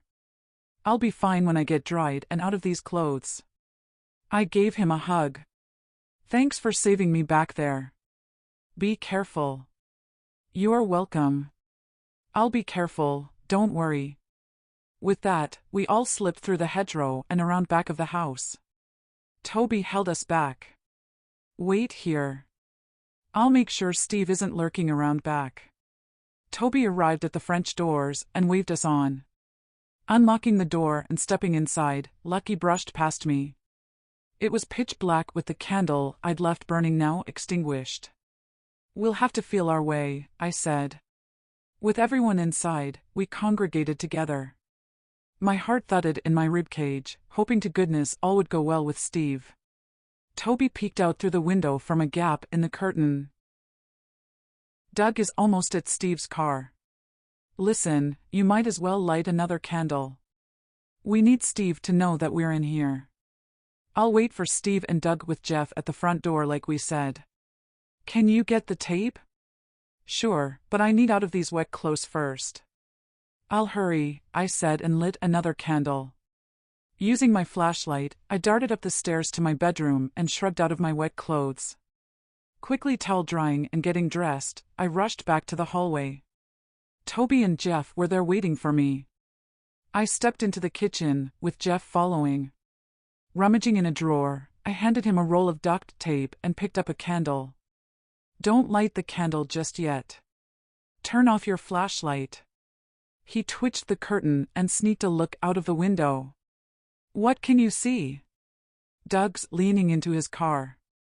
They must be talking." I dreaded to think about how the conversation was going. If anyone could talk him down, it would be Doug. All the same, there was no saying how it would go. I couldn't resist and took a peek myself. All it would have taken would have been to see a muzzle flash to know we'd made the wrong decision. Chapter 36.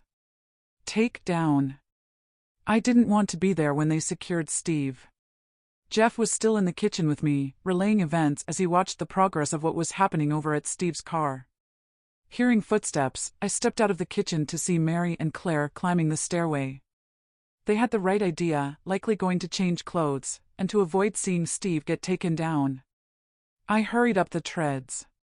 Giving my bedroom a miss, I entered the empty bedroom at the front of the house. Standing back from the window, I looked down towards Steve's car. The driver's door opened. My heart was in my mouth as Steve exited. They walked side by side toward the house, still in conversation. Doug had a hand on his shoulder, as if it was all buddy-buddy. Doug's arm raised. He had the gun in his hand, and he waved it in the air. It was as if I was a pressure cooker, and someone had released the valve to let out the steam, such was the relief. Though saying that, my legs weakened, and I leaned on the windowsill. With all the stress, my body was spent. The front door opened, then closed. It surprised me when I heard calm voices in conversation as I tiptoed out into the hallway. "Let's all sit at the dining table," I heard Doug say. It didn't sound like the plan to me, unless it was something they'd talked about earlier when I wasn't in earshot. I watched as they trooped past the bottom of the stairway, with Doug and Jeff to the rear. Jeff had his hand behind his back with the tape. Curiosity got the better of me, and I crept halfway down the stairway. "What the hell?" I heard Steve calling out. Chair legs scuffed the floorboards at the commotion with a cacophony of cussing. Then all went quiet. "It's for the best," said Doug. "You can explain it all to the sheriff, then you'll be fine." "Hell's teeth, I've done nothing." "Where's Helen?" "I need to speak with her." "Listen, we believe you, but you need to understand that we've lost Mel and we all need some sleep before we go looking for her. We can't have you roaming around. We'll cut you loose when the sheriff gets here. Just explain everything when he arrives. See how it looks to us, finding you with the gun at the scene and everything," he said. "You're all idiots." "I don't believe this." Jeff and Toby appeared at the bottom of the stairway, both with their heads down. As they trudged up the steps, Toby shook his head. "This is crap. We shouldn't have had to do this," he said as he passed me by. I could imagine how they felt and how difficult it must have been for them to subdue someone they had been friends with since junior year at high school. It all seemed so surreal. "Doug wants to speak with you," said Jeff as he trudged on by. I didn't want to go down there and dropped my butt on a step. Doug appeared at the bottom of the stairway. "I'll stay down here and guard him while you all sleep. There's no chance of me sleeping, thinking about losing Mel. He's pleading to talk with you," he said. "I can't do it." My eyes moistened. Rising from the step, I turned and rushed up the stairway and into my study. Taking a seat at my desk, I lit the candle, then leaned forward with my hands on my head. Scrubbing at my scalp with my fingernails in a sort of self-flagellation did little to stop the plethora of thoughts racing through my mind. The tears started, then I let it all go, unashamedly bawling. Lucky startled me when he leaped onto the desk, arching his back, purring, and rubbing against me. I scooped him up into my arms and cuddled him. "Oh, Lucky, why is all this happening?" I sucked in faltering breaths. Lucky rubbed his head on my shoulder as I massaged him. Stroking the back of his head, I calmed down. I was in a better place, if you could call it that. Gathering my thoughts, I recalled what I'd seen back there with Steve at the SUV. Something didn't add up. I put Lucky on the floor, rose from the chair, and paced around. It was as though I was going through a plot for a crime story in my head as I worked out different scenarios. All of them came back to Steve as the culprit for the murder, even finding him guilty of all the events that had happened, especially the emails. Though I couldn't say the same for the Santa Muerte cards. That was firmly in Jason and Gina's pocket. There wasn't any twist in the story that I could come up with. Well, I suppose I could have, but I decided that was best left to fiction. I imagined I'd only ever get to the truth if he ended up charged and in front of a judge by reading the court transcripts. Resolve washed over me, and I stopped pacing around. I had to face my fears. It was no good hiding from him any longer if I wanted the truth. With a sense of purpose, I marched out of the room and down the stairway.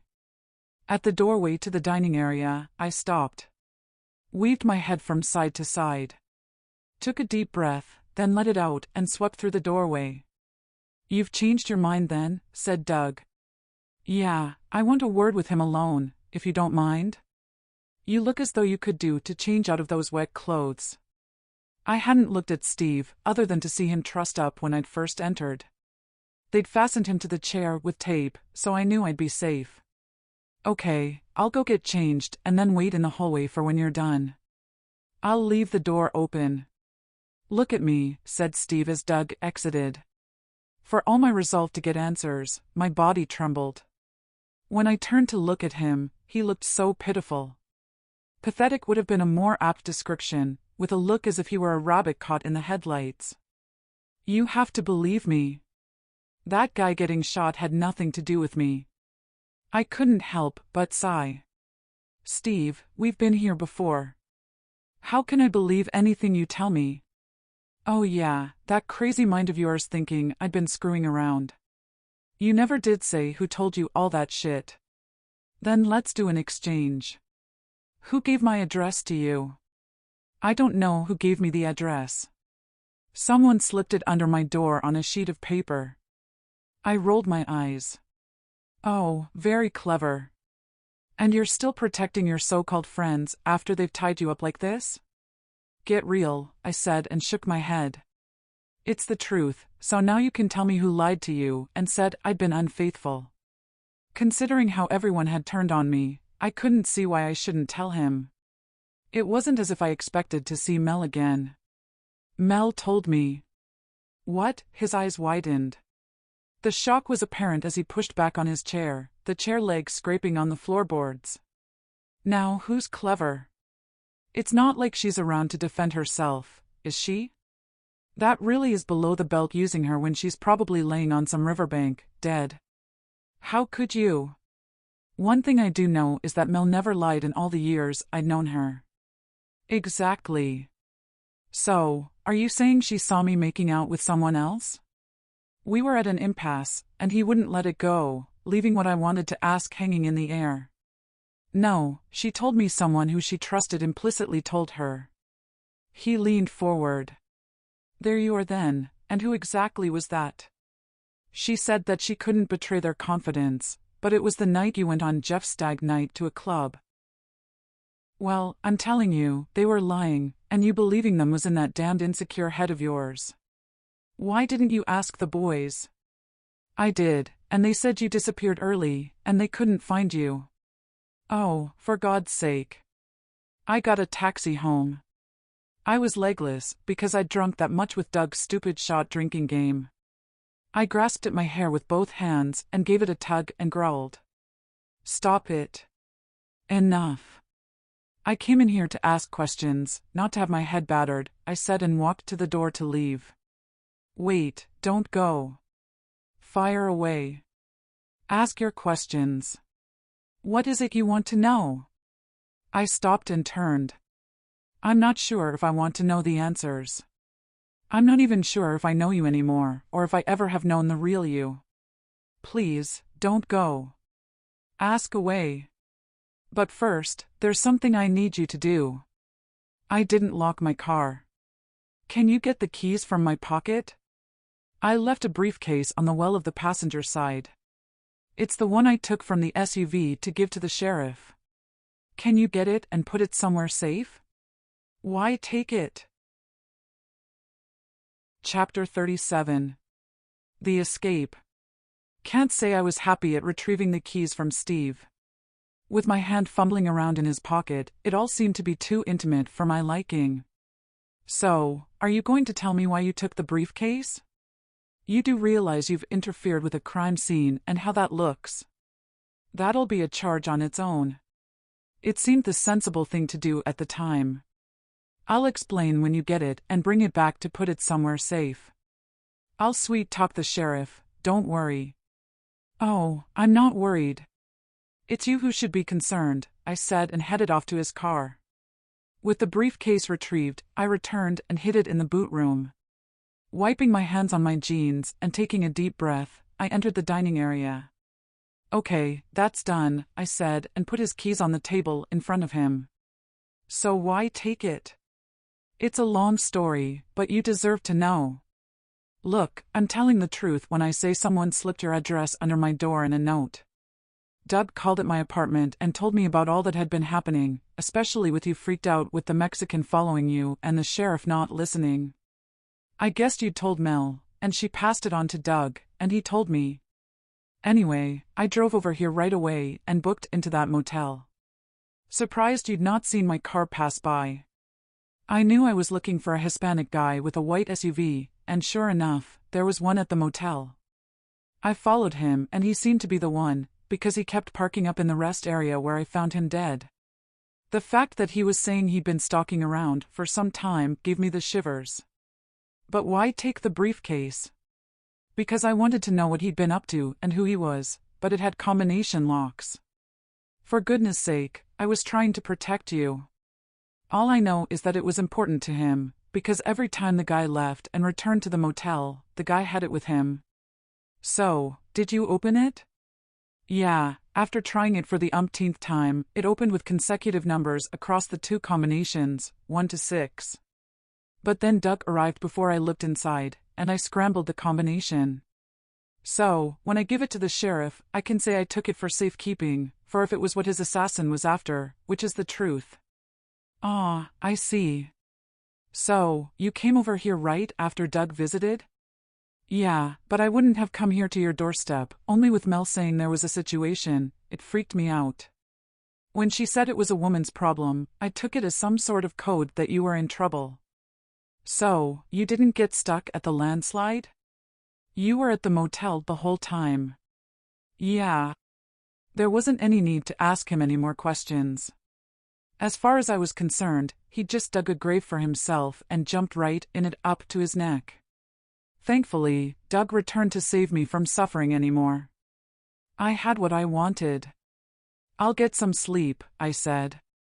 You do that, and I'll keep him company, said Doug. I won't be sleeping. Out in the hallway, I bolted the front door. Passing the door to the boot room, I stopped. Not sure what possessed me, but I opened the door and retrieved the briefcase, then climbed the stairway and on into my bedroom. Going over what he'd said, I kept staring at the briefcase, fighting the urge to open it until sensible mode kicked in. I slipped it out of my sight under the bed. Stretching out on the top of the bed, I dug my head into the pillow. Lucky joined me and curled up by my side. He thinks I'm stupid, Lucky. It all made sense to me. It was like writing that last chapter. He'd been here all along. His motive was simple, I thought. He wanted me back in LA under his control. Doug could have been right, and he had completely lost his mind. I could have even got it all wrong about Gina and Jason. Goodness knows how long he'd had the address. He could have broken in before I arrived and had taken the cards. Likely he'd broken in before I arrived and entered through the basement and took the cards. He could have even broken in on my first night at the house and left the card there on the table, then hidden the cards in Jason's toolbox. He knew I was superstitious. It could have been him who put the dead crow there, then hidden in the woods until I drove away and then removed it. The cat hung on the patio, I imagined, was him finally losing his mind, leading him to murdering the Mexican who he saw as a threat to me. I sat bolt upright to a commotion from down the stairs. A car door slammed, and a vehicle tore away at speed, the tires throwing up gravel in the drive. I rushed to the top of the stairway. "Doug, is everything okay down there?" I called out. Doug stumbled past the bottom of the stairway, holding his head. "Steve's gone." "How?" I said, rushing down the stairs. "What happened?" "Well, he didn't get the gun," he said, and reaching to his waistband at his back, he waved the gun at me, then tucked it in at his front. I drifted off to sleep on the sofa. I awoke to the chair leg scraping. Tried to stop him, but he sucker punched me on the side of my head. But he was secured. "We shouldn't have tied his hands at the front," he said as we entered the dining area, and I lifted the chair upright that he'd been tied to. Doug picked up some tape. Looking at the tape, it's been cut. "But how?" I slapped my forehead. "Damn, that's my fault." He asked me to get his keys from his pocket to get something from his car. "The keys won't have cut it. It's like it's been sliced." I lowered my head, sensing heat rising in my cheeks. "That's down to me, I'm afraid." He had a penknife on his keyring. "I never thought." Doug scowled at me and took a seat, removing the gun from his waistband, and placed it on the table. "What did you talk about? Don't tell me he convinced you he had nothing to do with that guy getting shot and he asked for the penknife?" "No, nothing like that. In fact, he convinced me he was likely guilty. He's been staying at the motel all along. He probably realized, after what he'd told me, that on reflection, he was in serious trouble." "You sure you didn't give him the knife on purpose?" he said, fixing a gaze on me with narrowed eyes. "Sure, I'm sure." Damn, my head is throbbing with all this. I just hope the sheriff can find him. You'd better hope he does, or he might just come back here. God only knows what he's capable of. "I'll make coffee." "That might help with your headache," he said, and rising from the chair, he strode into the kitchen. Staring at the gun, it was a Glock 45. After seeing Jed at the hardware store remove the magazine from the gun he'd shown me, I picked it up and dropped the mag. It was full. I clicked it back into place. Now I didn't know what to think. I wondered if maybe Steve had reloaded a bullet when he got back to his car. I knew he had rifles from when all the boys went hunting, but I'd never seen him with a gun. "Here's your coffee," said Doug. "I've just seen flashing lights through the kitchen window. I'm going out there. It could be the sheriff. He'll need alerting about Steve." I took a gulp of coffee. "I'll come with you." Doug tucked the gun into the back of his waistband, and we both headed outside. When we arrived at the end of the drive, it wasn't the sheriff. A large recovery vehicle had arrived, a spotlight shining on the white SUV. Someone was fastening a cable to the vehicle. A guy climbed out of the recovery vehicle and lifted a hatch over a compartment as we came up alongside. "Oh, it's you. I thought you were going home to avoid the storm?" "Yeah, well, I got called out again, Missy. No rest for the wicked. We had to recover a rock truck that got stuck in the landslide. All hands on deck, as they say. I'll sleep for a week when this night is over," the old guy from the gas station said, and chuckled. I was thinking the same. Doug was talking with the sheriff's brother when they hurried over. "I have to go," said the sheriff's brother. Here's the address of the forensics garage where you're to drop off the vehicle. Is your radio working? I need to get a hold of your base? Yeah, we have a generator. Why? I need to get a message to Jack to stop a vehicle. I thought he'd come back with you. Well, you can't do that from here. We're out of range. Hang on. He reached into his overall pouch and took out a pen and a notebook. Here, that's the frequency. Jack is stuck over there with the traffic backed up, so you'll have to drive over there. Thanks, he said and rushed to his vehicle. To his tires burning rubber, he set off along the road at speed. Is that to stop Steve's vehicle? I asked Doug. It is. He wasn't best pleased that we'd not told him about Steve. We just have to hope they catch him and arrest him before he comes back. Chapter 38. Armed and Dangerous. It was hard to get out of my head that having accepted Steve's proposal of marriage before we split, he was now a fugitive for the crime of murder. It appeared I dodged the bullet in more ways than one when we'd broken up. When I arrived back at the house with Doug, dawn had broken along with my spirit. The sky had been clear of clouds overhead, with the storm now over on the horizon some distance to the east. I was so tired with no sleep that my head was fuzzy to the point of almost passing out. By the look of Doug's red eyes, and his disheveled appearance, he looked to be the same. My entire demeanor sagged some more when I entered the living room. The walls were half stripped of wallpaper, and only a section of one wall had been painted. I didn't care anymore about the house. I just wanted the nightmare to end. Turning the key in the lock for the last time and tossing away what I had invested came to mind.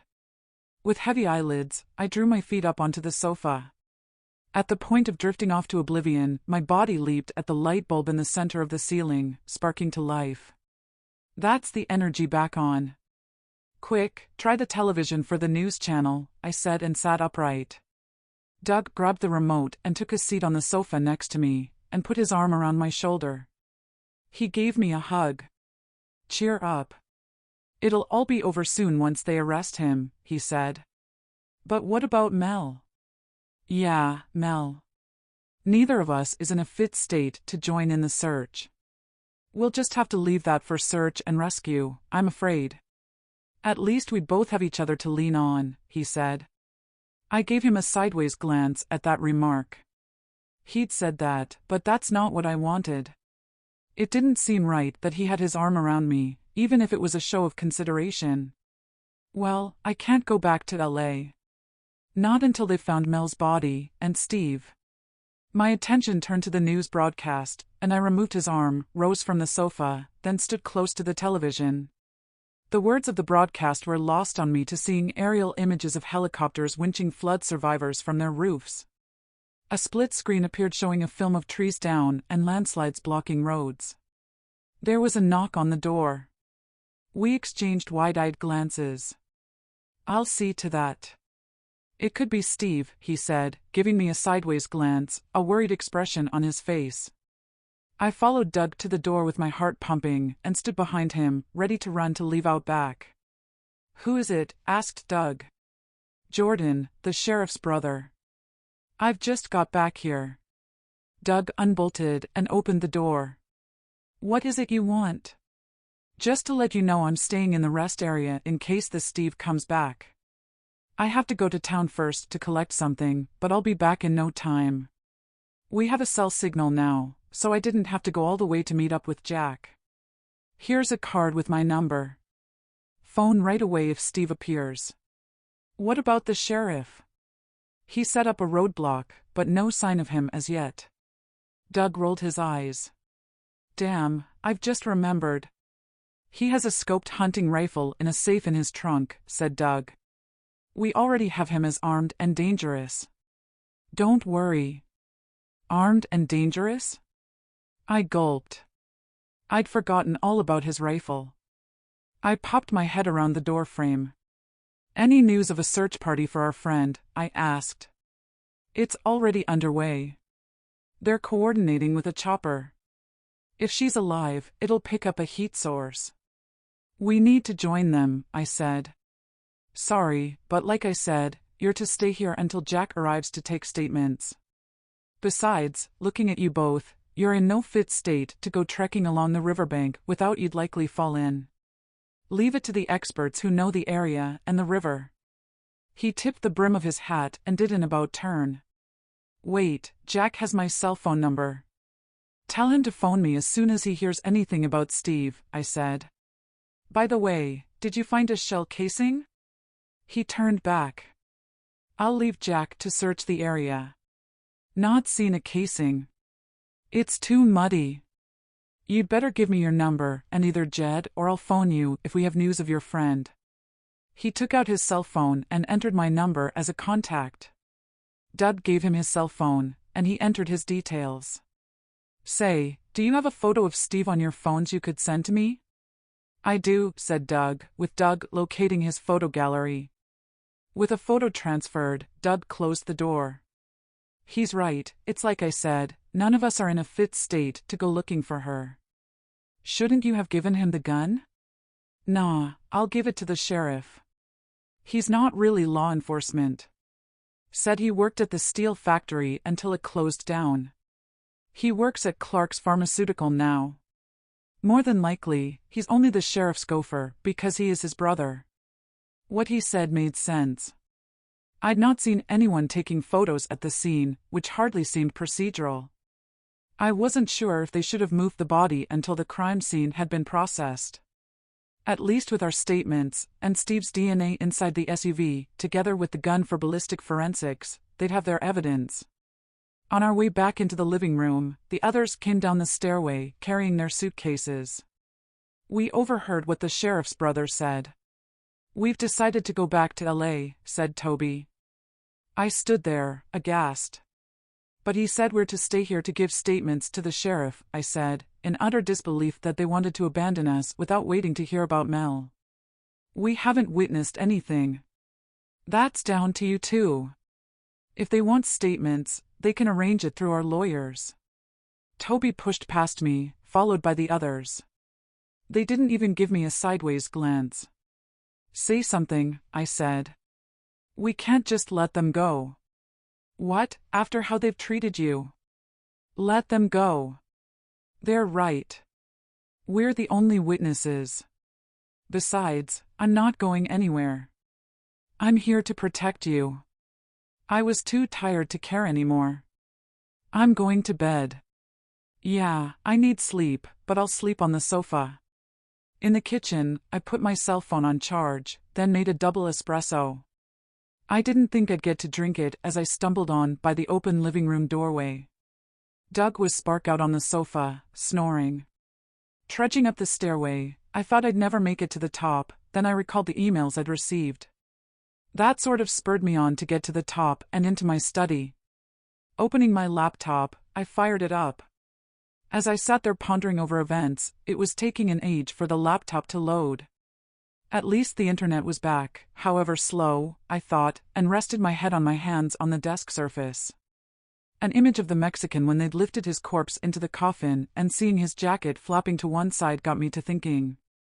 He was wearing a shoulder holster, but it was empty. That must have been the last thing I can recall as I drifted off to sleep. I awoke to the floorboards creaking behind me. Raising my head, I stiffened. Startled, I span around. For Christ's sake, don't do that. I near had a heart attack, I spat out, while grasping at my t-shirt at the chest. Sorry, said Doug. Just came to check on you. I stretched my arms, then yawned. What time is it? Any word from the sheriff or the rescue teams? I asked him. Nothing. It's gone 8. We've had 2 hours of sleep. I can't settle worrying about Mel, he said. As relieved as I was that it had only been Doug, I was annoyed at him for waking me. I rubbed at my eyes. Damn, my coffee will be cold.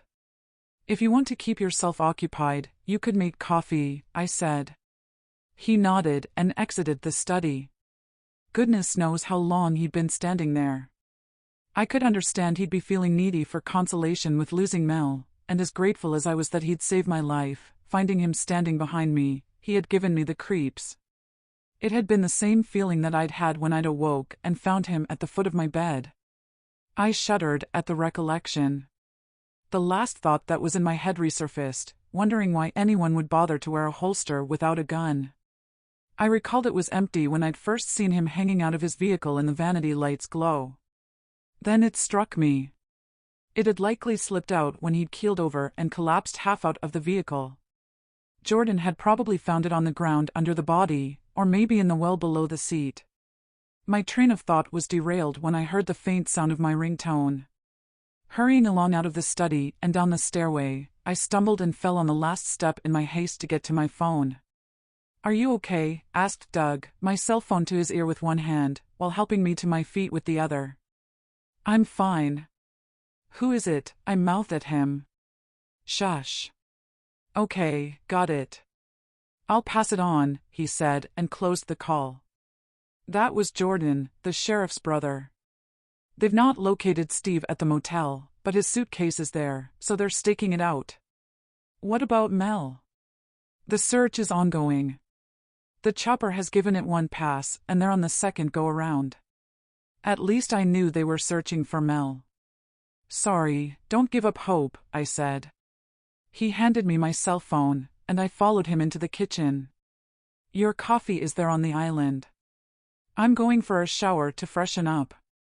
As he exited, I felt the phone vibrate in my jeans and fished it out and put my hand to my forehead at seeing the name of the caller on screen. Oh, Christ, no.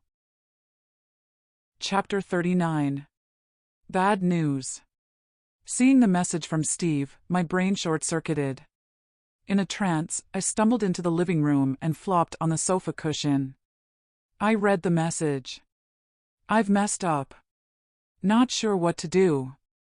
After what you and Doug said, I know I'm in deep shit, but believe me, I did nothing. Take his briefcase and his gun back to his vehicle, but can you wipe them clean first?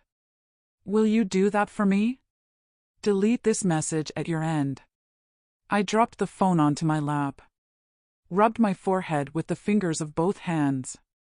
He obviously didn't know that they'd removed the SUV. Rage engulfed me. It defied belief that Steve wanted me to become an accomplice after the fact. Raising my vision, there on the TV screen was an image of Steve staring back at me, with Doug's face blanked out at the side of him. Armed and dangerous. "If you see him, do not attempt to speak with him, but phone Sheriff Clark on this number." The number appeared at the bottom of the screen. The image changed to a camera shot from a chopper flying along a river. The images went to split screen, and the commentator appeared. "Hopes are fading for an LA woman who slipped into the raging waters at Clark's town. The town search and rescue team coordinating with a rescue helicopter along the riverbank." Someone handed her a note. She read it with a hand over her mouth. Composing herself with a cough, she continued. "Sorry, but this is breaking news. The team searching the riverbank has now found a body." Meanwhile, my head filled with the last images I had of Mel wading toward the gantry over the river, interspersed with flashes like strobe lights going off in my mind's eye. My vision blurred as my eyes moistened. Raising from the sofa, I ran out into the hall, then stepped up the stairway 3 treads at a time. Doug was out of the shower in the hallway, a towel wrapped around him, pacing around with his cell phone to his ear. He stepped into the study and on over to the French doors, where I caught up with him. His arm holding the phone slipped to his side. He gazed out of the window. "I have to go," he said. "They want me to identify Mel's body." "Oh, no. I'm so sorry. I'll come with you." "No, it's something I have to do on my own." Tears streamed down my cheeks. Doug didn't have any tears. Probably numb with the shock. He wrapped his arms around me. "Why has this happened to us?" I said, my words faltering. "We'll get through this together," he said, his hand on the back of my head, gently stroking my hair. I stepped back to release his hold on me. "You'd better get dressed." "Where have they taken her?" "I have to go to the funeral parlor next to the sheriff's office." His towel slipped to the floor, and I looked away as he stooped to pick it up, my cheeks flaming. In that instant, a glass pane in the door exploded, showering me with splinters of glass. An arm grabbed me, forcing me to the floorboards. "Get away from the doors," Doug hollered, to him rolling behind the desk and dragging me with him. I trembled from head to toe. He took my hand, and stooping, we exited the study. What was that? I don't know. Could have been a bird, or maybe Steve taking a pot shot. He carries a scoped hunting rifle in the safe inside his trunk, remember? I'll get dressed. Phone Jordan. Crouching, I stumbled into my bedroom and drew the curtains. Sitting on the edge of my bed, I dialed Jordan's number, only for it to go to voicemail. I relayed what had happened, making a fool of myself, and mixing up my words in sheer panic. Doug stepped inside the bedroom, the gun in his hand. "I've left a message. Lock your door. Only open it to me or Jordan. I'll go down and draw all the curtains and wait there for Jordan. I doubt Steve will try to enter. He knows I have the gun." I didn't need telling twice, and rising from my bed, I locked the door after he exited. Sitting back on the edge of the bed, I chewed at my fingernails. I hoped to God it had been a bird. With my mind racing, I dragged out the briefcase to prepare for Jordan arriving. Curiosity got the better of me, and with my fingers shaking, I dialed in the codes and opened the catches. To the sound of thunder overhead, rain lashed at the windows. In a buff folder, I found a stack of photocopied images. Thumbing through them, they were photos and details of the missing girls, all from Mexico. From a side pocket, I thumbed out a business card. Pedro Gonzalez, private investigator, it read. In a space was scrawled, DEA Agent Summers, followed by a phone number. My phone rang. "Hi, it's Jordan. I got your message. Look, I can't make it. I'm at the bridge and it's not passable. A second storm front has arrived. I'll phone my brother to get to you from his end. Are you sure it's not a bird or some debris that broke the window? There's quite a gale out here. You need to check that first, then let me know before I phone Jack." "Okay, we'll do that. Listen, I looked at the screen to see I'd lost the signal. Damn. There hadn't been time to tell him about the message from Steve before the signal was lost. Steve's message got me to thinking. There had been more than enough time for him to have reached the roadblock or to have arrived at the motel. I reasoned that if that was the case, he'd likely hung around and hidden somewhere. There were enough empty houses along the route.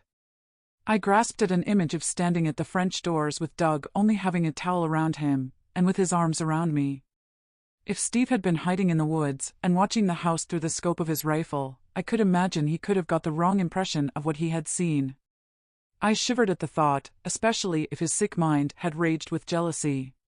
Turning my attention back to the contents of the briefcase, I opened a second buff folder. Staring back at me was an image of the sheriff. I could understand him having a photo of the sheriff as the one in charge of the missing girls case, but why he had images of all the Clark family he had taken from around town was beyond me. I snatched my vision to the door to the sound of scratching. "Doug, is that you?" A meow answered me back. "Doug, you there?" Peeking through the keyhole, there wasn't any sign of anyone in the hallway. I took the keys from my pocket and unlocked the door. Hesitating, I held the handle, took a deep breath, then opened the door. Lucky circled, then slipped into the study. "Get back here." Peering around the doorframe, Lucky was sitting on my chair. There wouldn't have been a line of sight from the woods to the desk, so I unplugged my printer. Glancing around, I couldn't see a bullet hole in the drywall. With the printer in my arms, I returned to my bedroom. Lucky almost tripped me up as he wound his way inside through my legs. About to close the door, and I was sure I heard the front door open and then close, followed by the bolts fastening. I placed the printer on the dresser and tiptoed along the hallway in time to see Doug pass the bottom of the stairway with a towel over his head. "Doug, I've had a message from Jordan. He can't make it across the bridge. He's going to call the sheriff to get here. What were you doing outside?" I needed my charger from my car. My battery is flat. The sheriff will need to get us to safety. Best get back in your room. Like I said before, Steve won't dare show himself knowing I have the gun. If he returns, and as much as puts his nose inside here, I'll blow his damned head off.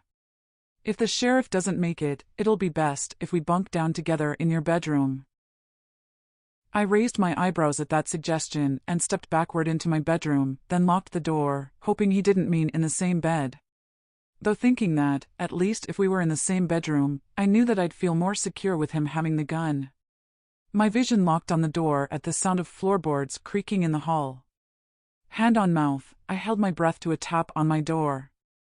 "Listen, I've been thinking," said Doug, and I released my breath, or my lungs would have exploded. Then I sucked in another lungful. "It might be better if I stay with you after the weekend. I can work from here on programming the code I'm working on and set up an office in one of the bedrooms. Think about it." Dropping my backside on the mattress, I shook my head.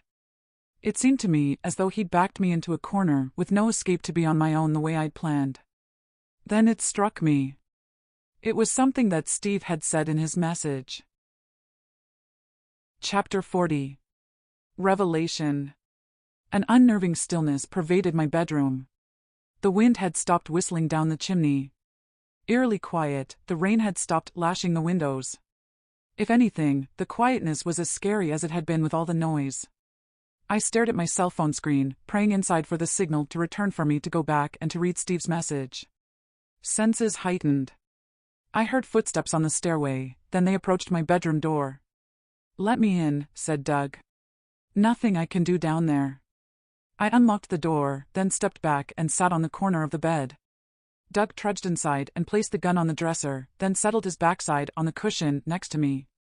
He looked to be broken and sank his head into the palms of both hands. I guessed with them finding Mel's body, it had finally hit home. "You okay?" I asked. "Not really. We need to talk. It's about Mel and me. Look, if you're wondering why I've not broken down in a flood of tears over what's happened to Mel, there's something you should know. As much as I loved Mel and wouldn't have wished her dead, truth is, she'd been pushing me away for some time. You know, like when you're together with someone, you notice things. Like she'd be talking on the phone, then close the call abruptly when I appeared." "What? Are you saying she was having an affair?" Thing was, I didn't know what he meant. Even with hindsight, after discovering Steve had cheated on me, there had been no warning signs. "I'll let you decide." When I arrived home last week unannounced, I listened in on a telephone conversation she was having, and I heard her talking about you. She said that you were thinking a Mexican was stalking you, then she laughed, followed by her saying they were well shut of you and your insecurities. Then she was going on about that black cat of yours replacing him. I walked in on her, and she cut the call, looking all sheepish. I asked who it was she'd been talking to. Mel said it was someone from work. I snatched the phone from her, and it was Steve's number as the last call. "What, you're suggesting, her and Steve?" He didn't answer right away, simply raising and then lowering his shoulders. "I don't know. We had a hell of an argument and she more or less confessed she was infatuated with Steve. Not in as many words, but she said I couldn't hold a candle to him, and I should be more like him. That same night, I found an invoice from an attorney for advice on seeking a divorce and division of assets. So, you see, we've both been duped. But I thought you said she never lied." Figure of speech. Everyone has lies in them if they have something to hide. Did you know they were teenage sweethearts? Sweethearts. No, neither of them ever said.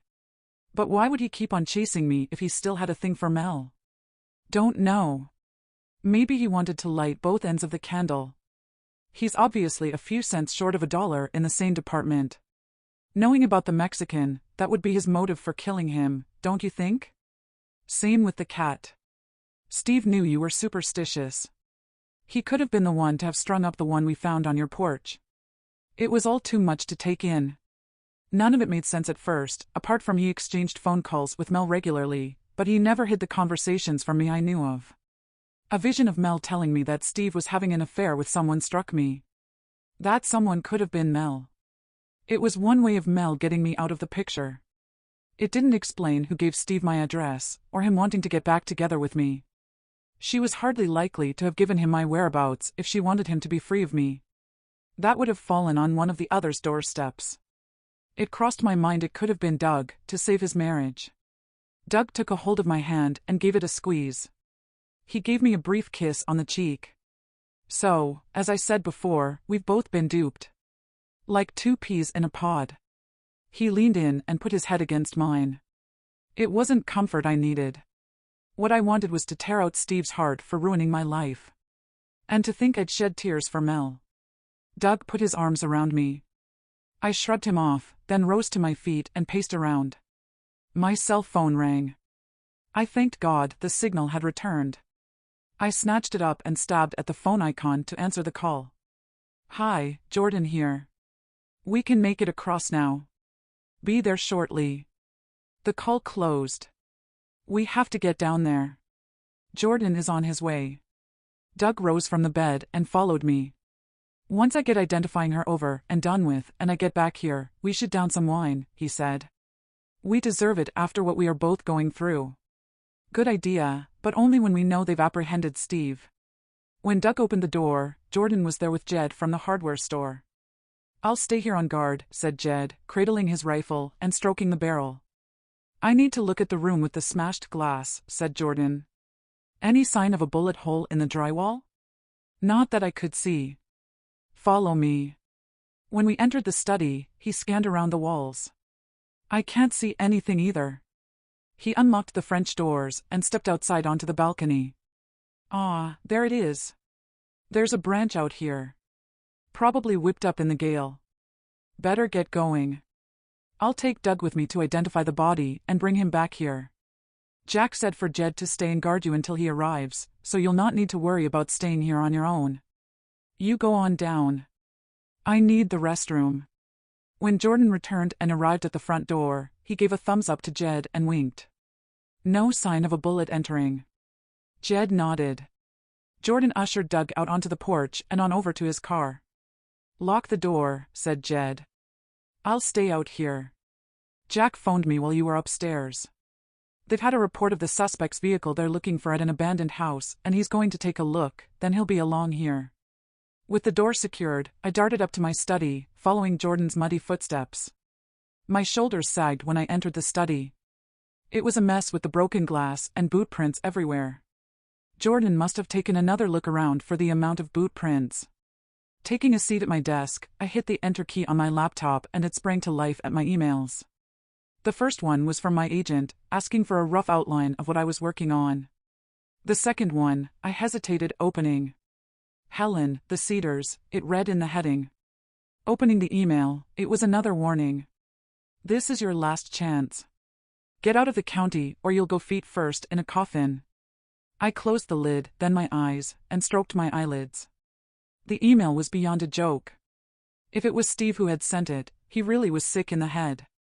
I let out a sigh, then rose from my chair and headed for my bedroom. The first thing I did was to open Steve's message. I had recalled the wording right.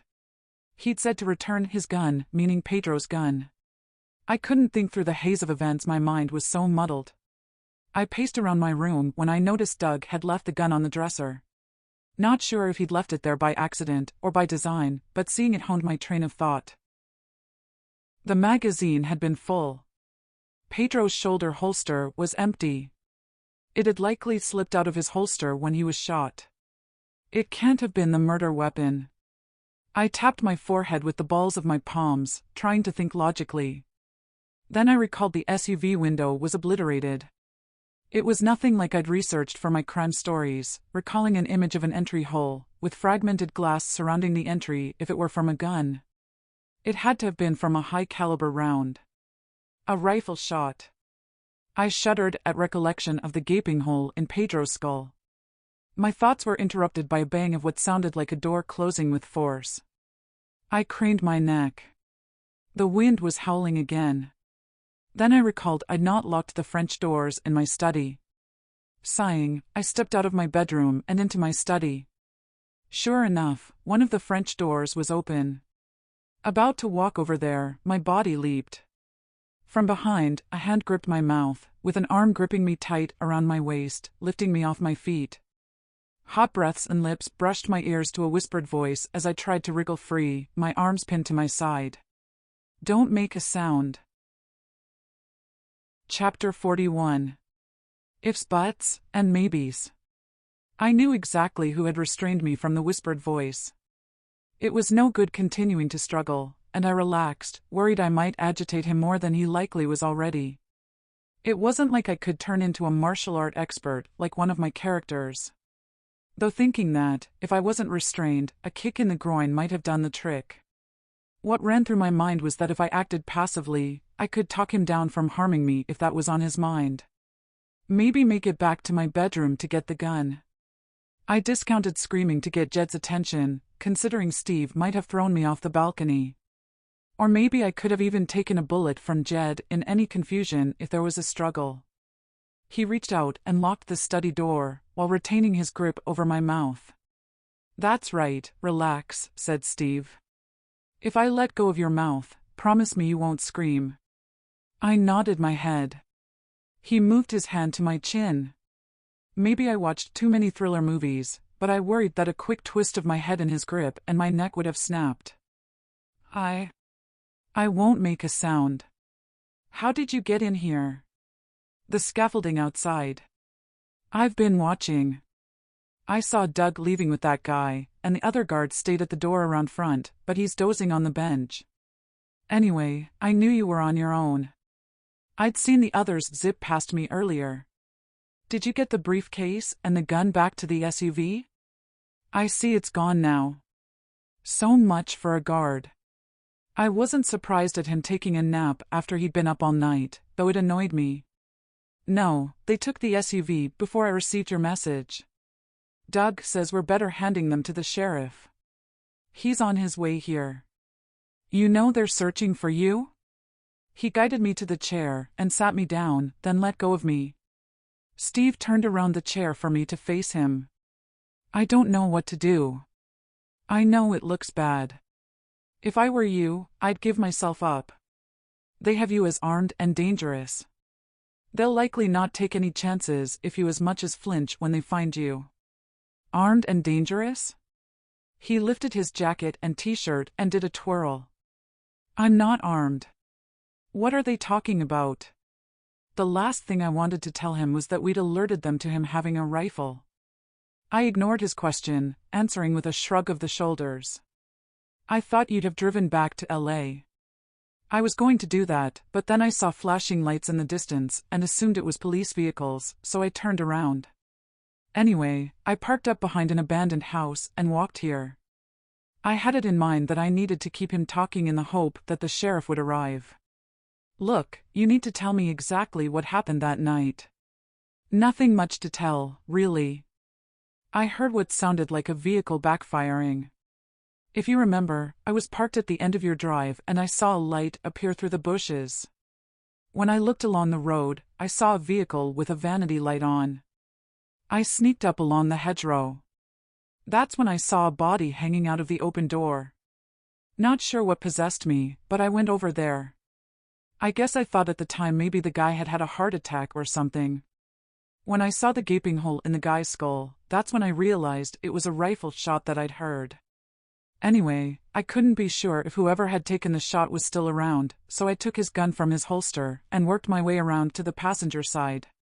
You know the rest and why I took the briefcase. My mind went into a spin, trying to recall the timing between hearing the shot and arriving at the scene. Try as I may, I couldn't remember if he would have had time to have shot him and returned to stow his rifle in the trunk. But then why go back there? My ringtone sounded. I slipped my cell phone from my pocket. It was Jack calling.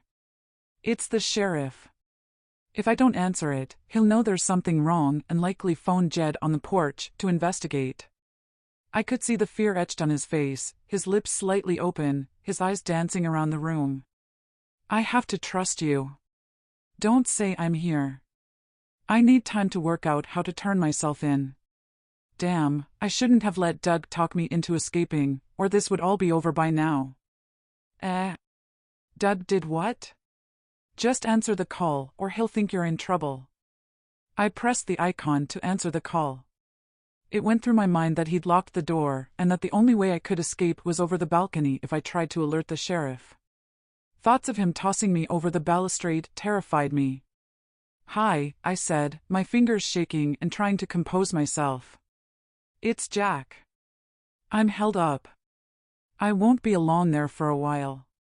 We found the suspect's vehicle, and I'm waiting for a recovery vehicle and a warrant to open the trunk." I'd swiveled around on the chair while I had listened, keeping my eyes on Steve as he headed in the direction of the French doors. "Jed's guarding out front, so I'm okay. See you when you get here," I said. The call closed abruptly at his end, to see Steve clamber over the balustrade and disappear down the scaffolding.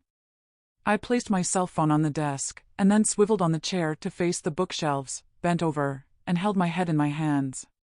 Sliding my hands from my face and pulling at my skin, I stared at the floor with my entire being shaking. My mind flitted in a multitude of directions. Muddy boot prints right up to facing the bookshelf had dried. There were splinters of wood and powder scattered on the floorboards. I rose from my chair to see specks of the same powder on one of the spines and removed the book. My jaw gaped. There, on the back panel level with my eyeline, it appeared as though someone had gouged out some of the panel and dug into the drywall. I turned and looked at the broken window, which lined up with the hole in the panel. I pondered for a while, then stepped over and out onto the balcony. There was no sign of Steve as my vision coursed over the tree line, and then I stopped. There in my line of sight from the smashed window and lined up with the hole in the panel was a tree. Any shot would have had to have been taken by someone climbing a tree to match the trajectory. I turned and darted inside, locking the door. I couldn't get to my bedroom quick enough and turned the key in the lock. Branch my ass. All that was on the balcony were leaves and twigs, which would have bounced off the glass panel, not smashed it. Someone had retrieved the bullet that tried to take out either Doug or me, but who? Seeing as how Doug had stooped to pick up his towel, it was likely aimed at Doug. That would put Steve as the culprit. I growled out loud that I'd not tried to alert the sheriff to Steve's presence with some sort of code. It was likely Steve who had gouged out the bullet to get rid of the evidence. I put my hand in my pocket for my cell phone, then slapped my forehead. I'd left it on the desk. Standing at the door, hand on key, I hesitated. What the hell, I thought. Steve had to be apprehended to end the trauma I was going through. Unlocking the door, I made my way into the study and picked up my cell phone and selected Jack's number from my contacts. That was when I glanced at the floor by the bookshelf to see the dry boot prints once more, and then turned to look at Steve's footprints, still wet. I hurried back to my bedroom, needing time to think. One thing that kept circling was when Steve had said that Doug had told him it would be better if he should escape. He could have been the one to have cut his bonds. Maybe he'd felt crap at securing a friend, as Toby had said, and he'd made amends. There again, I wondered if Steve had said that to set my mind against Doug. Maybe that was the reason he'd returned after failing to make a kill shot. My deliberations were getting me nowhere. Ifs, buts, and maybes were only making things worse. It was time to prepare for the sheriff arriving. Pulling out the briefcase from under the bed, I opened the clasps and took out the photos. Plugging in the printer, I set about copying everything from the briefcase. While waiting for the last photocopy to appear from the rollers, I unzipped a compartment to find a foolscap envelope. It was sealed and quite thick with the contents. I tried to unfasten the seal without damage, but it was impossible. With the last of the photos copied, I lifted the lid on the copier and removed the photo that I'd copied. I placed the envelope in its place on the copier, then I collected everything from the tray and placed the originals back in the case. Picking up his business card, I made a note of the DEA agent's phone number on a scrap of paper at the side of the photocopier. Lucky distracted me, rubbing against my legs. Then he stepped to the door. "Where have you been hiding? I'll let you out." I unlocked the door and let him outside. Rushing around with my head in a tizzy, I stepped over to the briefcase, then fastened the clasps and scrambled the code. The copies, I hid inside my pillowcase together with the note of the number from the card, when I heard my ringtone sound on the dresser. It was the sheriff calling again. I answered the call. "Hi, it's Jack. There's something I need you to do right away as a matter of urgency." Chapter 42. Mixed feelings. Just what the sheriff wanted of me as a matter of urgency, I didn't have a clue. Regardless, I was all ears and took a seat on the chair at the dresser. "Sorry to tell you this, but the suspect has been spotted near your house. Jed is to take you into town for your own safety. Follow him in your pickup. It's time Jed was relieved anyway, considering he was up all night. I'm on my way to the office, and I'll meet you there to take a statement. There's a deputized team coming to secure your house and keep a lookout for the suspect. Leave them with the front door key just in case your friend arrives from identifying the body. Have you got all that?" I hesitated in answering him, conflicted as to if I should tell him I'd encountered Steve in my study. A part of me believed Steve could have been telling the truth, and he needed time for him to give himself up to the sheriff safely. That Jordan had not told me about the bullet lodged in the bookshelf also concerned me. The last thing I wanted would be to be the one that had them find Steve, only for them to shoot him and ask questions later. It was only a flash of conscious thought I put to one side when I answered him. "Okay, understood," I said, and closed the call, not happy at leaving the key. All the same, I imagined he wouldn't have deputized them if he didn't trust them. My mind was still in a tizzy. I rushed around, tucked the gun into my waistband at the back, closed the lid on the copier as I passed by the dresser, and grabbed the briefcase, then scuttled down the stairs. Grabbing my jacket from the boot cupboard, I unbolted and unlocked the door. 2 cars pulled along the drive and stopped, the occupants climbing out of the cars and taking positions around the house. They looked to be townsfolk, all armed with rifles. Vigilantes came to mind rather than law enforcement. "That was quick," said Jed. "Give Rob here your front door key, and then follow me." Handing over the key, I lifted my vision to see the old guy's recovery vehicle pass by with Steve's vehicle on the back of the trailer. The net was closing in on him, that was for sure. When we arrived in town, the old guy was unloading Steve's car outside the sheriff's office. Jed leaned out of his window and signaled for me to park outside Nancy's meeting place. Nancy waved at me from inside, and I noticed the closed sign on the door. "You're to wait here until the sheriff arrives," said Jed. Nancy unlocked the door, greeting me with a benevolent smile at the clang of the bell. Then she closed and locked it again as I entered. "Well, what a night we've all had, especially you. You look as though you haven't slept," she said. "I managed a few hours." "Same here." "I think the whole town will sleep for a week when this is all over," she said and chuckled, though I wasn't sure what there was to chuckle about, unless it was to make me feel at ease. "I'll make us both a strong coffee. I can't see my friend's car parked. He was supposed to be at the funeral parlor to identify his wife's body? Probably parked around back, dearie," she said, placing 2 mugs of steaming coffee on the table, and sat opposite. "Sorry about your visitor. It's a tragedy, but tell me all about this Mexican who you found shot outside your house. He's the one you were asking me about, right?" "Yeah. Jack said you thought he was stalking you. Did you talk with him at all?" "No, well, yes. He thought I had broken down and offered to give me a ride into town on my way back from the factory that day I went to talk with Jack. Anyway, I declined his offer, but later he left a note on my door to phone him just before my friends arrived, but I didn't call him. And this ex-boyfriend of yours. I hear you witnessed him at the scene and had him hogtied before he escaped. How did it all come about?" That was it. I spewed it all out, chapter and verse, from the day I found he'd cheated on me to the day I'd moved in. She sat back in her chair, listening intently as I continued on with the events that had disturbed me since I'd moved into the house and beyond. We made it to the factory. Surprised they were working through the storm. One of us climbed a ladder, but we couldn't get the mayor's attention. It was such a relief to find you'd opened up for the rescue teams.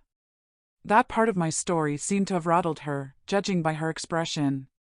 She leaned back in her chair and stroked her lips with her fingers. So, you had 2 stalkers. Sounds like one of them saw the other as a threat. What's the briefcase for? I'd missed out the part about the briefcase. I'm about to give it to the sheriff. Long story, but it belonged to the Mexican. It was found at the scene. I've been waiting for the sheriff to arrive to give it to him. We didn't think we should give it to Jordan, only to the sheriff. Jordan only looks to be in his late teens, and my friend thought it better not to give it to him, but to wait for the sheriff. She looked over her shoulder, then turned back. Yeah, Jordan's not the brightest light bulb in the basket, so I understand. Jack's over there now. You wait here and I'll take it to him. I'll explain why you didn't hand it in.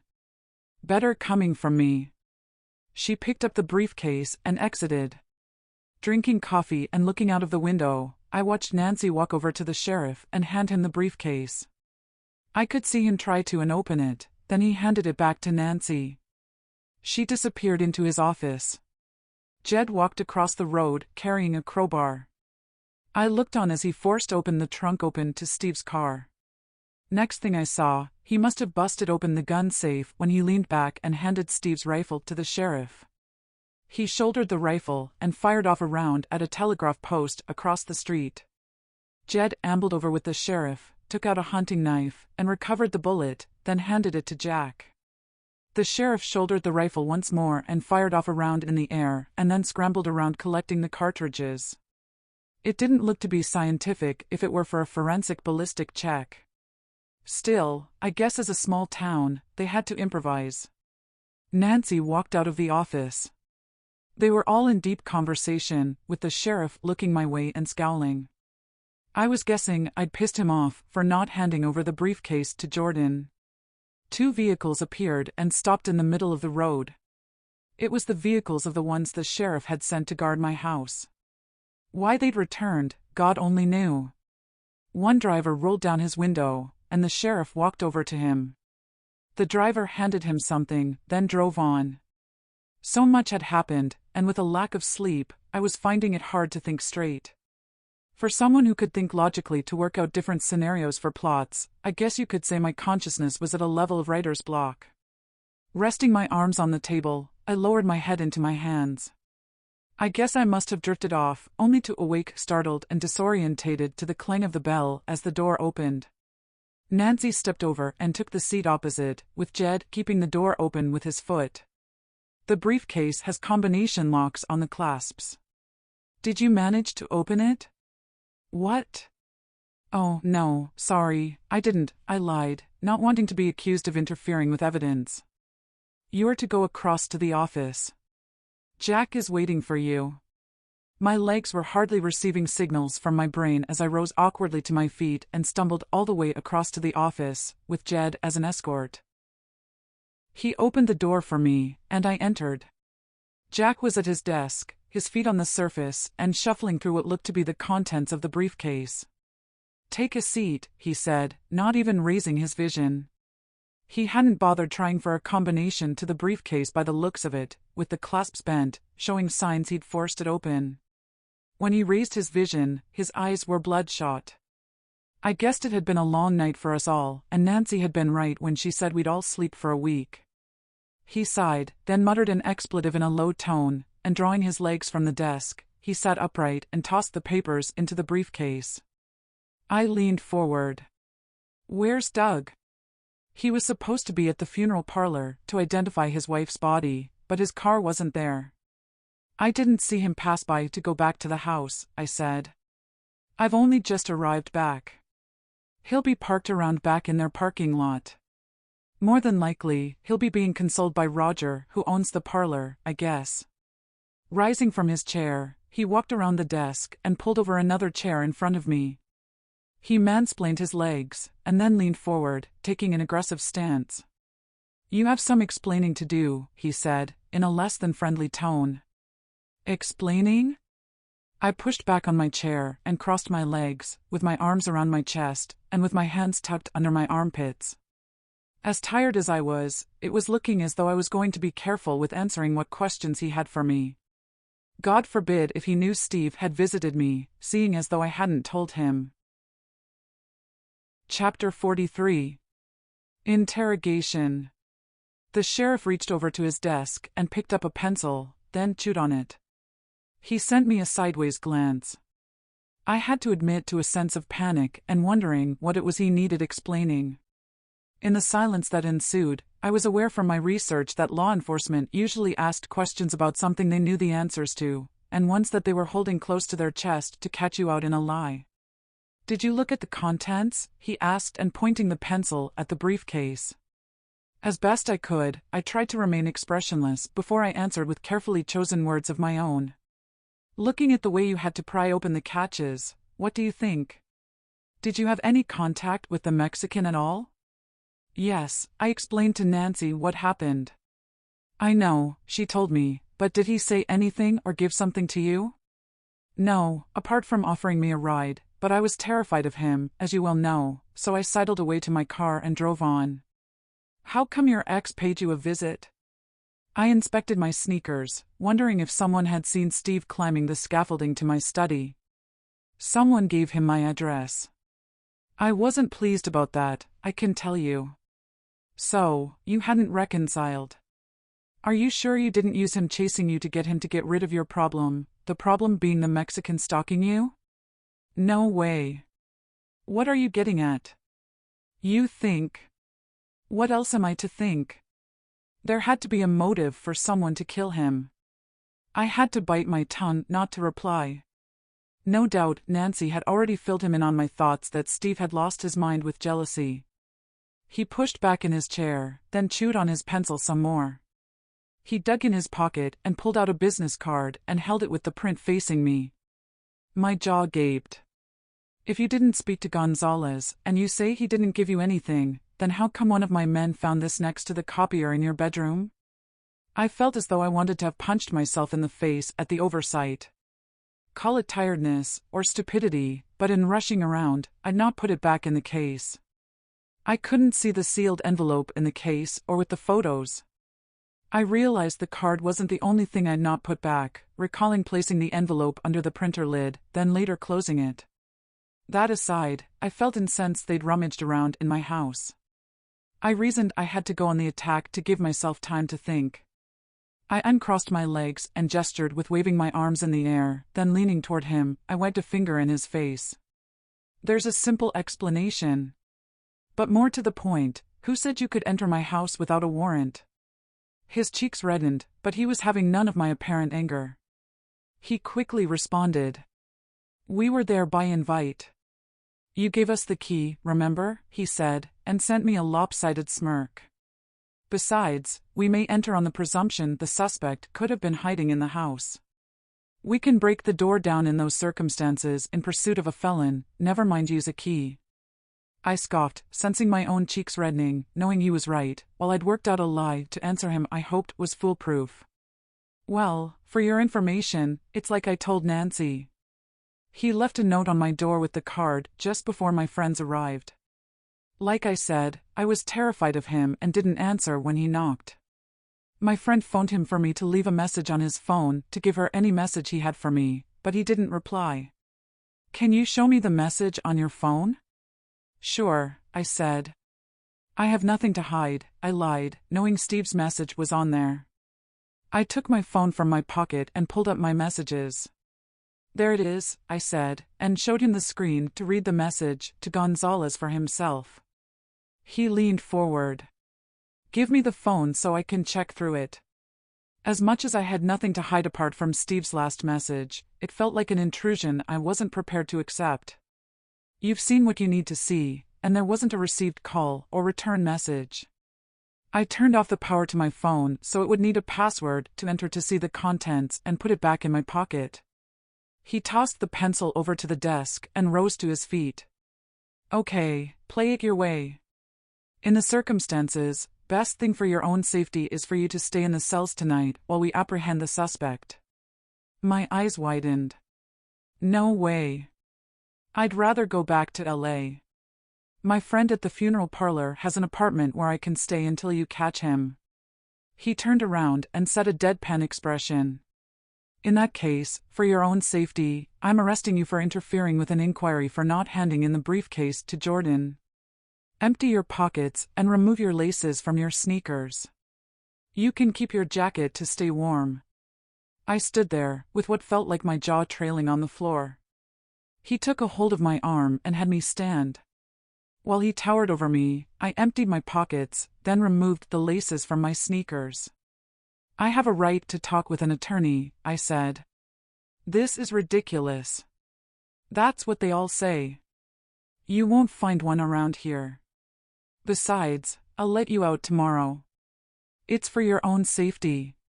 Ushered into the cell area at the back, I sat there on a stone bed with a thin plastic mattress, head and hands. I wasn't alone. Some guy was snoring away in the next cell. Rising to my feet, I grabbed the bars to the cell door and called out. Damn the house. Damn this town. I heard someone groaning, then they called out, Helen, is that you? I didn't recognize him snoring, but I recognized Doug's voice. Shush, I said, hearing the sheriff and Jed talking with the door slightly ajar at the end of the corridor. I think they know more than they are saying, said Jed. Yeah, I'm thinking that. Doug isn't saying anything, according to Jordan. I'll take her pickup around back out of sight. Then we need to get rid of them both. My eyes popped, not sure if he meant they'd get rid of the vehicles or us. Regardless, something was amiss. Come on, I need sleep. Can't it wait? Anyway, just how do we get rid of them? Look at the heat it brought on us after I cut up that woman and buried her in the woods. That cost us with that damned Mexican snooping around, said Jed. I placed my hand over my mouth and gulped. We can park their cars next to the bridge. Toss them both in the river.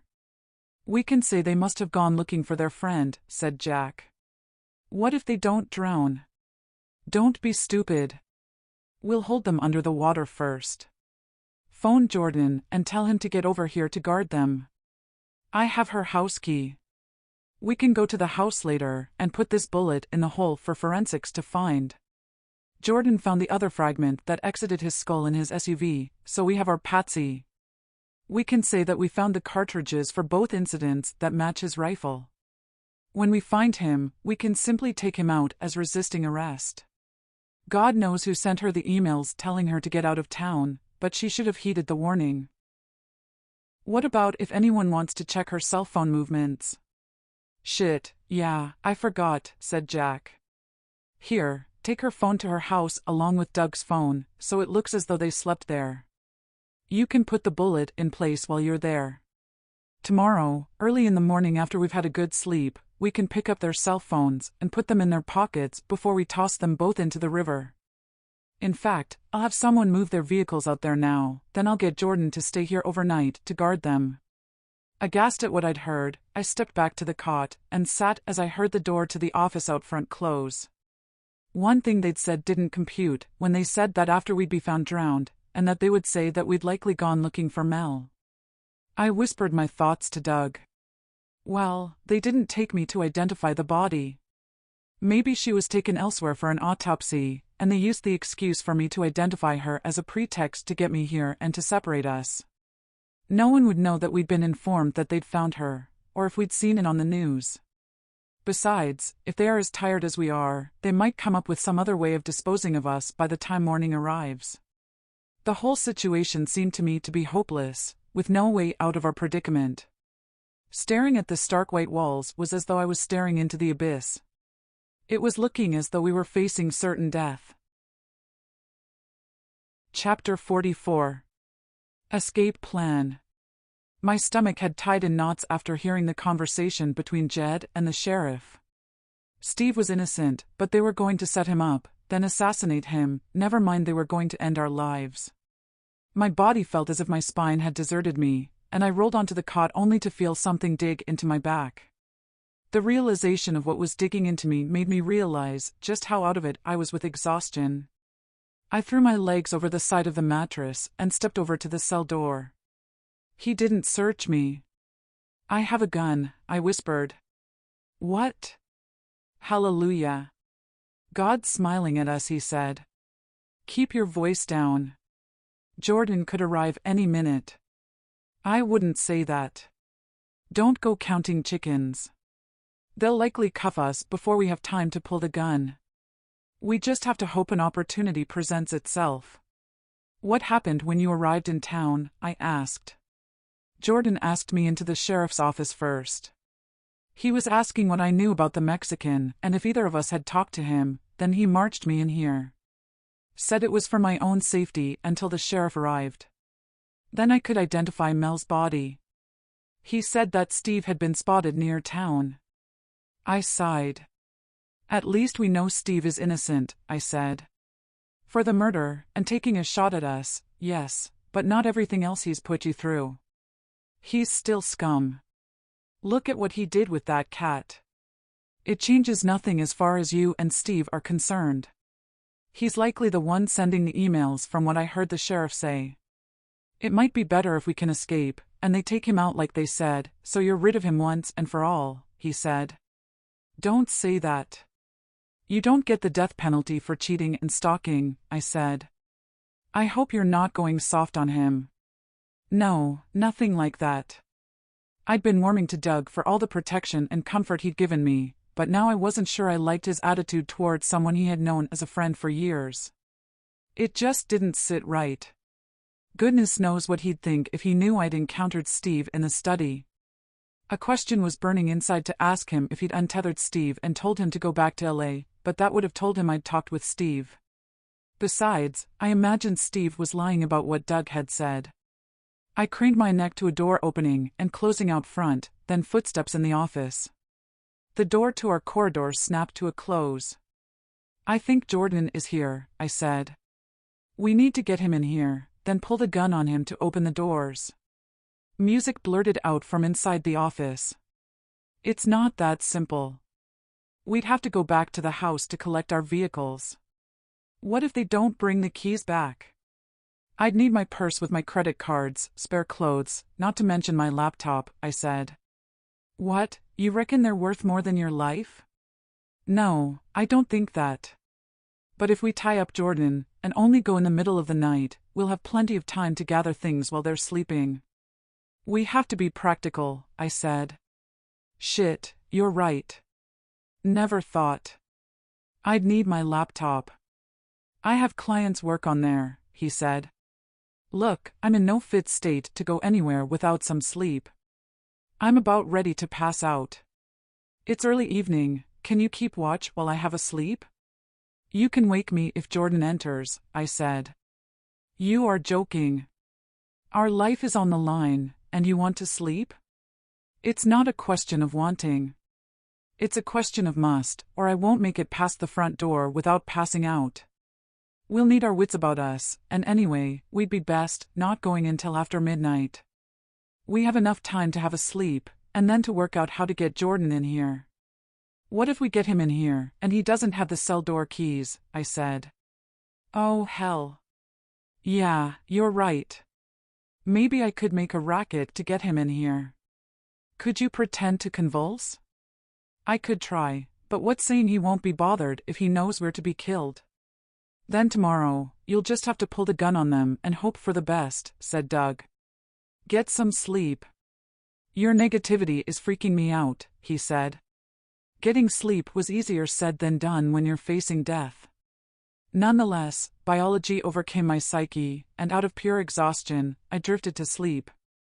Helen, Helen, Helen? I heard Doug's voice calling out to a backdrop of music, distanced at first, then growing louder. I cracked open one eye, then the other, and groaned, wiping away the sand in my eyes with the back of my hand. What is it you want? I snapped, momentarily forgetful of where we were. Lifting my head, I saw the iron bars of the cell, then dropped my head back on the mattress and sighed. I've been thinking, said Doug. As soon as we get away from here, we need to phone detectives back in LA, or maybe the FBI. When we get there, we can stay in that spare apartment of mine. I couldn't face sleeping in my apartment I shared with Mel. I'll need to sell that once I get the death certificate. In fact, I'll probably sell all the apartments and we could buy a swanky house with a pool in a gated community over in Beverly Hills. That way, Steve would never get to you through security. When we get to the apartment, we can share that bottle of wine we promised ourselves. We? I hoped it was a slip of the tongue. Whoa there. Don't go getting ahead of yourself. The only way that we need to think about is how do we get out of here? Yeah, sorry. My mind is just messed up with the situation. I guess my mind's been overactive in thinking ahead and blocking out how we get to that point. His rambling had concerned me. He'd obviously worked out that he saw a future with me by his side. I threw my legs over the side of the cot and sat upright, rubbing my eyes some more. How long have I been out of it? According to the DJ on the radio, it's gone midnight. Then we need to get Jordan's attention. Are you ready for this? I asked. More to the point, are you? I wasn't sure anyone could be ready for what we were planning. Well, I'm not exactly trained as an actress, but I'll give it my best shot. I gripped the handle of the gun and withdrew it from my belt. It's now or never, I guess. If it works, don't make a move until he unlocks your door, or we won't know if he has the keys. Maybe it was adrenaline pumping, or pure fear, but I didn't have to feint my body shaking or the tremors. Just wait. I need to get into position and compose myself. Lay on your back, and I'll tell you'll need turning onto your side or you'll choke. I maneuvered to lie on the concrete floor and pulled the flap of my jacket over the hand holding the gun while staring at the ceiling. You ready? Ready, I said, and praying inwardly for God's help that I could pull it off. Doug called out for Jordan, rattling the door. Laying there, I worried he'd wake up the whole town. Finally, I heard the door in the corridor open and boots clomping on the ceramics as he approached. What the hell is it you want? I'm trying to sleep, you dick-brain moron, snarled Jordan, to me feigning convulsions. It's Helen. I heard her fall, and she's not responding. She has epileptic fits. She'll need turning on her side or she'll choke to death. It'll save us the trouble then, he said. Yeah, I heard what's happening to us. Jack won't be best pleased if he has to carry her body to the river. I heard him tut, then the rattle of keys. The cell door opened to the metallic creak of hell pounding in my brain, my heart trying to escape out of my windpipe. I rolled over, gripping the gun with both hands, and pointed it right at him. His eyes widened. On the floor, asshole. He threw his hands in the air, one of them holding the keys, his eyes dancing around in fight or flight mode.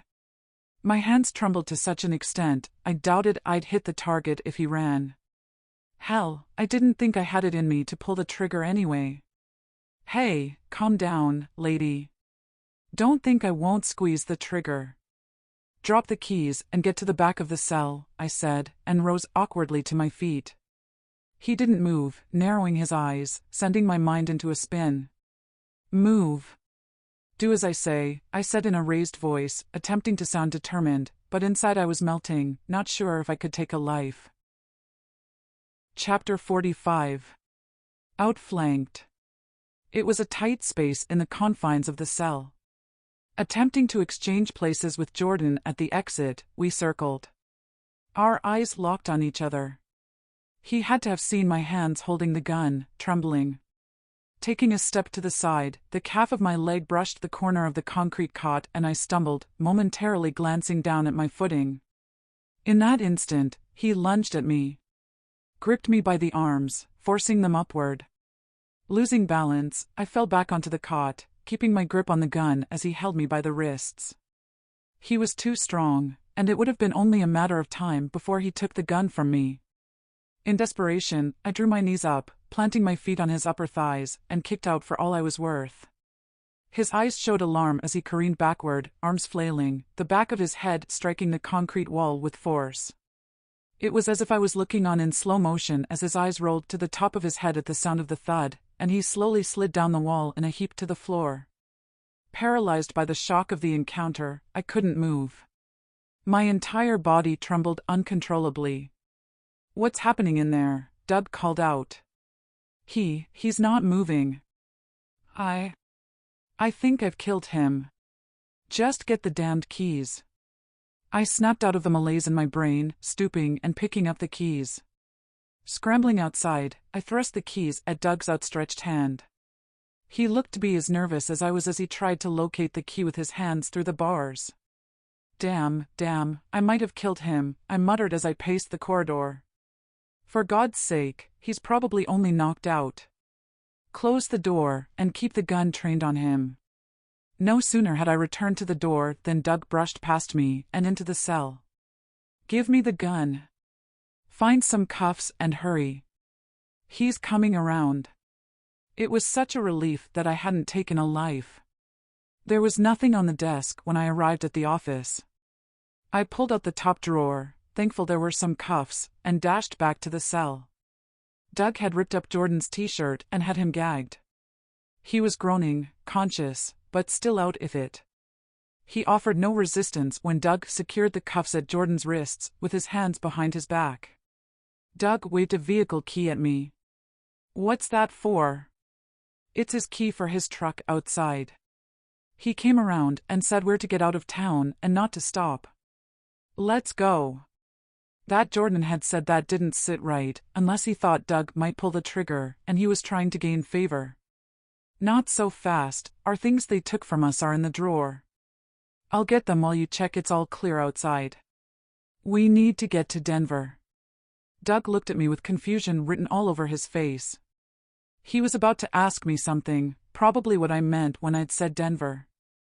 I zipped my mouth with my fingers. Goodness knows why Jordan decided to help us after saying he should leave me there when I'd faint convulsions, but I wasn't about to complain. If he had changed his mind when they found him, I'd wanted him to think we were headed to Denver. It was a relief that they had returned my house keys. I bundled everything of ours into a plastic bag from the wastebasket, together with the spent cartridges from Steve's rifle I'd seen the sheriff put in his in-tray. Doug peered outside through the slats in the window blinds, then signaled the all clear, and we headed outside, locking the door behind us. The whole town was in darkness, apart from the glow from the sheriff's office behind the blinds. No dogs barking, only the muffled sound of the music playing on the radio in the office as Doug found the key to unlock the vehicle door. We climbed into the cab of his truck, the vanity light having me gulping until we both gently closed the doors. Doug fired up the engine to a thunderous roar of a throaty exhaust. For God's sake. Take it slow. Don't spin the wheels with your foot down, I said, already fearful that the noise of the exhaust would wake the whole town. All the way out of town, I sat sideways on my seat, my vision fixated out of the rear window. My angst was off the chart as Doug drove without lights. Crossing the bridge, Doug tossed the sheriff's office keys into the river. Driving on, he pulled over into the rest area just short of my house. Wait here and I'll look to make sure no one is at the house, said Doug. No way, you have the gun. I'm not staying here alone. Okay, then we'll both go to make sure it's clear, then I'll get back here and wait for you to see if anyone comes after us while you get our cases and computers. If I see headlights, I'll wait at the end of the drive with the engine running, hit the horn, and you get out here at a sprint. I gave him his items out of the plastic bag, together with his house keys, relieved my front door key was back on the key ring. Everything else I stuffed into my pockets. Okay, let's go, I said. Stalking up to the house at pace along the hedgerow, we found the house in darkness. I'll stay here and watch you go inside, then I'll get back to the truck and drive to here and back in readiness for a quick getaway, said Doug. Use a candle, don't go lighting up the entire house. Digging out my house keys, I stepped briskly down the drive, onto the porch, and on up to the door. With the door open, I turned to see Doug give me a wave, then he disappeared along the drive. With all the curtains drawn, I lit a candle and set off up the stairway. Not bothering with everything, I stuffed as many clothes into my case as it would hold, together with the photocopies from inside the pillowcase and the envelope from the copier. In Doug's bedroom, his computer was in sleep mode. When I removed the battery charger cable, I accidentally touched a key. It sprang to life at a sign-in page for a VPN, which stopped me in my tracks. I closed the lid, opening his case and stuffed it inside, then hauled it out into the hallway. I'd passed Mel's case on the way out and stepped back inside. Unzipping her case, I knew what I was looking for. In a side pocket, I found it in there. She always said that her diary never left her side. I hurried into my study with my case, and picking up my laptop, placed it inside. Opening the drawer, I picked up the note with the DEA agent's phone number and slipped it into my pocket. In the flicker of the candle burning, I opened her diary, flicking pages to a few weeks before I moved to the house. Speed reading through the entries, my jaw gaped. After seeing the VPN sign-in page on Doug's computer, my instinct had proven right. It was as though a light bulb had switched on in my brain. I needed time to think. I rushed out into the hallway, down the stairs, and headed to the truck with Doug's suitcase. "I just have my things to get together and we're good to go," I said, leaving him hauling his case in the back of the pickup truck. "You look troubled." "Hurry," he called out. "That bottle of wine will be waiting for us." After what I'd read in her diary, the last thing I wanted was to share a bottle of wine with him. Back at the house, I collected my case, then put it at the front door. I picked up the candle and entered the living room to collect my purse, to find our cell phones on the table. My heart almost stopped rapping on the French doors. "Helen, let me in." It was Steve. This time, on hearing his voice, relief washed over me, and I rushed to the door, unlocked it, and let him inside. "What the hell's going on?" said Steve. "Why were you taken to town and your vehicles brought back here?" It's a long story and I don't have time to tell you chapter and verse. We're in deep shit and have to get out of here, but there's a problem with Doug. All I know is I'm sorry that I didn't believe you. A silhouette of a figure appeared at the open door. "Oh, it's you, Steve." I wondered who it was I saw sneaking around back. "What problem is it you're talking about concerning me?" said Doug, stepping inside through the French doors, his arm by his side holding the gun. "You know exactly what the problem is. I've read Mel's diary." "Oh, really? Do explain." Glancing at him holding the gun, I wished I'd kept my big mouth shut, but having started, and with anger burning inside, I couldn't stop myself. "You know exactly what I mean. The cat scratch game wasn't by chance, was it? The cat on the porch and the crow at the back door, that was all you're doing. That's your MO, according to Mel, and the sick games you played on her with toy creatures to frighten her. Maybe we should go out and dig up the cat you buried. Or was it a lifelike toy, the same as the ones you scared Mel with? Like you say, Mel doesn't lie. Then there's the VPN on your computer. Go and get it and show me your emails if you dare. You know what I'm talking about. It was you who untethered Steve and told him to get back to LA, wasn't it? I wouldn't be surprised if it was you who broke in here and took those cards and put them in Jordan's toolbox. I'll bet you weren't in Sacramento either, and you broke in on my first night here and left the Santa Muerte card on the table. You scumbag. You'd have loved for Steve to get arrested for the murder of the Mexican, or worse, shot resisting arrest, admit it. Doug stepped over and picked up his cell phone from where I'd placed it, then slipped it into his pocket. "Will someone tell me what the hell's going on?" asked Steve. "Go on, tell him. Tell him it was you who lied to Mel about Steve having an affair. Tell him you've been trying to get me to go back to LA for some kind of imaginary relationship with me you'd conjured up in that sick mind of yours." Doug smirked, raised his arm, and pointed the gun in our direction. Well, quite the investigator, aren't we? 2 and 2 adds up to the correct number this time in your reckoning for a change. He clapped his hands, still holding the gun. "All you had to have done was to go back to LA, and I'm sure we'd have lived happily ever after. Still, without your little decorating party and the storm, I'd never have got rid of Mel without having to split things in a divorce. The question that you should ask yourself is, what am I going to do with you both now you've worked it all out?" Chapter 46. Shock interruption. Steve put his arm across my chest and forced me backward, then stepped in front of me.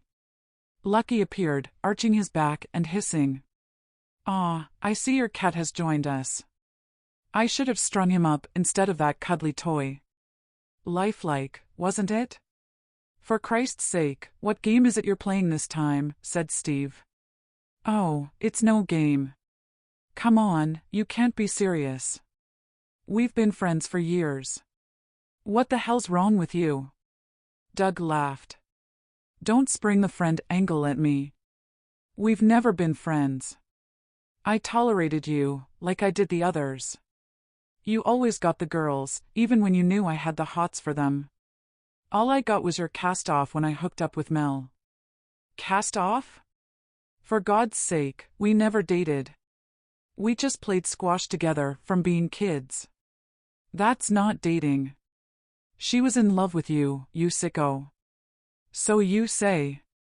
I'd been rolling over in my mind when he said that he'd got rid of Mel. Wait, I said. Are you saying you pushed Mel into the river? You'll never know, and neither will anyone else. It's not like you'll be walking out of here. Steve took a chance, edging toward him. Please, put down the gun. You're not thinking straight, I said. You won't get away with this, said Steve. Oh, I will. This isn't one of her fiction stories. You're a deranged stalker and murderer, according to the sheriff. They'll think you killed her, and then turned the gun on yourself. Doug turned to a footstep behind him. All I saw from behind Steve's shoulder was the blade of a spade flashing through the air. To a sickening crunch, Doug's head twisted to one side, blood splatter showering the television screen. The gun flew through the air, landing at my feet as Steve charged over to Doug. My eyes widened and my jaw gaped. Jesus, Mel, I thought you were dead, I said, as I picked up the gun, with Steve grabbing the spade shaft as she brought it down for one more blow. Leave him, he's done for, said Steve. Doug's face was contorted, and his skull disfigured with the force of the blow, blood oozing from his scalp, forming a pool just outside the door. Steve stood there with his arm around Mel. She was bedraggled, her hair wet and straggly, covered head to toe with dried mud, the same as her clothes. She dropped to her knees, pulling at her hair, and let out a scream. Help me get her to the armchair, said Steve. On closer inspection, her hair was matted with dried blood, and a large swollen area and a gash to the side of her forehead. How in hell's name did you survive? They reported you dead. Well, it wasn't me, she said in monotone, a vacant expression on her face, staring right through me. We have to get her to the truck outside and get the hell away from here. I'll explain everything on the way back to LA. We have to get her to a hospital, I said. I gasped at the sight of someone else stepping through the French doors. Tut tut, who do we have here? I focused on whoever had entered at the French doors. My entire body spasmed. Standing there with his rifle was Jed. Looks like you've done part of the job for us. I thought you'd be on your way to Denver by now. Lucky me that I saw Jordan's truck in the driveway, or I'd have passed on by. Look, I don't know what's going on in town, but just let us go. You'll never see us again, I said. Promise. Promise, pretty promise, he said and laughed, mocking me, then spat on the floor. I guess I could let you go. Nah, that wouldn't be fun now, would it? You're all loose ends, and as an author, you know what we have to do with them. I wasn't about to give him the satisfaction of answering him. What's wrong? Cat got your tongue. You know exactly what we do with loose ends. We tie them up. He made to shoulder his rifle. I'd already squeezed the trigger to release the safety and beat him to it, raising my arm and squeezing it some more to the explosion of rounds. The shock of the recoil and it set to auto surprised me, the round striking him in his crotch area, followed by others rapidly striking up his body, then the ceiling. Steve grabbed my arm before I did any more damage and relieved me of the gun. Jesus, what the hell, Helen? What do we do now? He stepped over to the body, kicked Jed's rifle to the other side of the room. I couldn't look at his body. Did you hear me? What do we do now? You're the crime writer. How do we explain all this? Just let's get out of here before anyone else turns up. Clean the gun with a cloth, oh, yeah, and the spade handle, and let's get the hell out of here. We'll worry about what we have to say after we've talked to lawyers. I helped Mel to her feet, put her arm around my shoulder, and headed outside to the truck. Steve joined us shortly after, throwing my case in the back. We helped Mel onto the bench seat. Hang on, I need something from my case. Unzipping the case, I pulled out the sealed envelope. Zipping up the case again, I climbed into the cab. Steve was at the front of the truck with the hood up, steam rising into the air. "We'll not get far in this," said Steve, and rushed over to Jed's truck. "Damn, his keys aren't here." "I'll go get them," I said, turned and ran. The only thoughts in my head as I ran back into the house was to get lucky, besides the keys. The candle was still flickering when I stepped into the living room. My reaction to seeing the bodies sprawled out on the floor surprised me as I dug my hand into Jed's jacket pockets to search for his keys, finally locating them. It was as if I was in another dimension, looking in at the scene, devoid of emotion. "Lucky, where are you?" He dashed right on by me, and out of the open French doors. I wasn't about to go after him, or to move Doug's body to close the doors. Whatever numbness my brain had engaged as a coping mechanism arrived back at reality, and the horror of having the bodies in the room. The hairs on my neck stood on end, bristling, as I ran back to the pickup and handed the keys to Steve. I'd put the cases in the back and taken out some dry clothes for Mel. "I helped her change out of her wet clothes and your envelope is on the seat," said Steve, and we set off along the road away from town. I guess we were all taking in what had happened and what the consequences would be, with no words spoken as we drove on. Mel rested her head on my shoulder. I slipped off my jacket and wrapped it around her. With the heater blasting out warm air, she stopped shivering. For all I knew, she could have been sleeping. We'd driven on maybe 5 miles when Steve broke the silence after turning on the headlights. "The road's straight as a die, and there's nothing behind us. We should be okay. The tank is almost full, so we should get to LA. Listen, about what you said back there at the house, are we, you know? What with Doug making up that story about me cheating," he said. "Together again, do you mean?" "I guess so, but we might end up in different prisons in the aftermath of all this." "Don't say that. Everything that's happened is self-defense. Us or them," he said. "I hope it's that simple, but it generally isn't. Not if some district prosecutor is after promotion or after political gain. It's who they'll believe, us or the upright dignitaries and the sheriff of Clarkstown. Listen, turn on the vanity light. I have something I need to look at." A tear ran down my cheek at the thoughts that everything would have been so different if Doug hadn't messed with us. I swiped my hand across my eyes, then ripped open the envelope. Steve reached across Mel and took my hand, giving it a gentle squeeze, then reached up and turned on the vanity light. "We'll be fine," he said. "Let's hope so." Truth was, we were in deep doo-dah. There were 2 bodies in my house, not to mention we escaped from the town jail and handcuffed a battered deputy and had driven off in his truck. We'd left the gun behind, which could be tied back to Pedro through the serial number. It would be hearsay, my word against the sheriff, that I had heard Jed confess to murdering the corpse in the woods, and that they intended to kill Doug and me. I cursed under my breath that I'd left Steve's rifle behind at the sheriff's office. There would be nothing to stop them from firing off 2 more rounds for the cartridges. Hell, they'd probably already stuffed the bullet into the hole in the study when they'd returned our vehicles to the house. I had all on to change the subject in my mind. Steve was right, I always made 2 + 2 add up to 10, even though I was spot on with Doug. I sighed and pulled out the contents of the envelope, at the same time exchanging smiles with Steve. If only he knew the way my mind had been working, he wouldn't have been smiling. We drove past the motel. "Is your suitcase still in your room?" "Yeah, but it's only clothes." "I can replace them," he said as we drove on by. Looking at the first of the contents and turning the pages, they were copies of what I had already seen, but the file was much thicker. "There are flashing lights ahead," said Steve and slowed down, then stopped.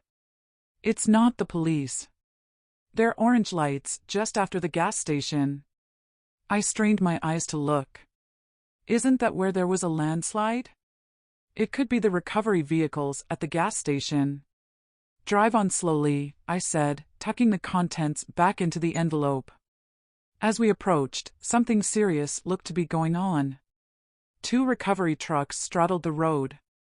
The silhouette of a guy limping in the road and waving an oil lamp with one hand and waving in our direction with the other hand came into view. I know who that is. There could have been another landslip. Best ask him what's happening. This is the only road out of here until we hit the freeway. We pulled up alongside of the old man. I rolled down the window. What's happening? Road's closed ahead, Missy. Lucky there's no traffic this time of night. Saying that, you're here, he said and chuckled. What brings you out this time in the morning? My friend has had an accident. We have to get her to a hospital. Oh, hell, pull onto the forecourt. We have a medic kit if needed. He held up the lamp. Looks like she needs cleaning up. We have a shower in the restroom, and we have a free coffee machine. It'll be a good half hour before the roads open, then you can be on your way. Steve and I exchanged glances. No option then. I'll pull over onto the forecourt. I didn't get your name, I said. Joe, the name's Joe. I'm Helen. I'd say pleased to meet you, Helen, but then we've already met, he said, and snickered. Where should we park? Just pull over there, he said, and pointed. We pulled up on the forecourt and parked. While Steve helped Mel out of the cab, I stuffed the envelope under my t-shirt and tucked it into my jeans. Taking my jacket from out of the cab, I put it on. Looking down the road, there was no sign of anyone following. We were over 30 miles from my home. If anyone set off from there just now, it would take them at the most 30 minutes, the same time it would take for the road to open. I put my hand on my forehead. I wasn't sure I could take any more stress, but there was nothing else to do but to wait it out with fingers crossed. I near jumped out of my skin when someone behind me poked me in my lower back. Chapter 47. Nerves frazzled.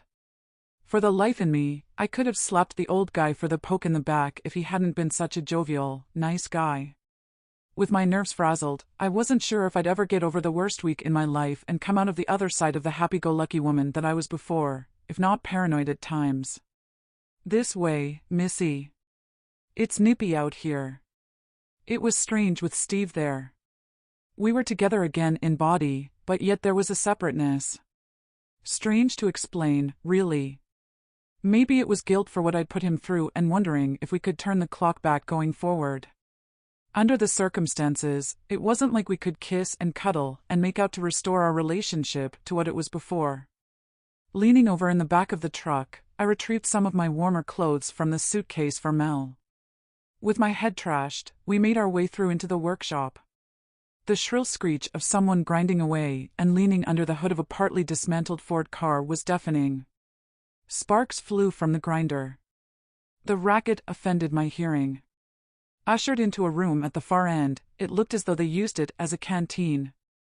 The mixture of oil and petrol vapors, and what seemed like a stronger smell of nail varnish remover, probably paint thinners, followed us in there. The extractor fan buzzed away, but hardly with enough power to extract the foul odor. The restrooms are through that door at the far end.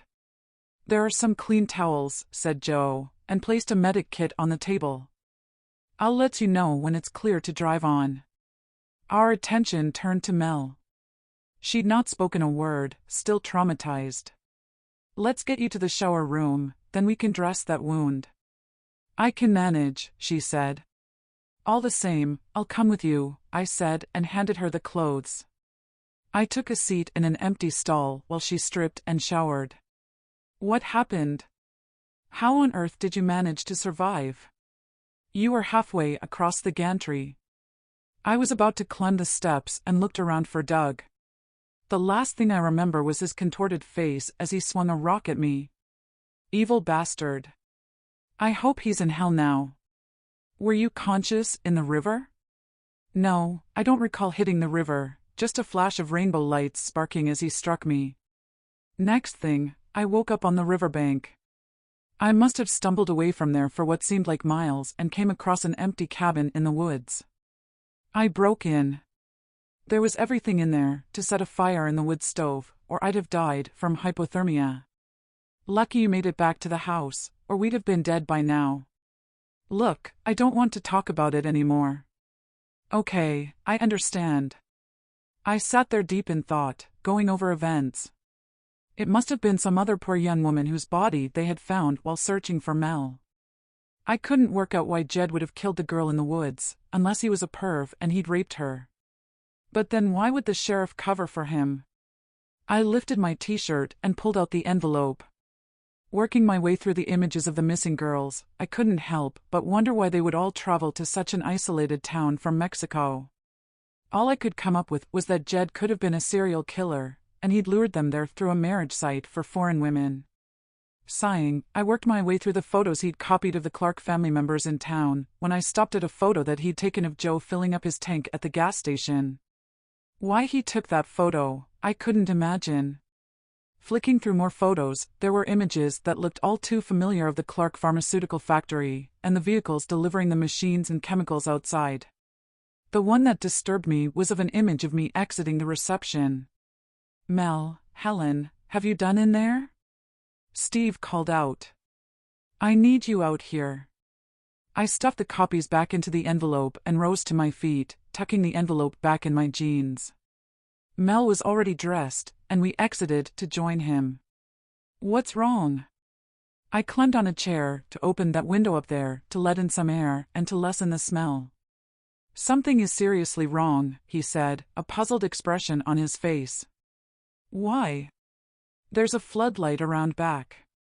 Jeff's car is out there, parked among some wrecks. I recognized the tag. What? Are you sure? They left ages ago. They should be back in LA now? Look for yourself. Mel steadied me to climb onto the chair, but I couldn't reach to see outside. Wait, maybe they broke down and returned to LA in Toby's car? I was about to get down when I heard Joe talking. Get the vats cleaned out at the factory and hide the product at the steel factory.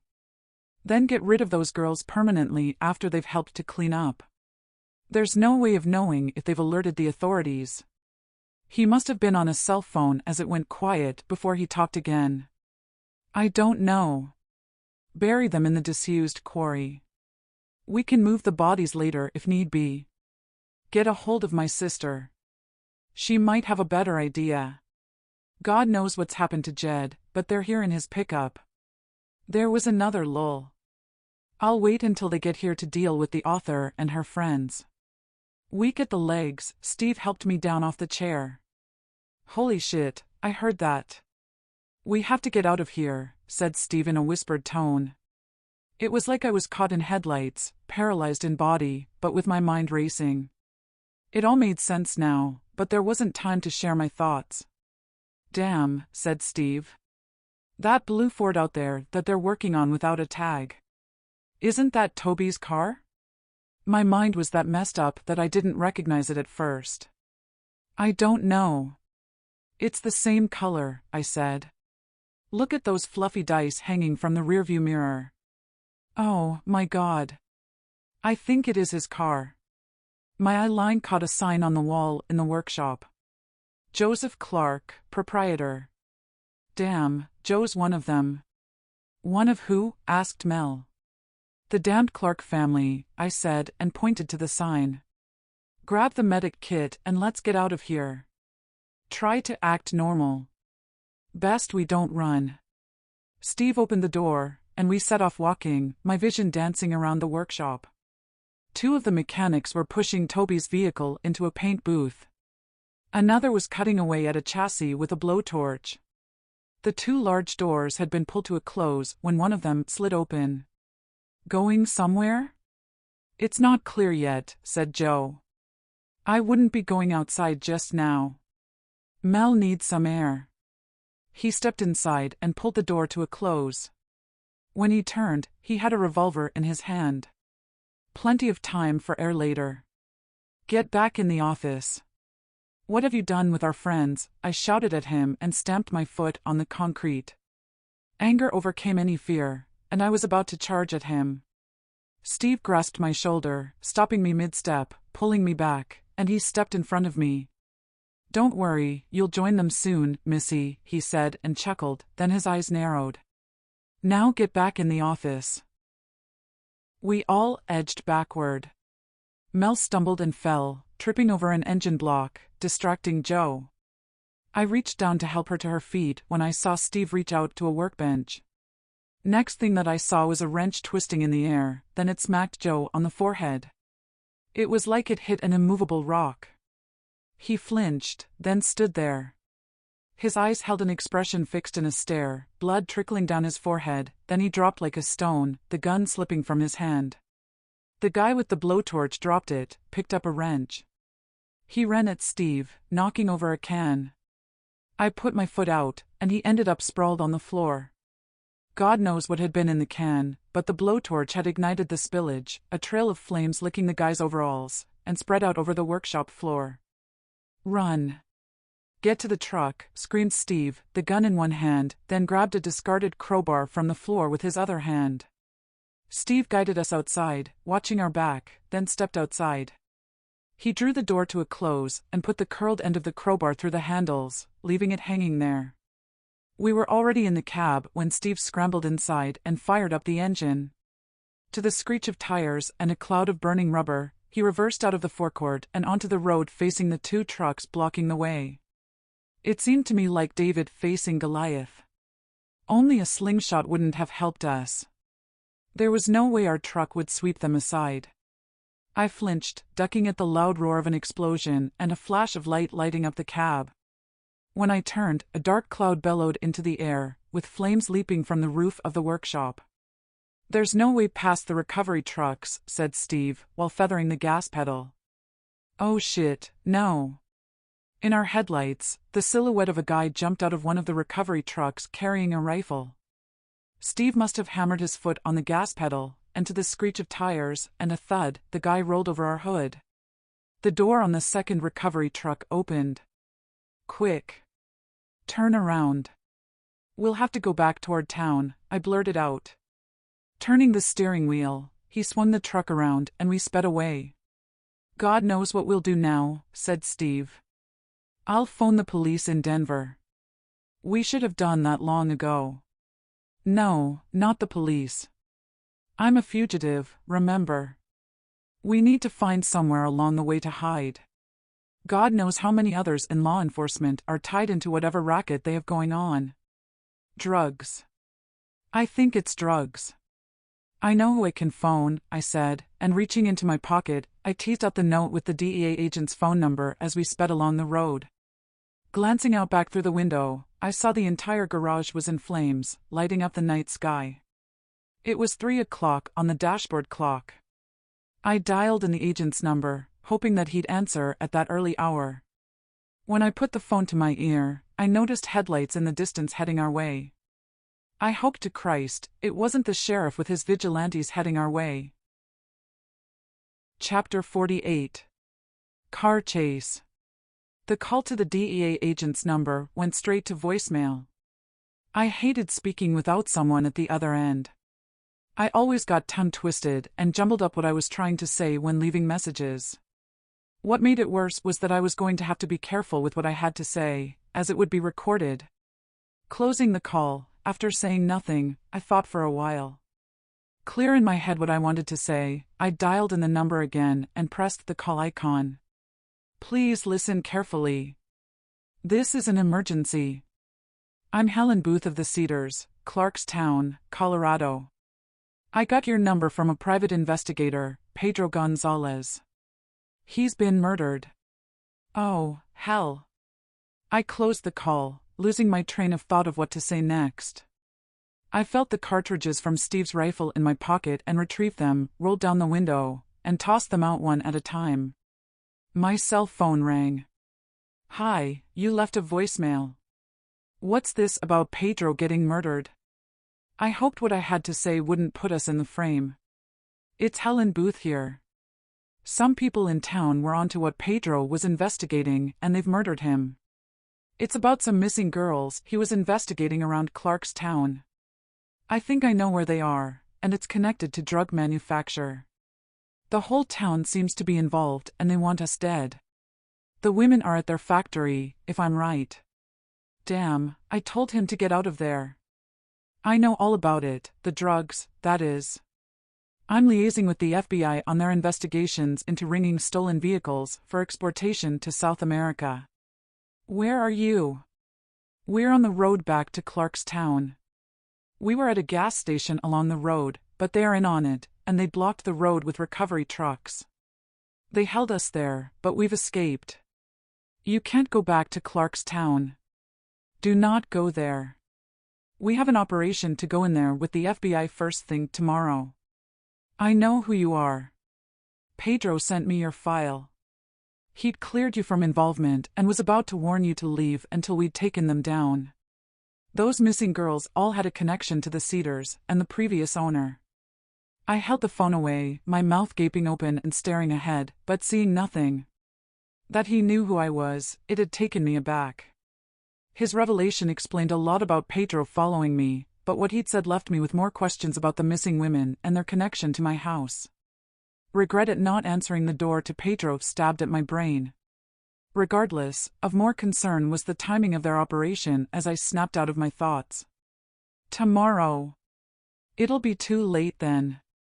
We overheard them say they were going to get the women to clean up the factory of product to take to the steel factory, and then to murder them.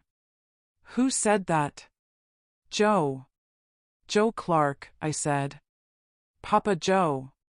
He's the one running the stolen vehicle racket. He also owns the motel down the road that operates as a brothel. His sister is the one running the drug manufacture and distribution. Steve interrupted. Those headlights are nearly on us.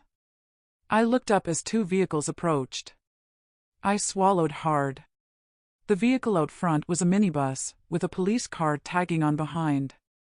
Both of them sped by, but not before I'd locked eyes with the mayor and turned to see the minibus and police car's brake lights, and them turning.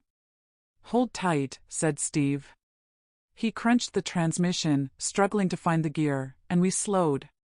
Look, you have to get here earlier. We have a situation here, I said, almost screaming at the phone. There was a sudden smack at our rear, and lurching forward, my head smacked on the windshield. The phone took flight and dropped into the well. For God's sake, put your seatbelts on, Steve shouted. He pulled Joe's gun from out of his waistband and placed it on his lap. Mel and I turned to look out of the back window. He was close to our tail, with the police car behind, and with the flashing lights activated on the roof. Can't you go any faster? Asked Mel. No, my foot is on the floor already. The minibus pulled out to pass. Steve steered to block him. God knows what engine he's got under that hood, said Steve, as the minibus tried to move to the other side to overtake on the inside. Steve countered, blocking him once more, throwing us about in the cab. To a bang, there followed a sense of inertia that I'd experienced on a fairground ride as a child. It was as if we were careening in slow motion as our pickup swung around and spanned several times in the road after he'd clipped us. Without warning, it was like we were clothes in a tumble dryer when our pickup flipped to the screams of Mel and I. Far from slow motion, it all happened so quick as we flipped twice, then landed on the roof, and to the sound of scraping for a distance, we came to a sudden halt, the door springing open at my side. We were upside down. I wondered why I was still alive. Steve was groaning. Mel's face pressed against mine so that I could feel her breath, but her eyes were closed. My legs. I'm stuck, Steve groaned out. Get out before the gas tank explodes. Hitting the button of my seatbelt, my head hit the roof and my body crumpled awkwardly. I scrambled through the open door. We were down in a bank, with what looked like steam rising from the twisted hood. The fumes told me otherwise as it burst into flames in the engine compartment. On my knees, I reached inside to release Mel's seatbelt. She was out of it, making no sound as she hit the roof, her body scrunched up in a heap. It was a struggle to pull her dead weight, but I dragged her outside and away from the vehicle. Rushing back to the driver's side, I saw Steve was bleeding from a wound on his forehead. Smoke by now filled the cab, with Steve coughing and spluttering. I yanked at the door handle, but it wouldn't move. The glass was smashed out of the window, and I leaned inside. Is your belt unfastened? Yeah, but I caught my foot under the brake pedal. It's stuck there. Hurrying around to the passenger side, I crawled inside. Feeling my cell phone when I placed my hand on the roof, I clawed it outside. Retching at the fumes, I reached up to feel his sneaker under the brake pedal and pulled on the lace. Try it now, I said. I can't. It's still stuck. Damn, I can't see what I'm doing. Steve tugged at the keys in the ignition. There was a mini flashlight on there, and he shone the beam into the well. Is that better? Yeah, I can see now. I tugged at the laces some more to loosen them. It worked as he slipped his foot out of the sneaker. Tugging at his jacket and with him crawling, I backed up, and he made it outside. Then he reached inside and retrieved his sneaker. Both of us scrambled away from the vehicle and on over to Mel. Thankfully, Mel was sitting upright, nursing her head with one hand. Steve waved the bunch of keys at me in one hand and his sneaker in the other hand. Turning off the ignition to stop the engine didn't stop the gas igniting. At least the flashlight helped get me out. I'll save them for if we need the flashlight again, he said, and slipped them into his pocket. Surprised you made it out, a voice called out. When I looked up at the top of the bank, the mayor was standing there with Jordan at the side of him. Get down there and finish them, said the mayor. You do it. I ain't up for that shit. Dimwit, give me your gun, damned retard. No, I don't want no part of this. Do as you're told, he said, and attempted to take the gun from Jordan's holster. I could see them struggling as the mayor retrieved the gun, both with their hands on it and not wanting to let go. There was a sudden explosion and a flash of a round. Both gripped each other. To my relief, the mayor slipped from his grasp, then rolled down the bank, landing at my feet. Blood oozed from a wound under his shirt at the chest. His eyes rolled to the back of his head, lifeless. Jordan scrambled down the bank. You saw that, didn't you? It was self-defense. Is he dead? Steve limped over to the body and checked his pulse. Yeah, he's dead. Jordan took off his cap, dropped it on the ground and stamped on it, then paced around. Listen, best get clear away from here before the gas tank explodes. Will you help us with Mel here? Steve asked Jordan. Sure. By now, the interior was roaring with flames. They took an arm each and helped Mel to the top of the bank, with me giving support from behind. The suitcases were on the road. I retrieved both my computer and Doug's laptop for if I needed evidence, and then joined the others. We all hit the ground to an explosion, and I turned to see the pickup below lurch, then it settled again. Steve lifted his head. What are you going to do now? Said Steve, directing his question at Jordan. Jordan lifted his head, and reaching out, he retrieved his gun, which sent a shiver through me. Chapter 49. Back to town. Jordan rose to his feet. Our eyes were glued to him, waiting for an answer. With his gun held in one hand, he tapped it on the palm of his other hand. Anxiousness consumed me as to what might be going through his head. Whatever he was chewing over, he was thinking hard. He inspected his boots, shuffling his feet. Well, I aren't going back to town, that's for sure. I'm driving on to get as far away from there as I can. To my relief, he holstered the gun. Listen, I'm sorry for what happened back there at the sheriff's office, I said, just in case he changed his mind and he'd decide to turn on us. Don't worry about it. You did me a favor. They all think I'm a shingle missing in the roof department, if you get my drift. I'm tired of being their dog's body. I'm not so stupid as to know what they are doing is not right. They have the road blocked with recovery trucks at Joe's gas station, said Steve. That don't worry me none. They know me, so they'll let me through. I exchanged glances with Steve. Could we hide in the back and come with you? I asked. He chewed on his lip. Sorry. But like I said, I'm not as stupid as they think I am. If they found you in there, I'd be toast, he said and edged toward his vehicle. Steve had ambled over to the minibus. The keys are in the ignition. We can go back to Plan A and find somewhere to hide. I turned to Jordan to see him open his car door. "Who is at the factory?" I asked him. "Jack." "Is he alone?" "He was when I left there after they had set me free at the office, apart from the women," he said, and climbed onto his seat and closed the door. It wasn't like there was an option but to revert to plan A, to find somewhere to hide. Jordan drove away. I covered my face with my hands and shook my head. Pulling my hands away, I looked over at Steve. "My phone is down there," I said. "No, I have it here." Steve passed me my cell phone. The glass was smashed, and it wouldn't power up. "Do you have your phone?" I asked Steve. "I do, but the battery is flat, and I don't have a charger." "I lost mine when I was in the river," said Mel. "That means I can't call back the DEA agent." Steve was pulling at the fender at the front of the minibus. It looked to be stuck on the tire and was bent from where it had clipped our pickup. We rose to our feet. Mel took me to one side and lowered her voice. "Listen, Helen, I'm sorry for passing on to you what Doug told me about Steve having an affair. He made me promise not to tell you where it had come from." "Yeah, I know. I read your diary. I wouldn't have blamed you if you'd have left me in the pickup back there. It's all my fault. None of this would have happened if you hadn't split with Steve." Her eyes moistened, a tear running down her cheek.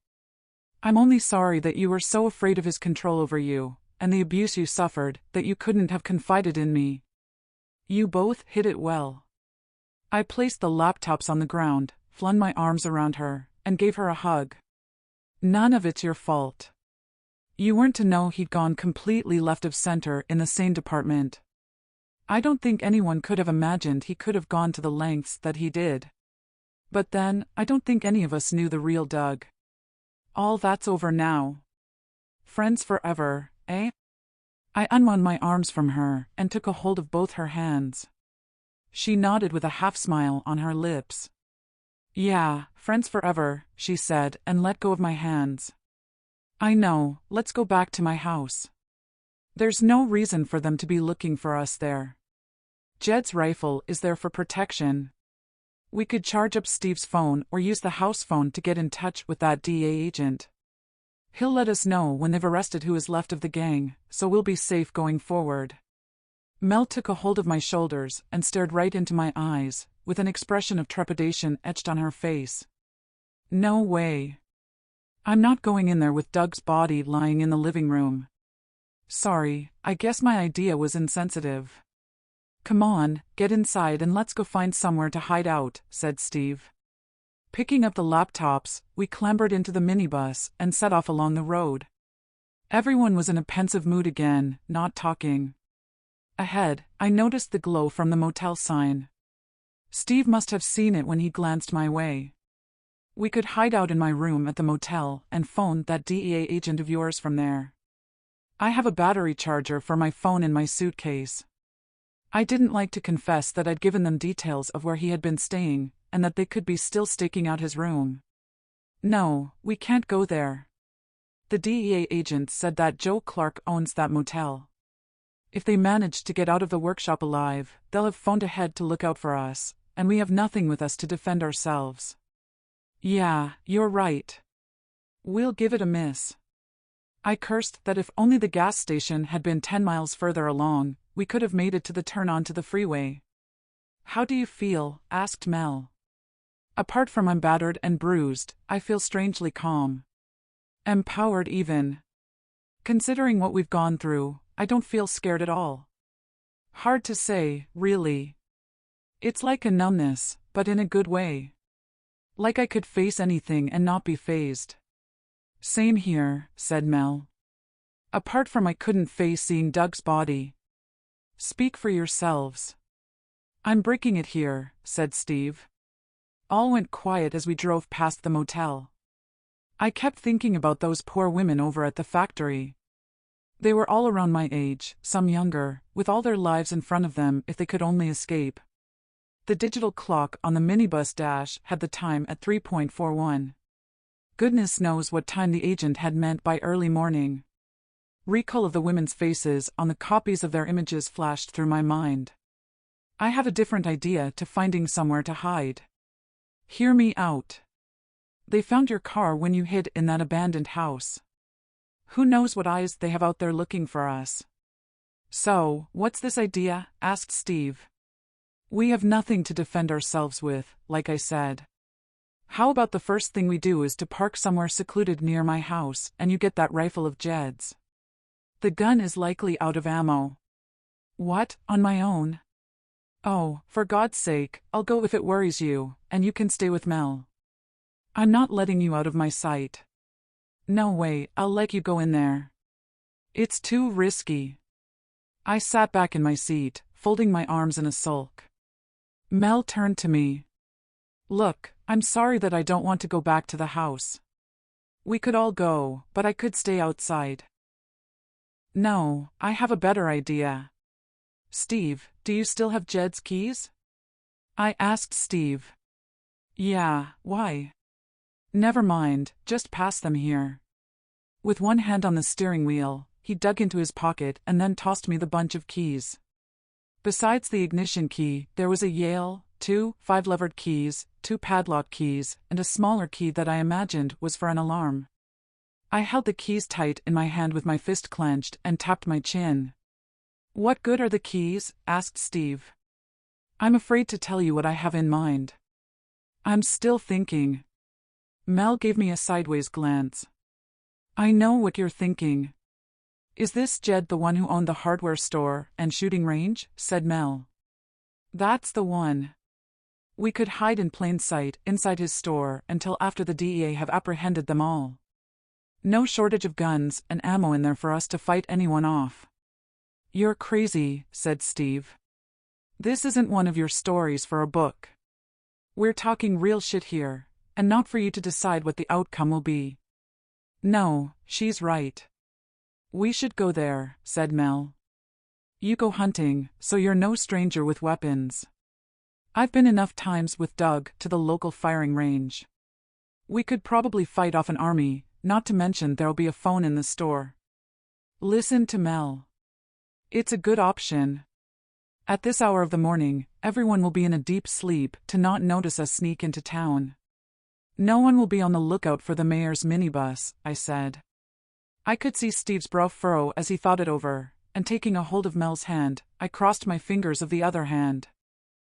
Chapter 50. Plan B. Steve fidgeted on his seat, then slapped the steering wheel. The expectation was that he'd decide against going to the hardware store. I guess I couldn't have blamed him for chickening out if that's what he decided. Can't say I was overexcited myself, but I had no other ideas. Fuck, yeah, let's do this, he said. We'd better not regret it. Think positive, I said, while exchanging a self-satisfied smile with Mel. We both reached out, squeezing each other's hand. I have one condition, said Steve, and Mel's fingers slipped from my grasp. What's that? Asked Mel. I'll only agree to going there if we go to the house and retrieve Jed's rifle. I can check if there's any ammo left in the mag of the Glock. It was down to Mel, really. I didn't have a problem with what he wanted to do. What do you think, Mel? I asked. Like I said, only if we stick together and I don't have to go into the living room. As cool as I said I had been, nervousness kicked in. It was that furtive mind of mine again conjuring up scenarios of getting ambushed and everything else that could go wrong. All the same, I viewed it as a positive. I reckoned that considering all the different outcomes would help us avoid getting caught out by the gang. Maybe they were going through the same thoughts as me, as we all reverted to not talking. The hedgerows zipped by.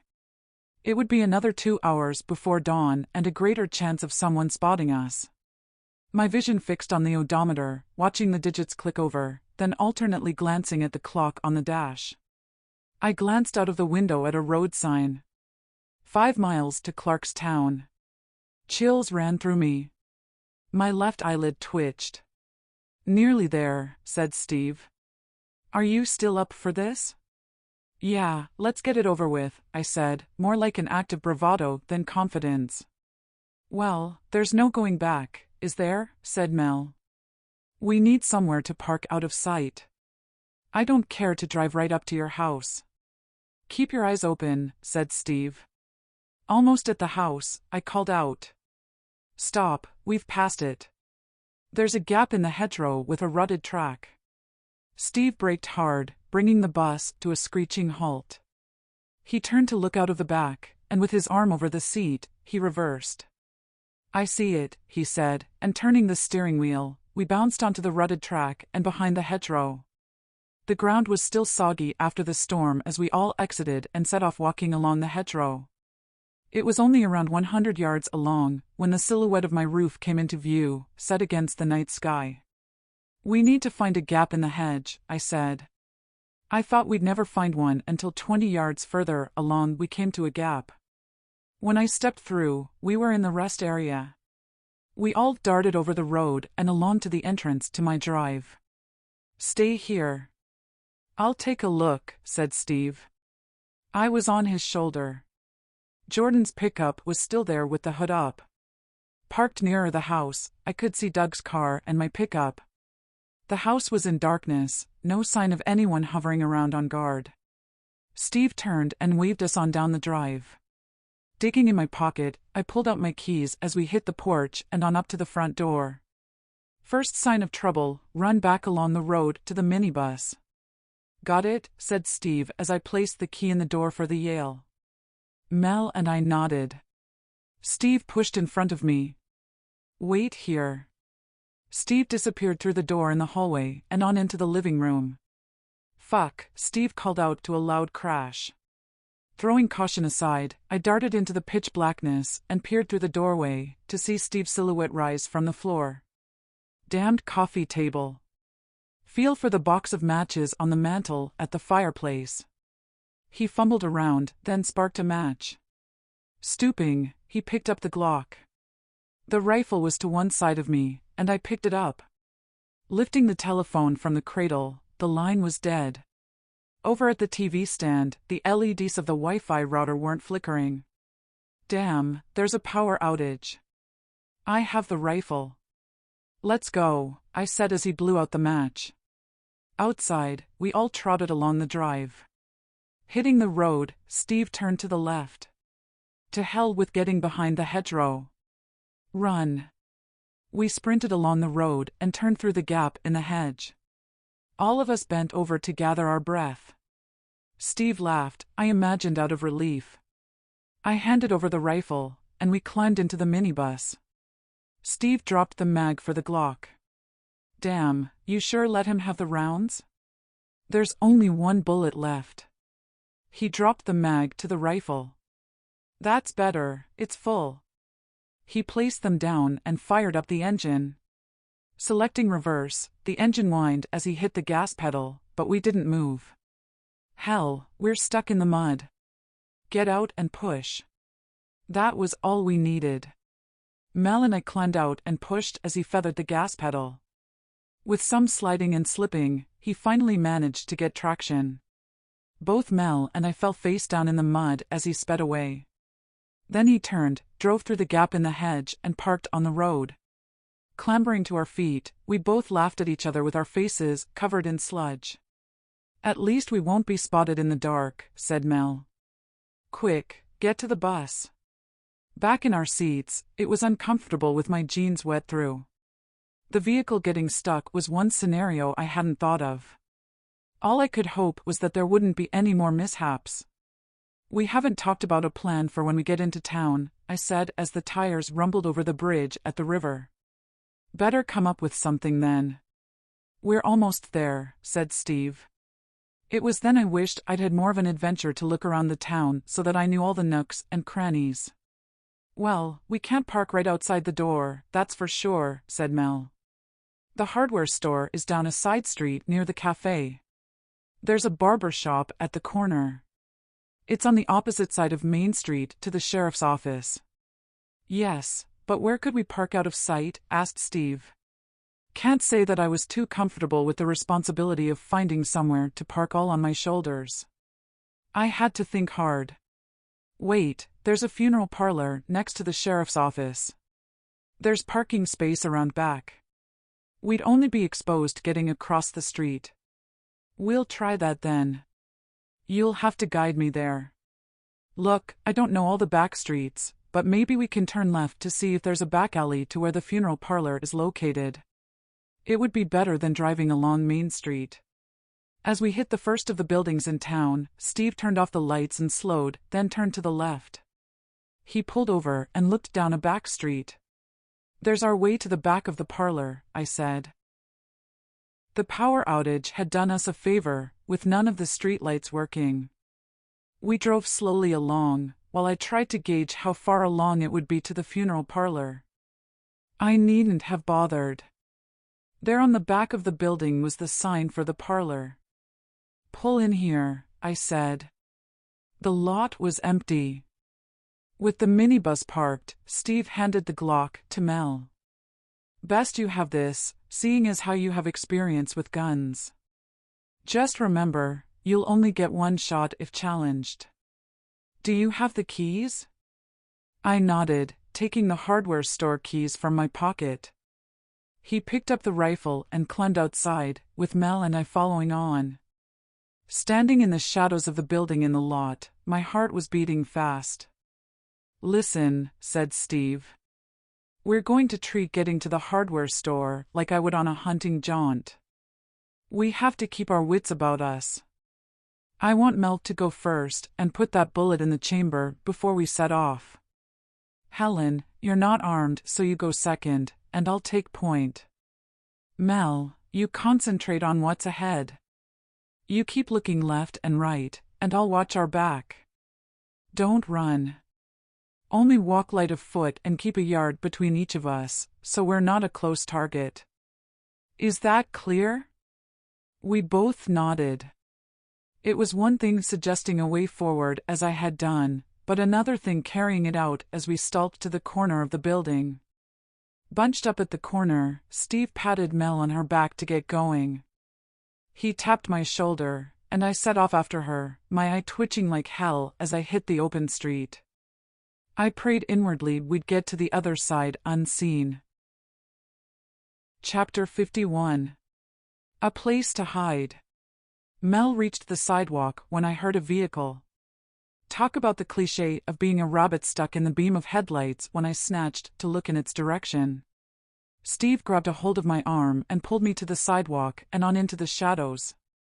I imagined it would pull up and a bunch of townsfolk would jump out armed to the teeth. Heart in mouth, the van zipped on by, but not before I'd seen the sign on the side. It was the same van I'd seen with the guy carrying out maintenance at the substation. Weak at the knees, I turned to Steve. Come on, we're wasting time, he said. Wait, said Mel. Isn't that the direction of their factory? He could alert the sheriff if he spotted us. Doubt it, I said, while trying to remain positive. I've seen the van before. He'll likely turn off to the substation to carry out repairs. Hurry, before he gets the streetlights back on. Likely? You'd better be right, said Steve as we hurried along to the hardware store. We arrived. My mouth gaped. All the windows were shuttered from the inside, with a metal grill to the outside of the door to the store. I hope these are the right keys, I said, with Steve keeping a lookout toward the main street and Mel scouring in the opposite direction. My hands shook as I located a key in the first padlock, and it snapped open. Onto the second one, I soon had it unlocked. The yail to the door proved more difficult. Try as I did, I couldn't get the key in the lock. My hand tremored to the extent that I had to hold my wrist with the other hand to try to steady the shakes. Use the flashlight on the keyring, said Steve. That was the last thing I wanted to do, but I was pleased that I did when I saw the problem. I'd been trying to insert it upside down. Hurry, said Steve, to a dog barking close by. It's open. We were in. Steve pulled the door grill to, and reaching through the gaps, refastened the padlocks, then closed the door. There was no buzzing from the alarm box to indicate it was working, and thankfully, it didn't sound off at our presence. Steve tugged at a cord and pulled down a roller blind over the glass at the door. Well, what now? Said Steve. Guess we'll just have to wait it out until the power is back on and I can phone the DEA agent for when it's clear. Mel slid down with her back to the counter to sit, her head in her hands. As relieved as I was, I paced up and down the aisle. Calm down, said Steve. We made it. We can relax, and we have the keys. He swung the rifle strap over his shoulder as I stepped toward him. Taking a hold of me around the waist, he pulled me in close. He leaned in for a kiss, but I put my hand between our faces and turned my head to see Mel sobbing. Not now, I said, squirming away from his grip. Not in front of Mel just now. Sorry, I wasn't thinking. I hurried over to Mel and sat at the side of her, wrapping an arm around her. Steve walked behind the counter. Shush, there. We're safe now, it's over, I said, wiping away a tear for her with my finger as it ran down her cheek. But it's not over, is it? She said, her words faltering, with her eyes searching mine for an answer. I'm going to have to face what happened back there at your house. I'm going to have to live with it. What if the police charge me with murder? No, that can't happen. He was about to kill us, and we're your witness. You saved our lives. They'll hardly charge you for that now, will they? I hugged her some more. Mel wiped her sleeve across her eyes. You're right. Sorry. No need to apologize. Pass me your gun, said Steve. We rose to our feet, and he unloaded spare mags on the counter. Stuff the spare mags into your pockets. I've loaded them. What about me? There's a Glock 43 under the counter. I'd have a better chance of handling that one.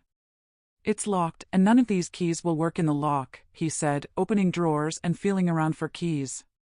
Try the register, I said. To the ding of the register, as it sprang open, Steve held up a key. He unlocked the counter and retrieved the Glock for me. Let's all go into the storeroom and close the door. There's a large flashlight in there. Better for us to see. Leaving Steve to rummage around in the storeroom, Mel and I took a seat on the floor. Steve was in his element, unboxing a semi-automatic rifle and scoping it. Here, there's your Glock loaded and some spare mags. Stuffing them in my jacket, I retrieved the envelope from under my shirt and looked through the photos again of the women. This time I read their bios in more detail with the flashlight from the keyring, then handed them to Mel, passing each one to her.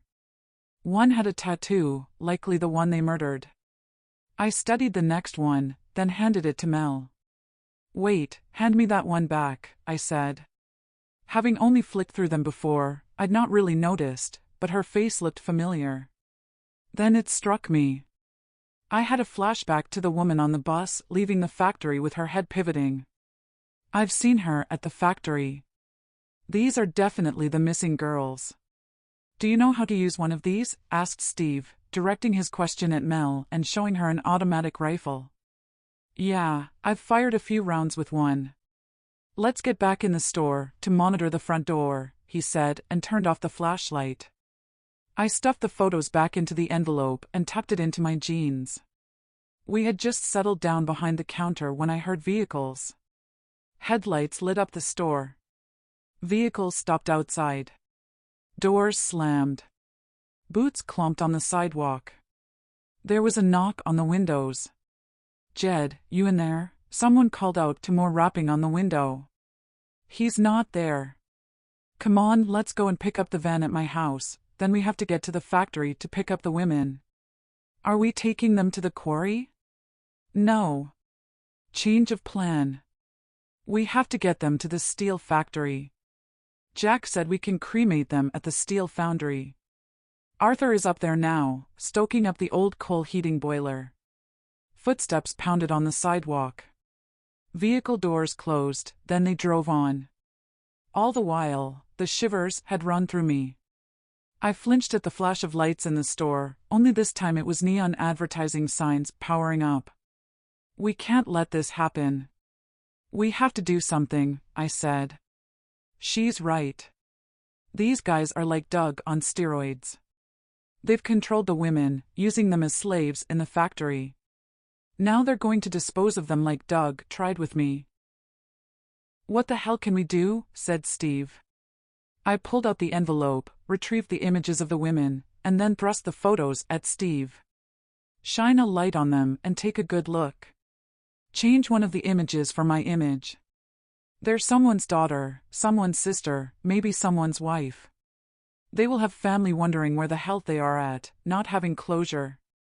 Steve studied the top photo with the pencil light, then switched it off. We're wasting time, said Mel. We have to help them. Steve had by now joined us on the floor with his back to the counter. He rocked back and forth. Oh crap, I must be mad. We must all be mad. Okay. Let's get to the minibus, he said, stumbling to his feet. No heroics. Here's what we'll do. If we can get to the factory before they take the women outside, we can pin them down until the feds arrive. That's all we can do. The first sign that they're stronger than us with firepower, we get to the minibus and scarper quickly. Wait here. I'll get the minibus. Steve disappeared through the front door. There'd be no hiding place for him this time, with the streetlights glaring. I exchanged glances with Mel, held up a hand, and I crossed my fingers. Chapter 52. To the rescue. On the wall in the hardware store, I spotted a phone on its cradle fastened to the wall. Snatching at the handset, I put it to my ear to the sound of the dial tone. I took the note from my pocket with the DEA agent's number and dialed in the digits. Thankfully, he answered with a racket in the background at his end. It's Helen Booth here. How long will it be before you arrive? We're en route to the factory now. We got held up at Joe's gas station. It's burned to the ground. Lucky the gas tanks didn't blow. We had to organize an airlift to the hospital under armed escort for Joe and some of his gang who were badly burned. Anyway, we're on our way. Where are you? Thank goodness you called back. Our call ended abruptly when we spoke. Are you okay? We had a situation on the road back to Clarkstown and we were run off the road. The mayor is dead. I'll explain when I see you. We're on our way to the factory now, but we might be too late.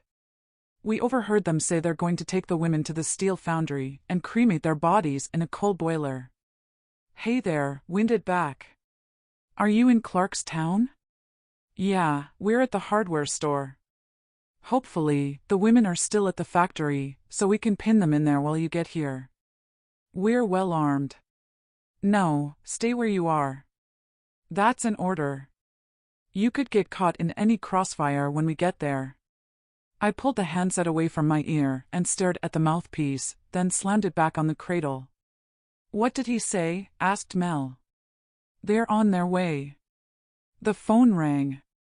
It had to be the agent calling back. I took the handset from the wall and let it drop on the cord and pulled out the connection. It was all well and good going against his orders, but I was still apprehensive about what we had decided to do. We passed away the short time we had waiting for Steve, with Mel instructing me on my stance when firing the Glock. At the glow of headlights through the roller blind at the door, and the sound of a vehicle arriving, Mel peeked outside. He's here. Don't waste time locking the door and grill, just push them to, said Mel. I tucked the pistol into my waistband and headed outside. Closing the door and grill, I climbed onto my seat to see Steve had gained a baseball cap. Both of you get down out of sight on the seats, said Steve. I found this cap on the dash. With luck, if we're spotted, they'll think I'm the mayor driving. You'd better hope so. I'll have to guide you, I said and crouched in the gap behind the driver's seat as Mel pulled the sliding door to a close. As we drove on, the floodlight at the factory appeared in the distance. Steve killed the vehicle lights and slowed. We can't just drive right up there, said Steve. Any ideas? There's a factory unit opposite. It has a dumpster in the lot we could use for cover. We could park up before the unit and sneak over there. There's a turning just before that where we could park the bus out of sight. Either that, or we could turn back, he said. Your call? If we carry on, it's time for us all to grow some balls, because I'm nervous as hell.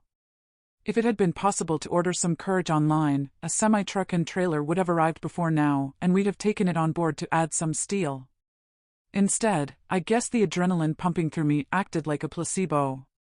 I hoped it was the same for the others. Just keep going, said Mel.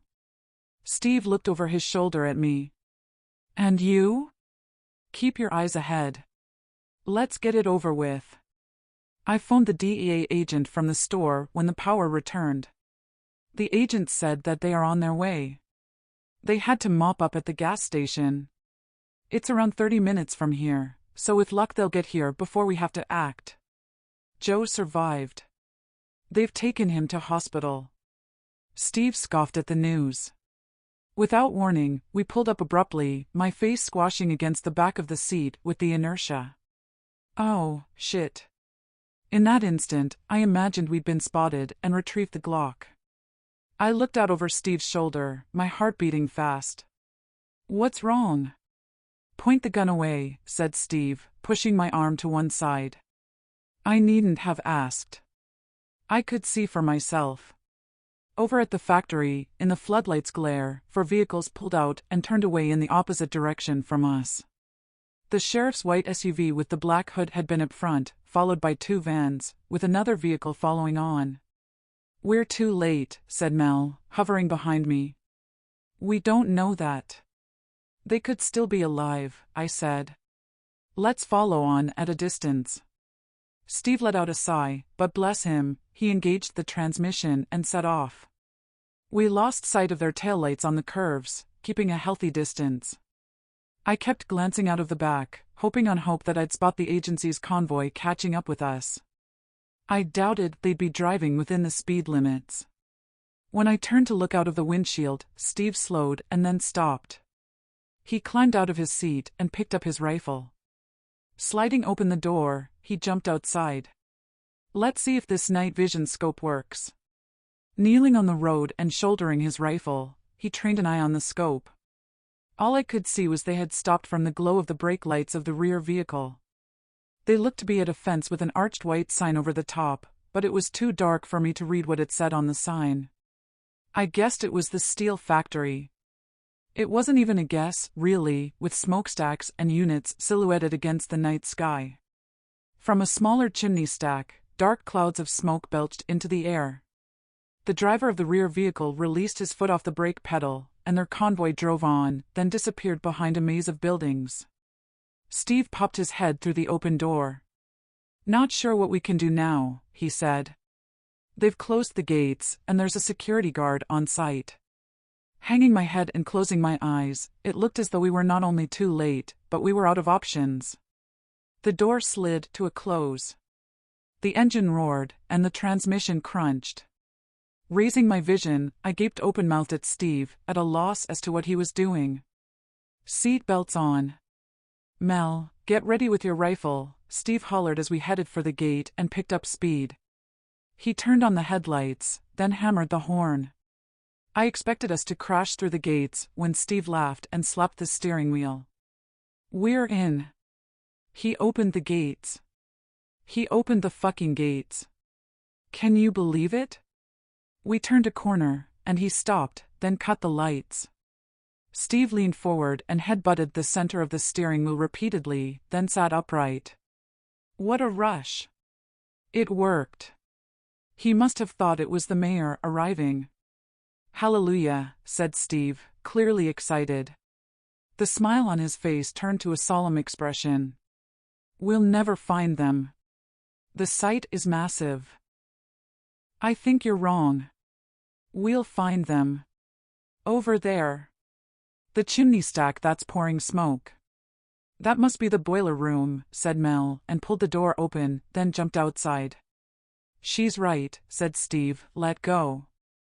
I thought you said no heroics. He lifted, then dropped his shoulders, and sent a wry smile my way. I was seeing him through fresh eyes. He demonstrated a sense of daring adventure, throwing caution to the wind. Not that I was complaining. Ladies first, he said with the sway of his hand. Steve and I clambered out after her, and I drew the pistol from my waistband. "Different order," said Steve. "I'll go first, you second, and Mel will take point. Keep a low profile and stick to the walls of the buildings." Stalking along the side of the buildings with a mass of pipes overhead, we arrived at a corner. Steve took a quick look around the corner, then stepped back. He held out his arm for us to stop, then tapped his finger on his lips. Signal understood, he beckoned us to join him, to the sound of agitated conversation. "We can't simply throw a dozen bodies in there. Have you any idea what temperature it has to get to before it'll incinerate a body?"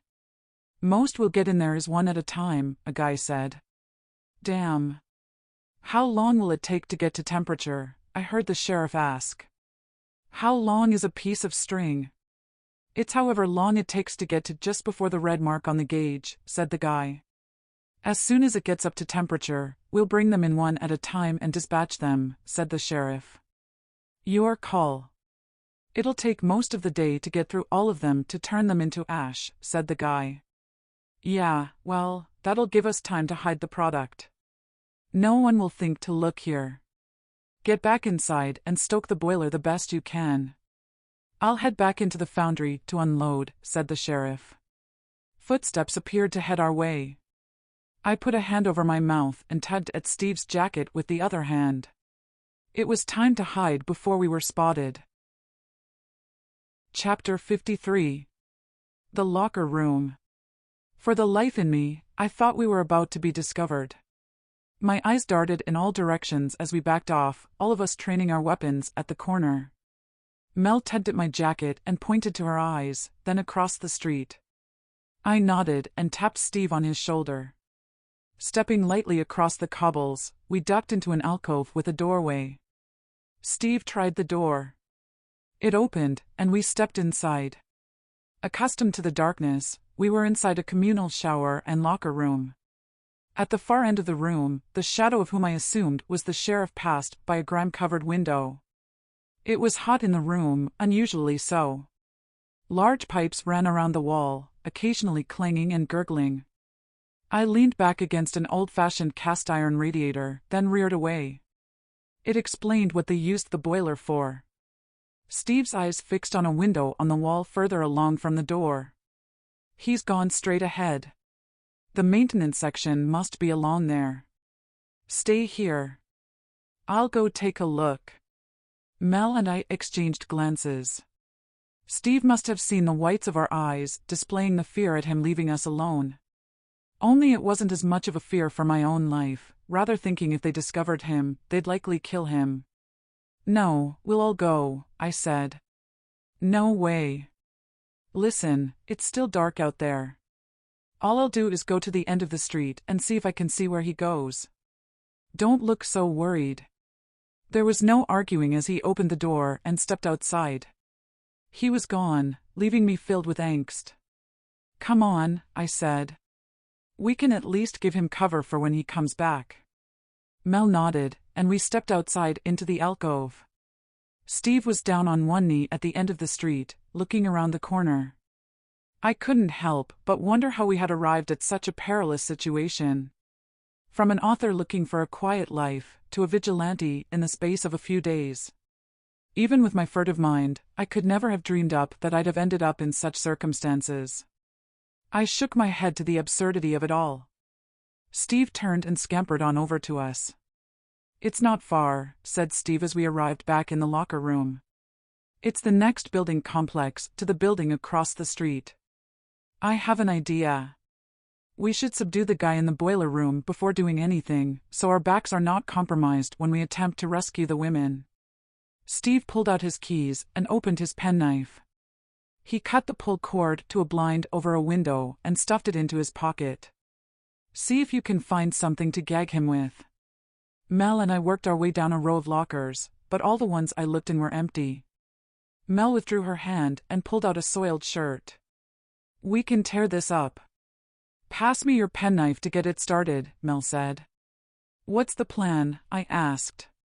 "Plan? Play it by ear, let's go," said Steve. "If we have to think about it, we'll do nothing." In a way, I was grateful not to debate a plan, and admired his tenacity. Time was of the essence. Besides, as we exited, I reasoned if we stopped him getting the boiler up to the required temperature, they might think twice about killing the women without a means to dispose of the bodies. It might buy time until the DEA could get there, I thought. The boiler room wasn't hard to spot. Not with the chimney bellowing smoke and pipes running from the building overhead to what looked like admin offices, besides the room we'd just left. The door was open. In the glow from the fierce burning embers, I could see the guy shoveling coal from a pile into the mouth of the boiler. It looked as though Steve had gone gung-ho, and not wasting time, he stepped inside. Put the shovel down. FBI. On the floor, dirtbag. I had to respect him for improvising. The guy froze, his back to us. I wasn't happy that he hadn't immediately gone to ground. Expect the unexpected if you want to live a long life, Mom used to say. Never had a truer word been spoken. The guy, still not facing us, glanced at a chair with his rifle leaning against it a few feet away. In an instant, he twirled, launching the shovel at Steve, who ducked, and then the guy launched himself headfirst for the rifle. Mel had anticipated his move. She was at the chair and kicked it over, the rifle spinning away. Then she brought the butt of her rifle crashing down on his skull. Steve was on him, and with the guy out of it, he tethered his arms behind his back. "Help me get him on the chair," said Steve. "Then pass me that coil of rope from over there."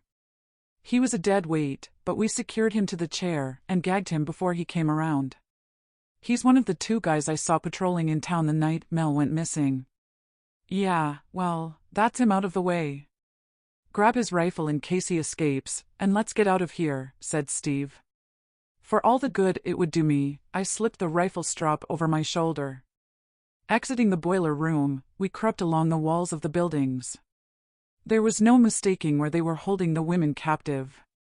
Stepping over to a line of railway trucks, we edged alongside them to within 10 yards or so of a tall building. Hiding in between 2 railway trucks, tracks led to where 2 enormous doors at the entrance of the building were partly open. Inside, it was illuminated with their vehicles' headlights. They were unloading large cartons from the rear of a van, I assumed filled with what they called their product. They led the women from the back of one of the vans, bound with their hands behind their back along to the far side of the building. I recognized the sheriff right away, gesticulating and appearing to bark orders. He stepped over to the door with one of his gang. He was near enough to be in earshot. "Go over to the boiler room and check on progress." It was a godsend when the guy sauntered and didn't run. Still, we were likely out of time. The sheriff and his men bunched up together just inside the door. Steve seized the opportunity with no discussion, to me having an, "oh, no, WTF, moment." "Cover him," said Mel, and kneeling, she aimed toward the group. "Drop your weapons." On the ground now, Steve growled at them. For a millisecond, I was sure my heart had stopped. It was a relief when they dropped their weapons and sat on the ground. The elation was short-lived. Steve dropped his rifle to a clatter on the concrete and held his hands in the air. My spirit went south along with my innards as nausea struck, bile rising in my throat. I couldn't see who it was as the door obscured them, but a double-barrel shotgun was at his back. "Damn," mumbled Mel, rising to her feet and stepping back between the railway trucks. She whispered, "If I'd have taken a shot, they could have shot Steve and we'd have a firefight on our hands." The sheriff jumped to his feet, grabbing Steve's rifle from the floor, then punched him in the gut. Steve doubled over to a knee in the face and crumpled to the ground. "Who the fuck are you?" said the sheriff. Steve lifted his head. "I'm with the DEA. My guys will be here in no time. I suggest you all let me put you under arrest." Steve groaned long and loud to a boot landing in his gut. I had to turn away, wincing with a hand over my mouth. Anger welled inside. Mel must have sensed what I was about to do and put her arms around me. "Don't be an idiot," she whispered. "Steve is right. The DEA will be along shortly." The sheriff grabbed Steve by the hair and lifted his head. The sheriff laughed. "I sure know who you are, and you're not DEA. They have your face plastered all over the news, said the sheriff, then let his braying donkey laugh rip. DEA my ass. You are our patsy for the murder of that snooper. Get him into the canteen with the girls. We'll dispose of you last. Boots clomped on the cobbles. It was the guy returning from the boiler room, with the one we'd restrained. There were 2 women with him, said the guy who we'd subdued. We're there now? Close the doors. You 4 get out there and find them. The doors closed. Mel and I were precariously balanced on the couplings between 2 railway trucks when the guys ran past us. I was all out of ideas for once. My eyes moistened at what Steve had let himself in for. And all because of me wanting to rescue the women. There might be a way in around back of the building to get to Steve and the women, said Mel. Let's make a dash for it before they come back looking this way. If nothing else, we could hide until the DEA get here. Hiding until the DEA arrived was the only sensible thing any one of us had come up with. There again, it wasn't only the women's lives at stake. They now had Steve at their mercy. I knew at that moment that my life wasn't worth living without him. It was the truth I'd been hiding from myself ever since I'd moved into that damned house. Chapter 54. Final Conflict. Creeping along the side of the maintenance building, it seemed to go on forever. Anxiety struck as we stalked toward a flickering glow at the far end. We arrived at a row of windows and crouched. I heard muffled voices and shared a glance with Mel. I couldn't understand what they were saying as they were talking in Spanish. This has to be the canteen where they are holding them, whispered Mel. Stay here. I'll see if there is a way inside. Alone and a bag of nerves, my mind raced. The DEA team had to be nearby now, I thought. I hoped that they would have arrived at the factory unit by now, and finding it empty, they'd move on to the steelworks, where I was sure I'd told the DEA agent that they were to hide their product. Now I wasn't so sure I had said that. Desperate to know if Steve was in there, I snatched a look through the window, then ducked back. There was an oil lamp burning on a long table with benches. I'd seen what I hoped was Steve's legs stretching out on the floor, together with several of the women, similarly tethered at the ankles. Some were tied with rope, others with plastic ties. They must have had their backs to the wall. He was so near to me. Just the thickness of the wall separated us, yet we might as well have been a mile apart. Mel scrambled back to me. Anything? I asked. She tugged at my sleeve for me to follow on. 2 window lengths down, and we came to 2 steel doors. There was a thick chain through the 2 handles, and fastened with a padlock. Mel put a finger to her lips, then pulled gently on the handles to the doors partially opening. Only the chain is stopping them opening, she whispered. We only need to bust the padlock. I crouched with my back against the wall next to the doors. Steve is in there with the women. I didn't see a guard. The room looks to be partitioned with windows on the walls that look right into the workshop. Mel picked up a cobble, and I took a hold of her wrist. They might hear us if you smash the lock. Let's not be rash. Then let's look for something to lever it open. A metal rod or something. Yes, but say we get inside. How will we free them? They're tethered at the legs, and likely their hands. Some of them are ropes we can unfasten, but some are plastic ties. Problem solved, said Mel, digging into her pocket and pulled out Steve's keys with the penknife.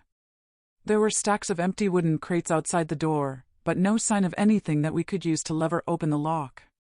Mel came up beside me on all fours. Get down, she whispered, forcing me to ground. With my head to one side, my cheeks on the grit, Mel positioned herself behind a large empty crate and shouldered her rifle.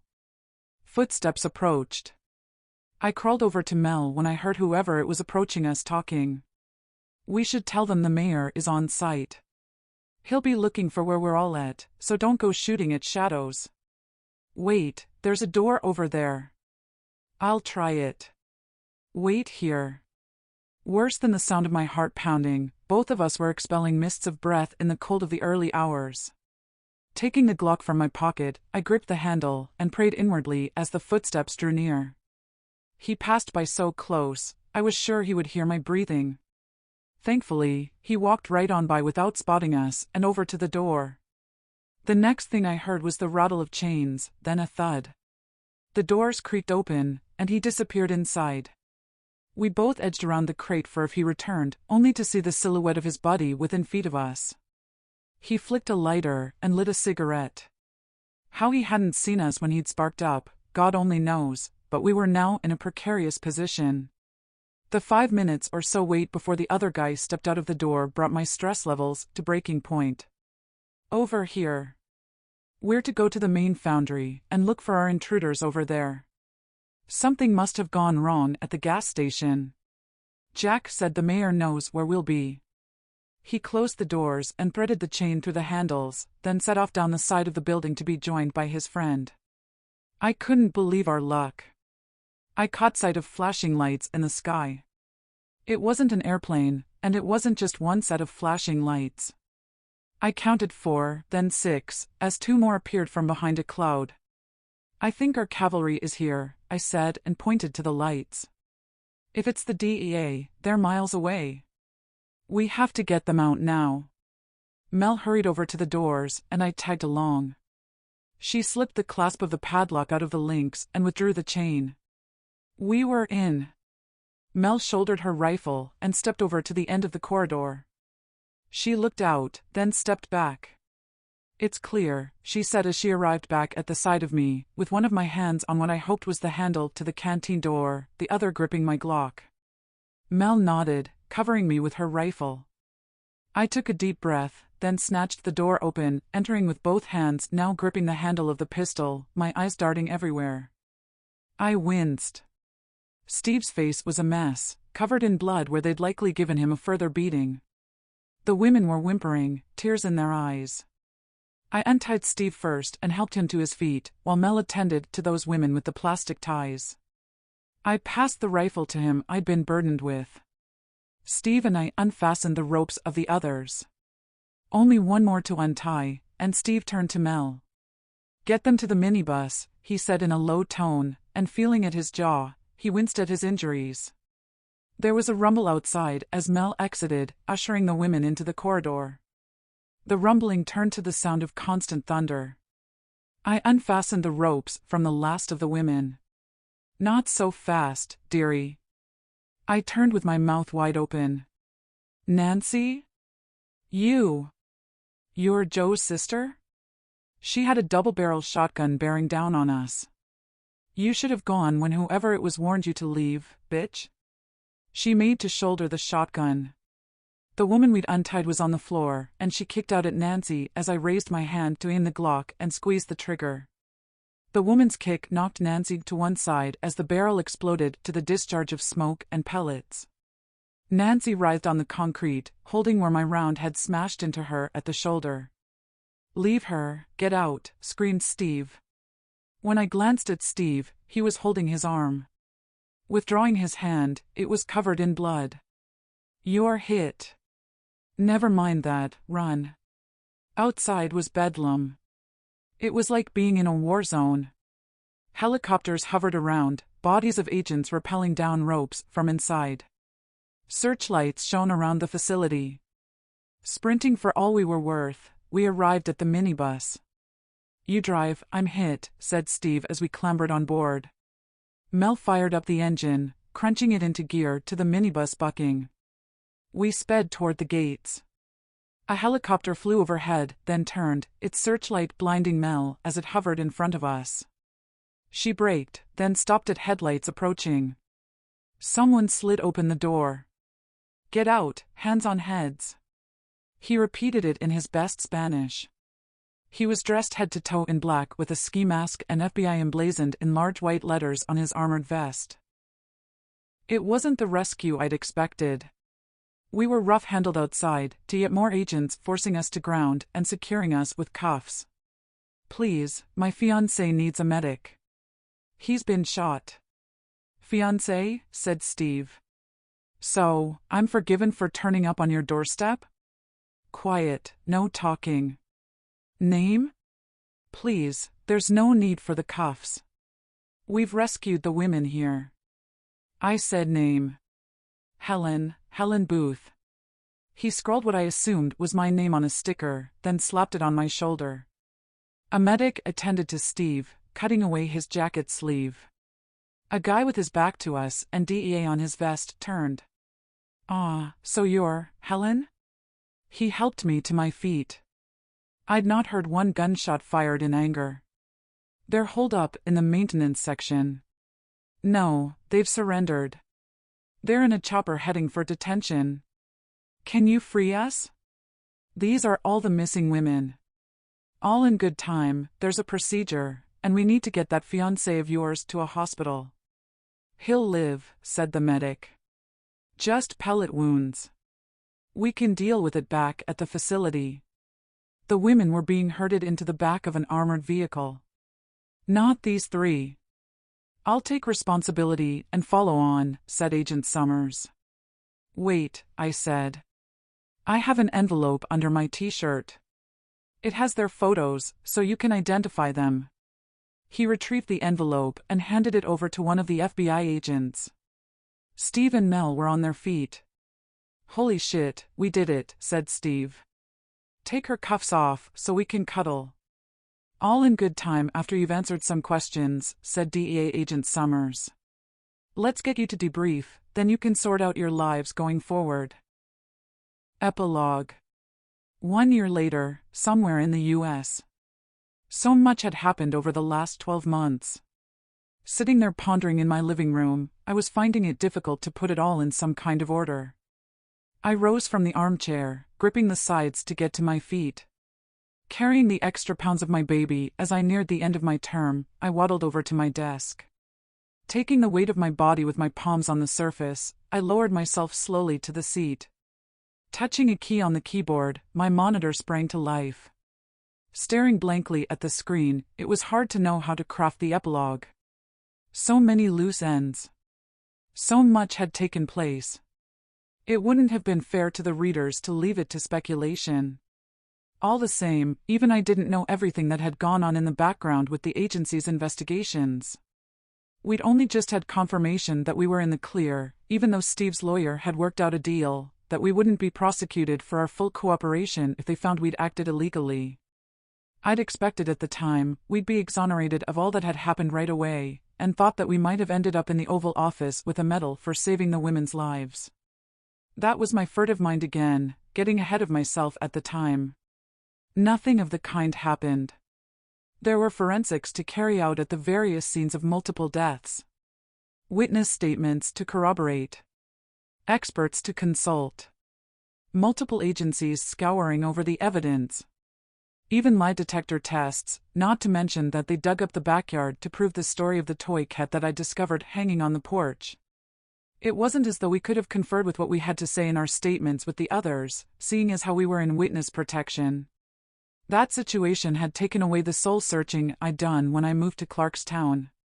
We'd had to leave the others behind for good. When I say others, Toby, Jeff, Mary, and Claire had survived their ordeal. We were told that they were found in a shipping container at the gas station awaiting the mayor picking them up along with Steve, Mel, and I. As for Jordan, he escaped prosecution for any crimes when they accepted self-defense for killing the mayor after they considered our statements, and he turned witness for the prosecution.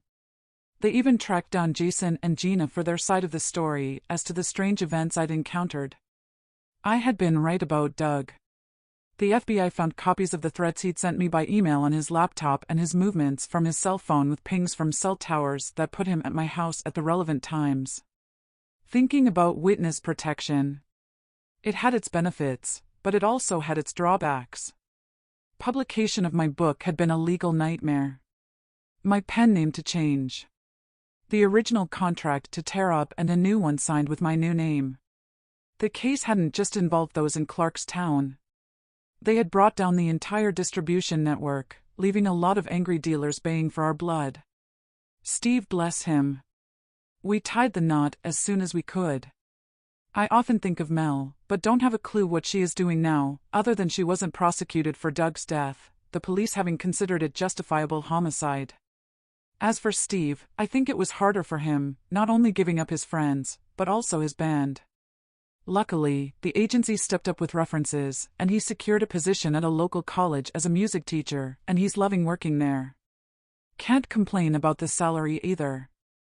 The house, oh my God, the Cedars. Never stepped foot in there again.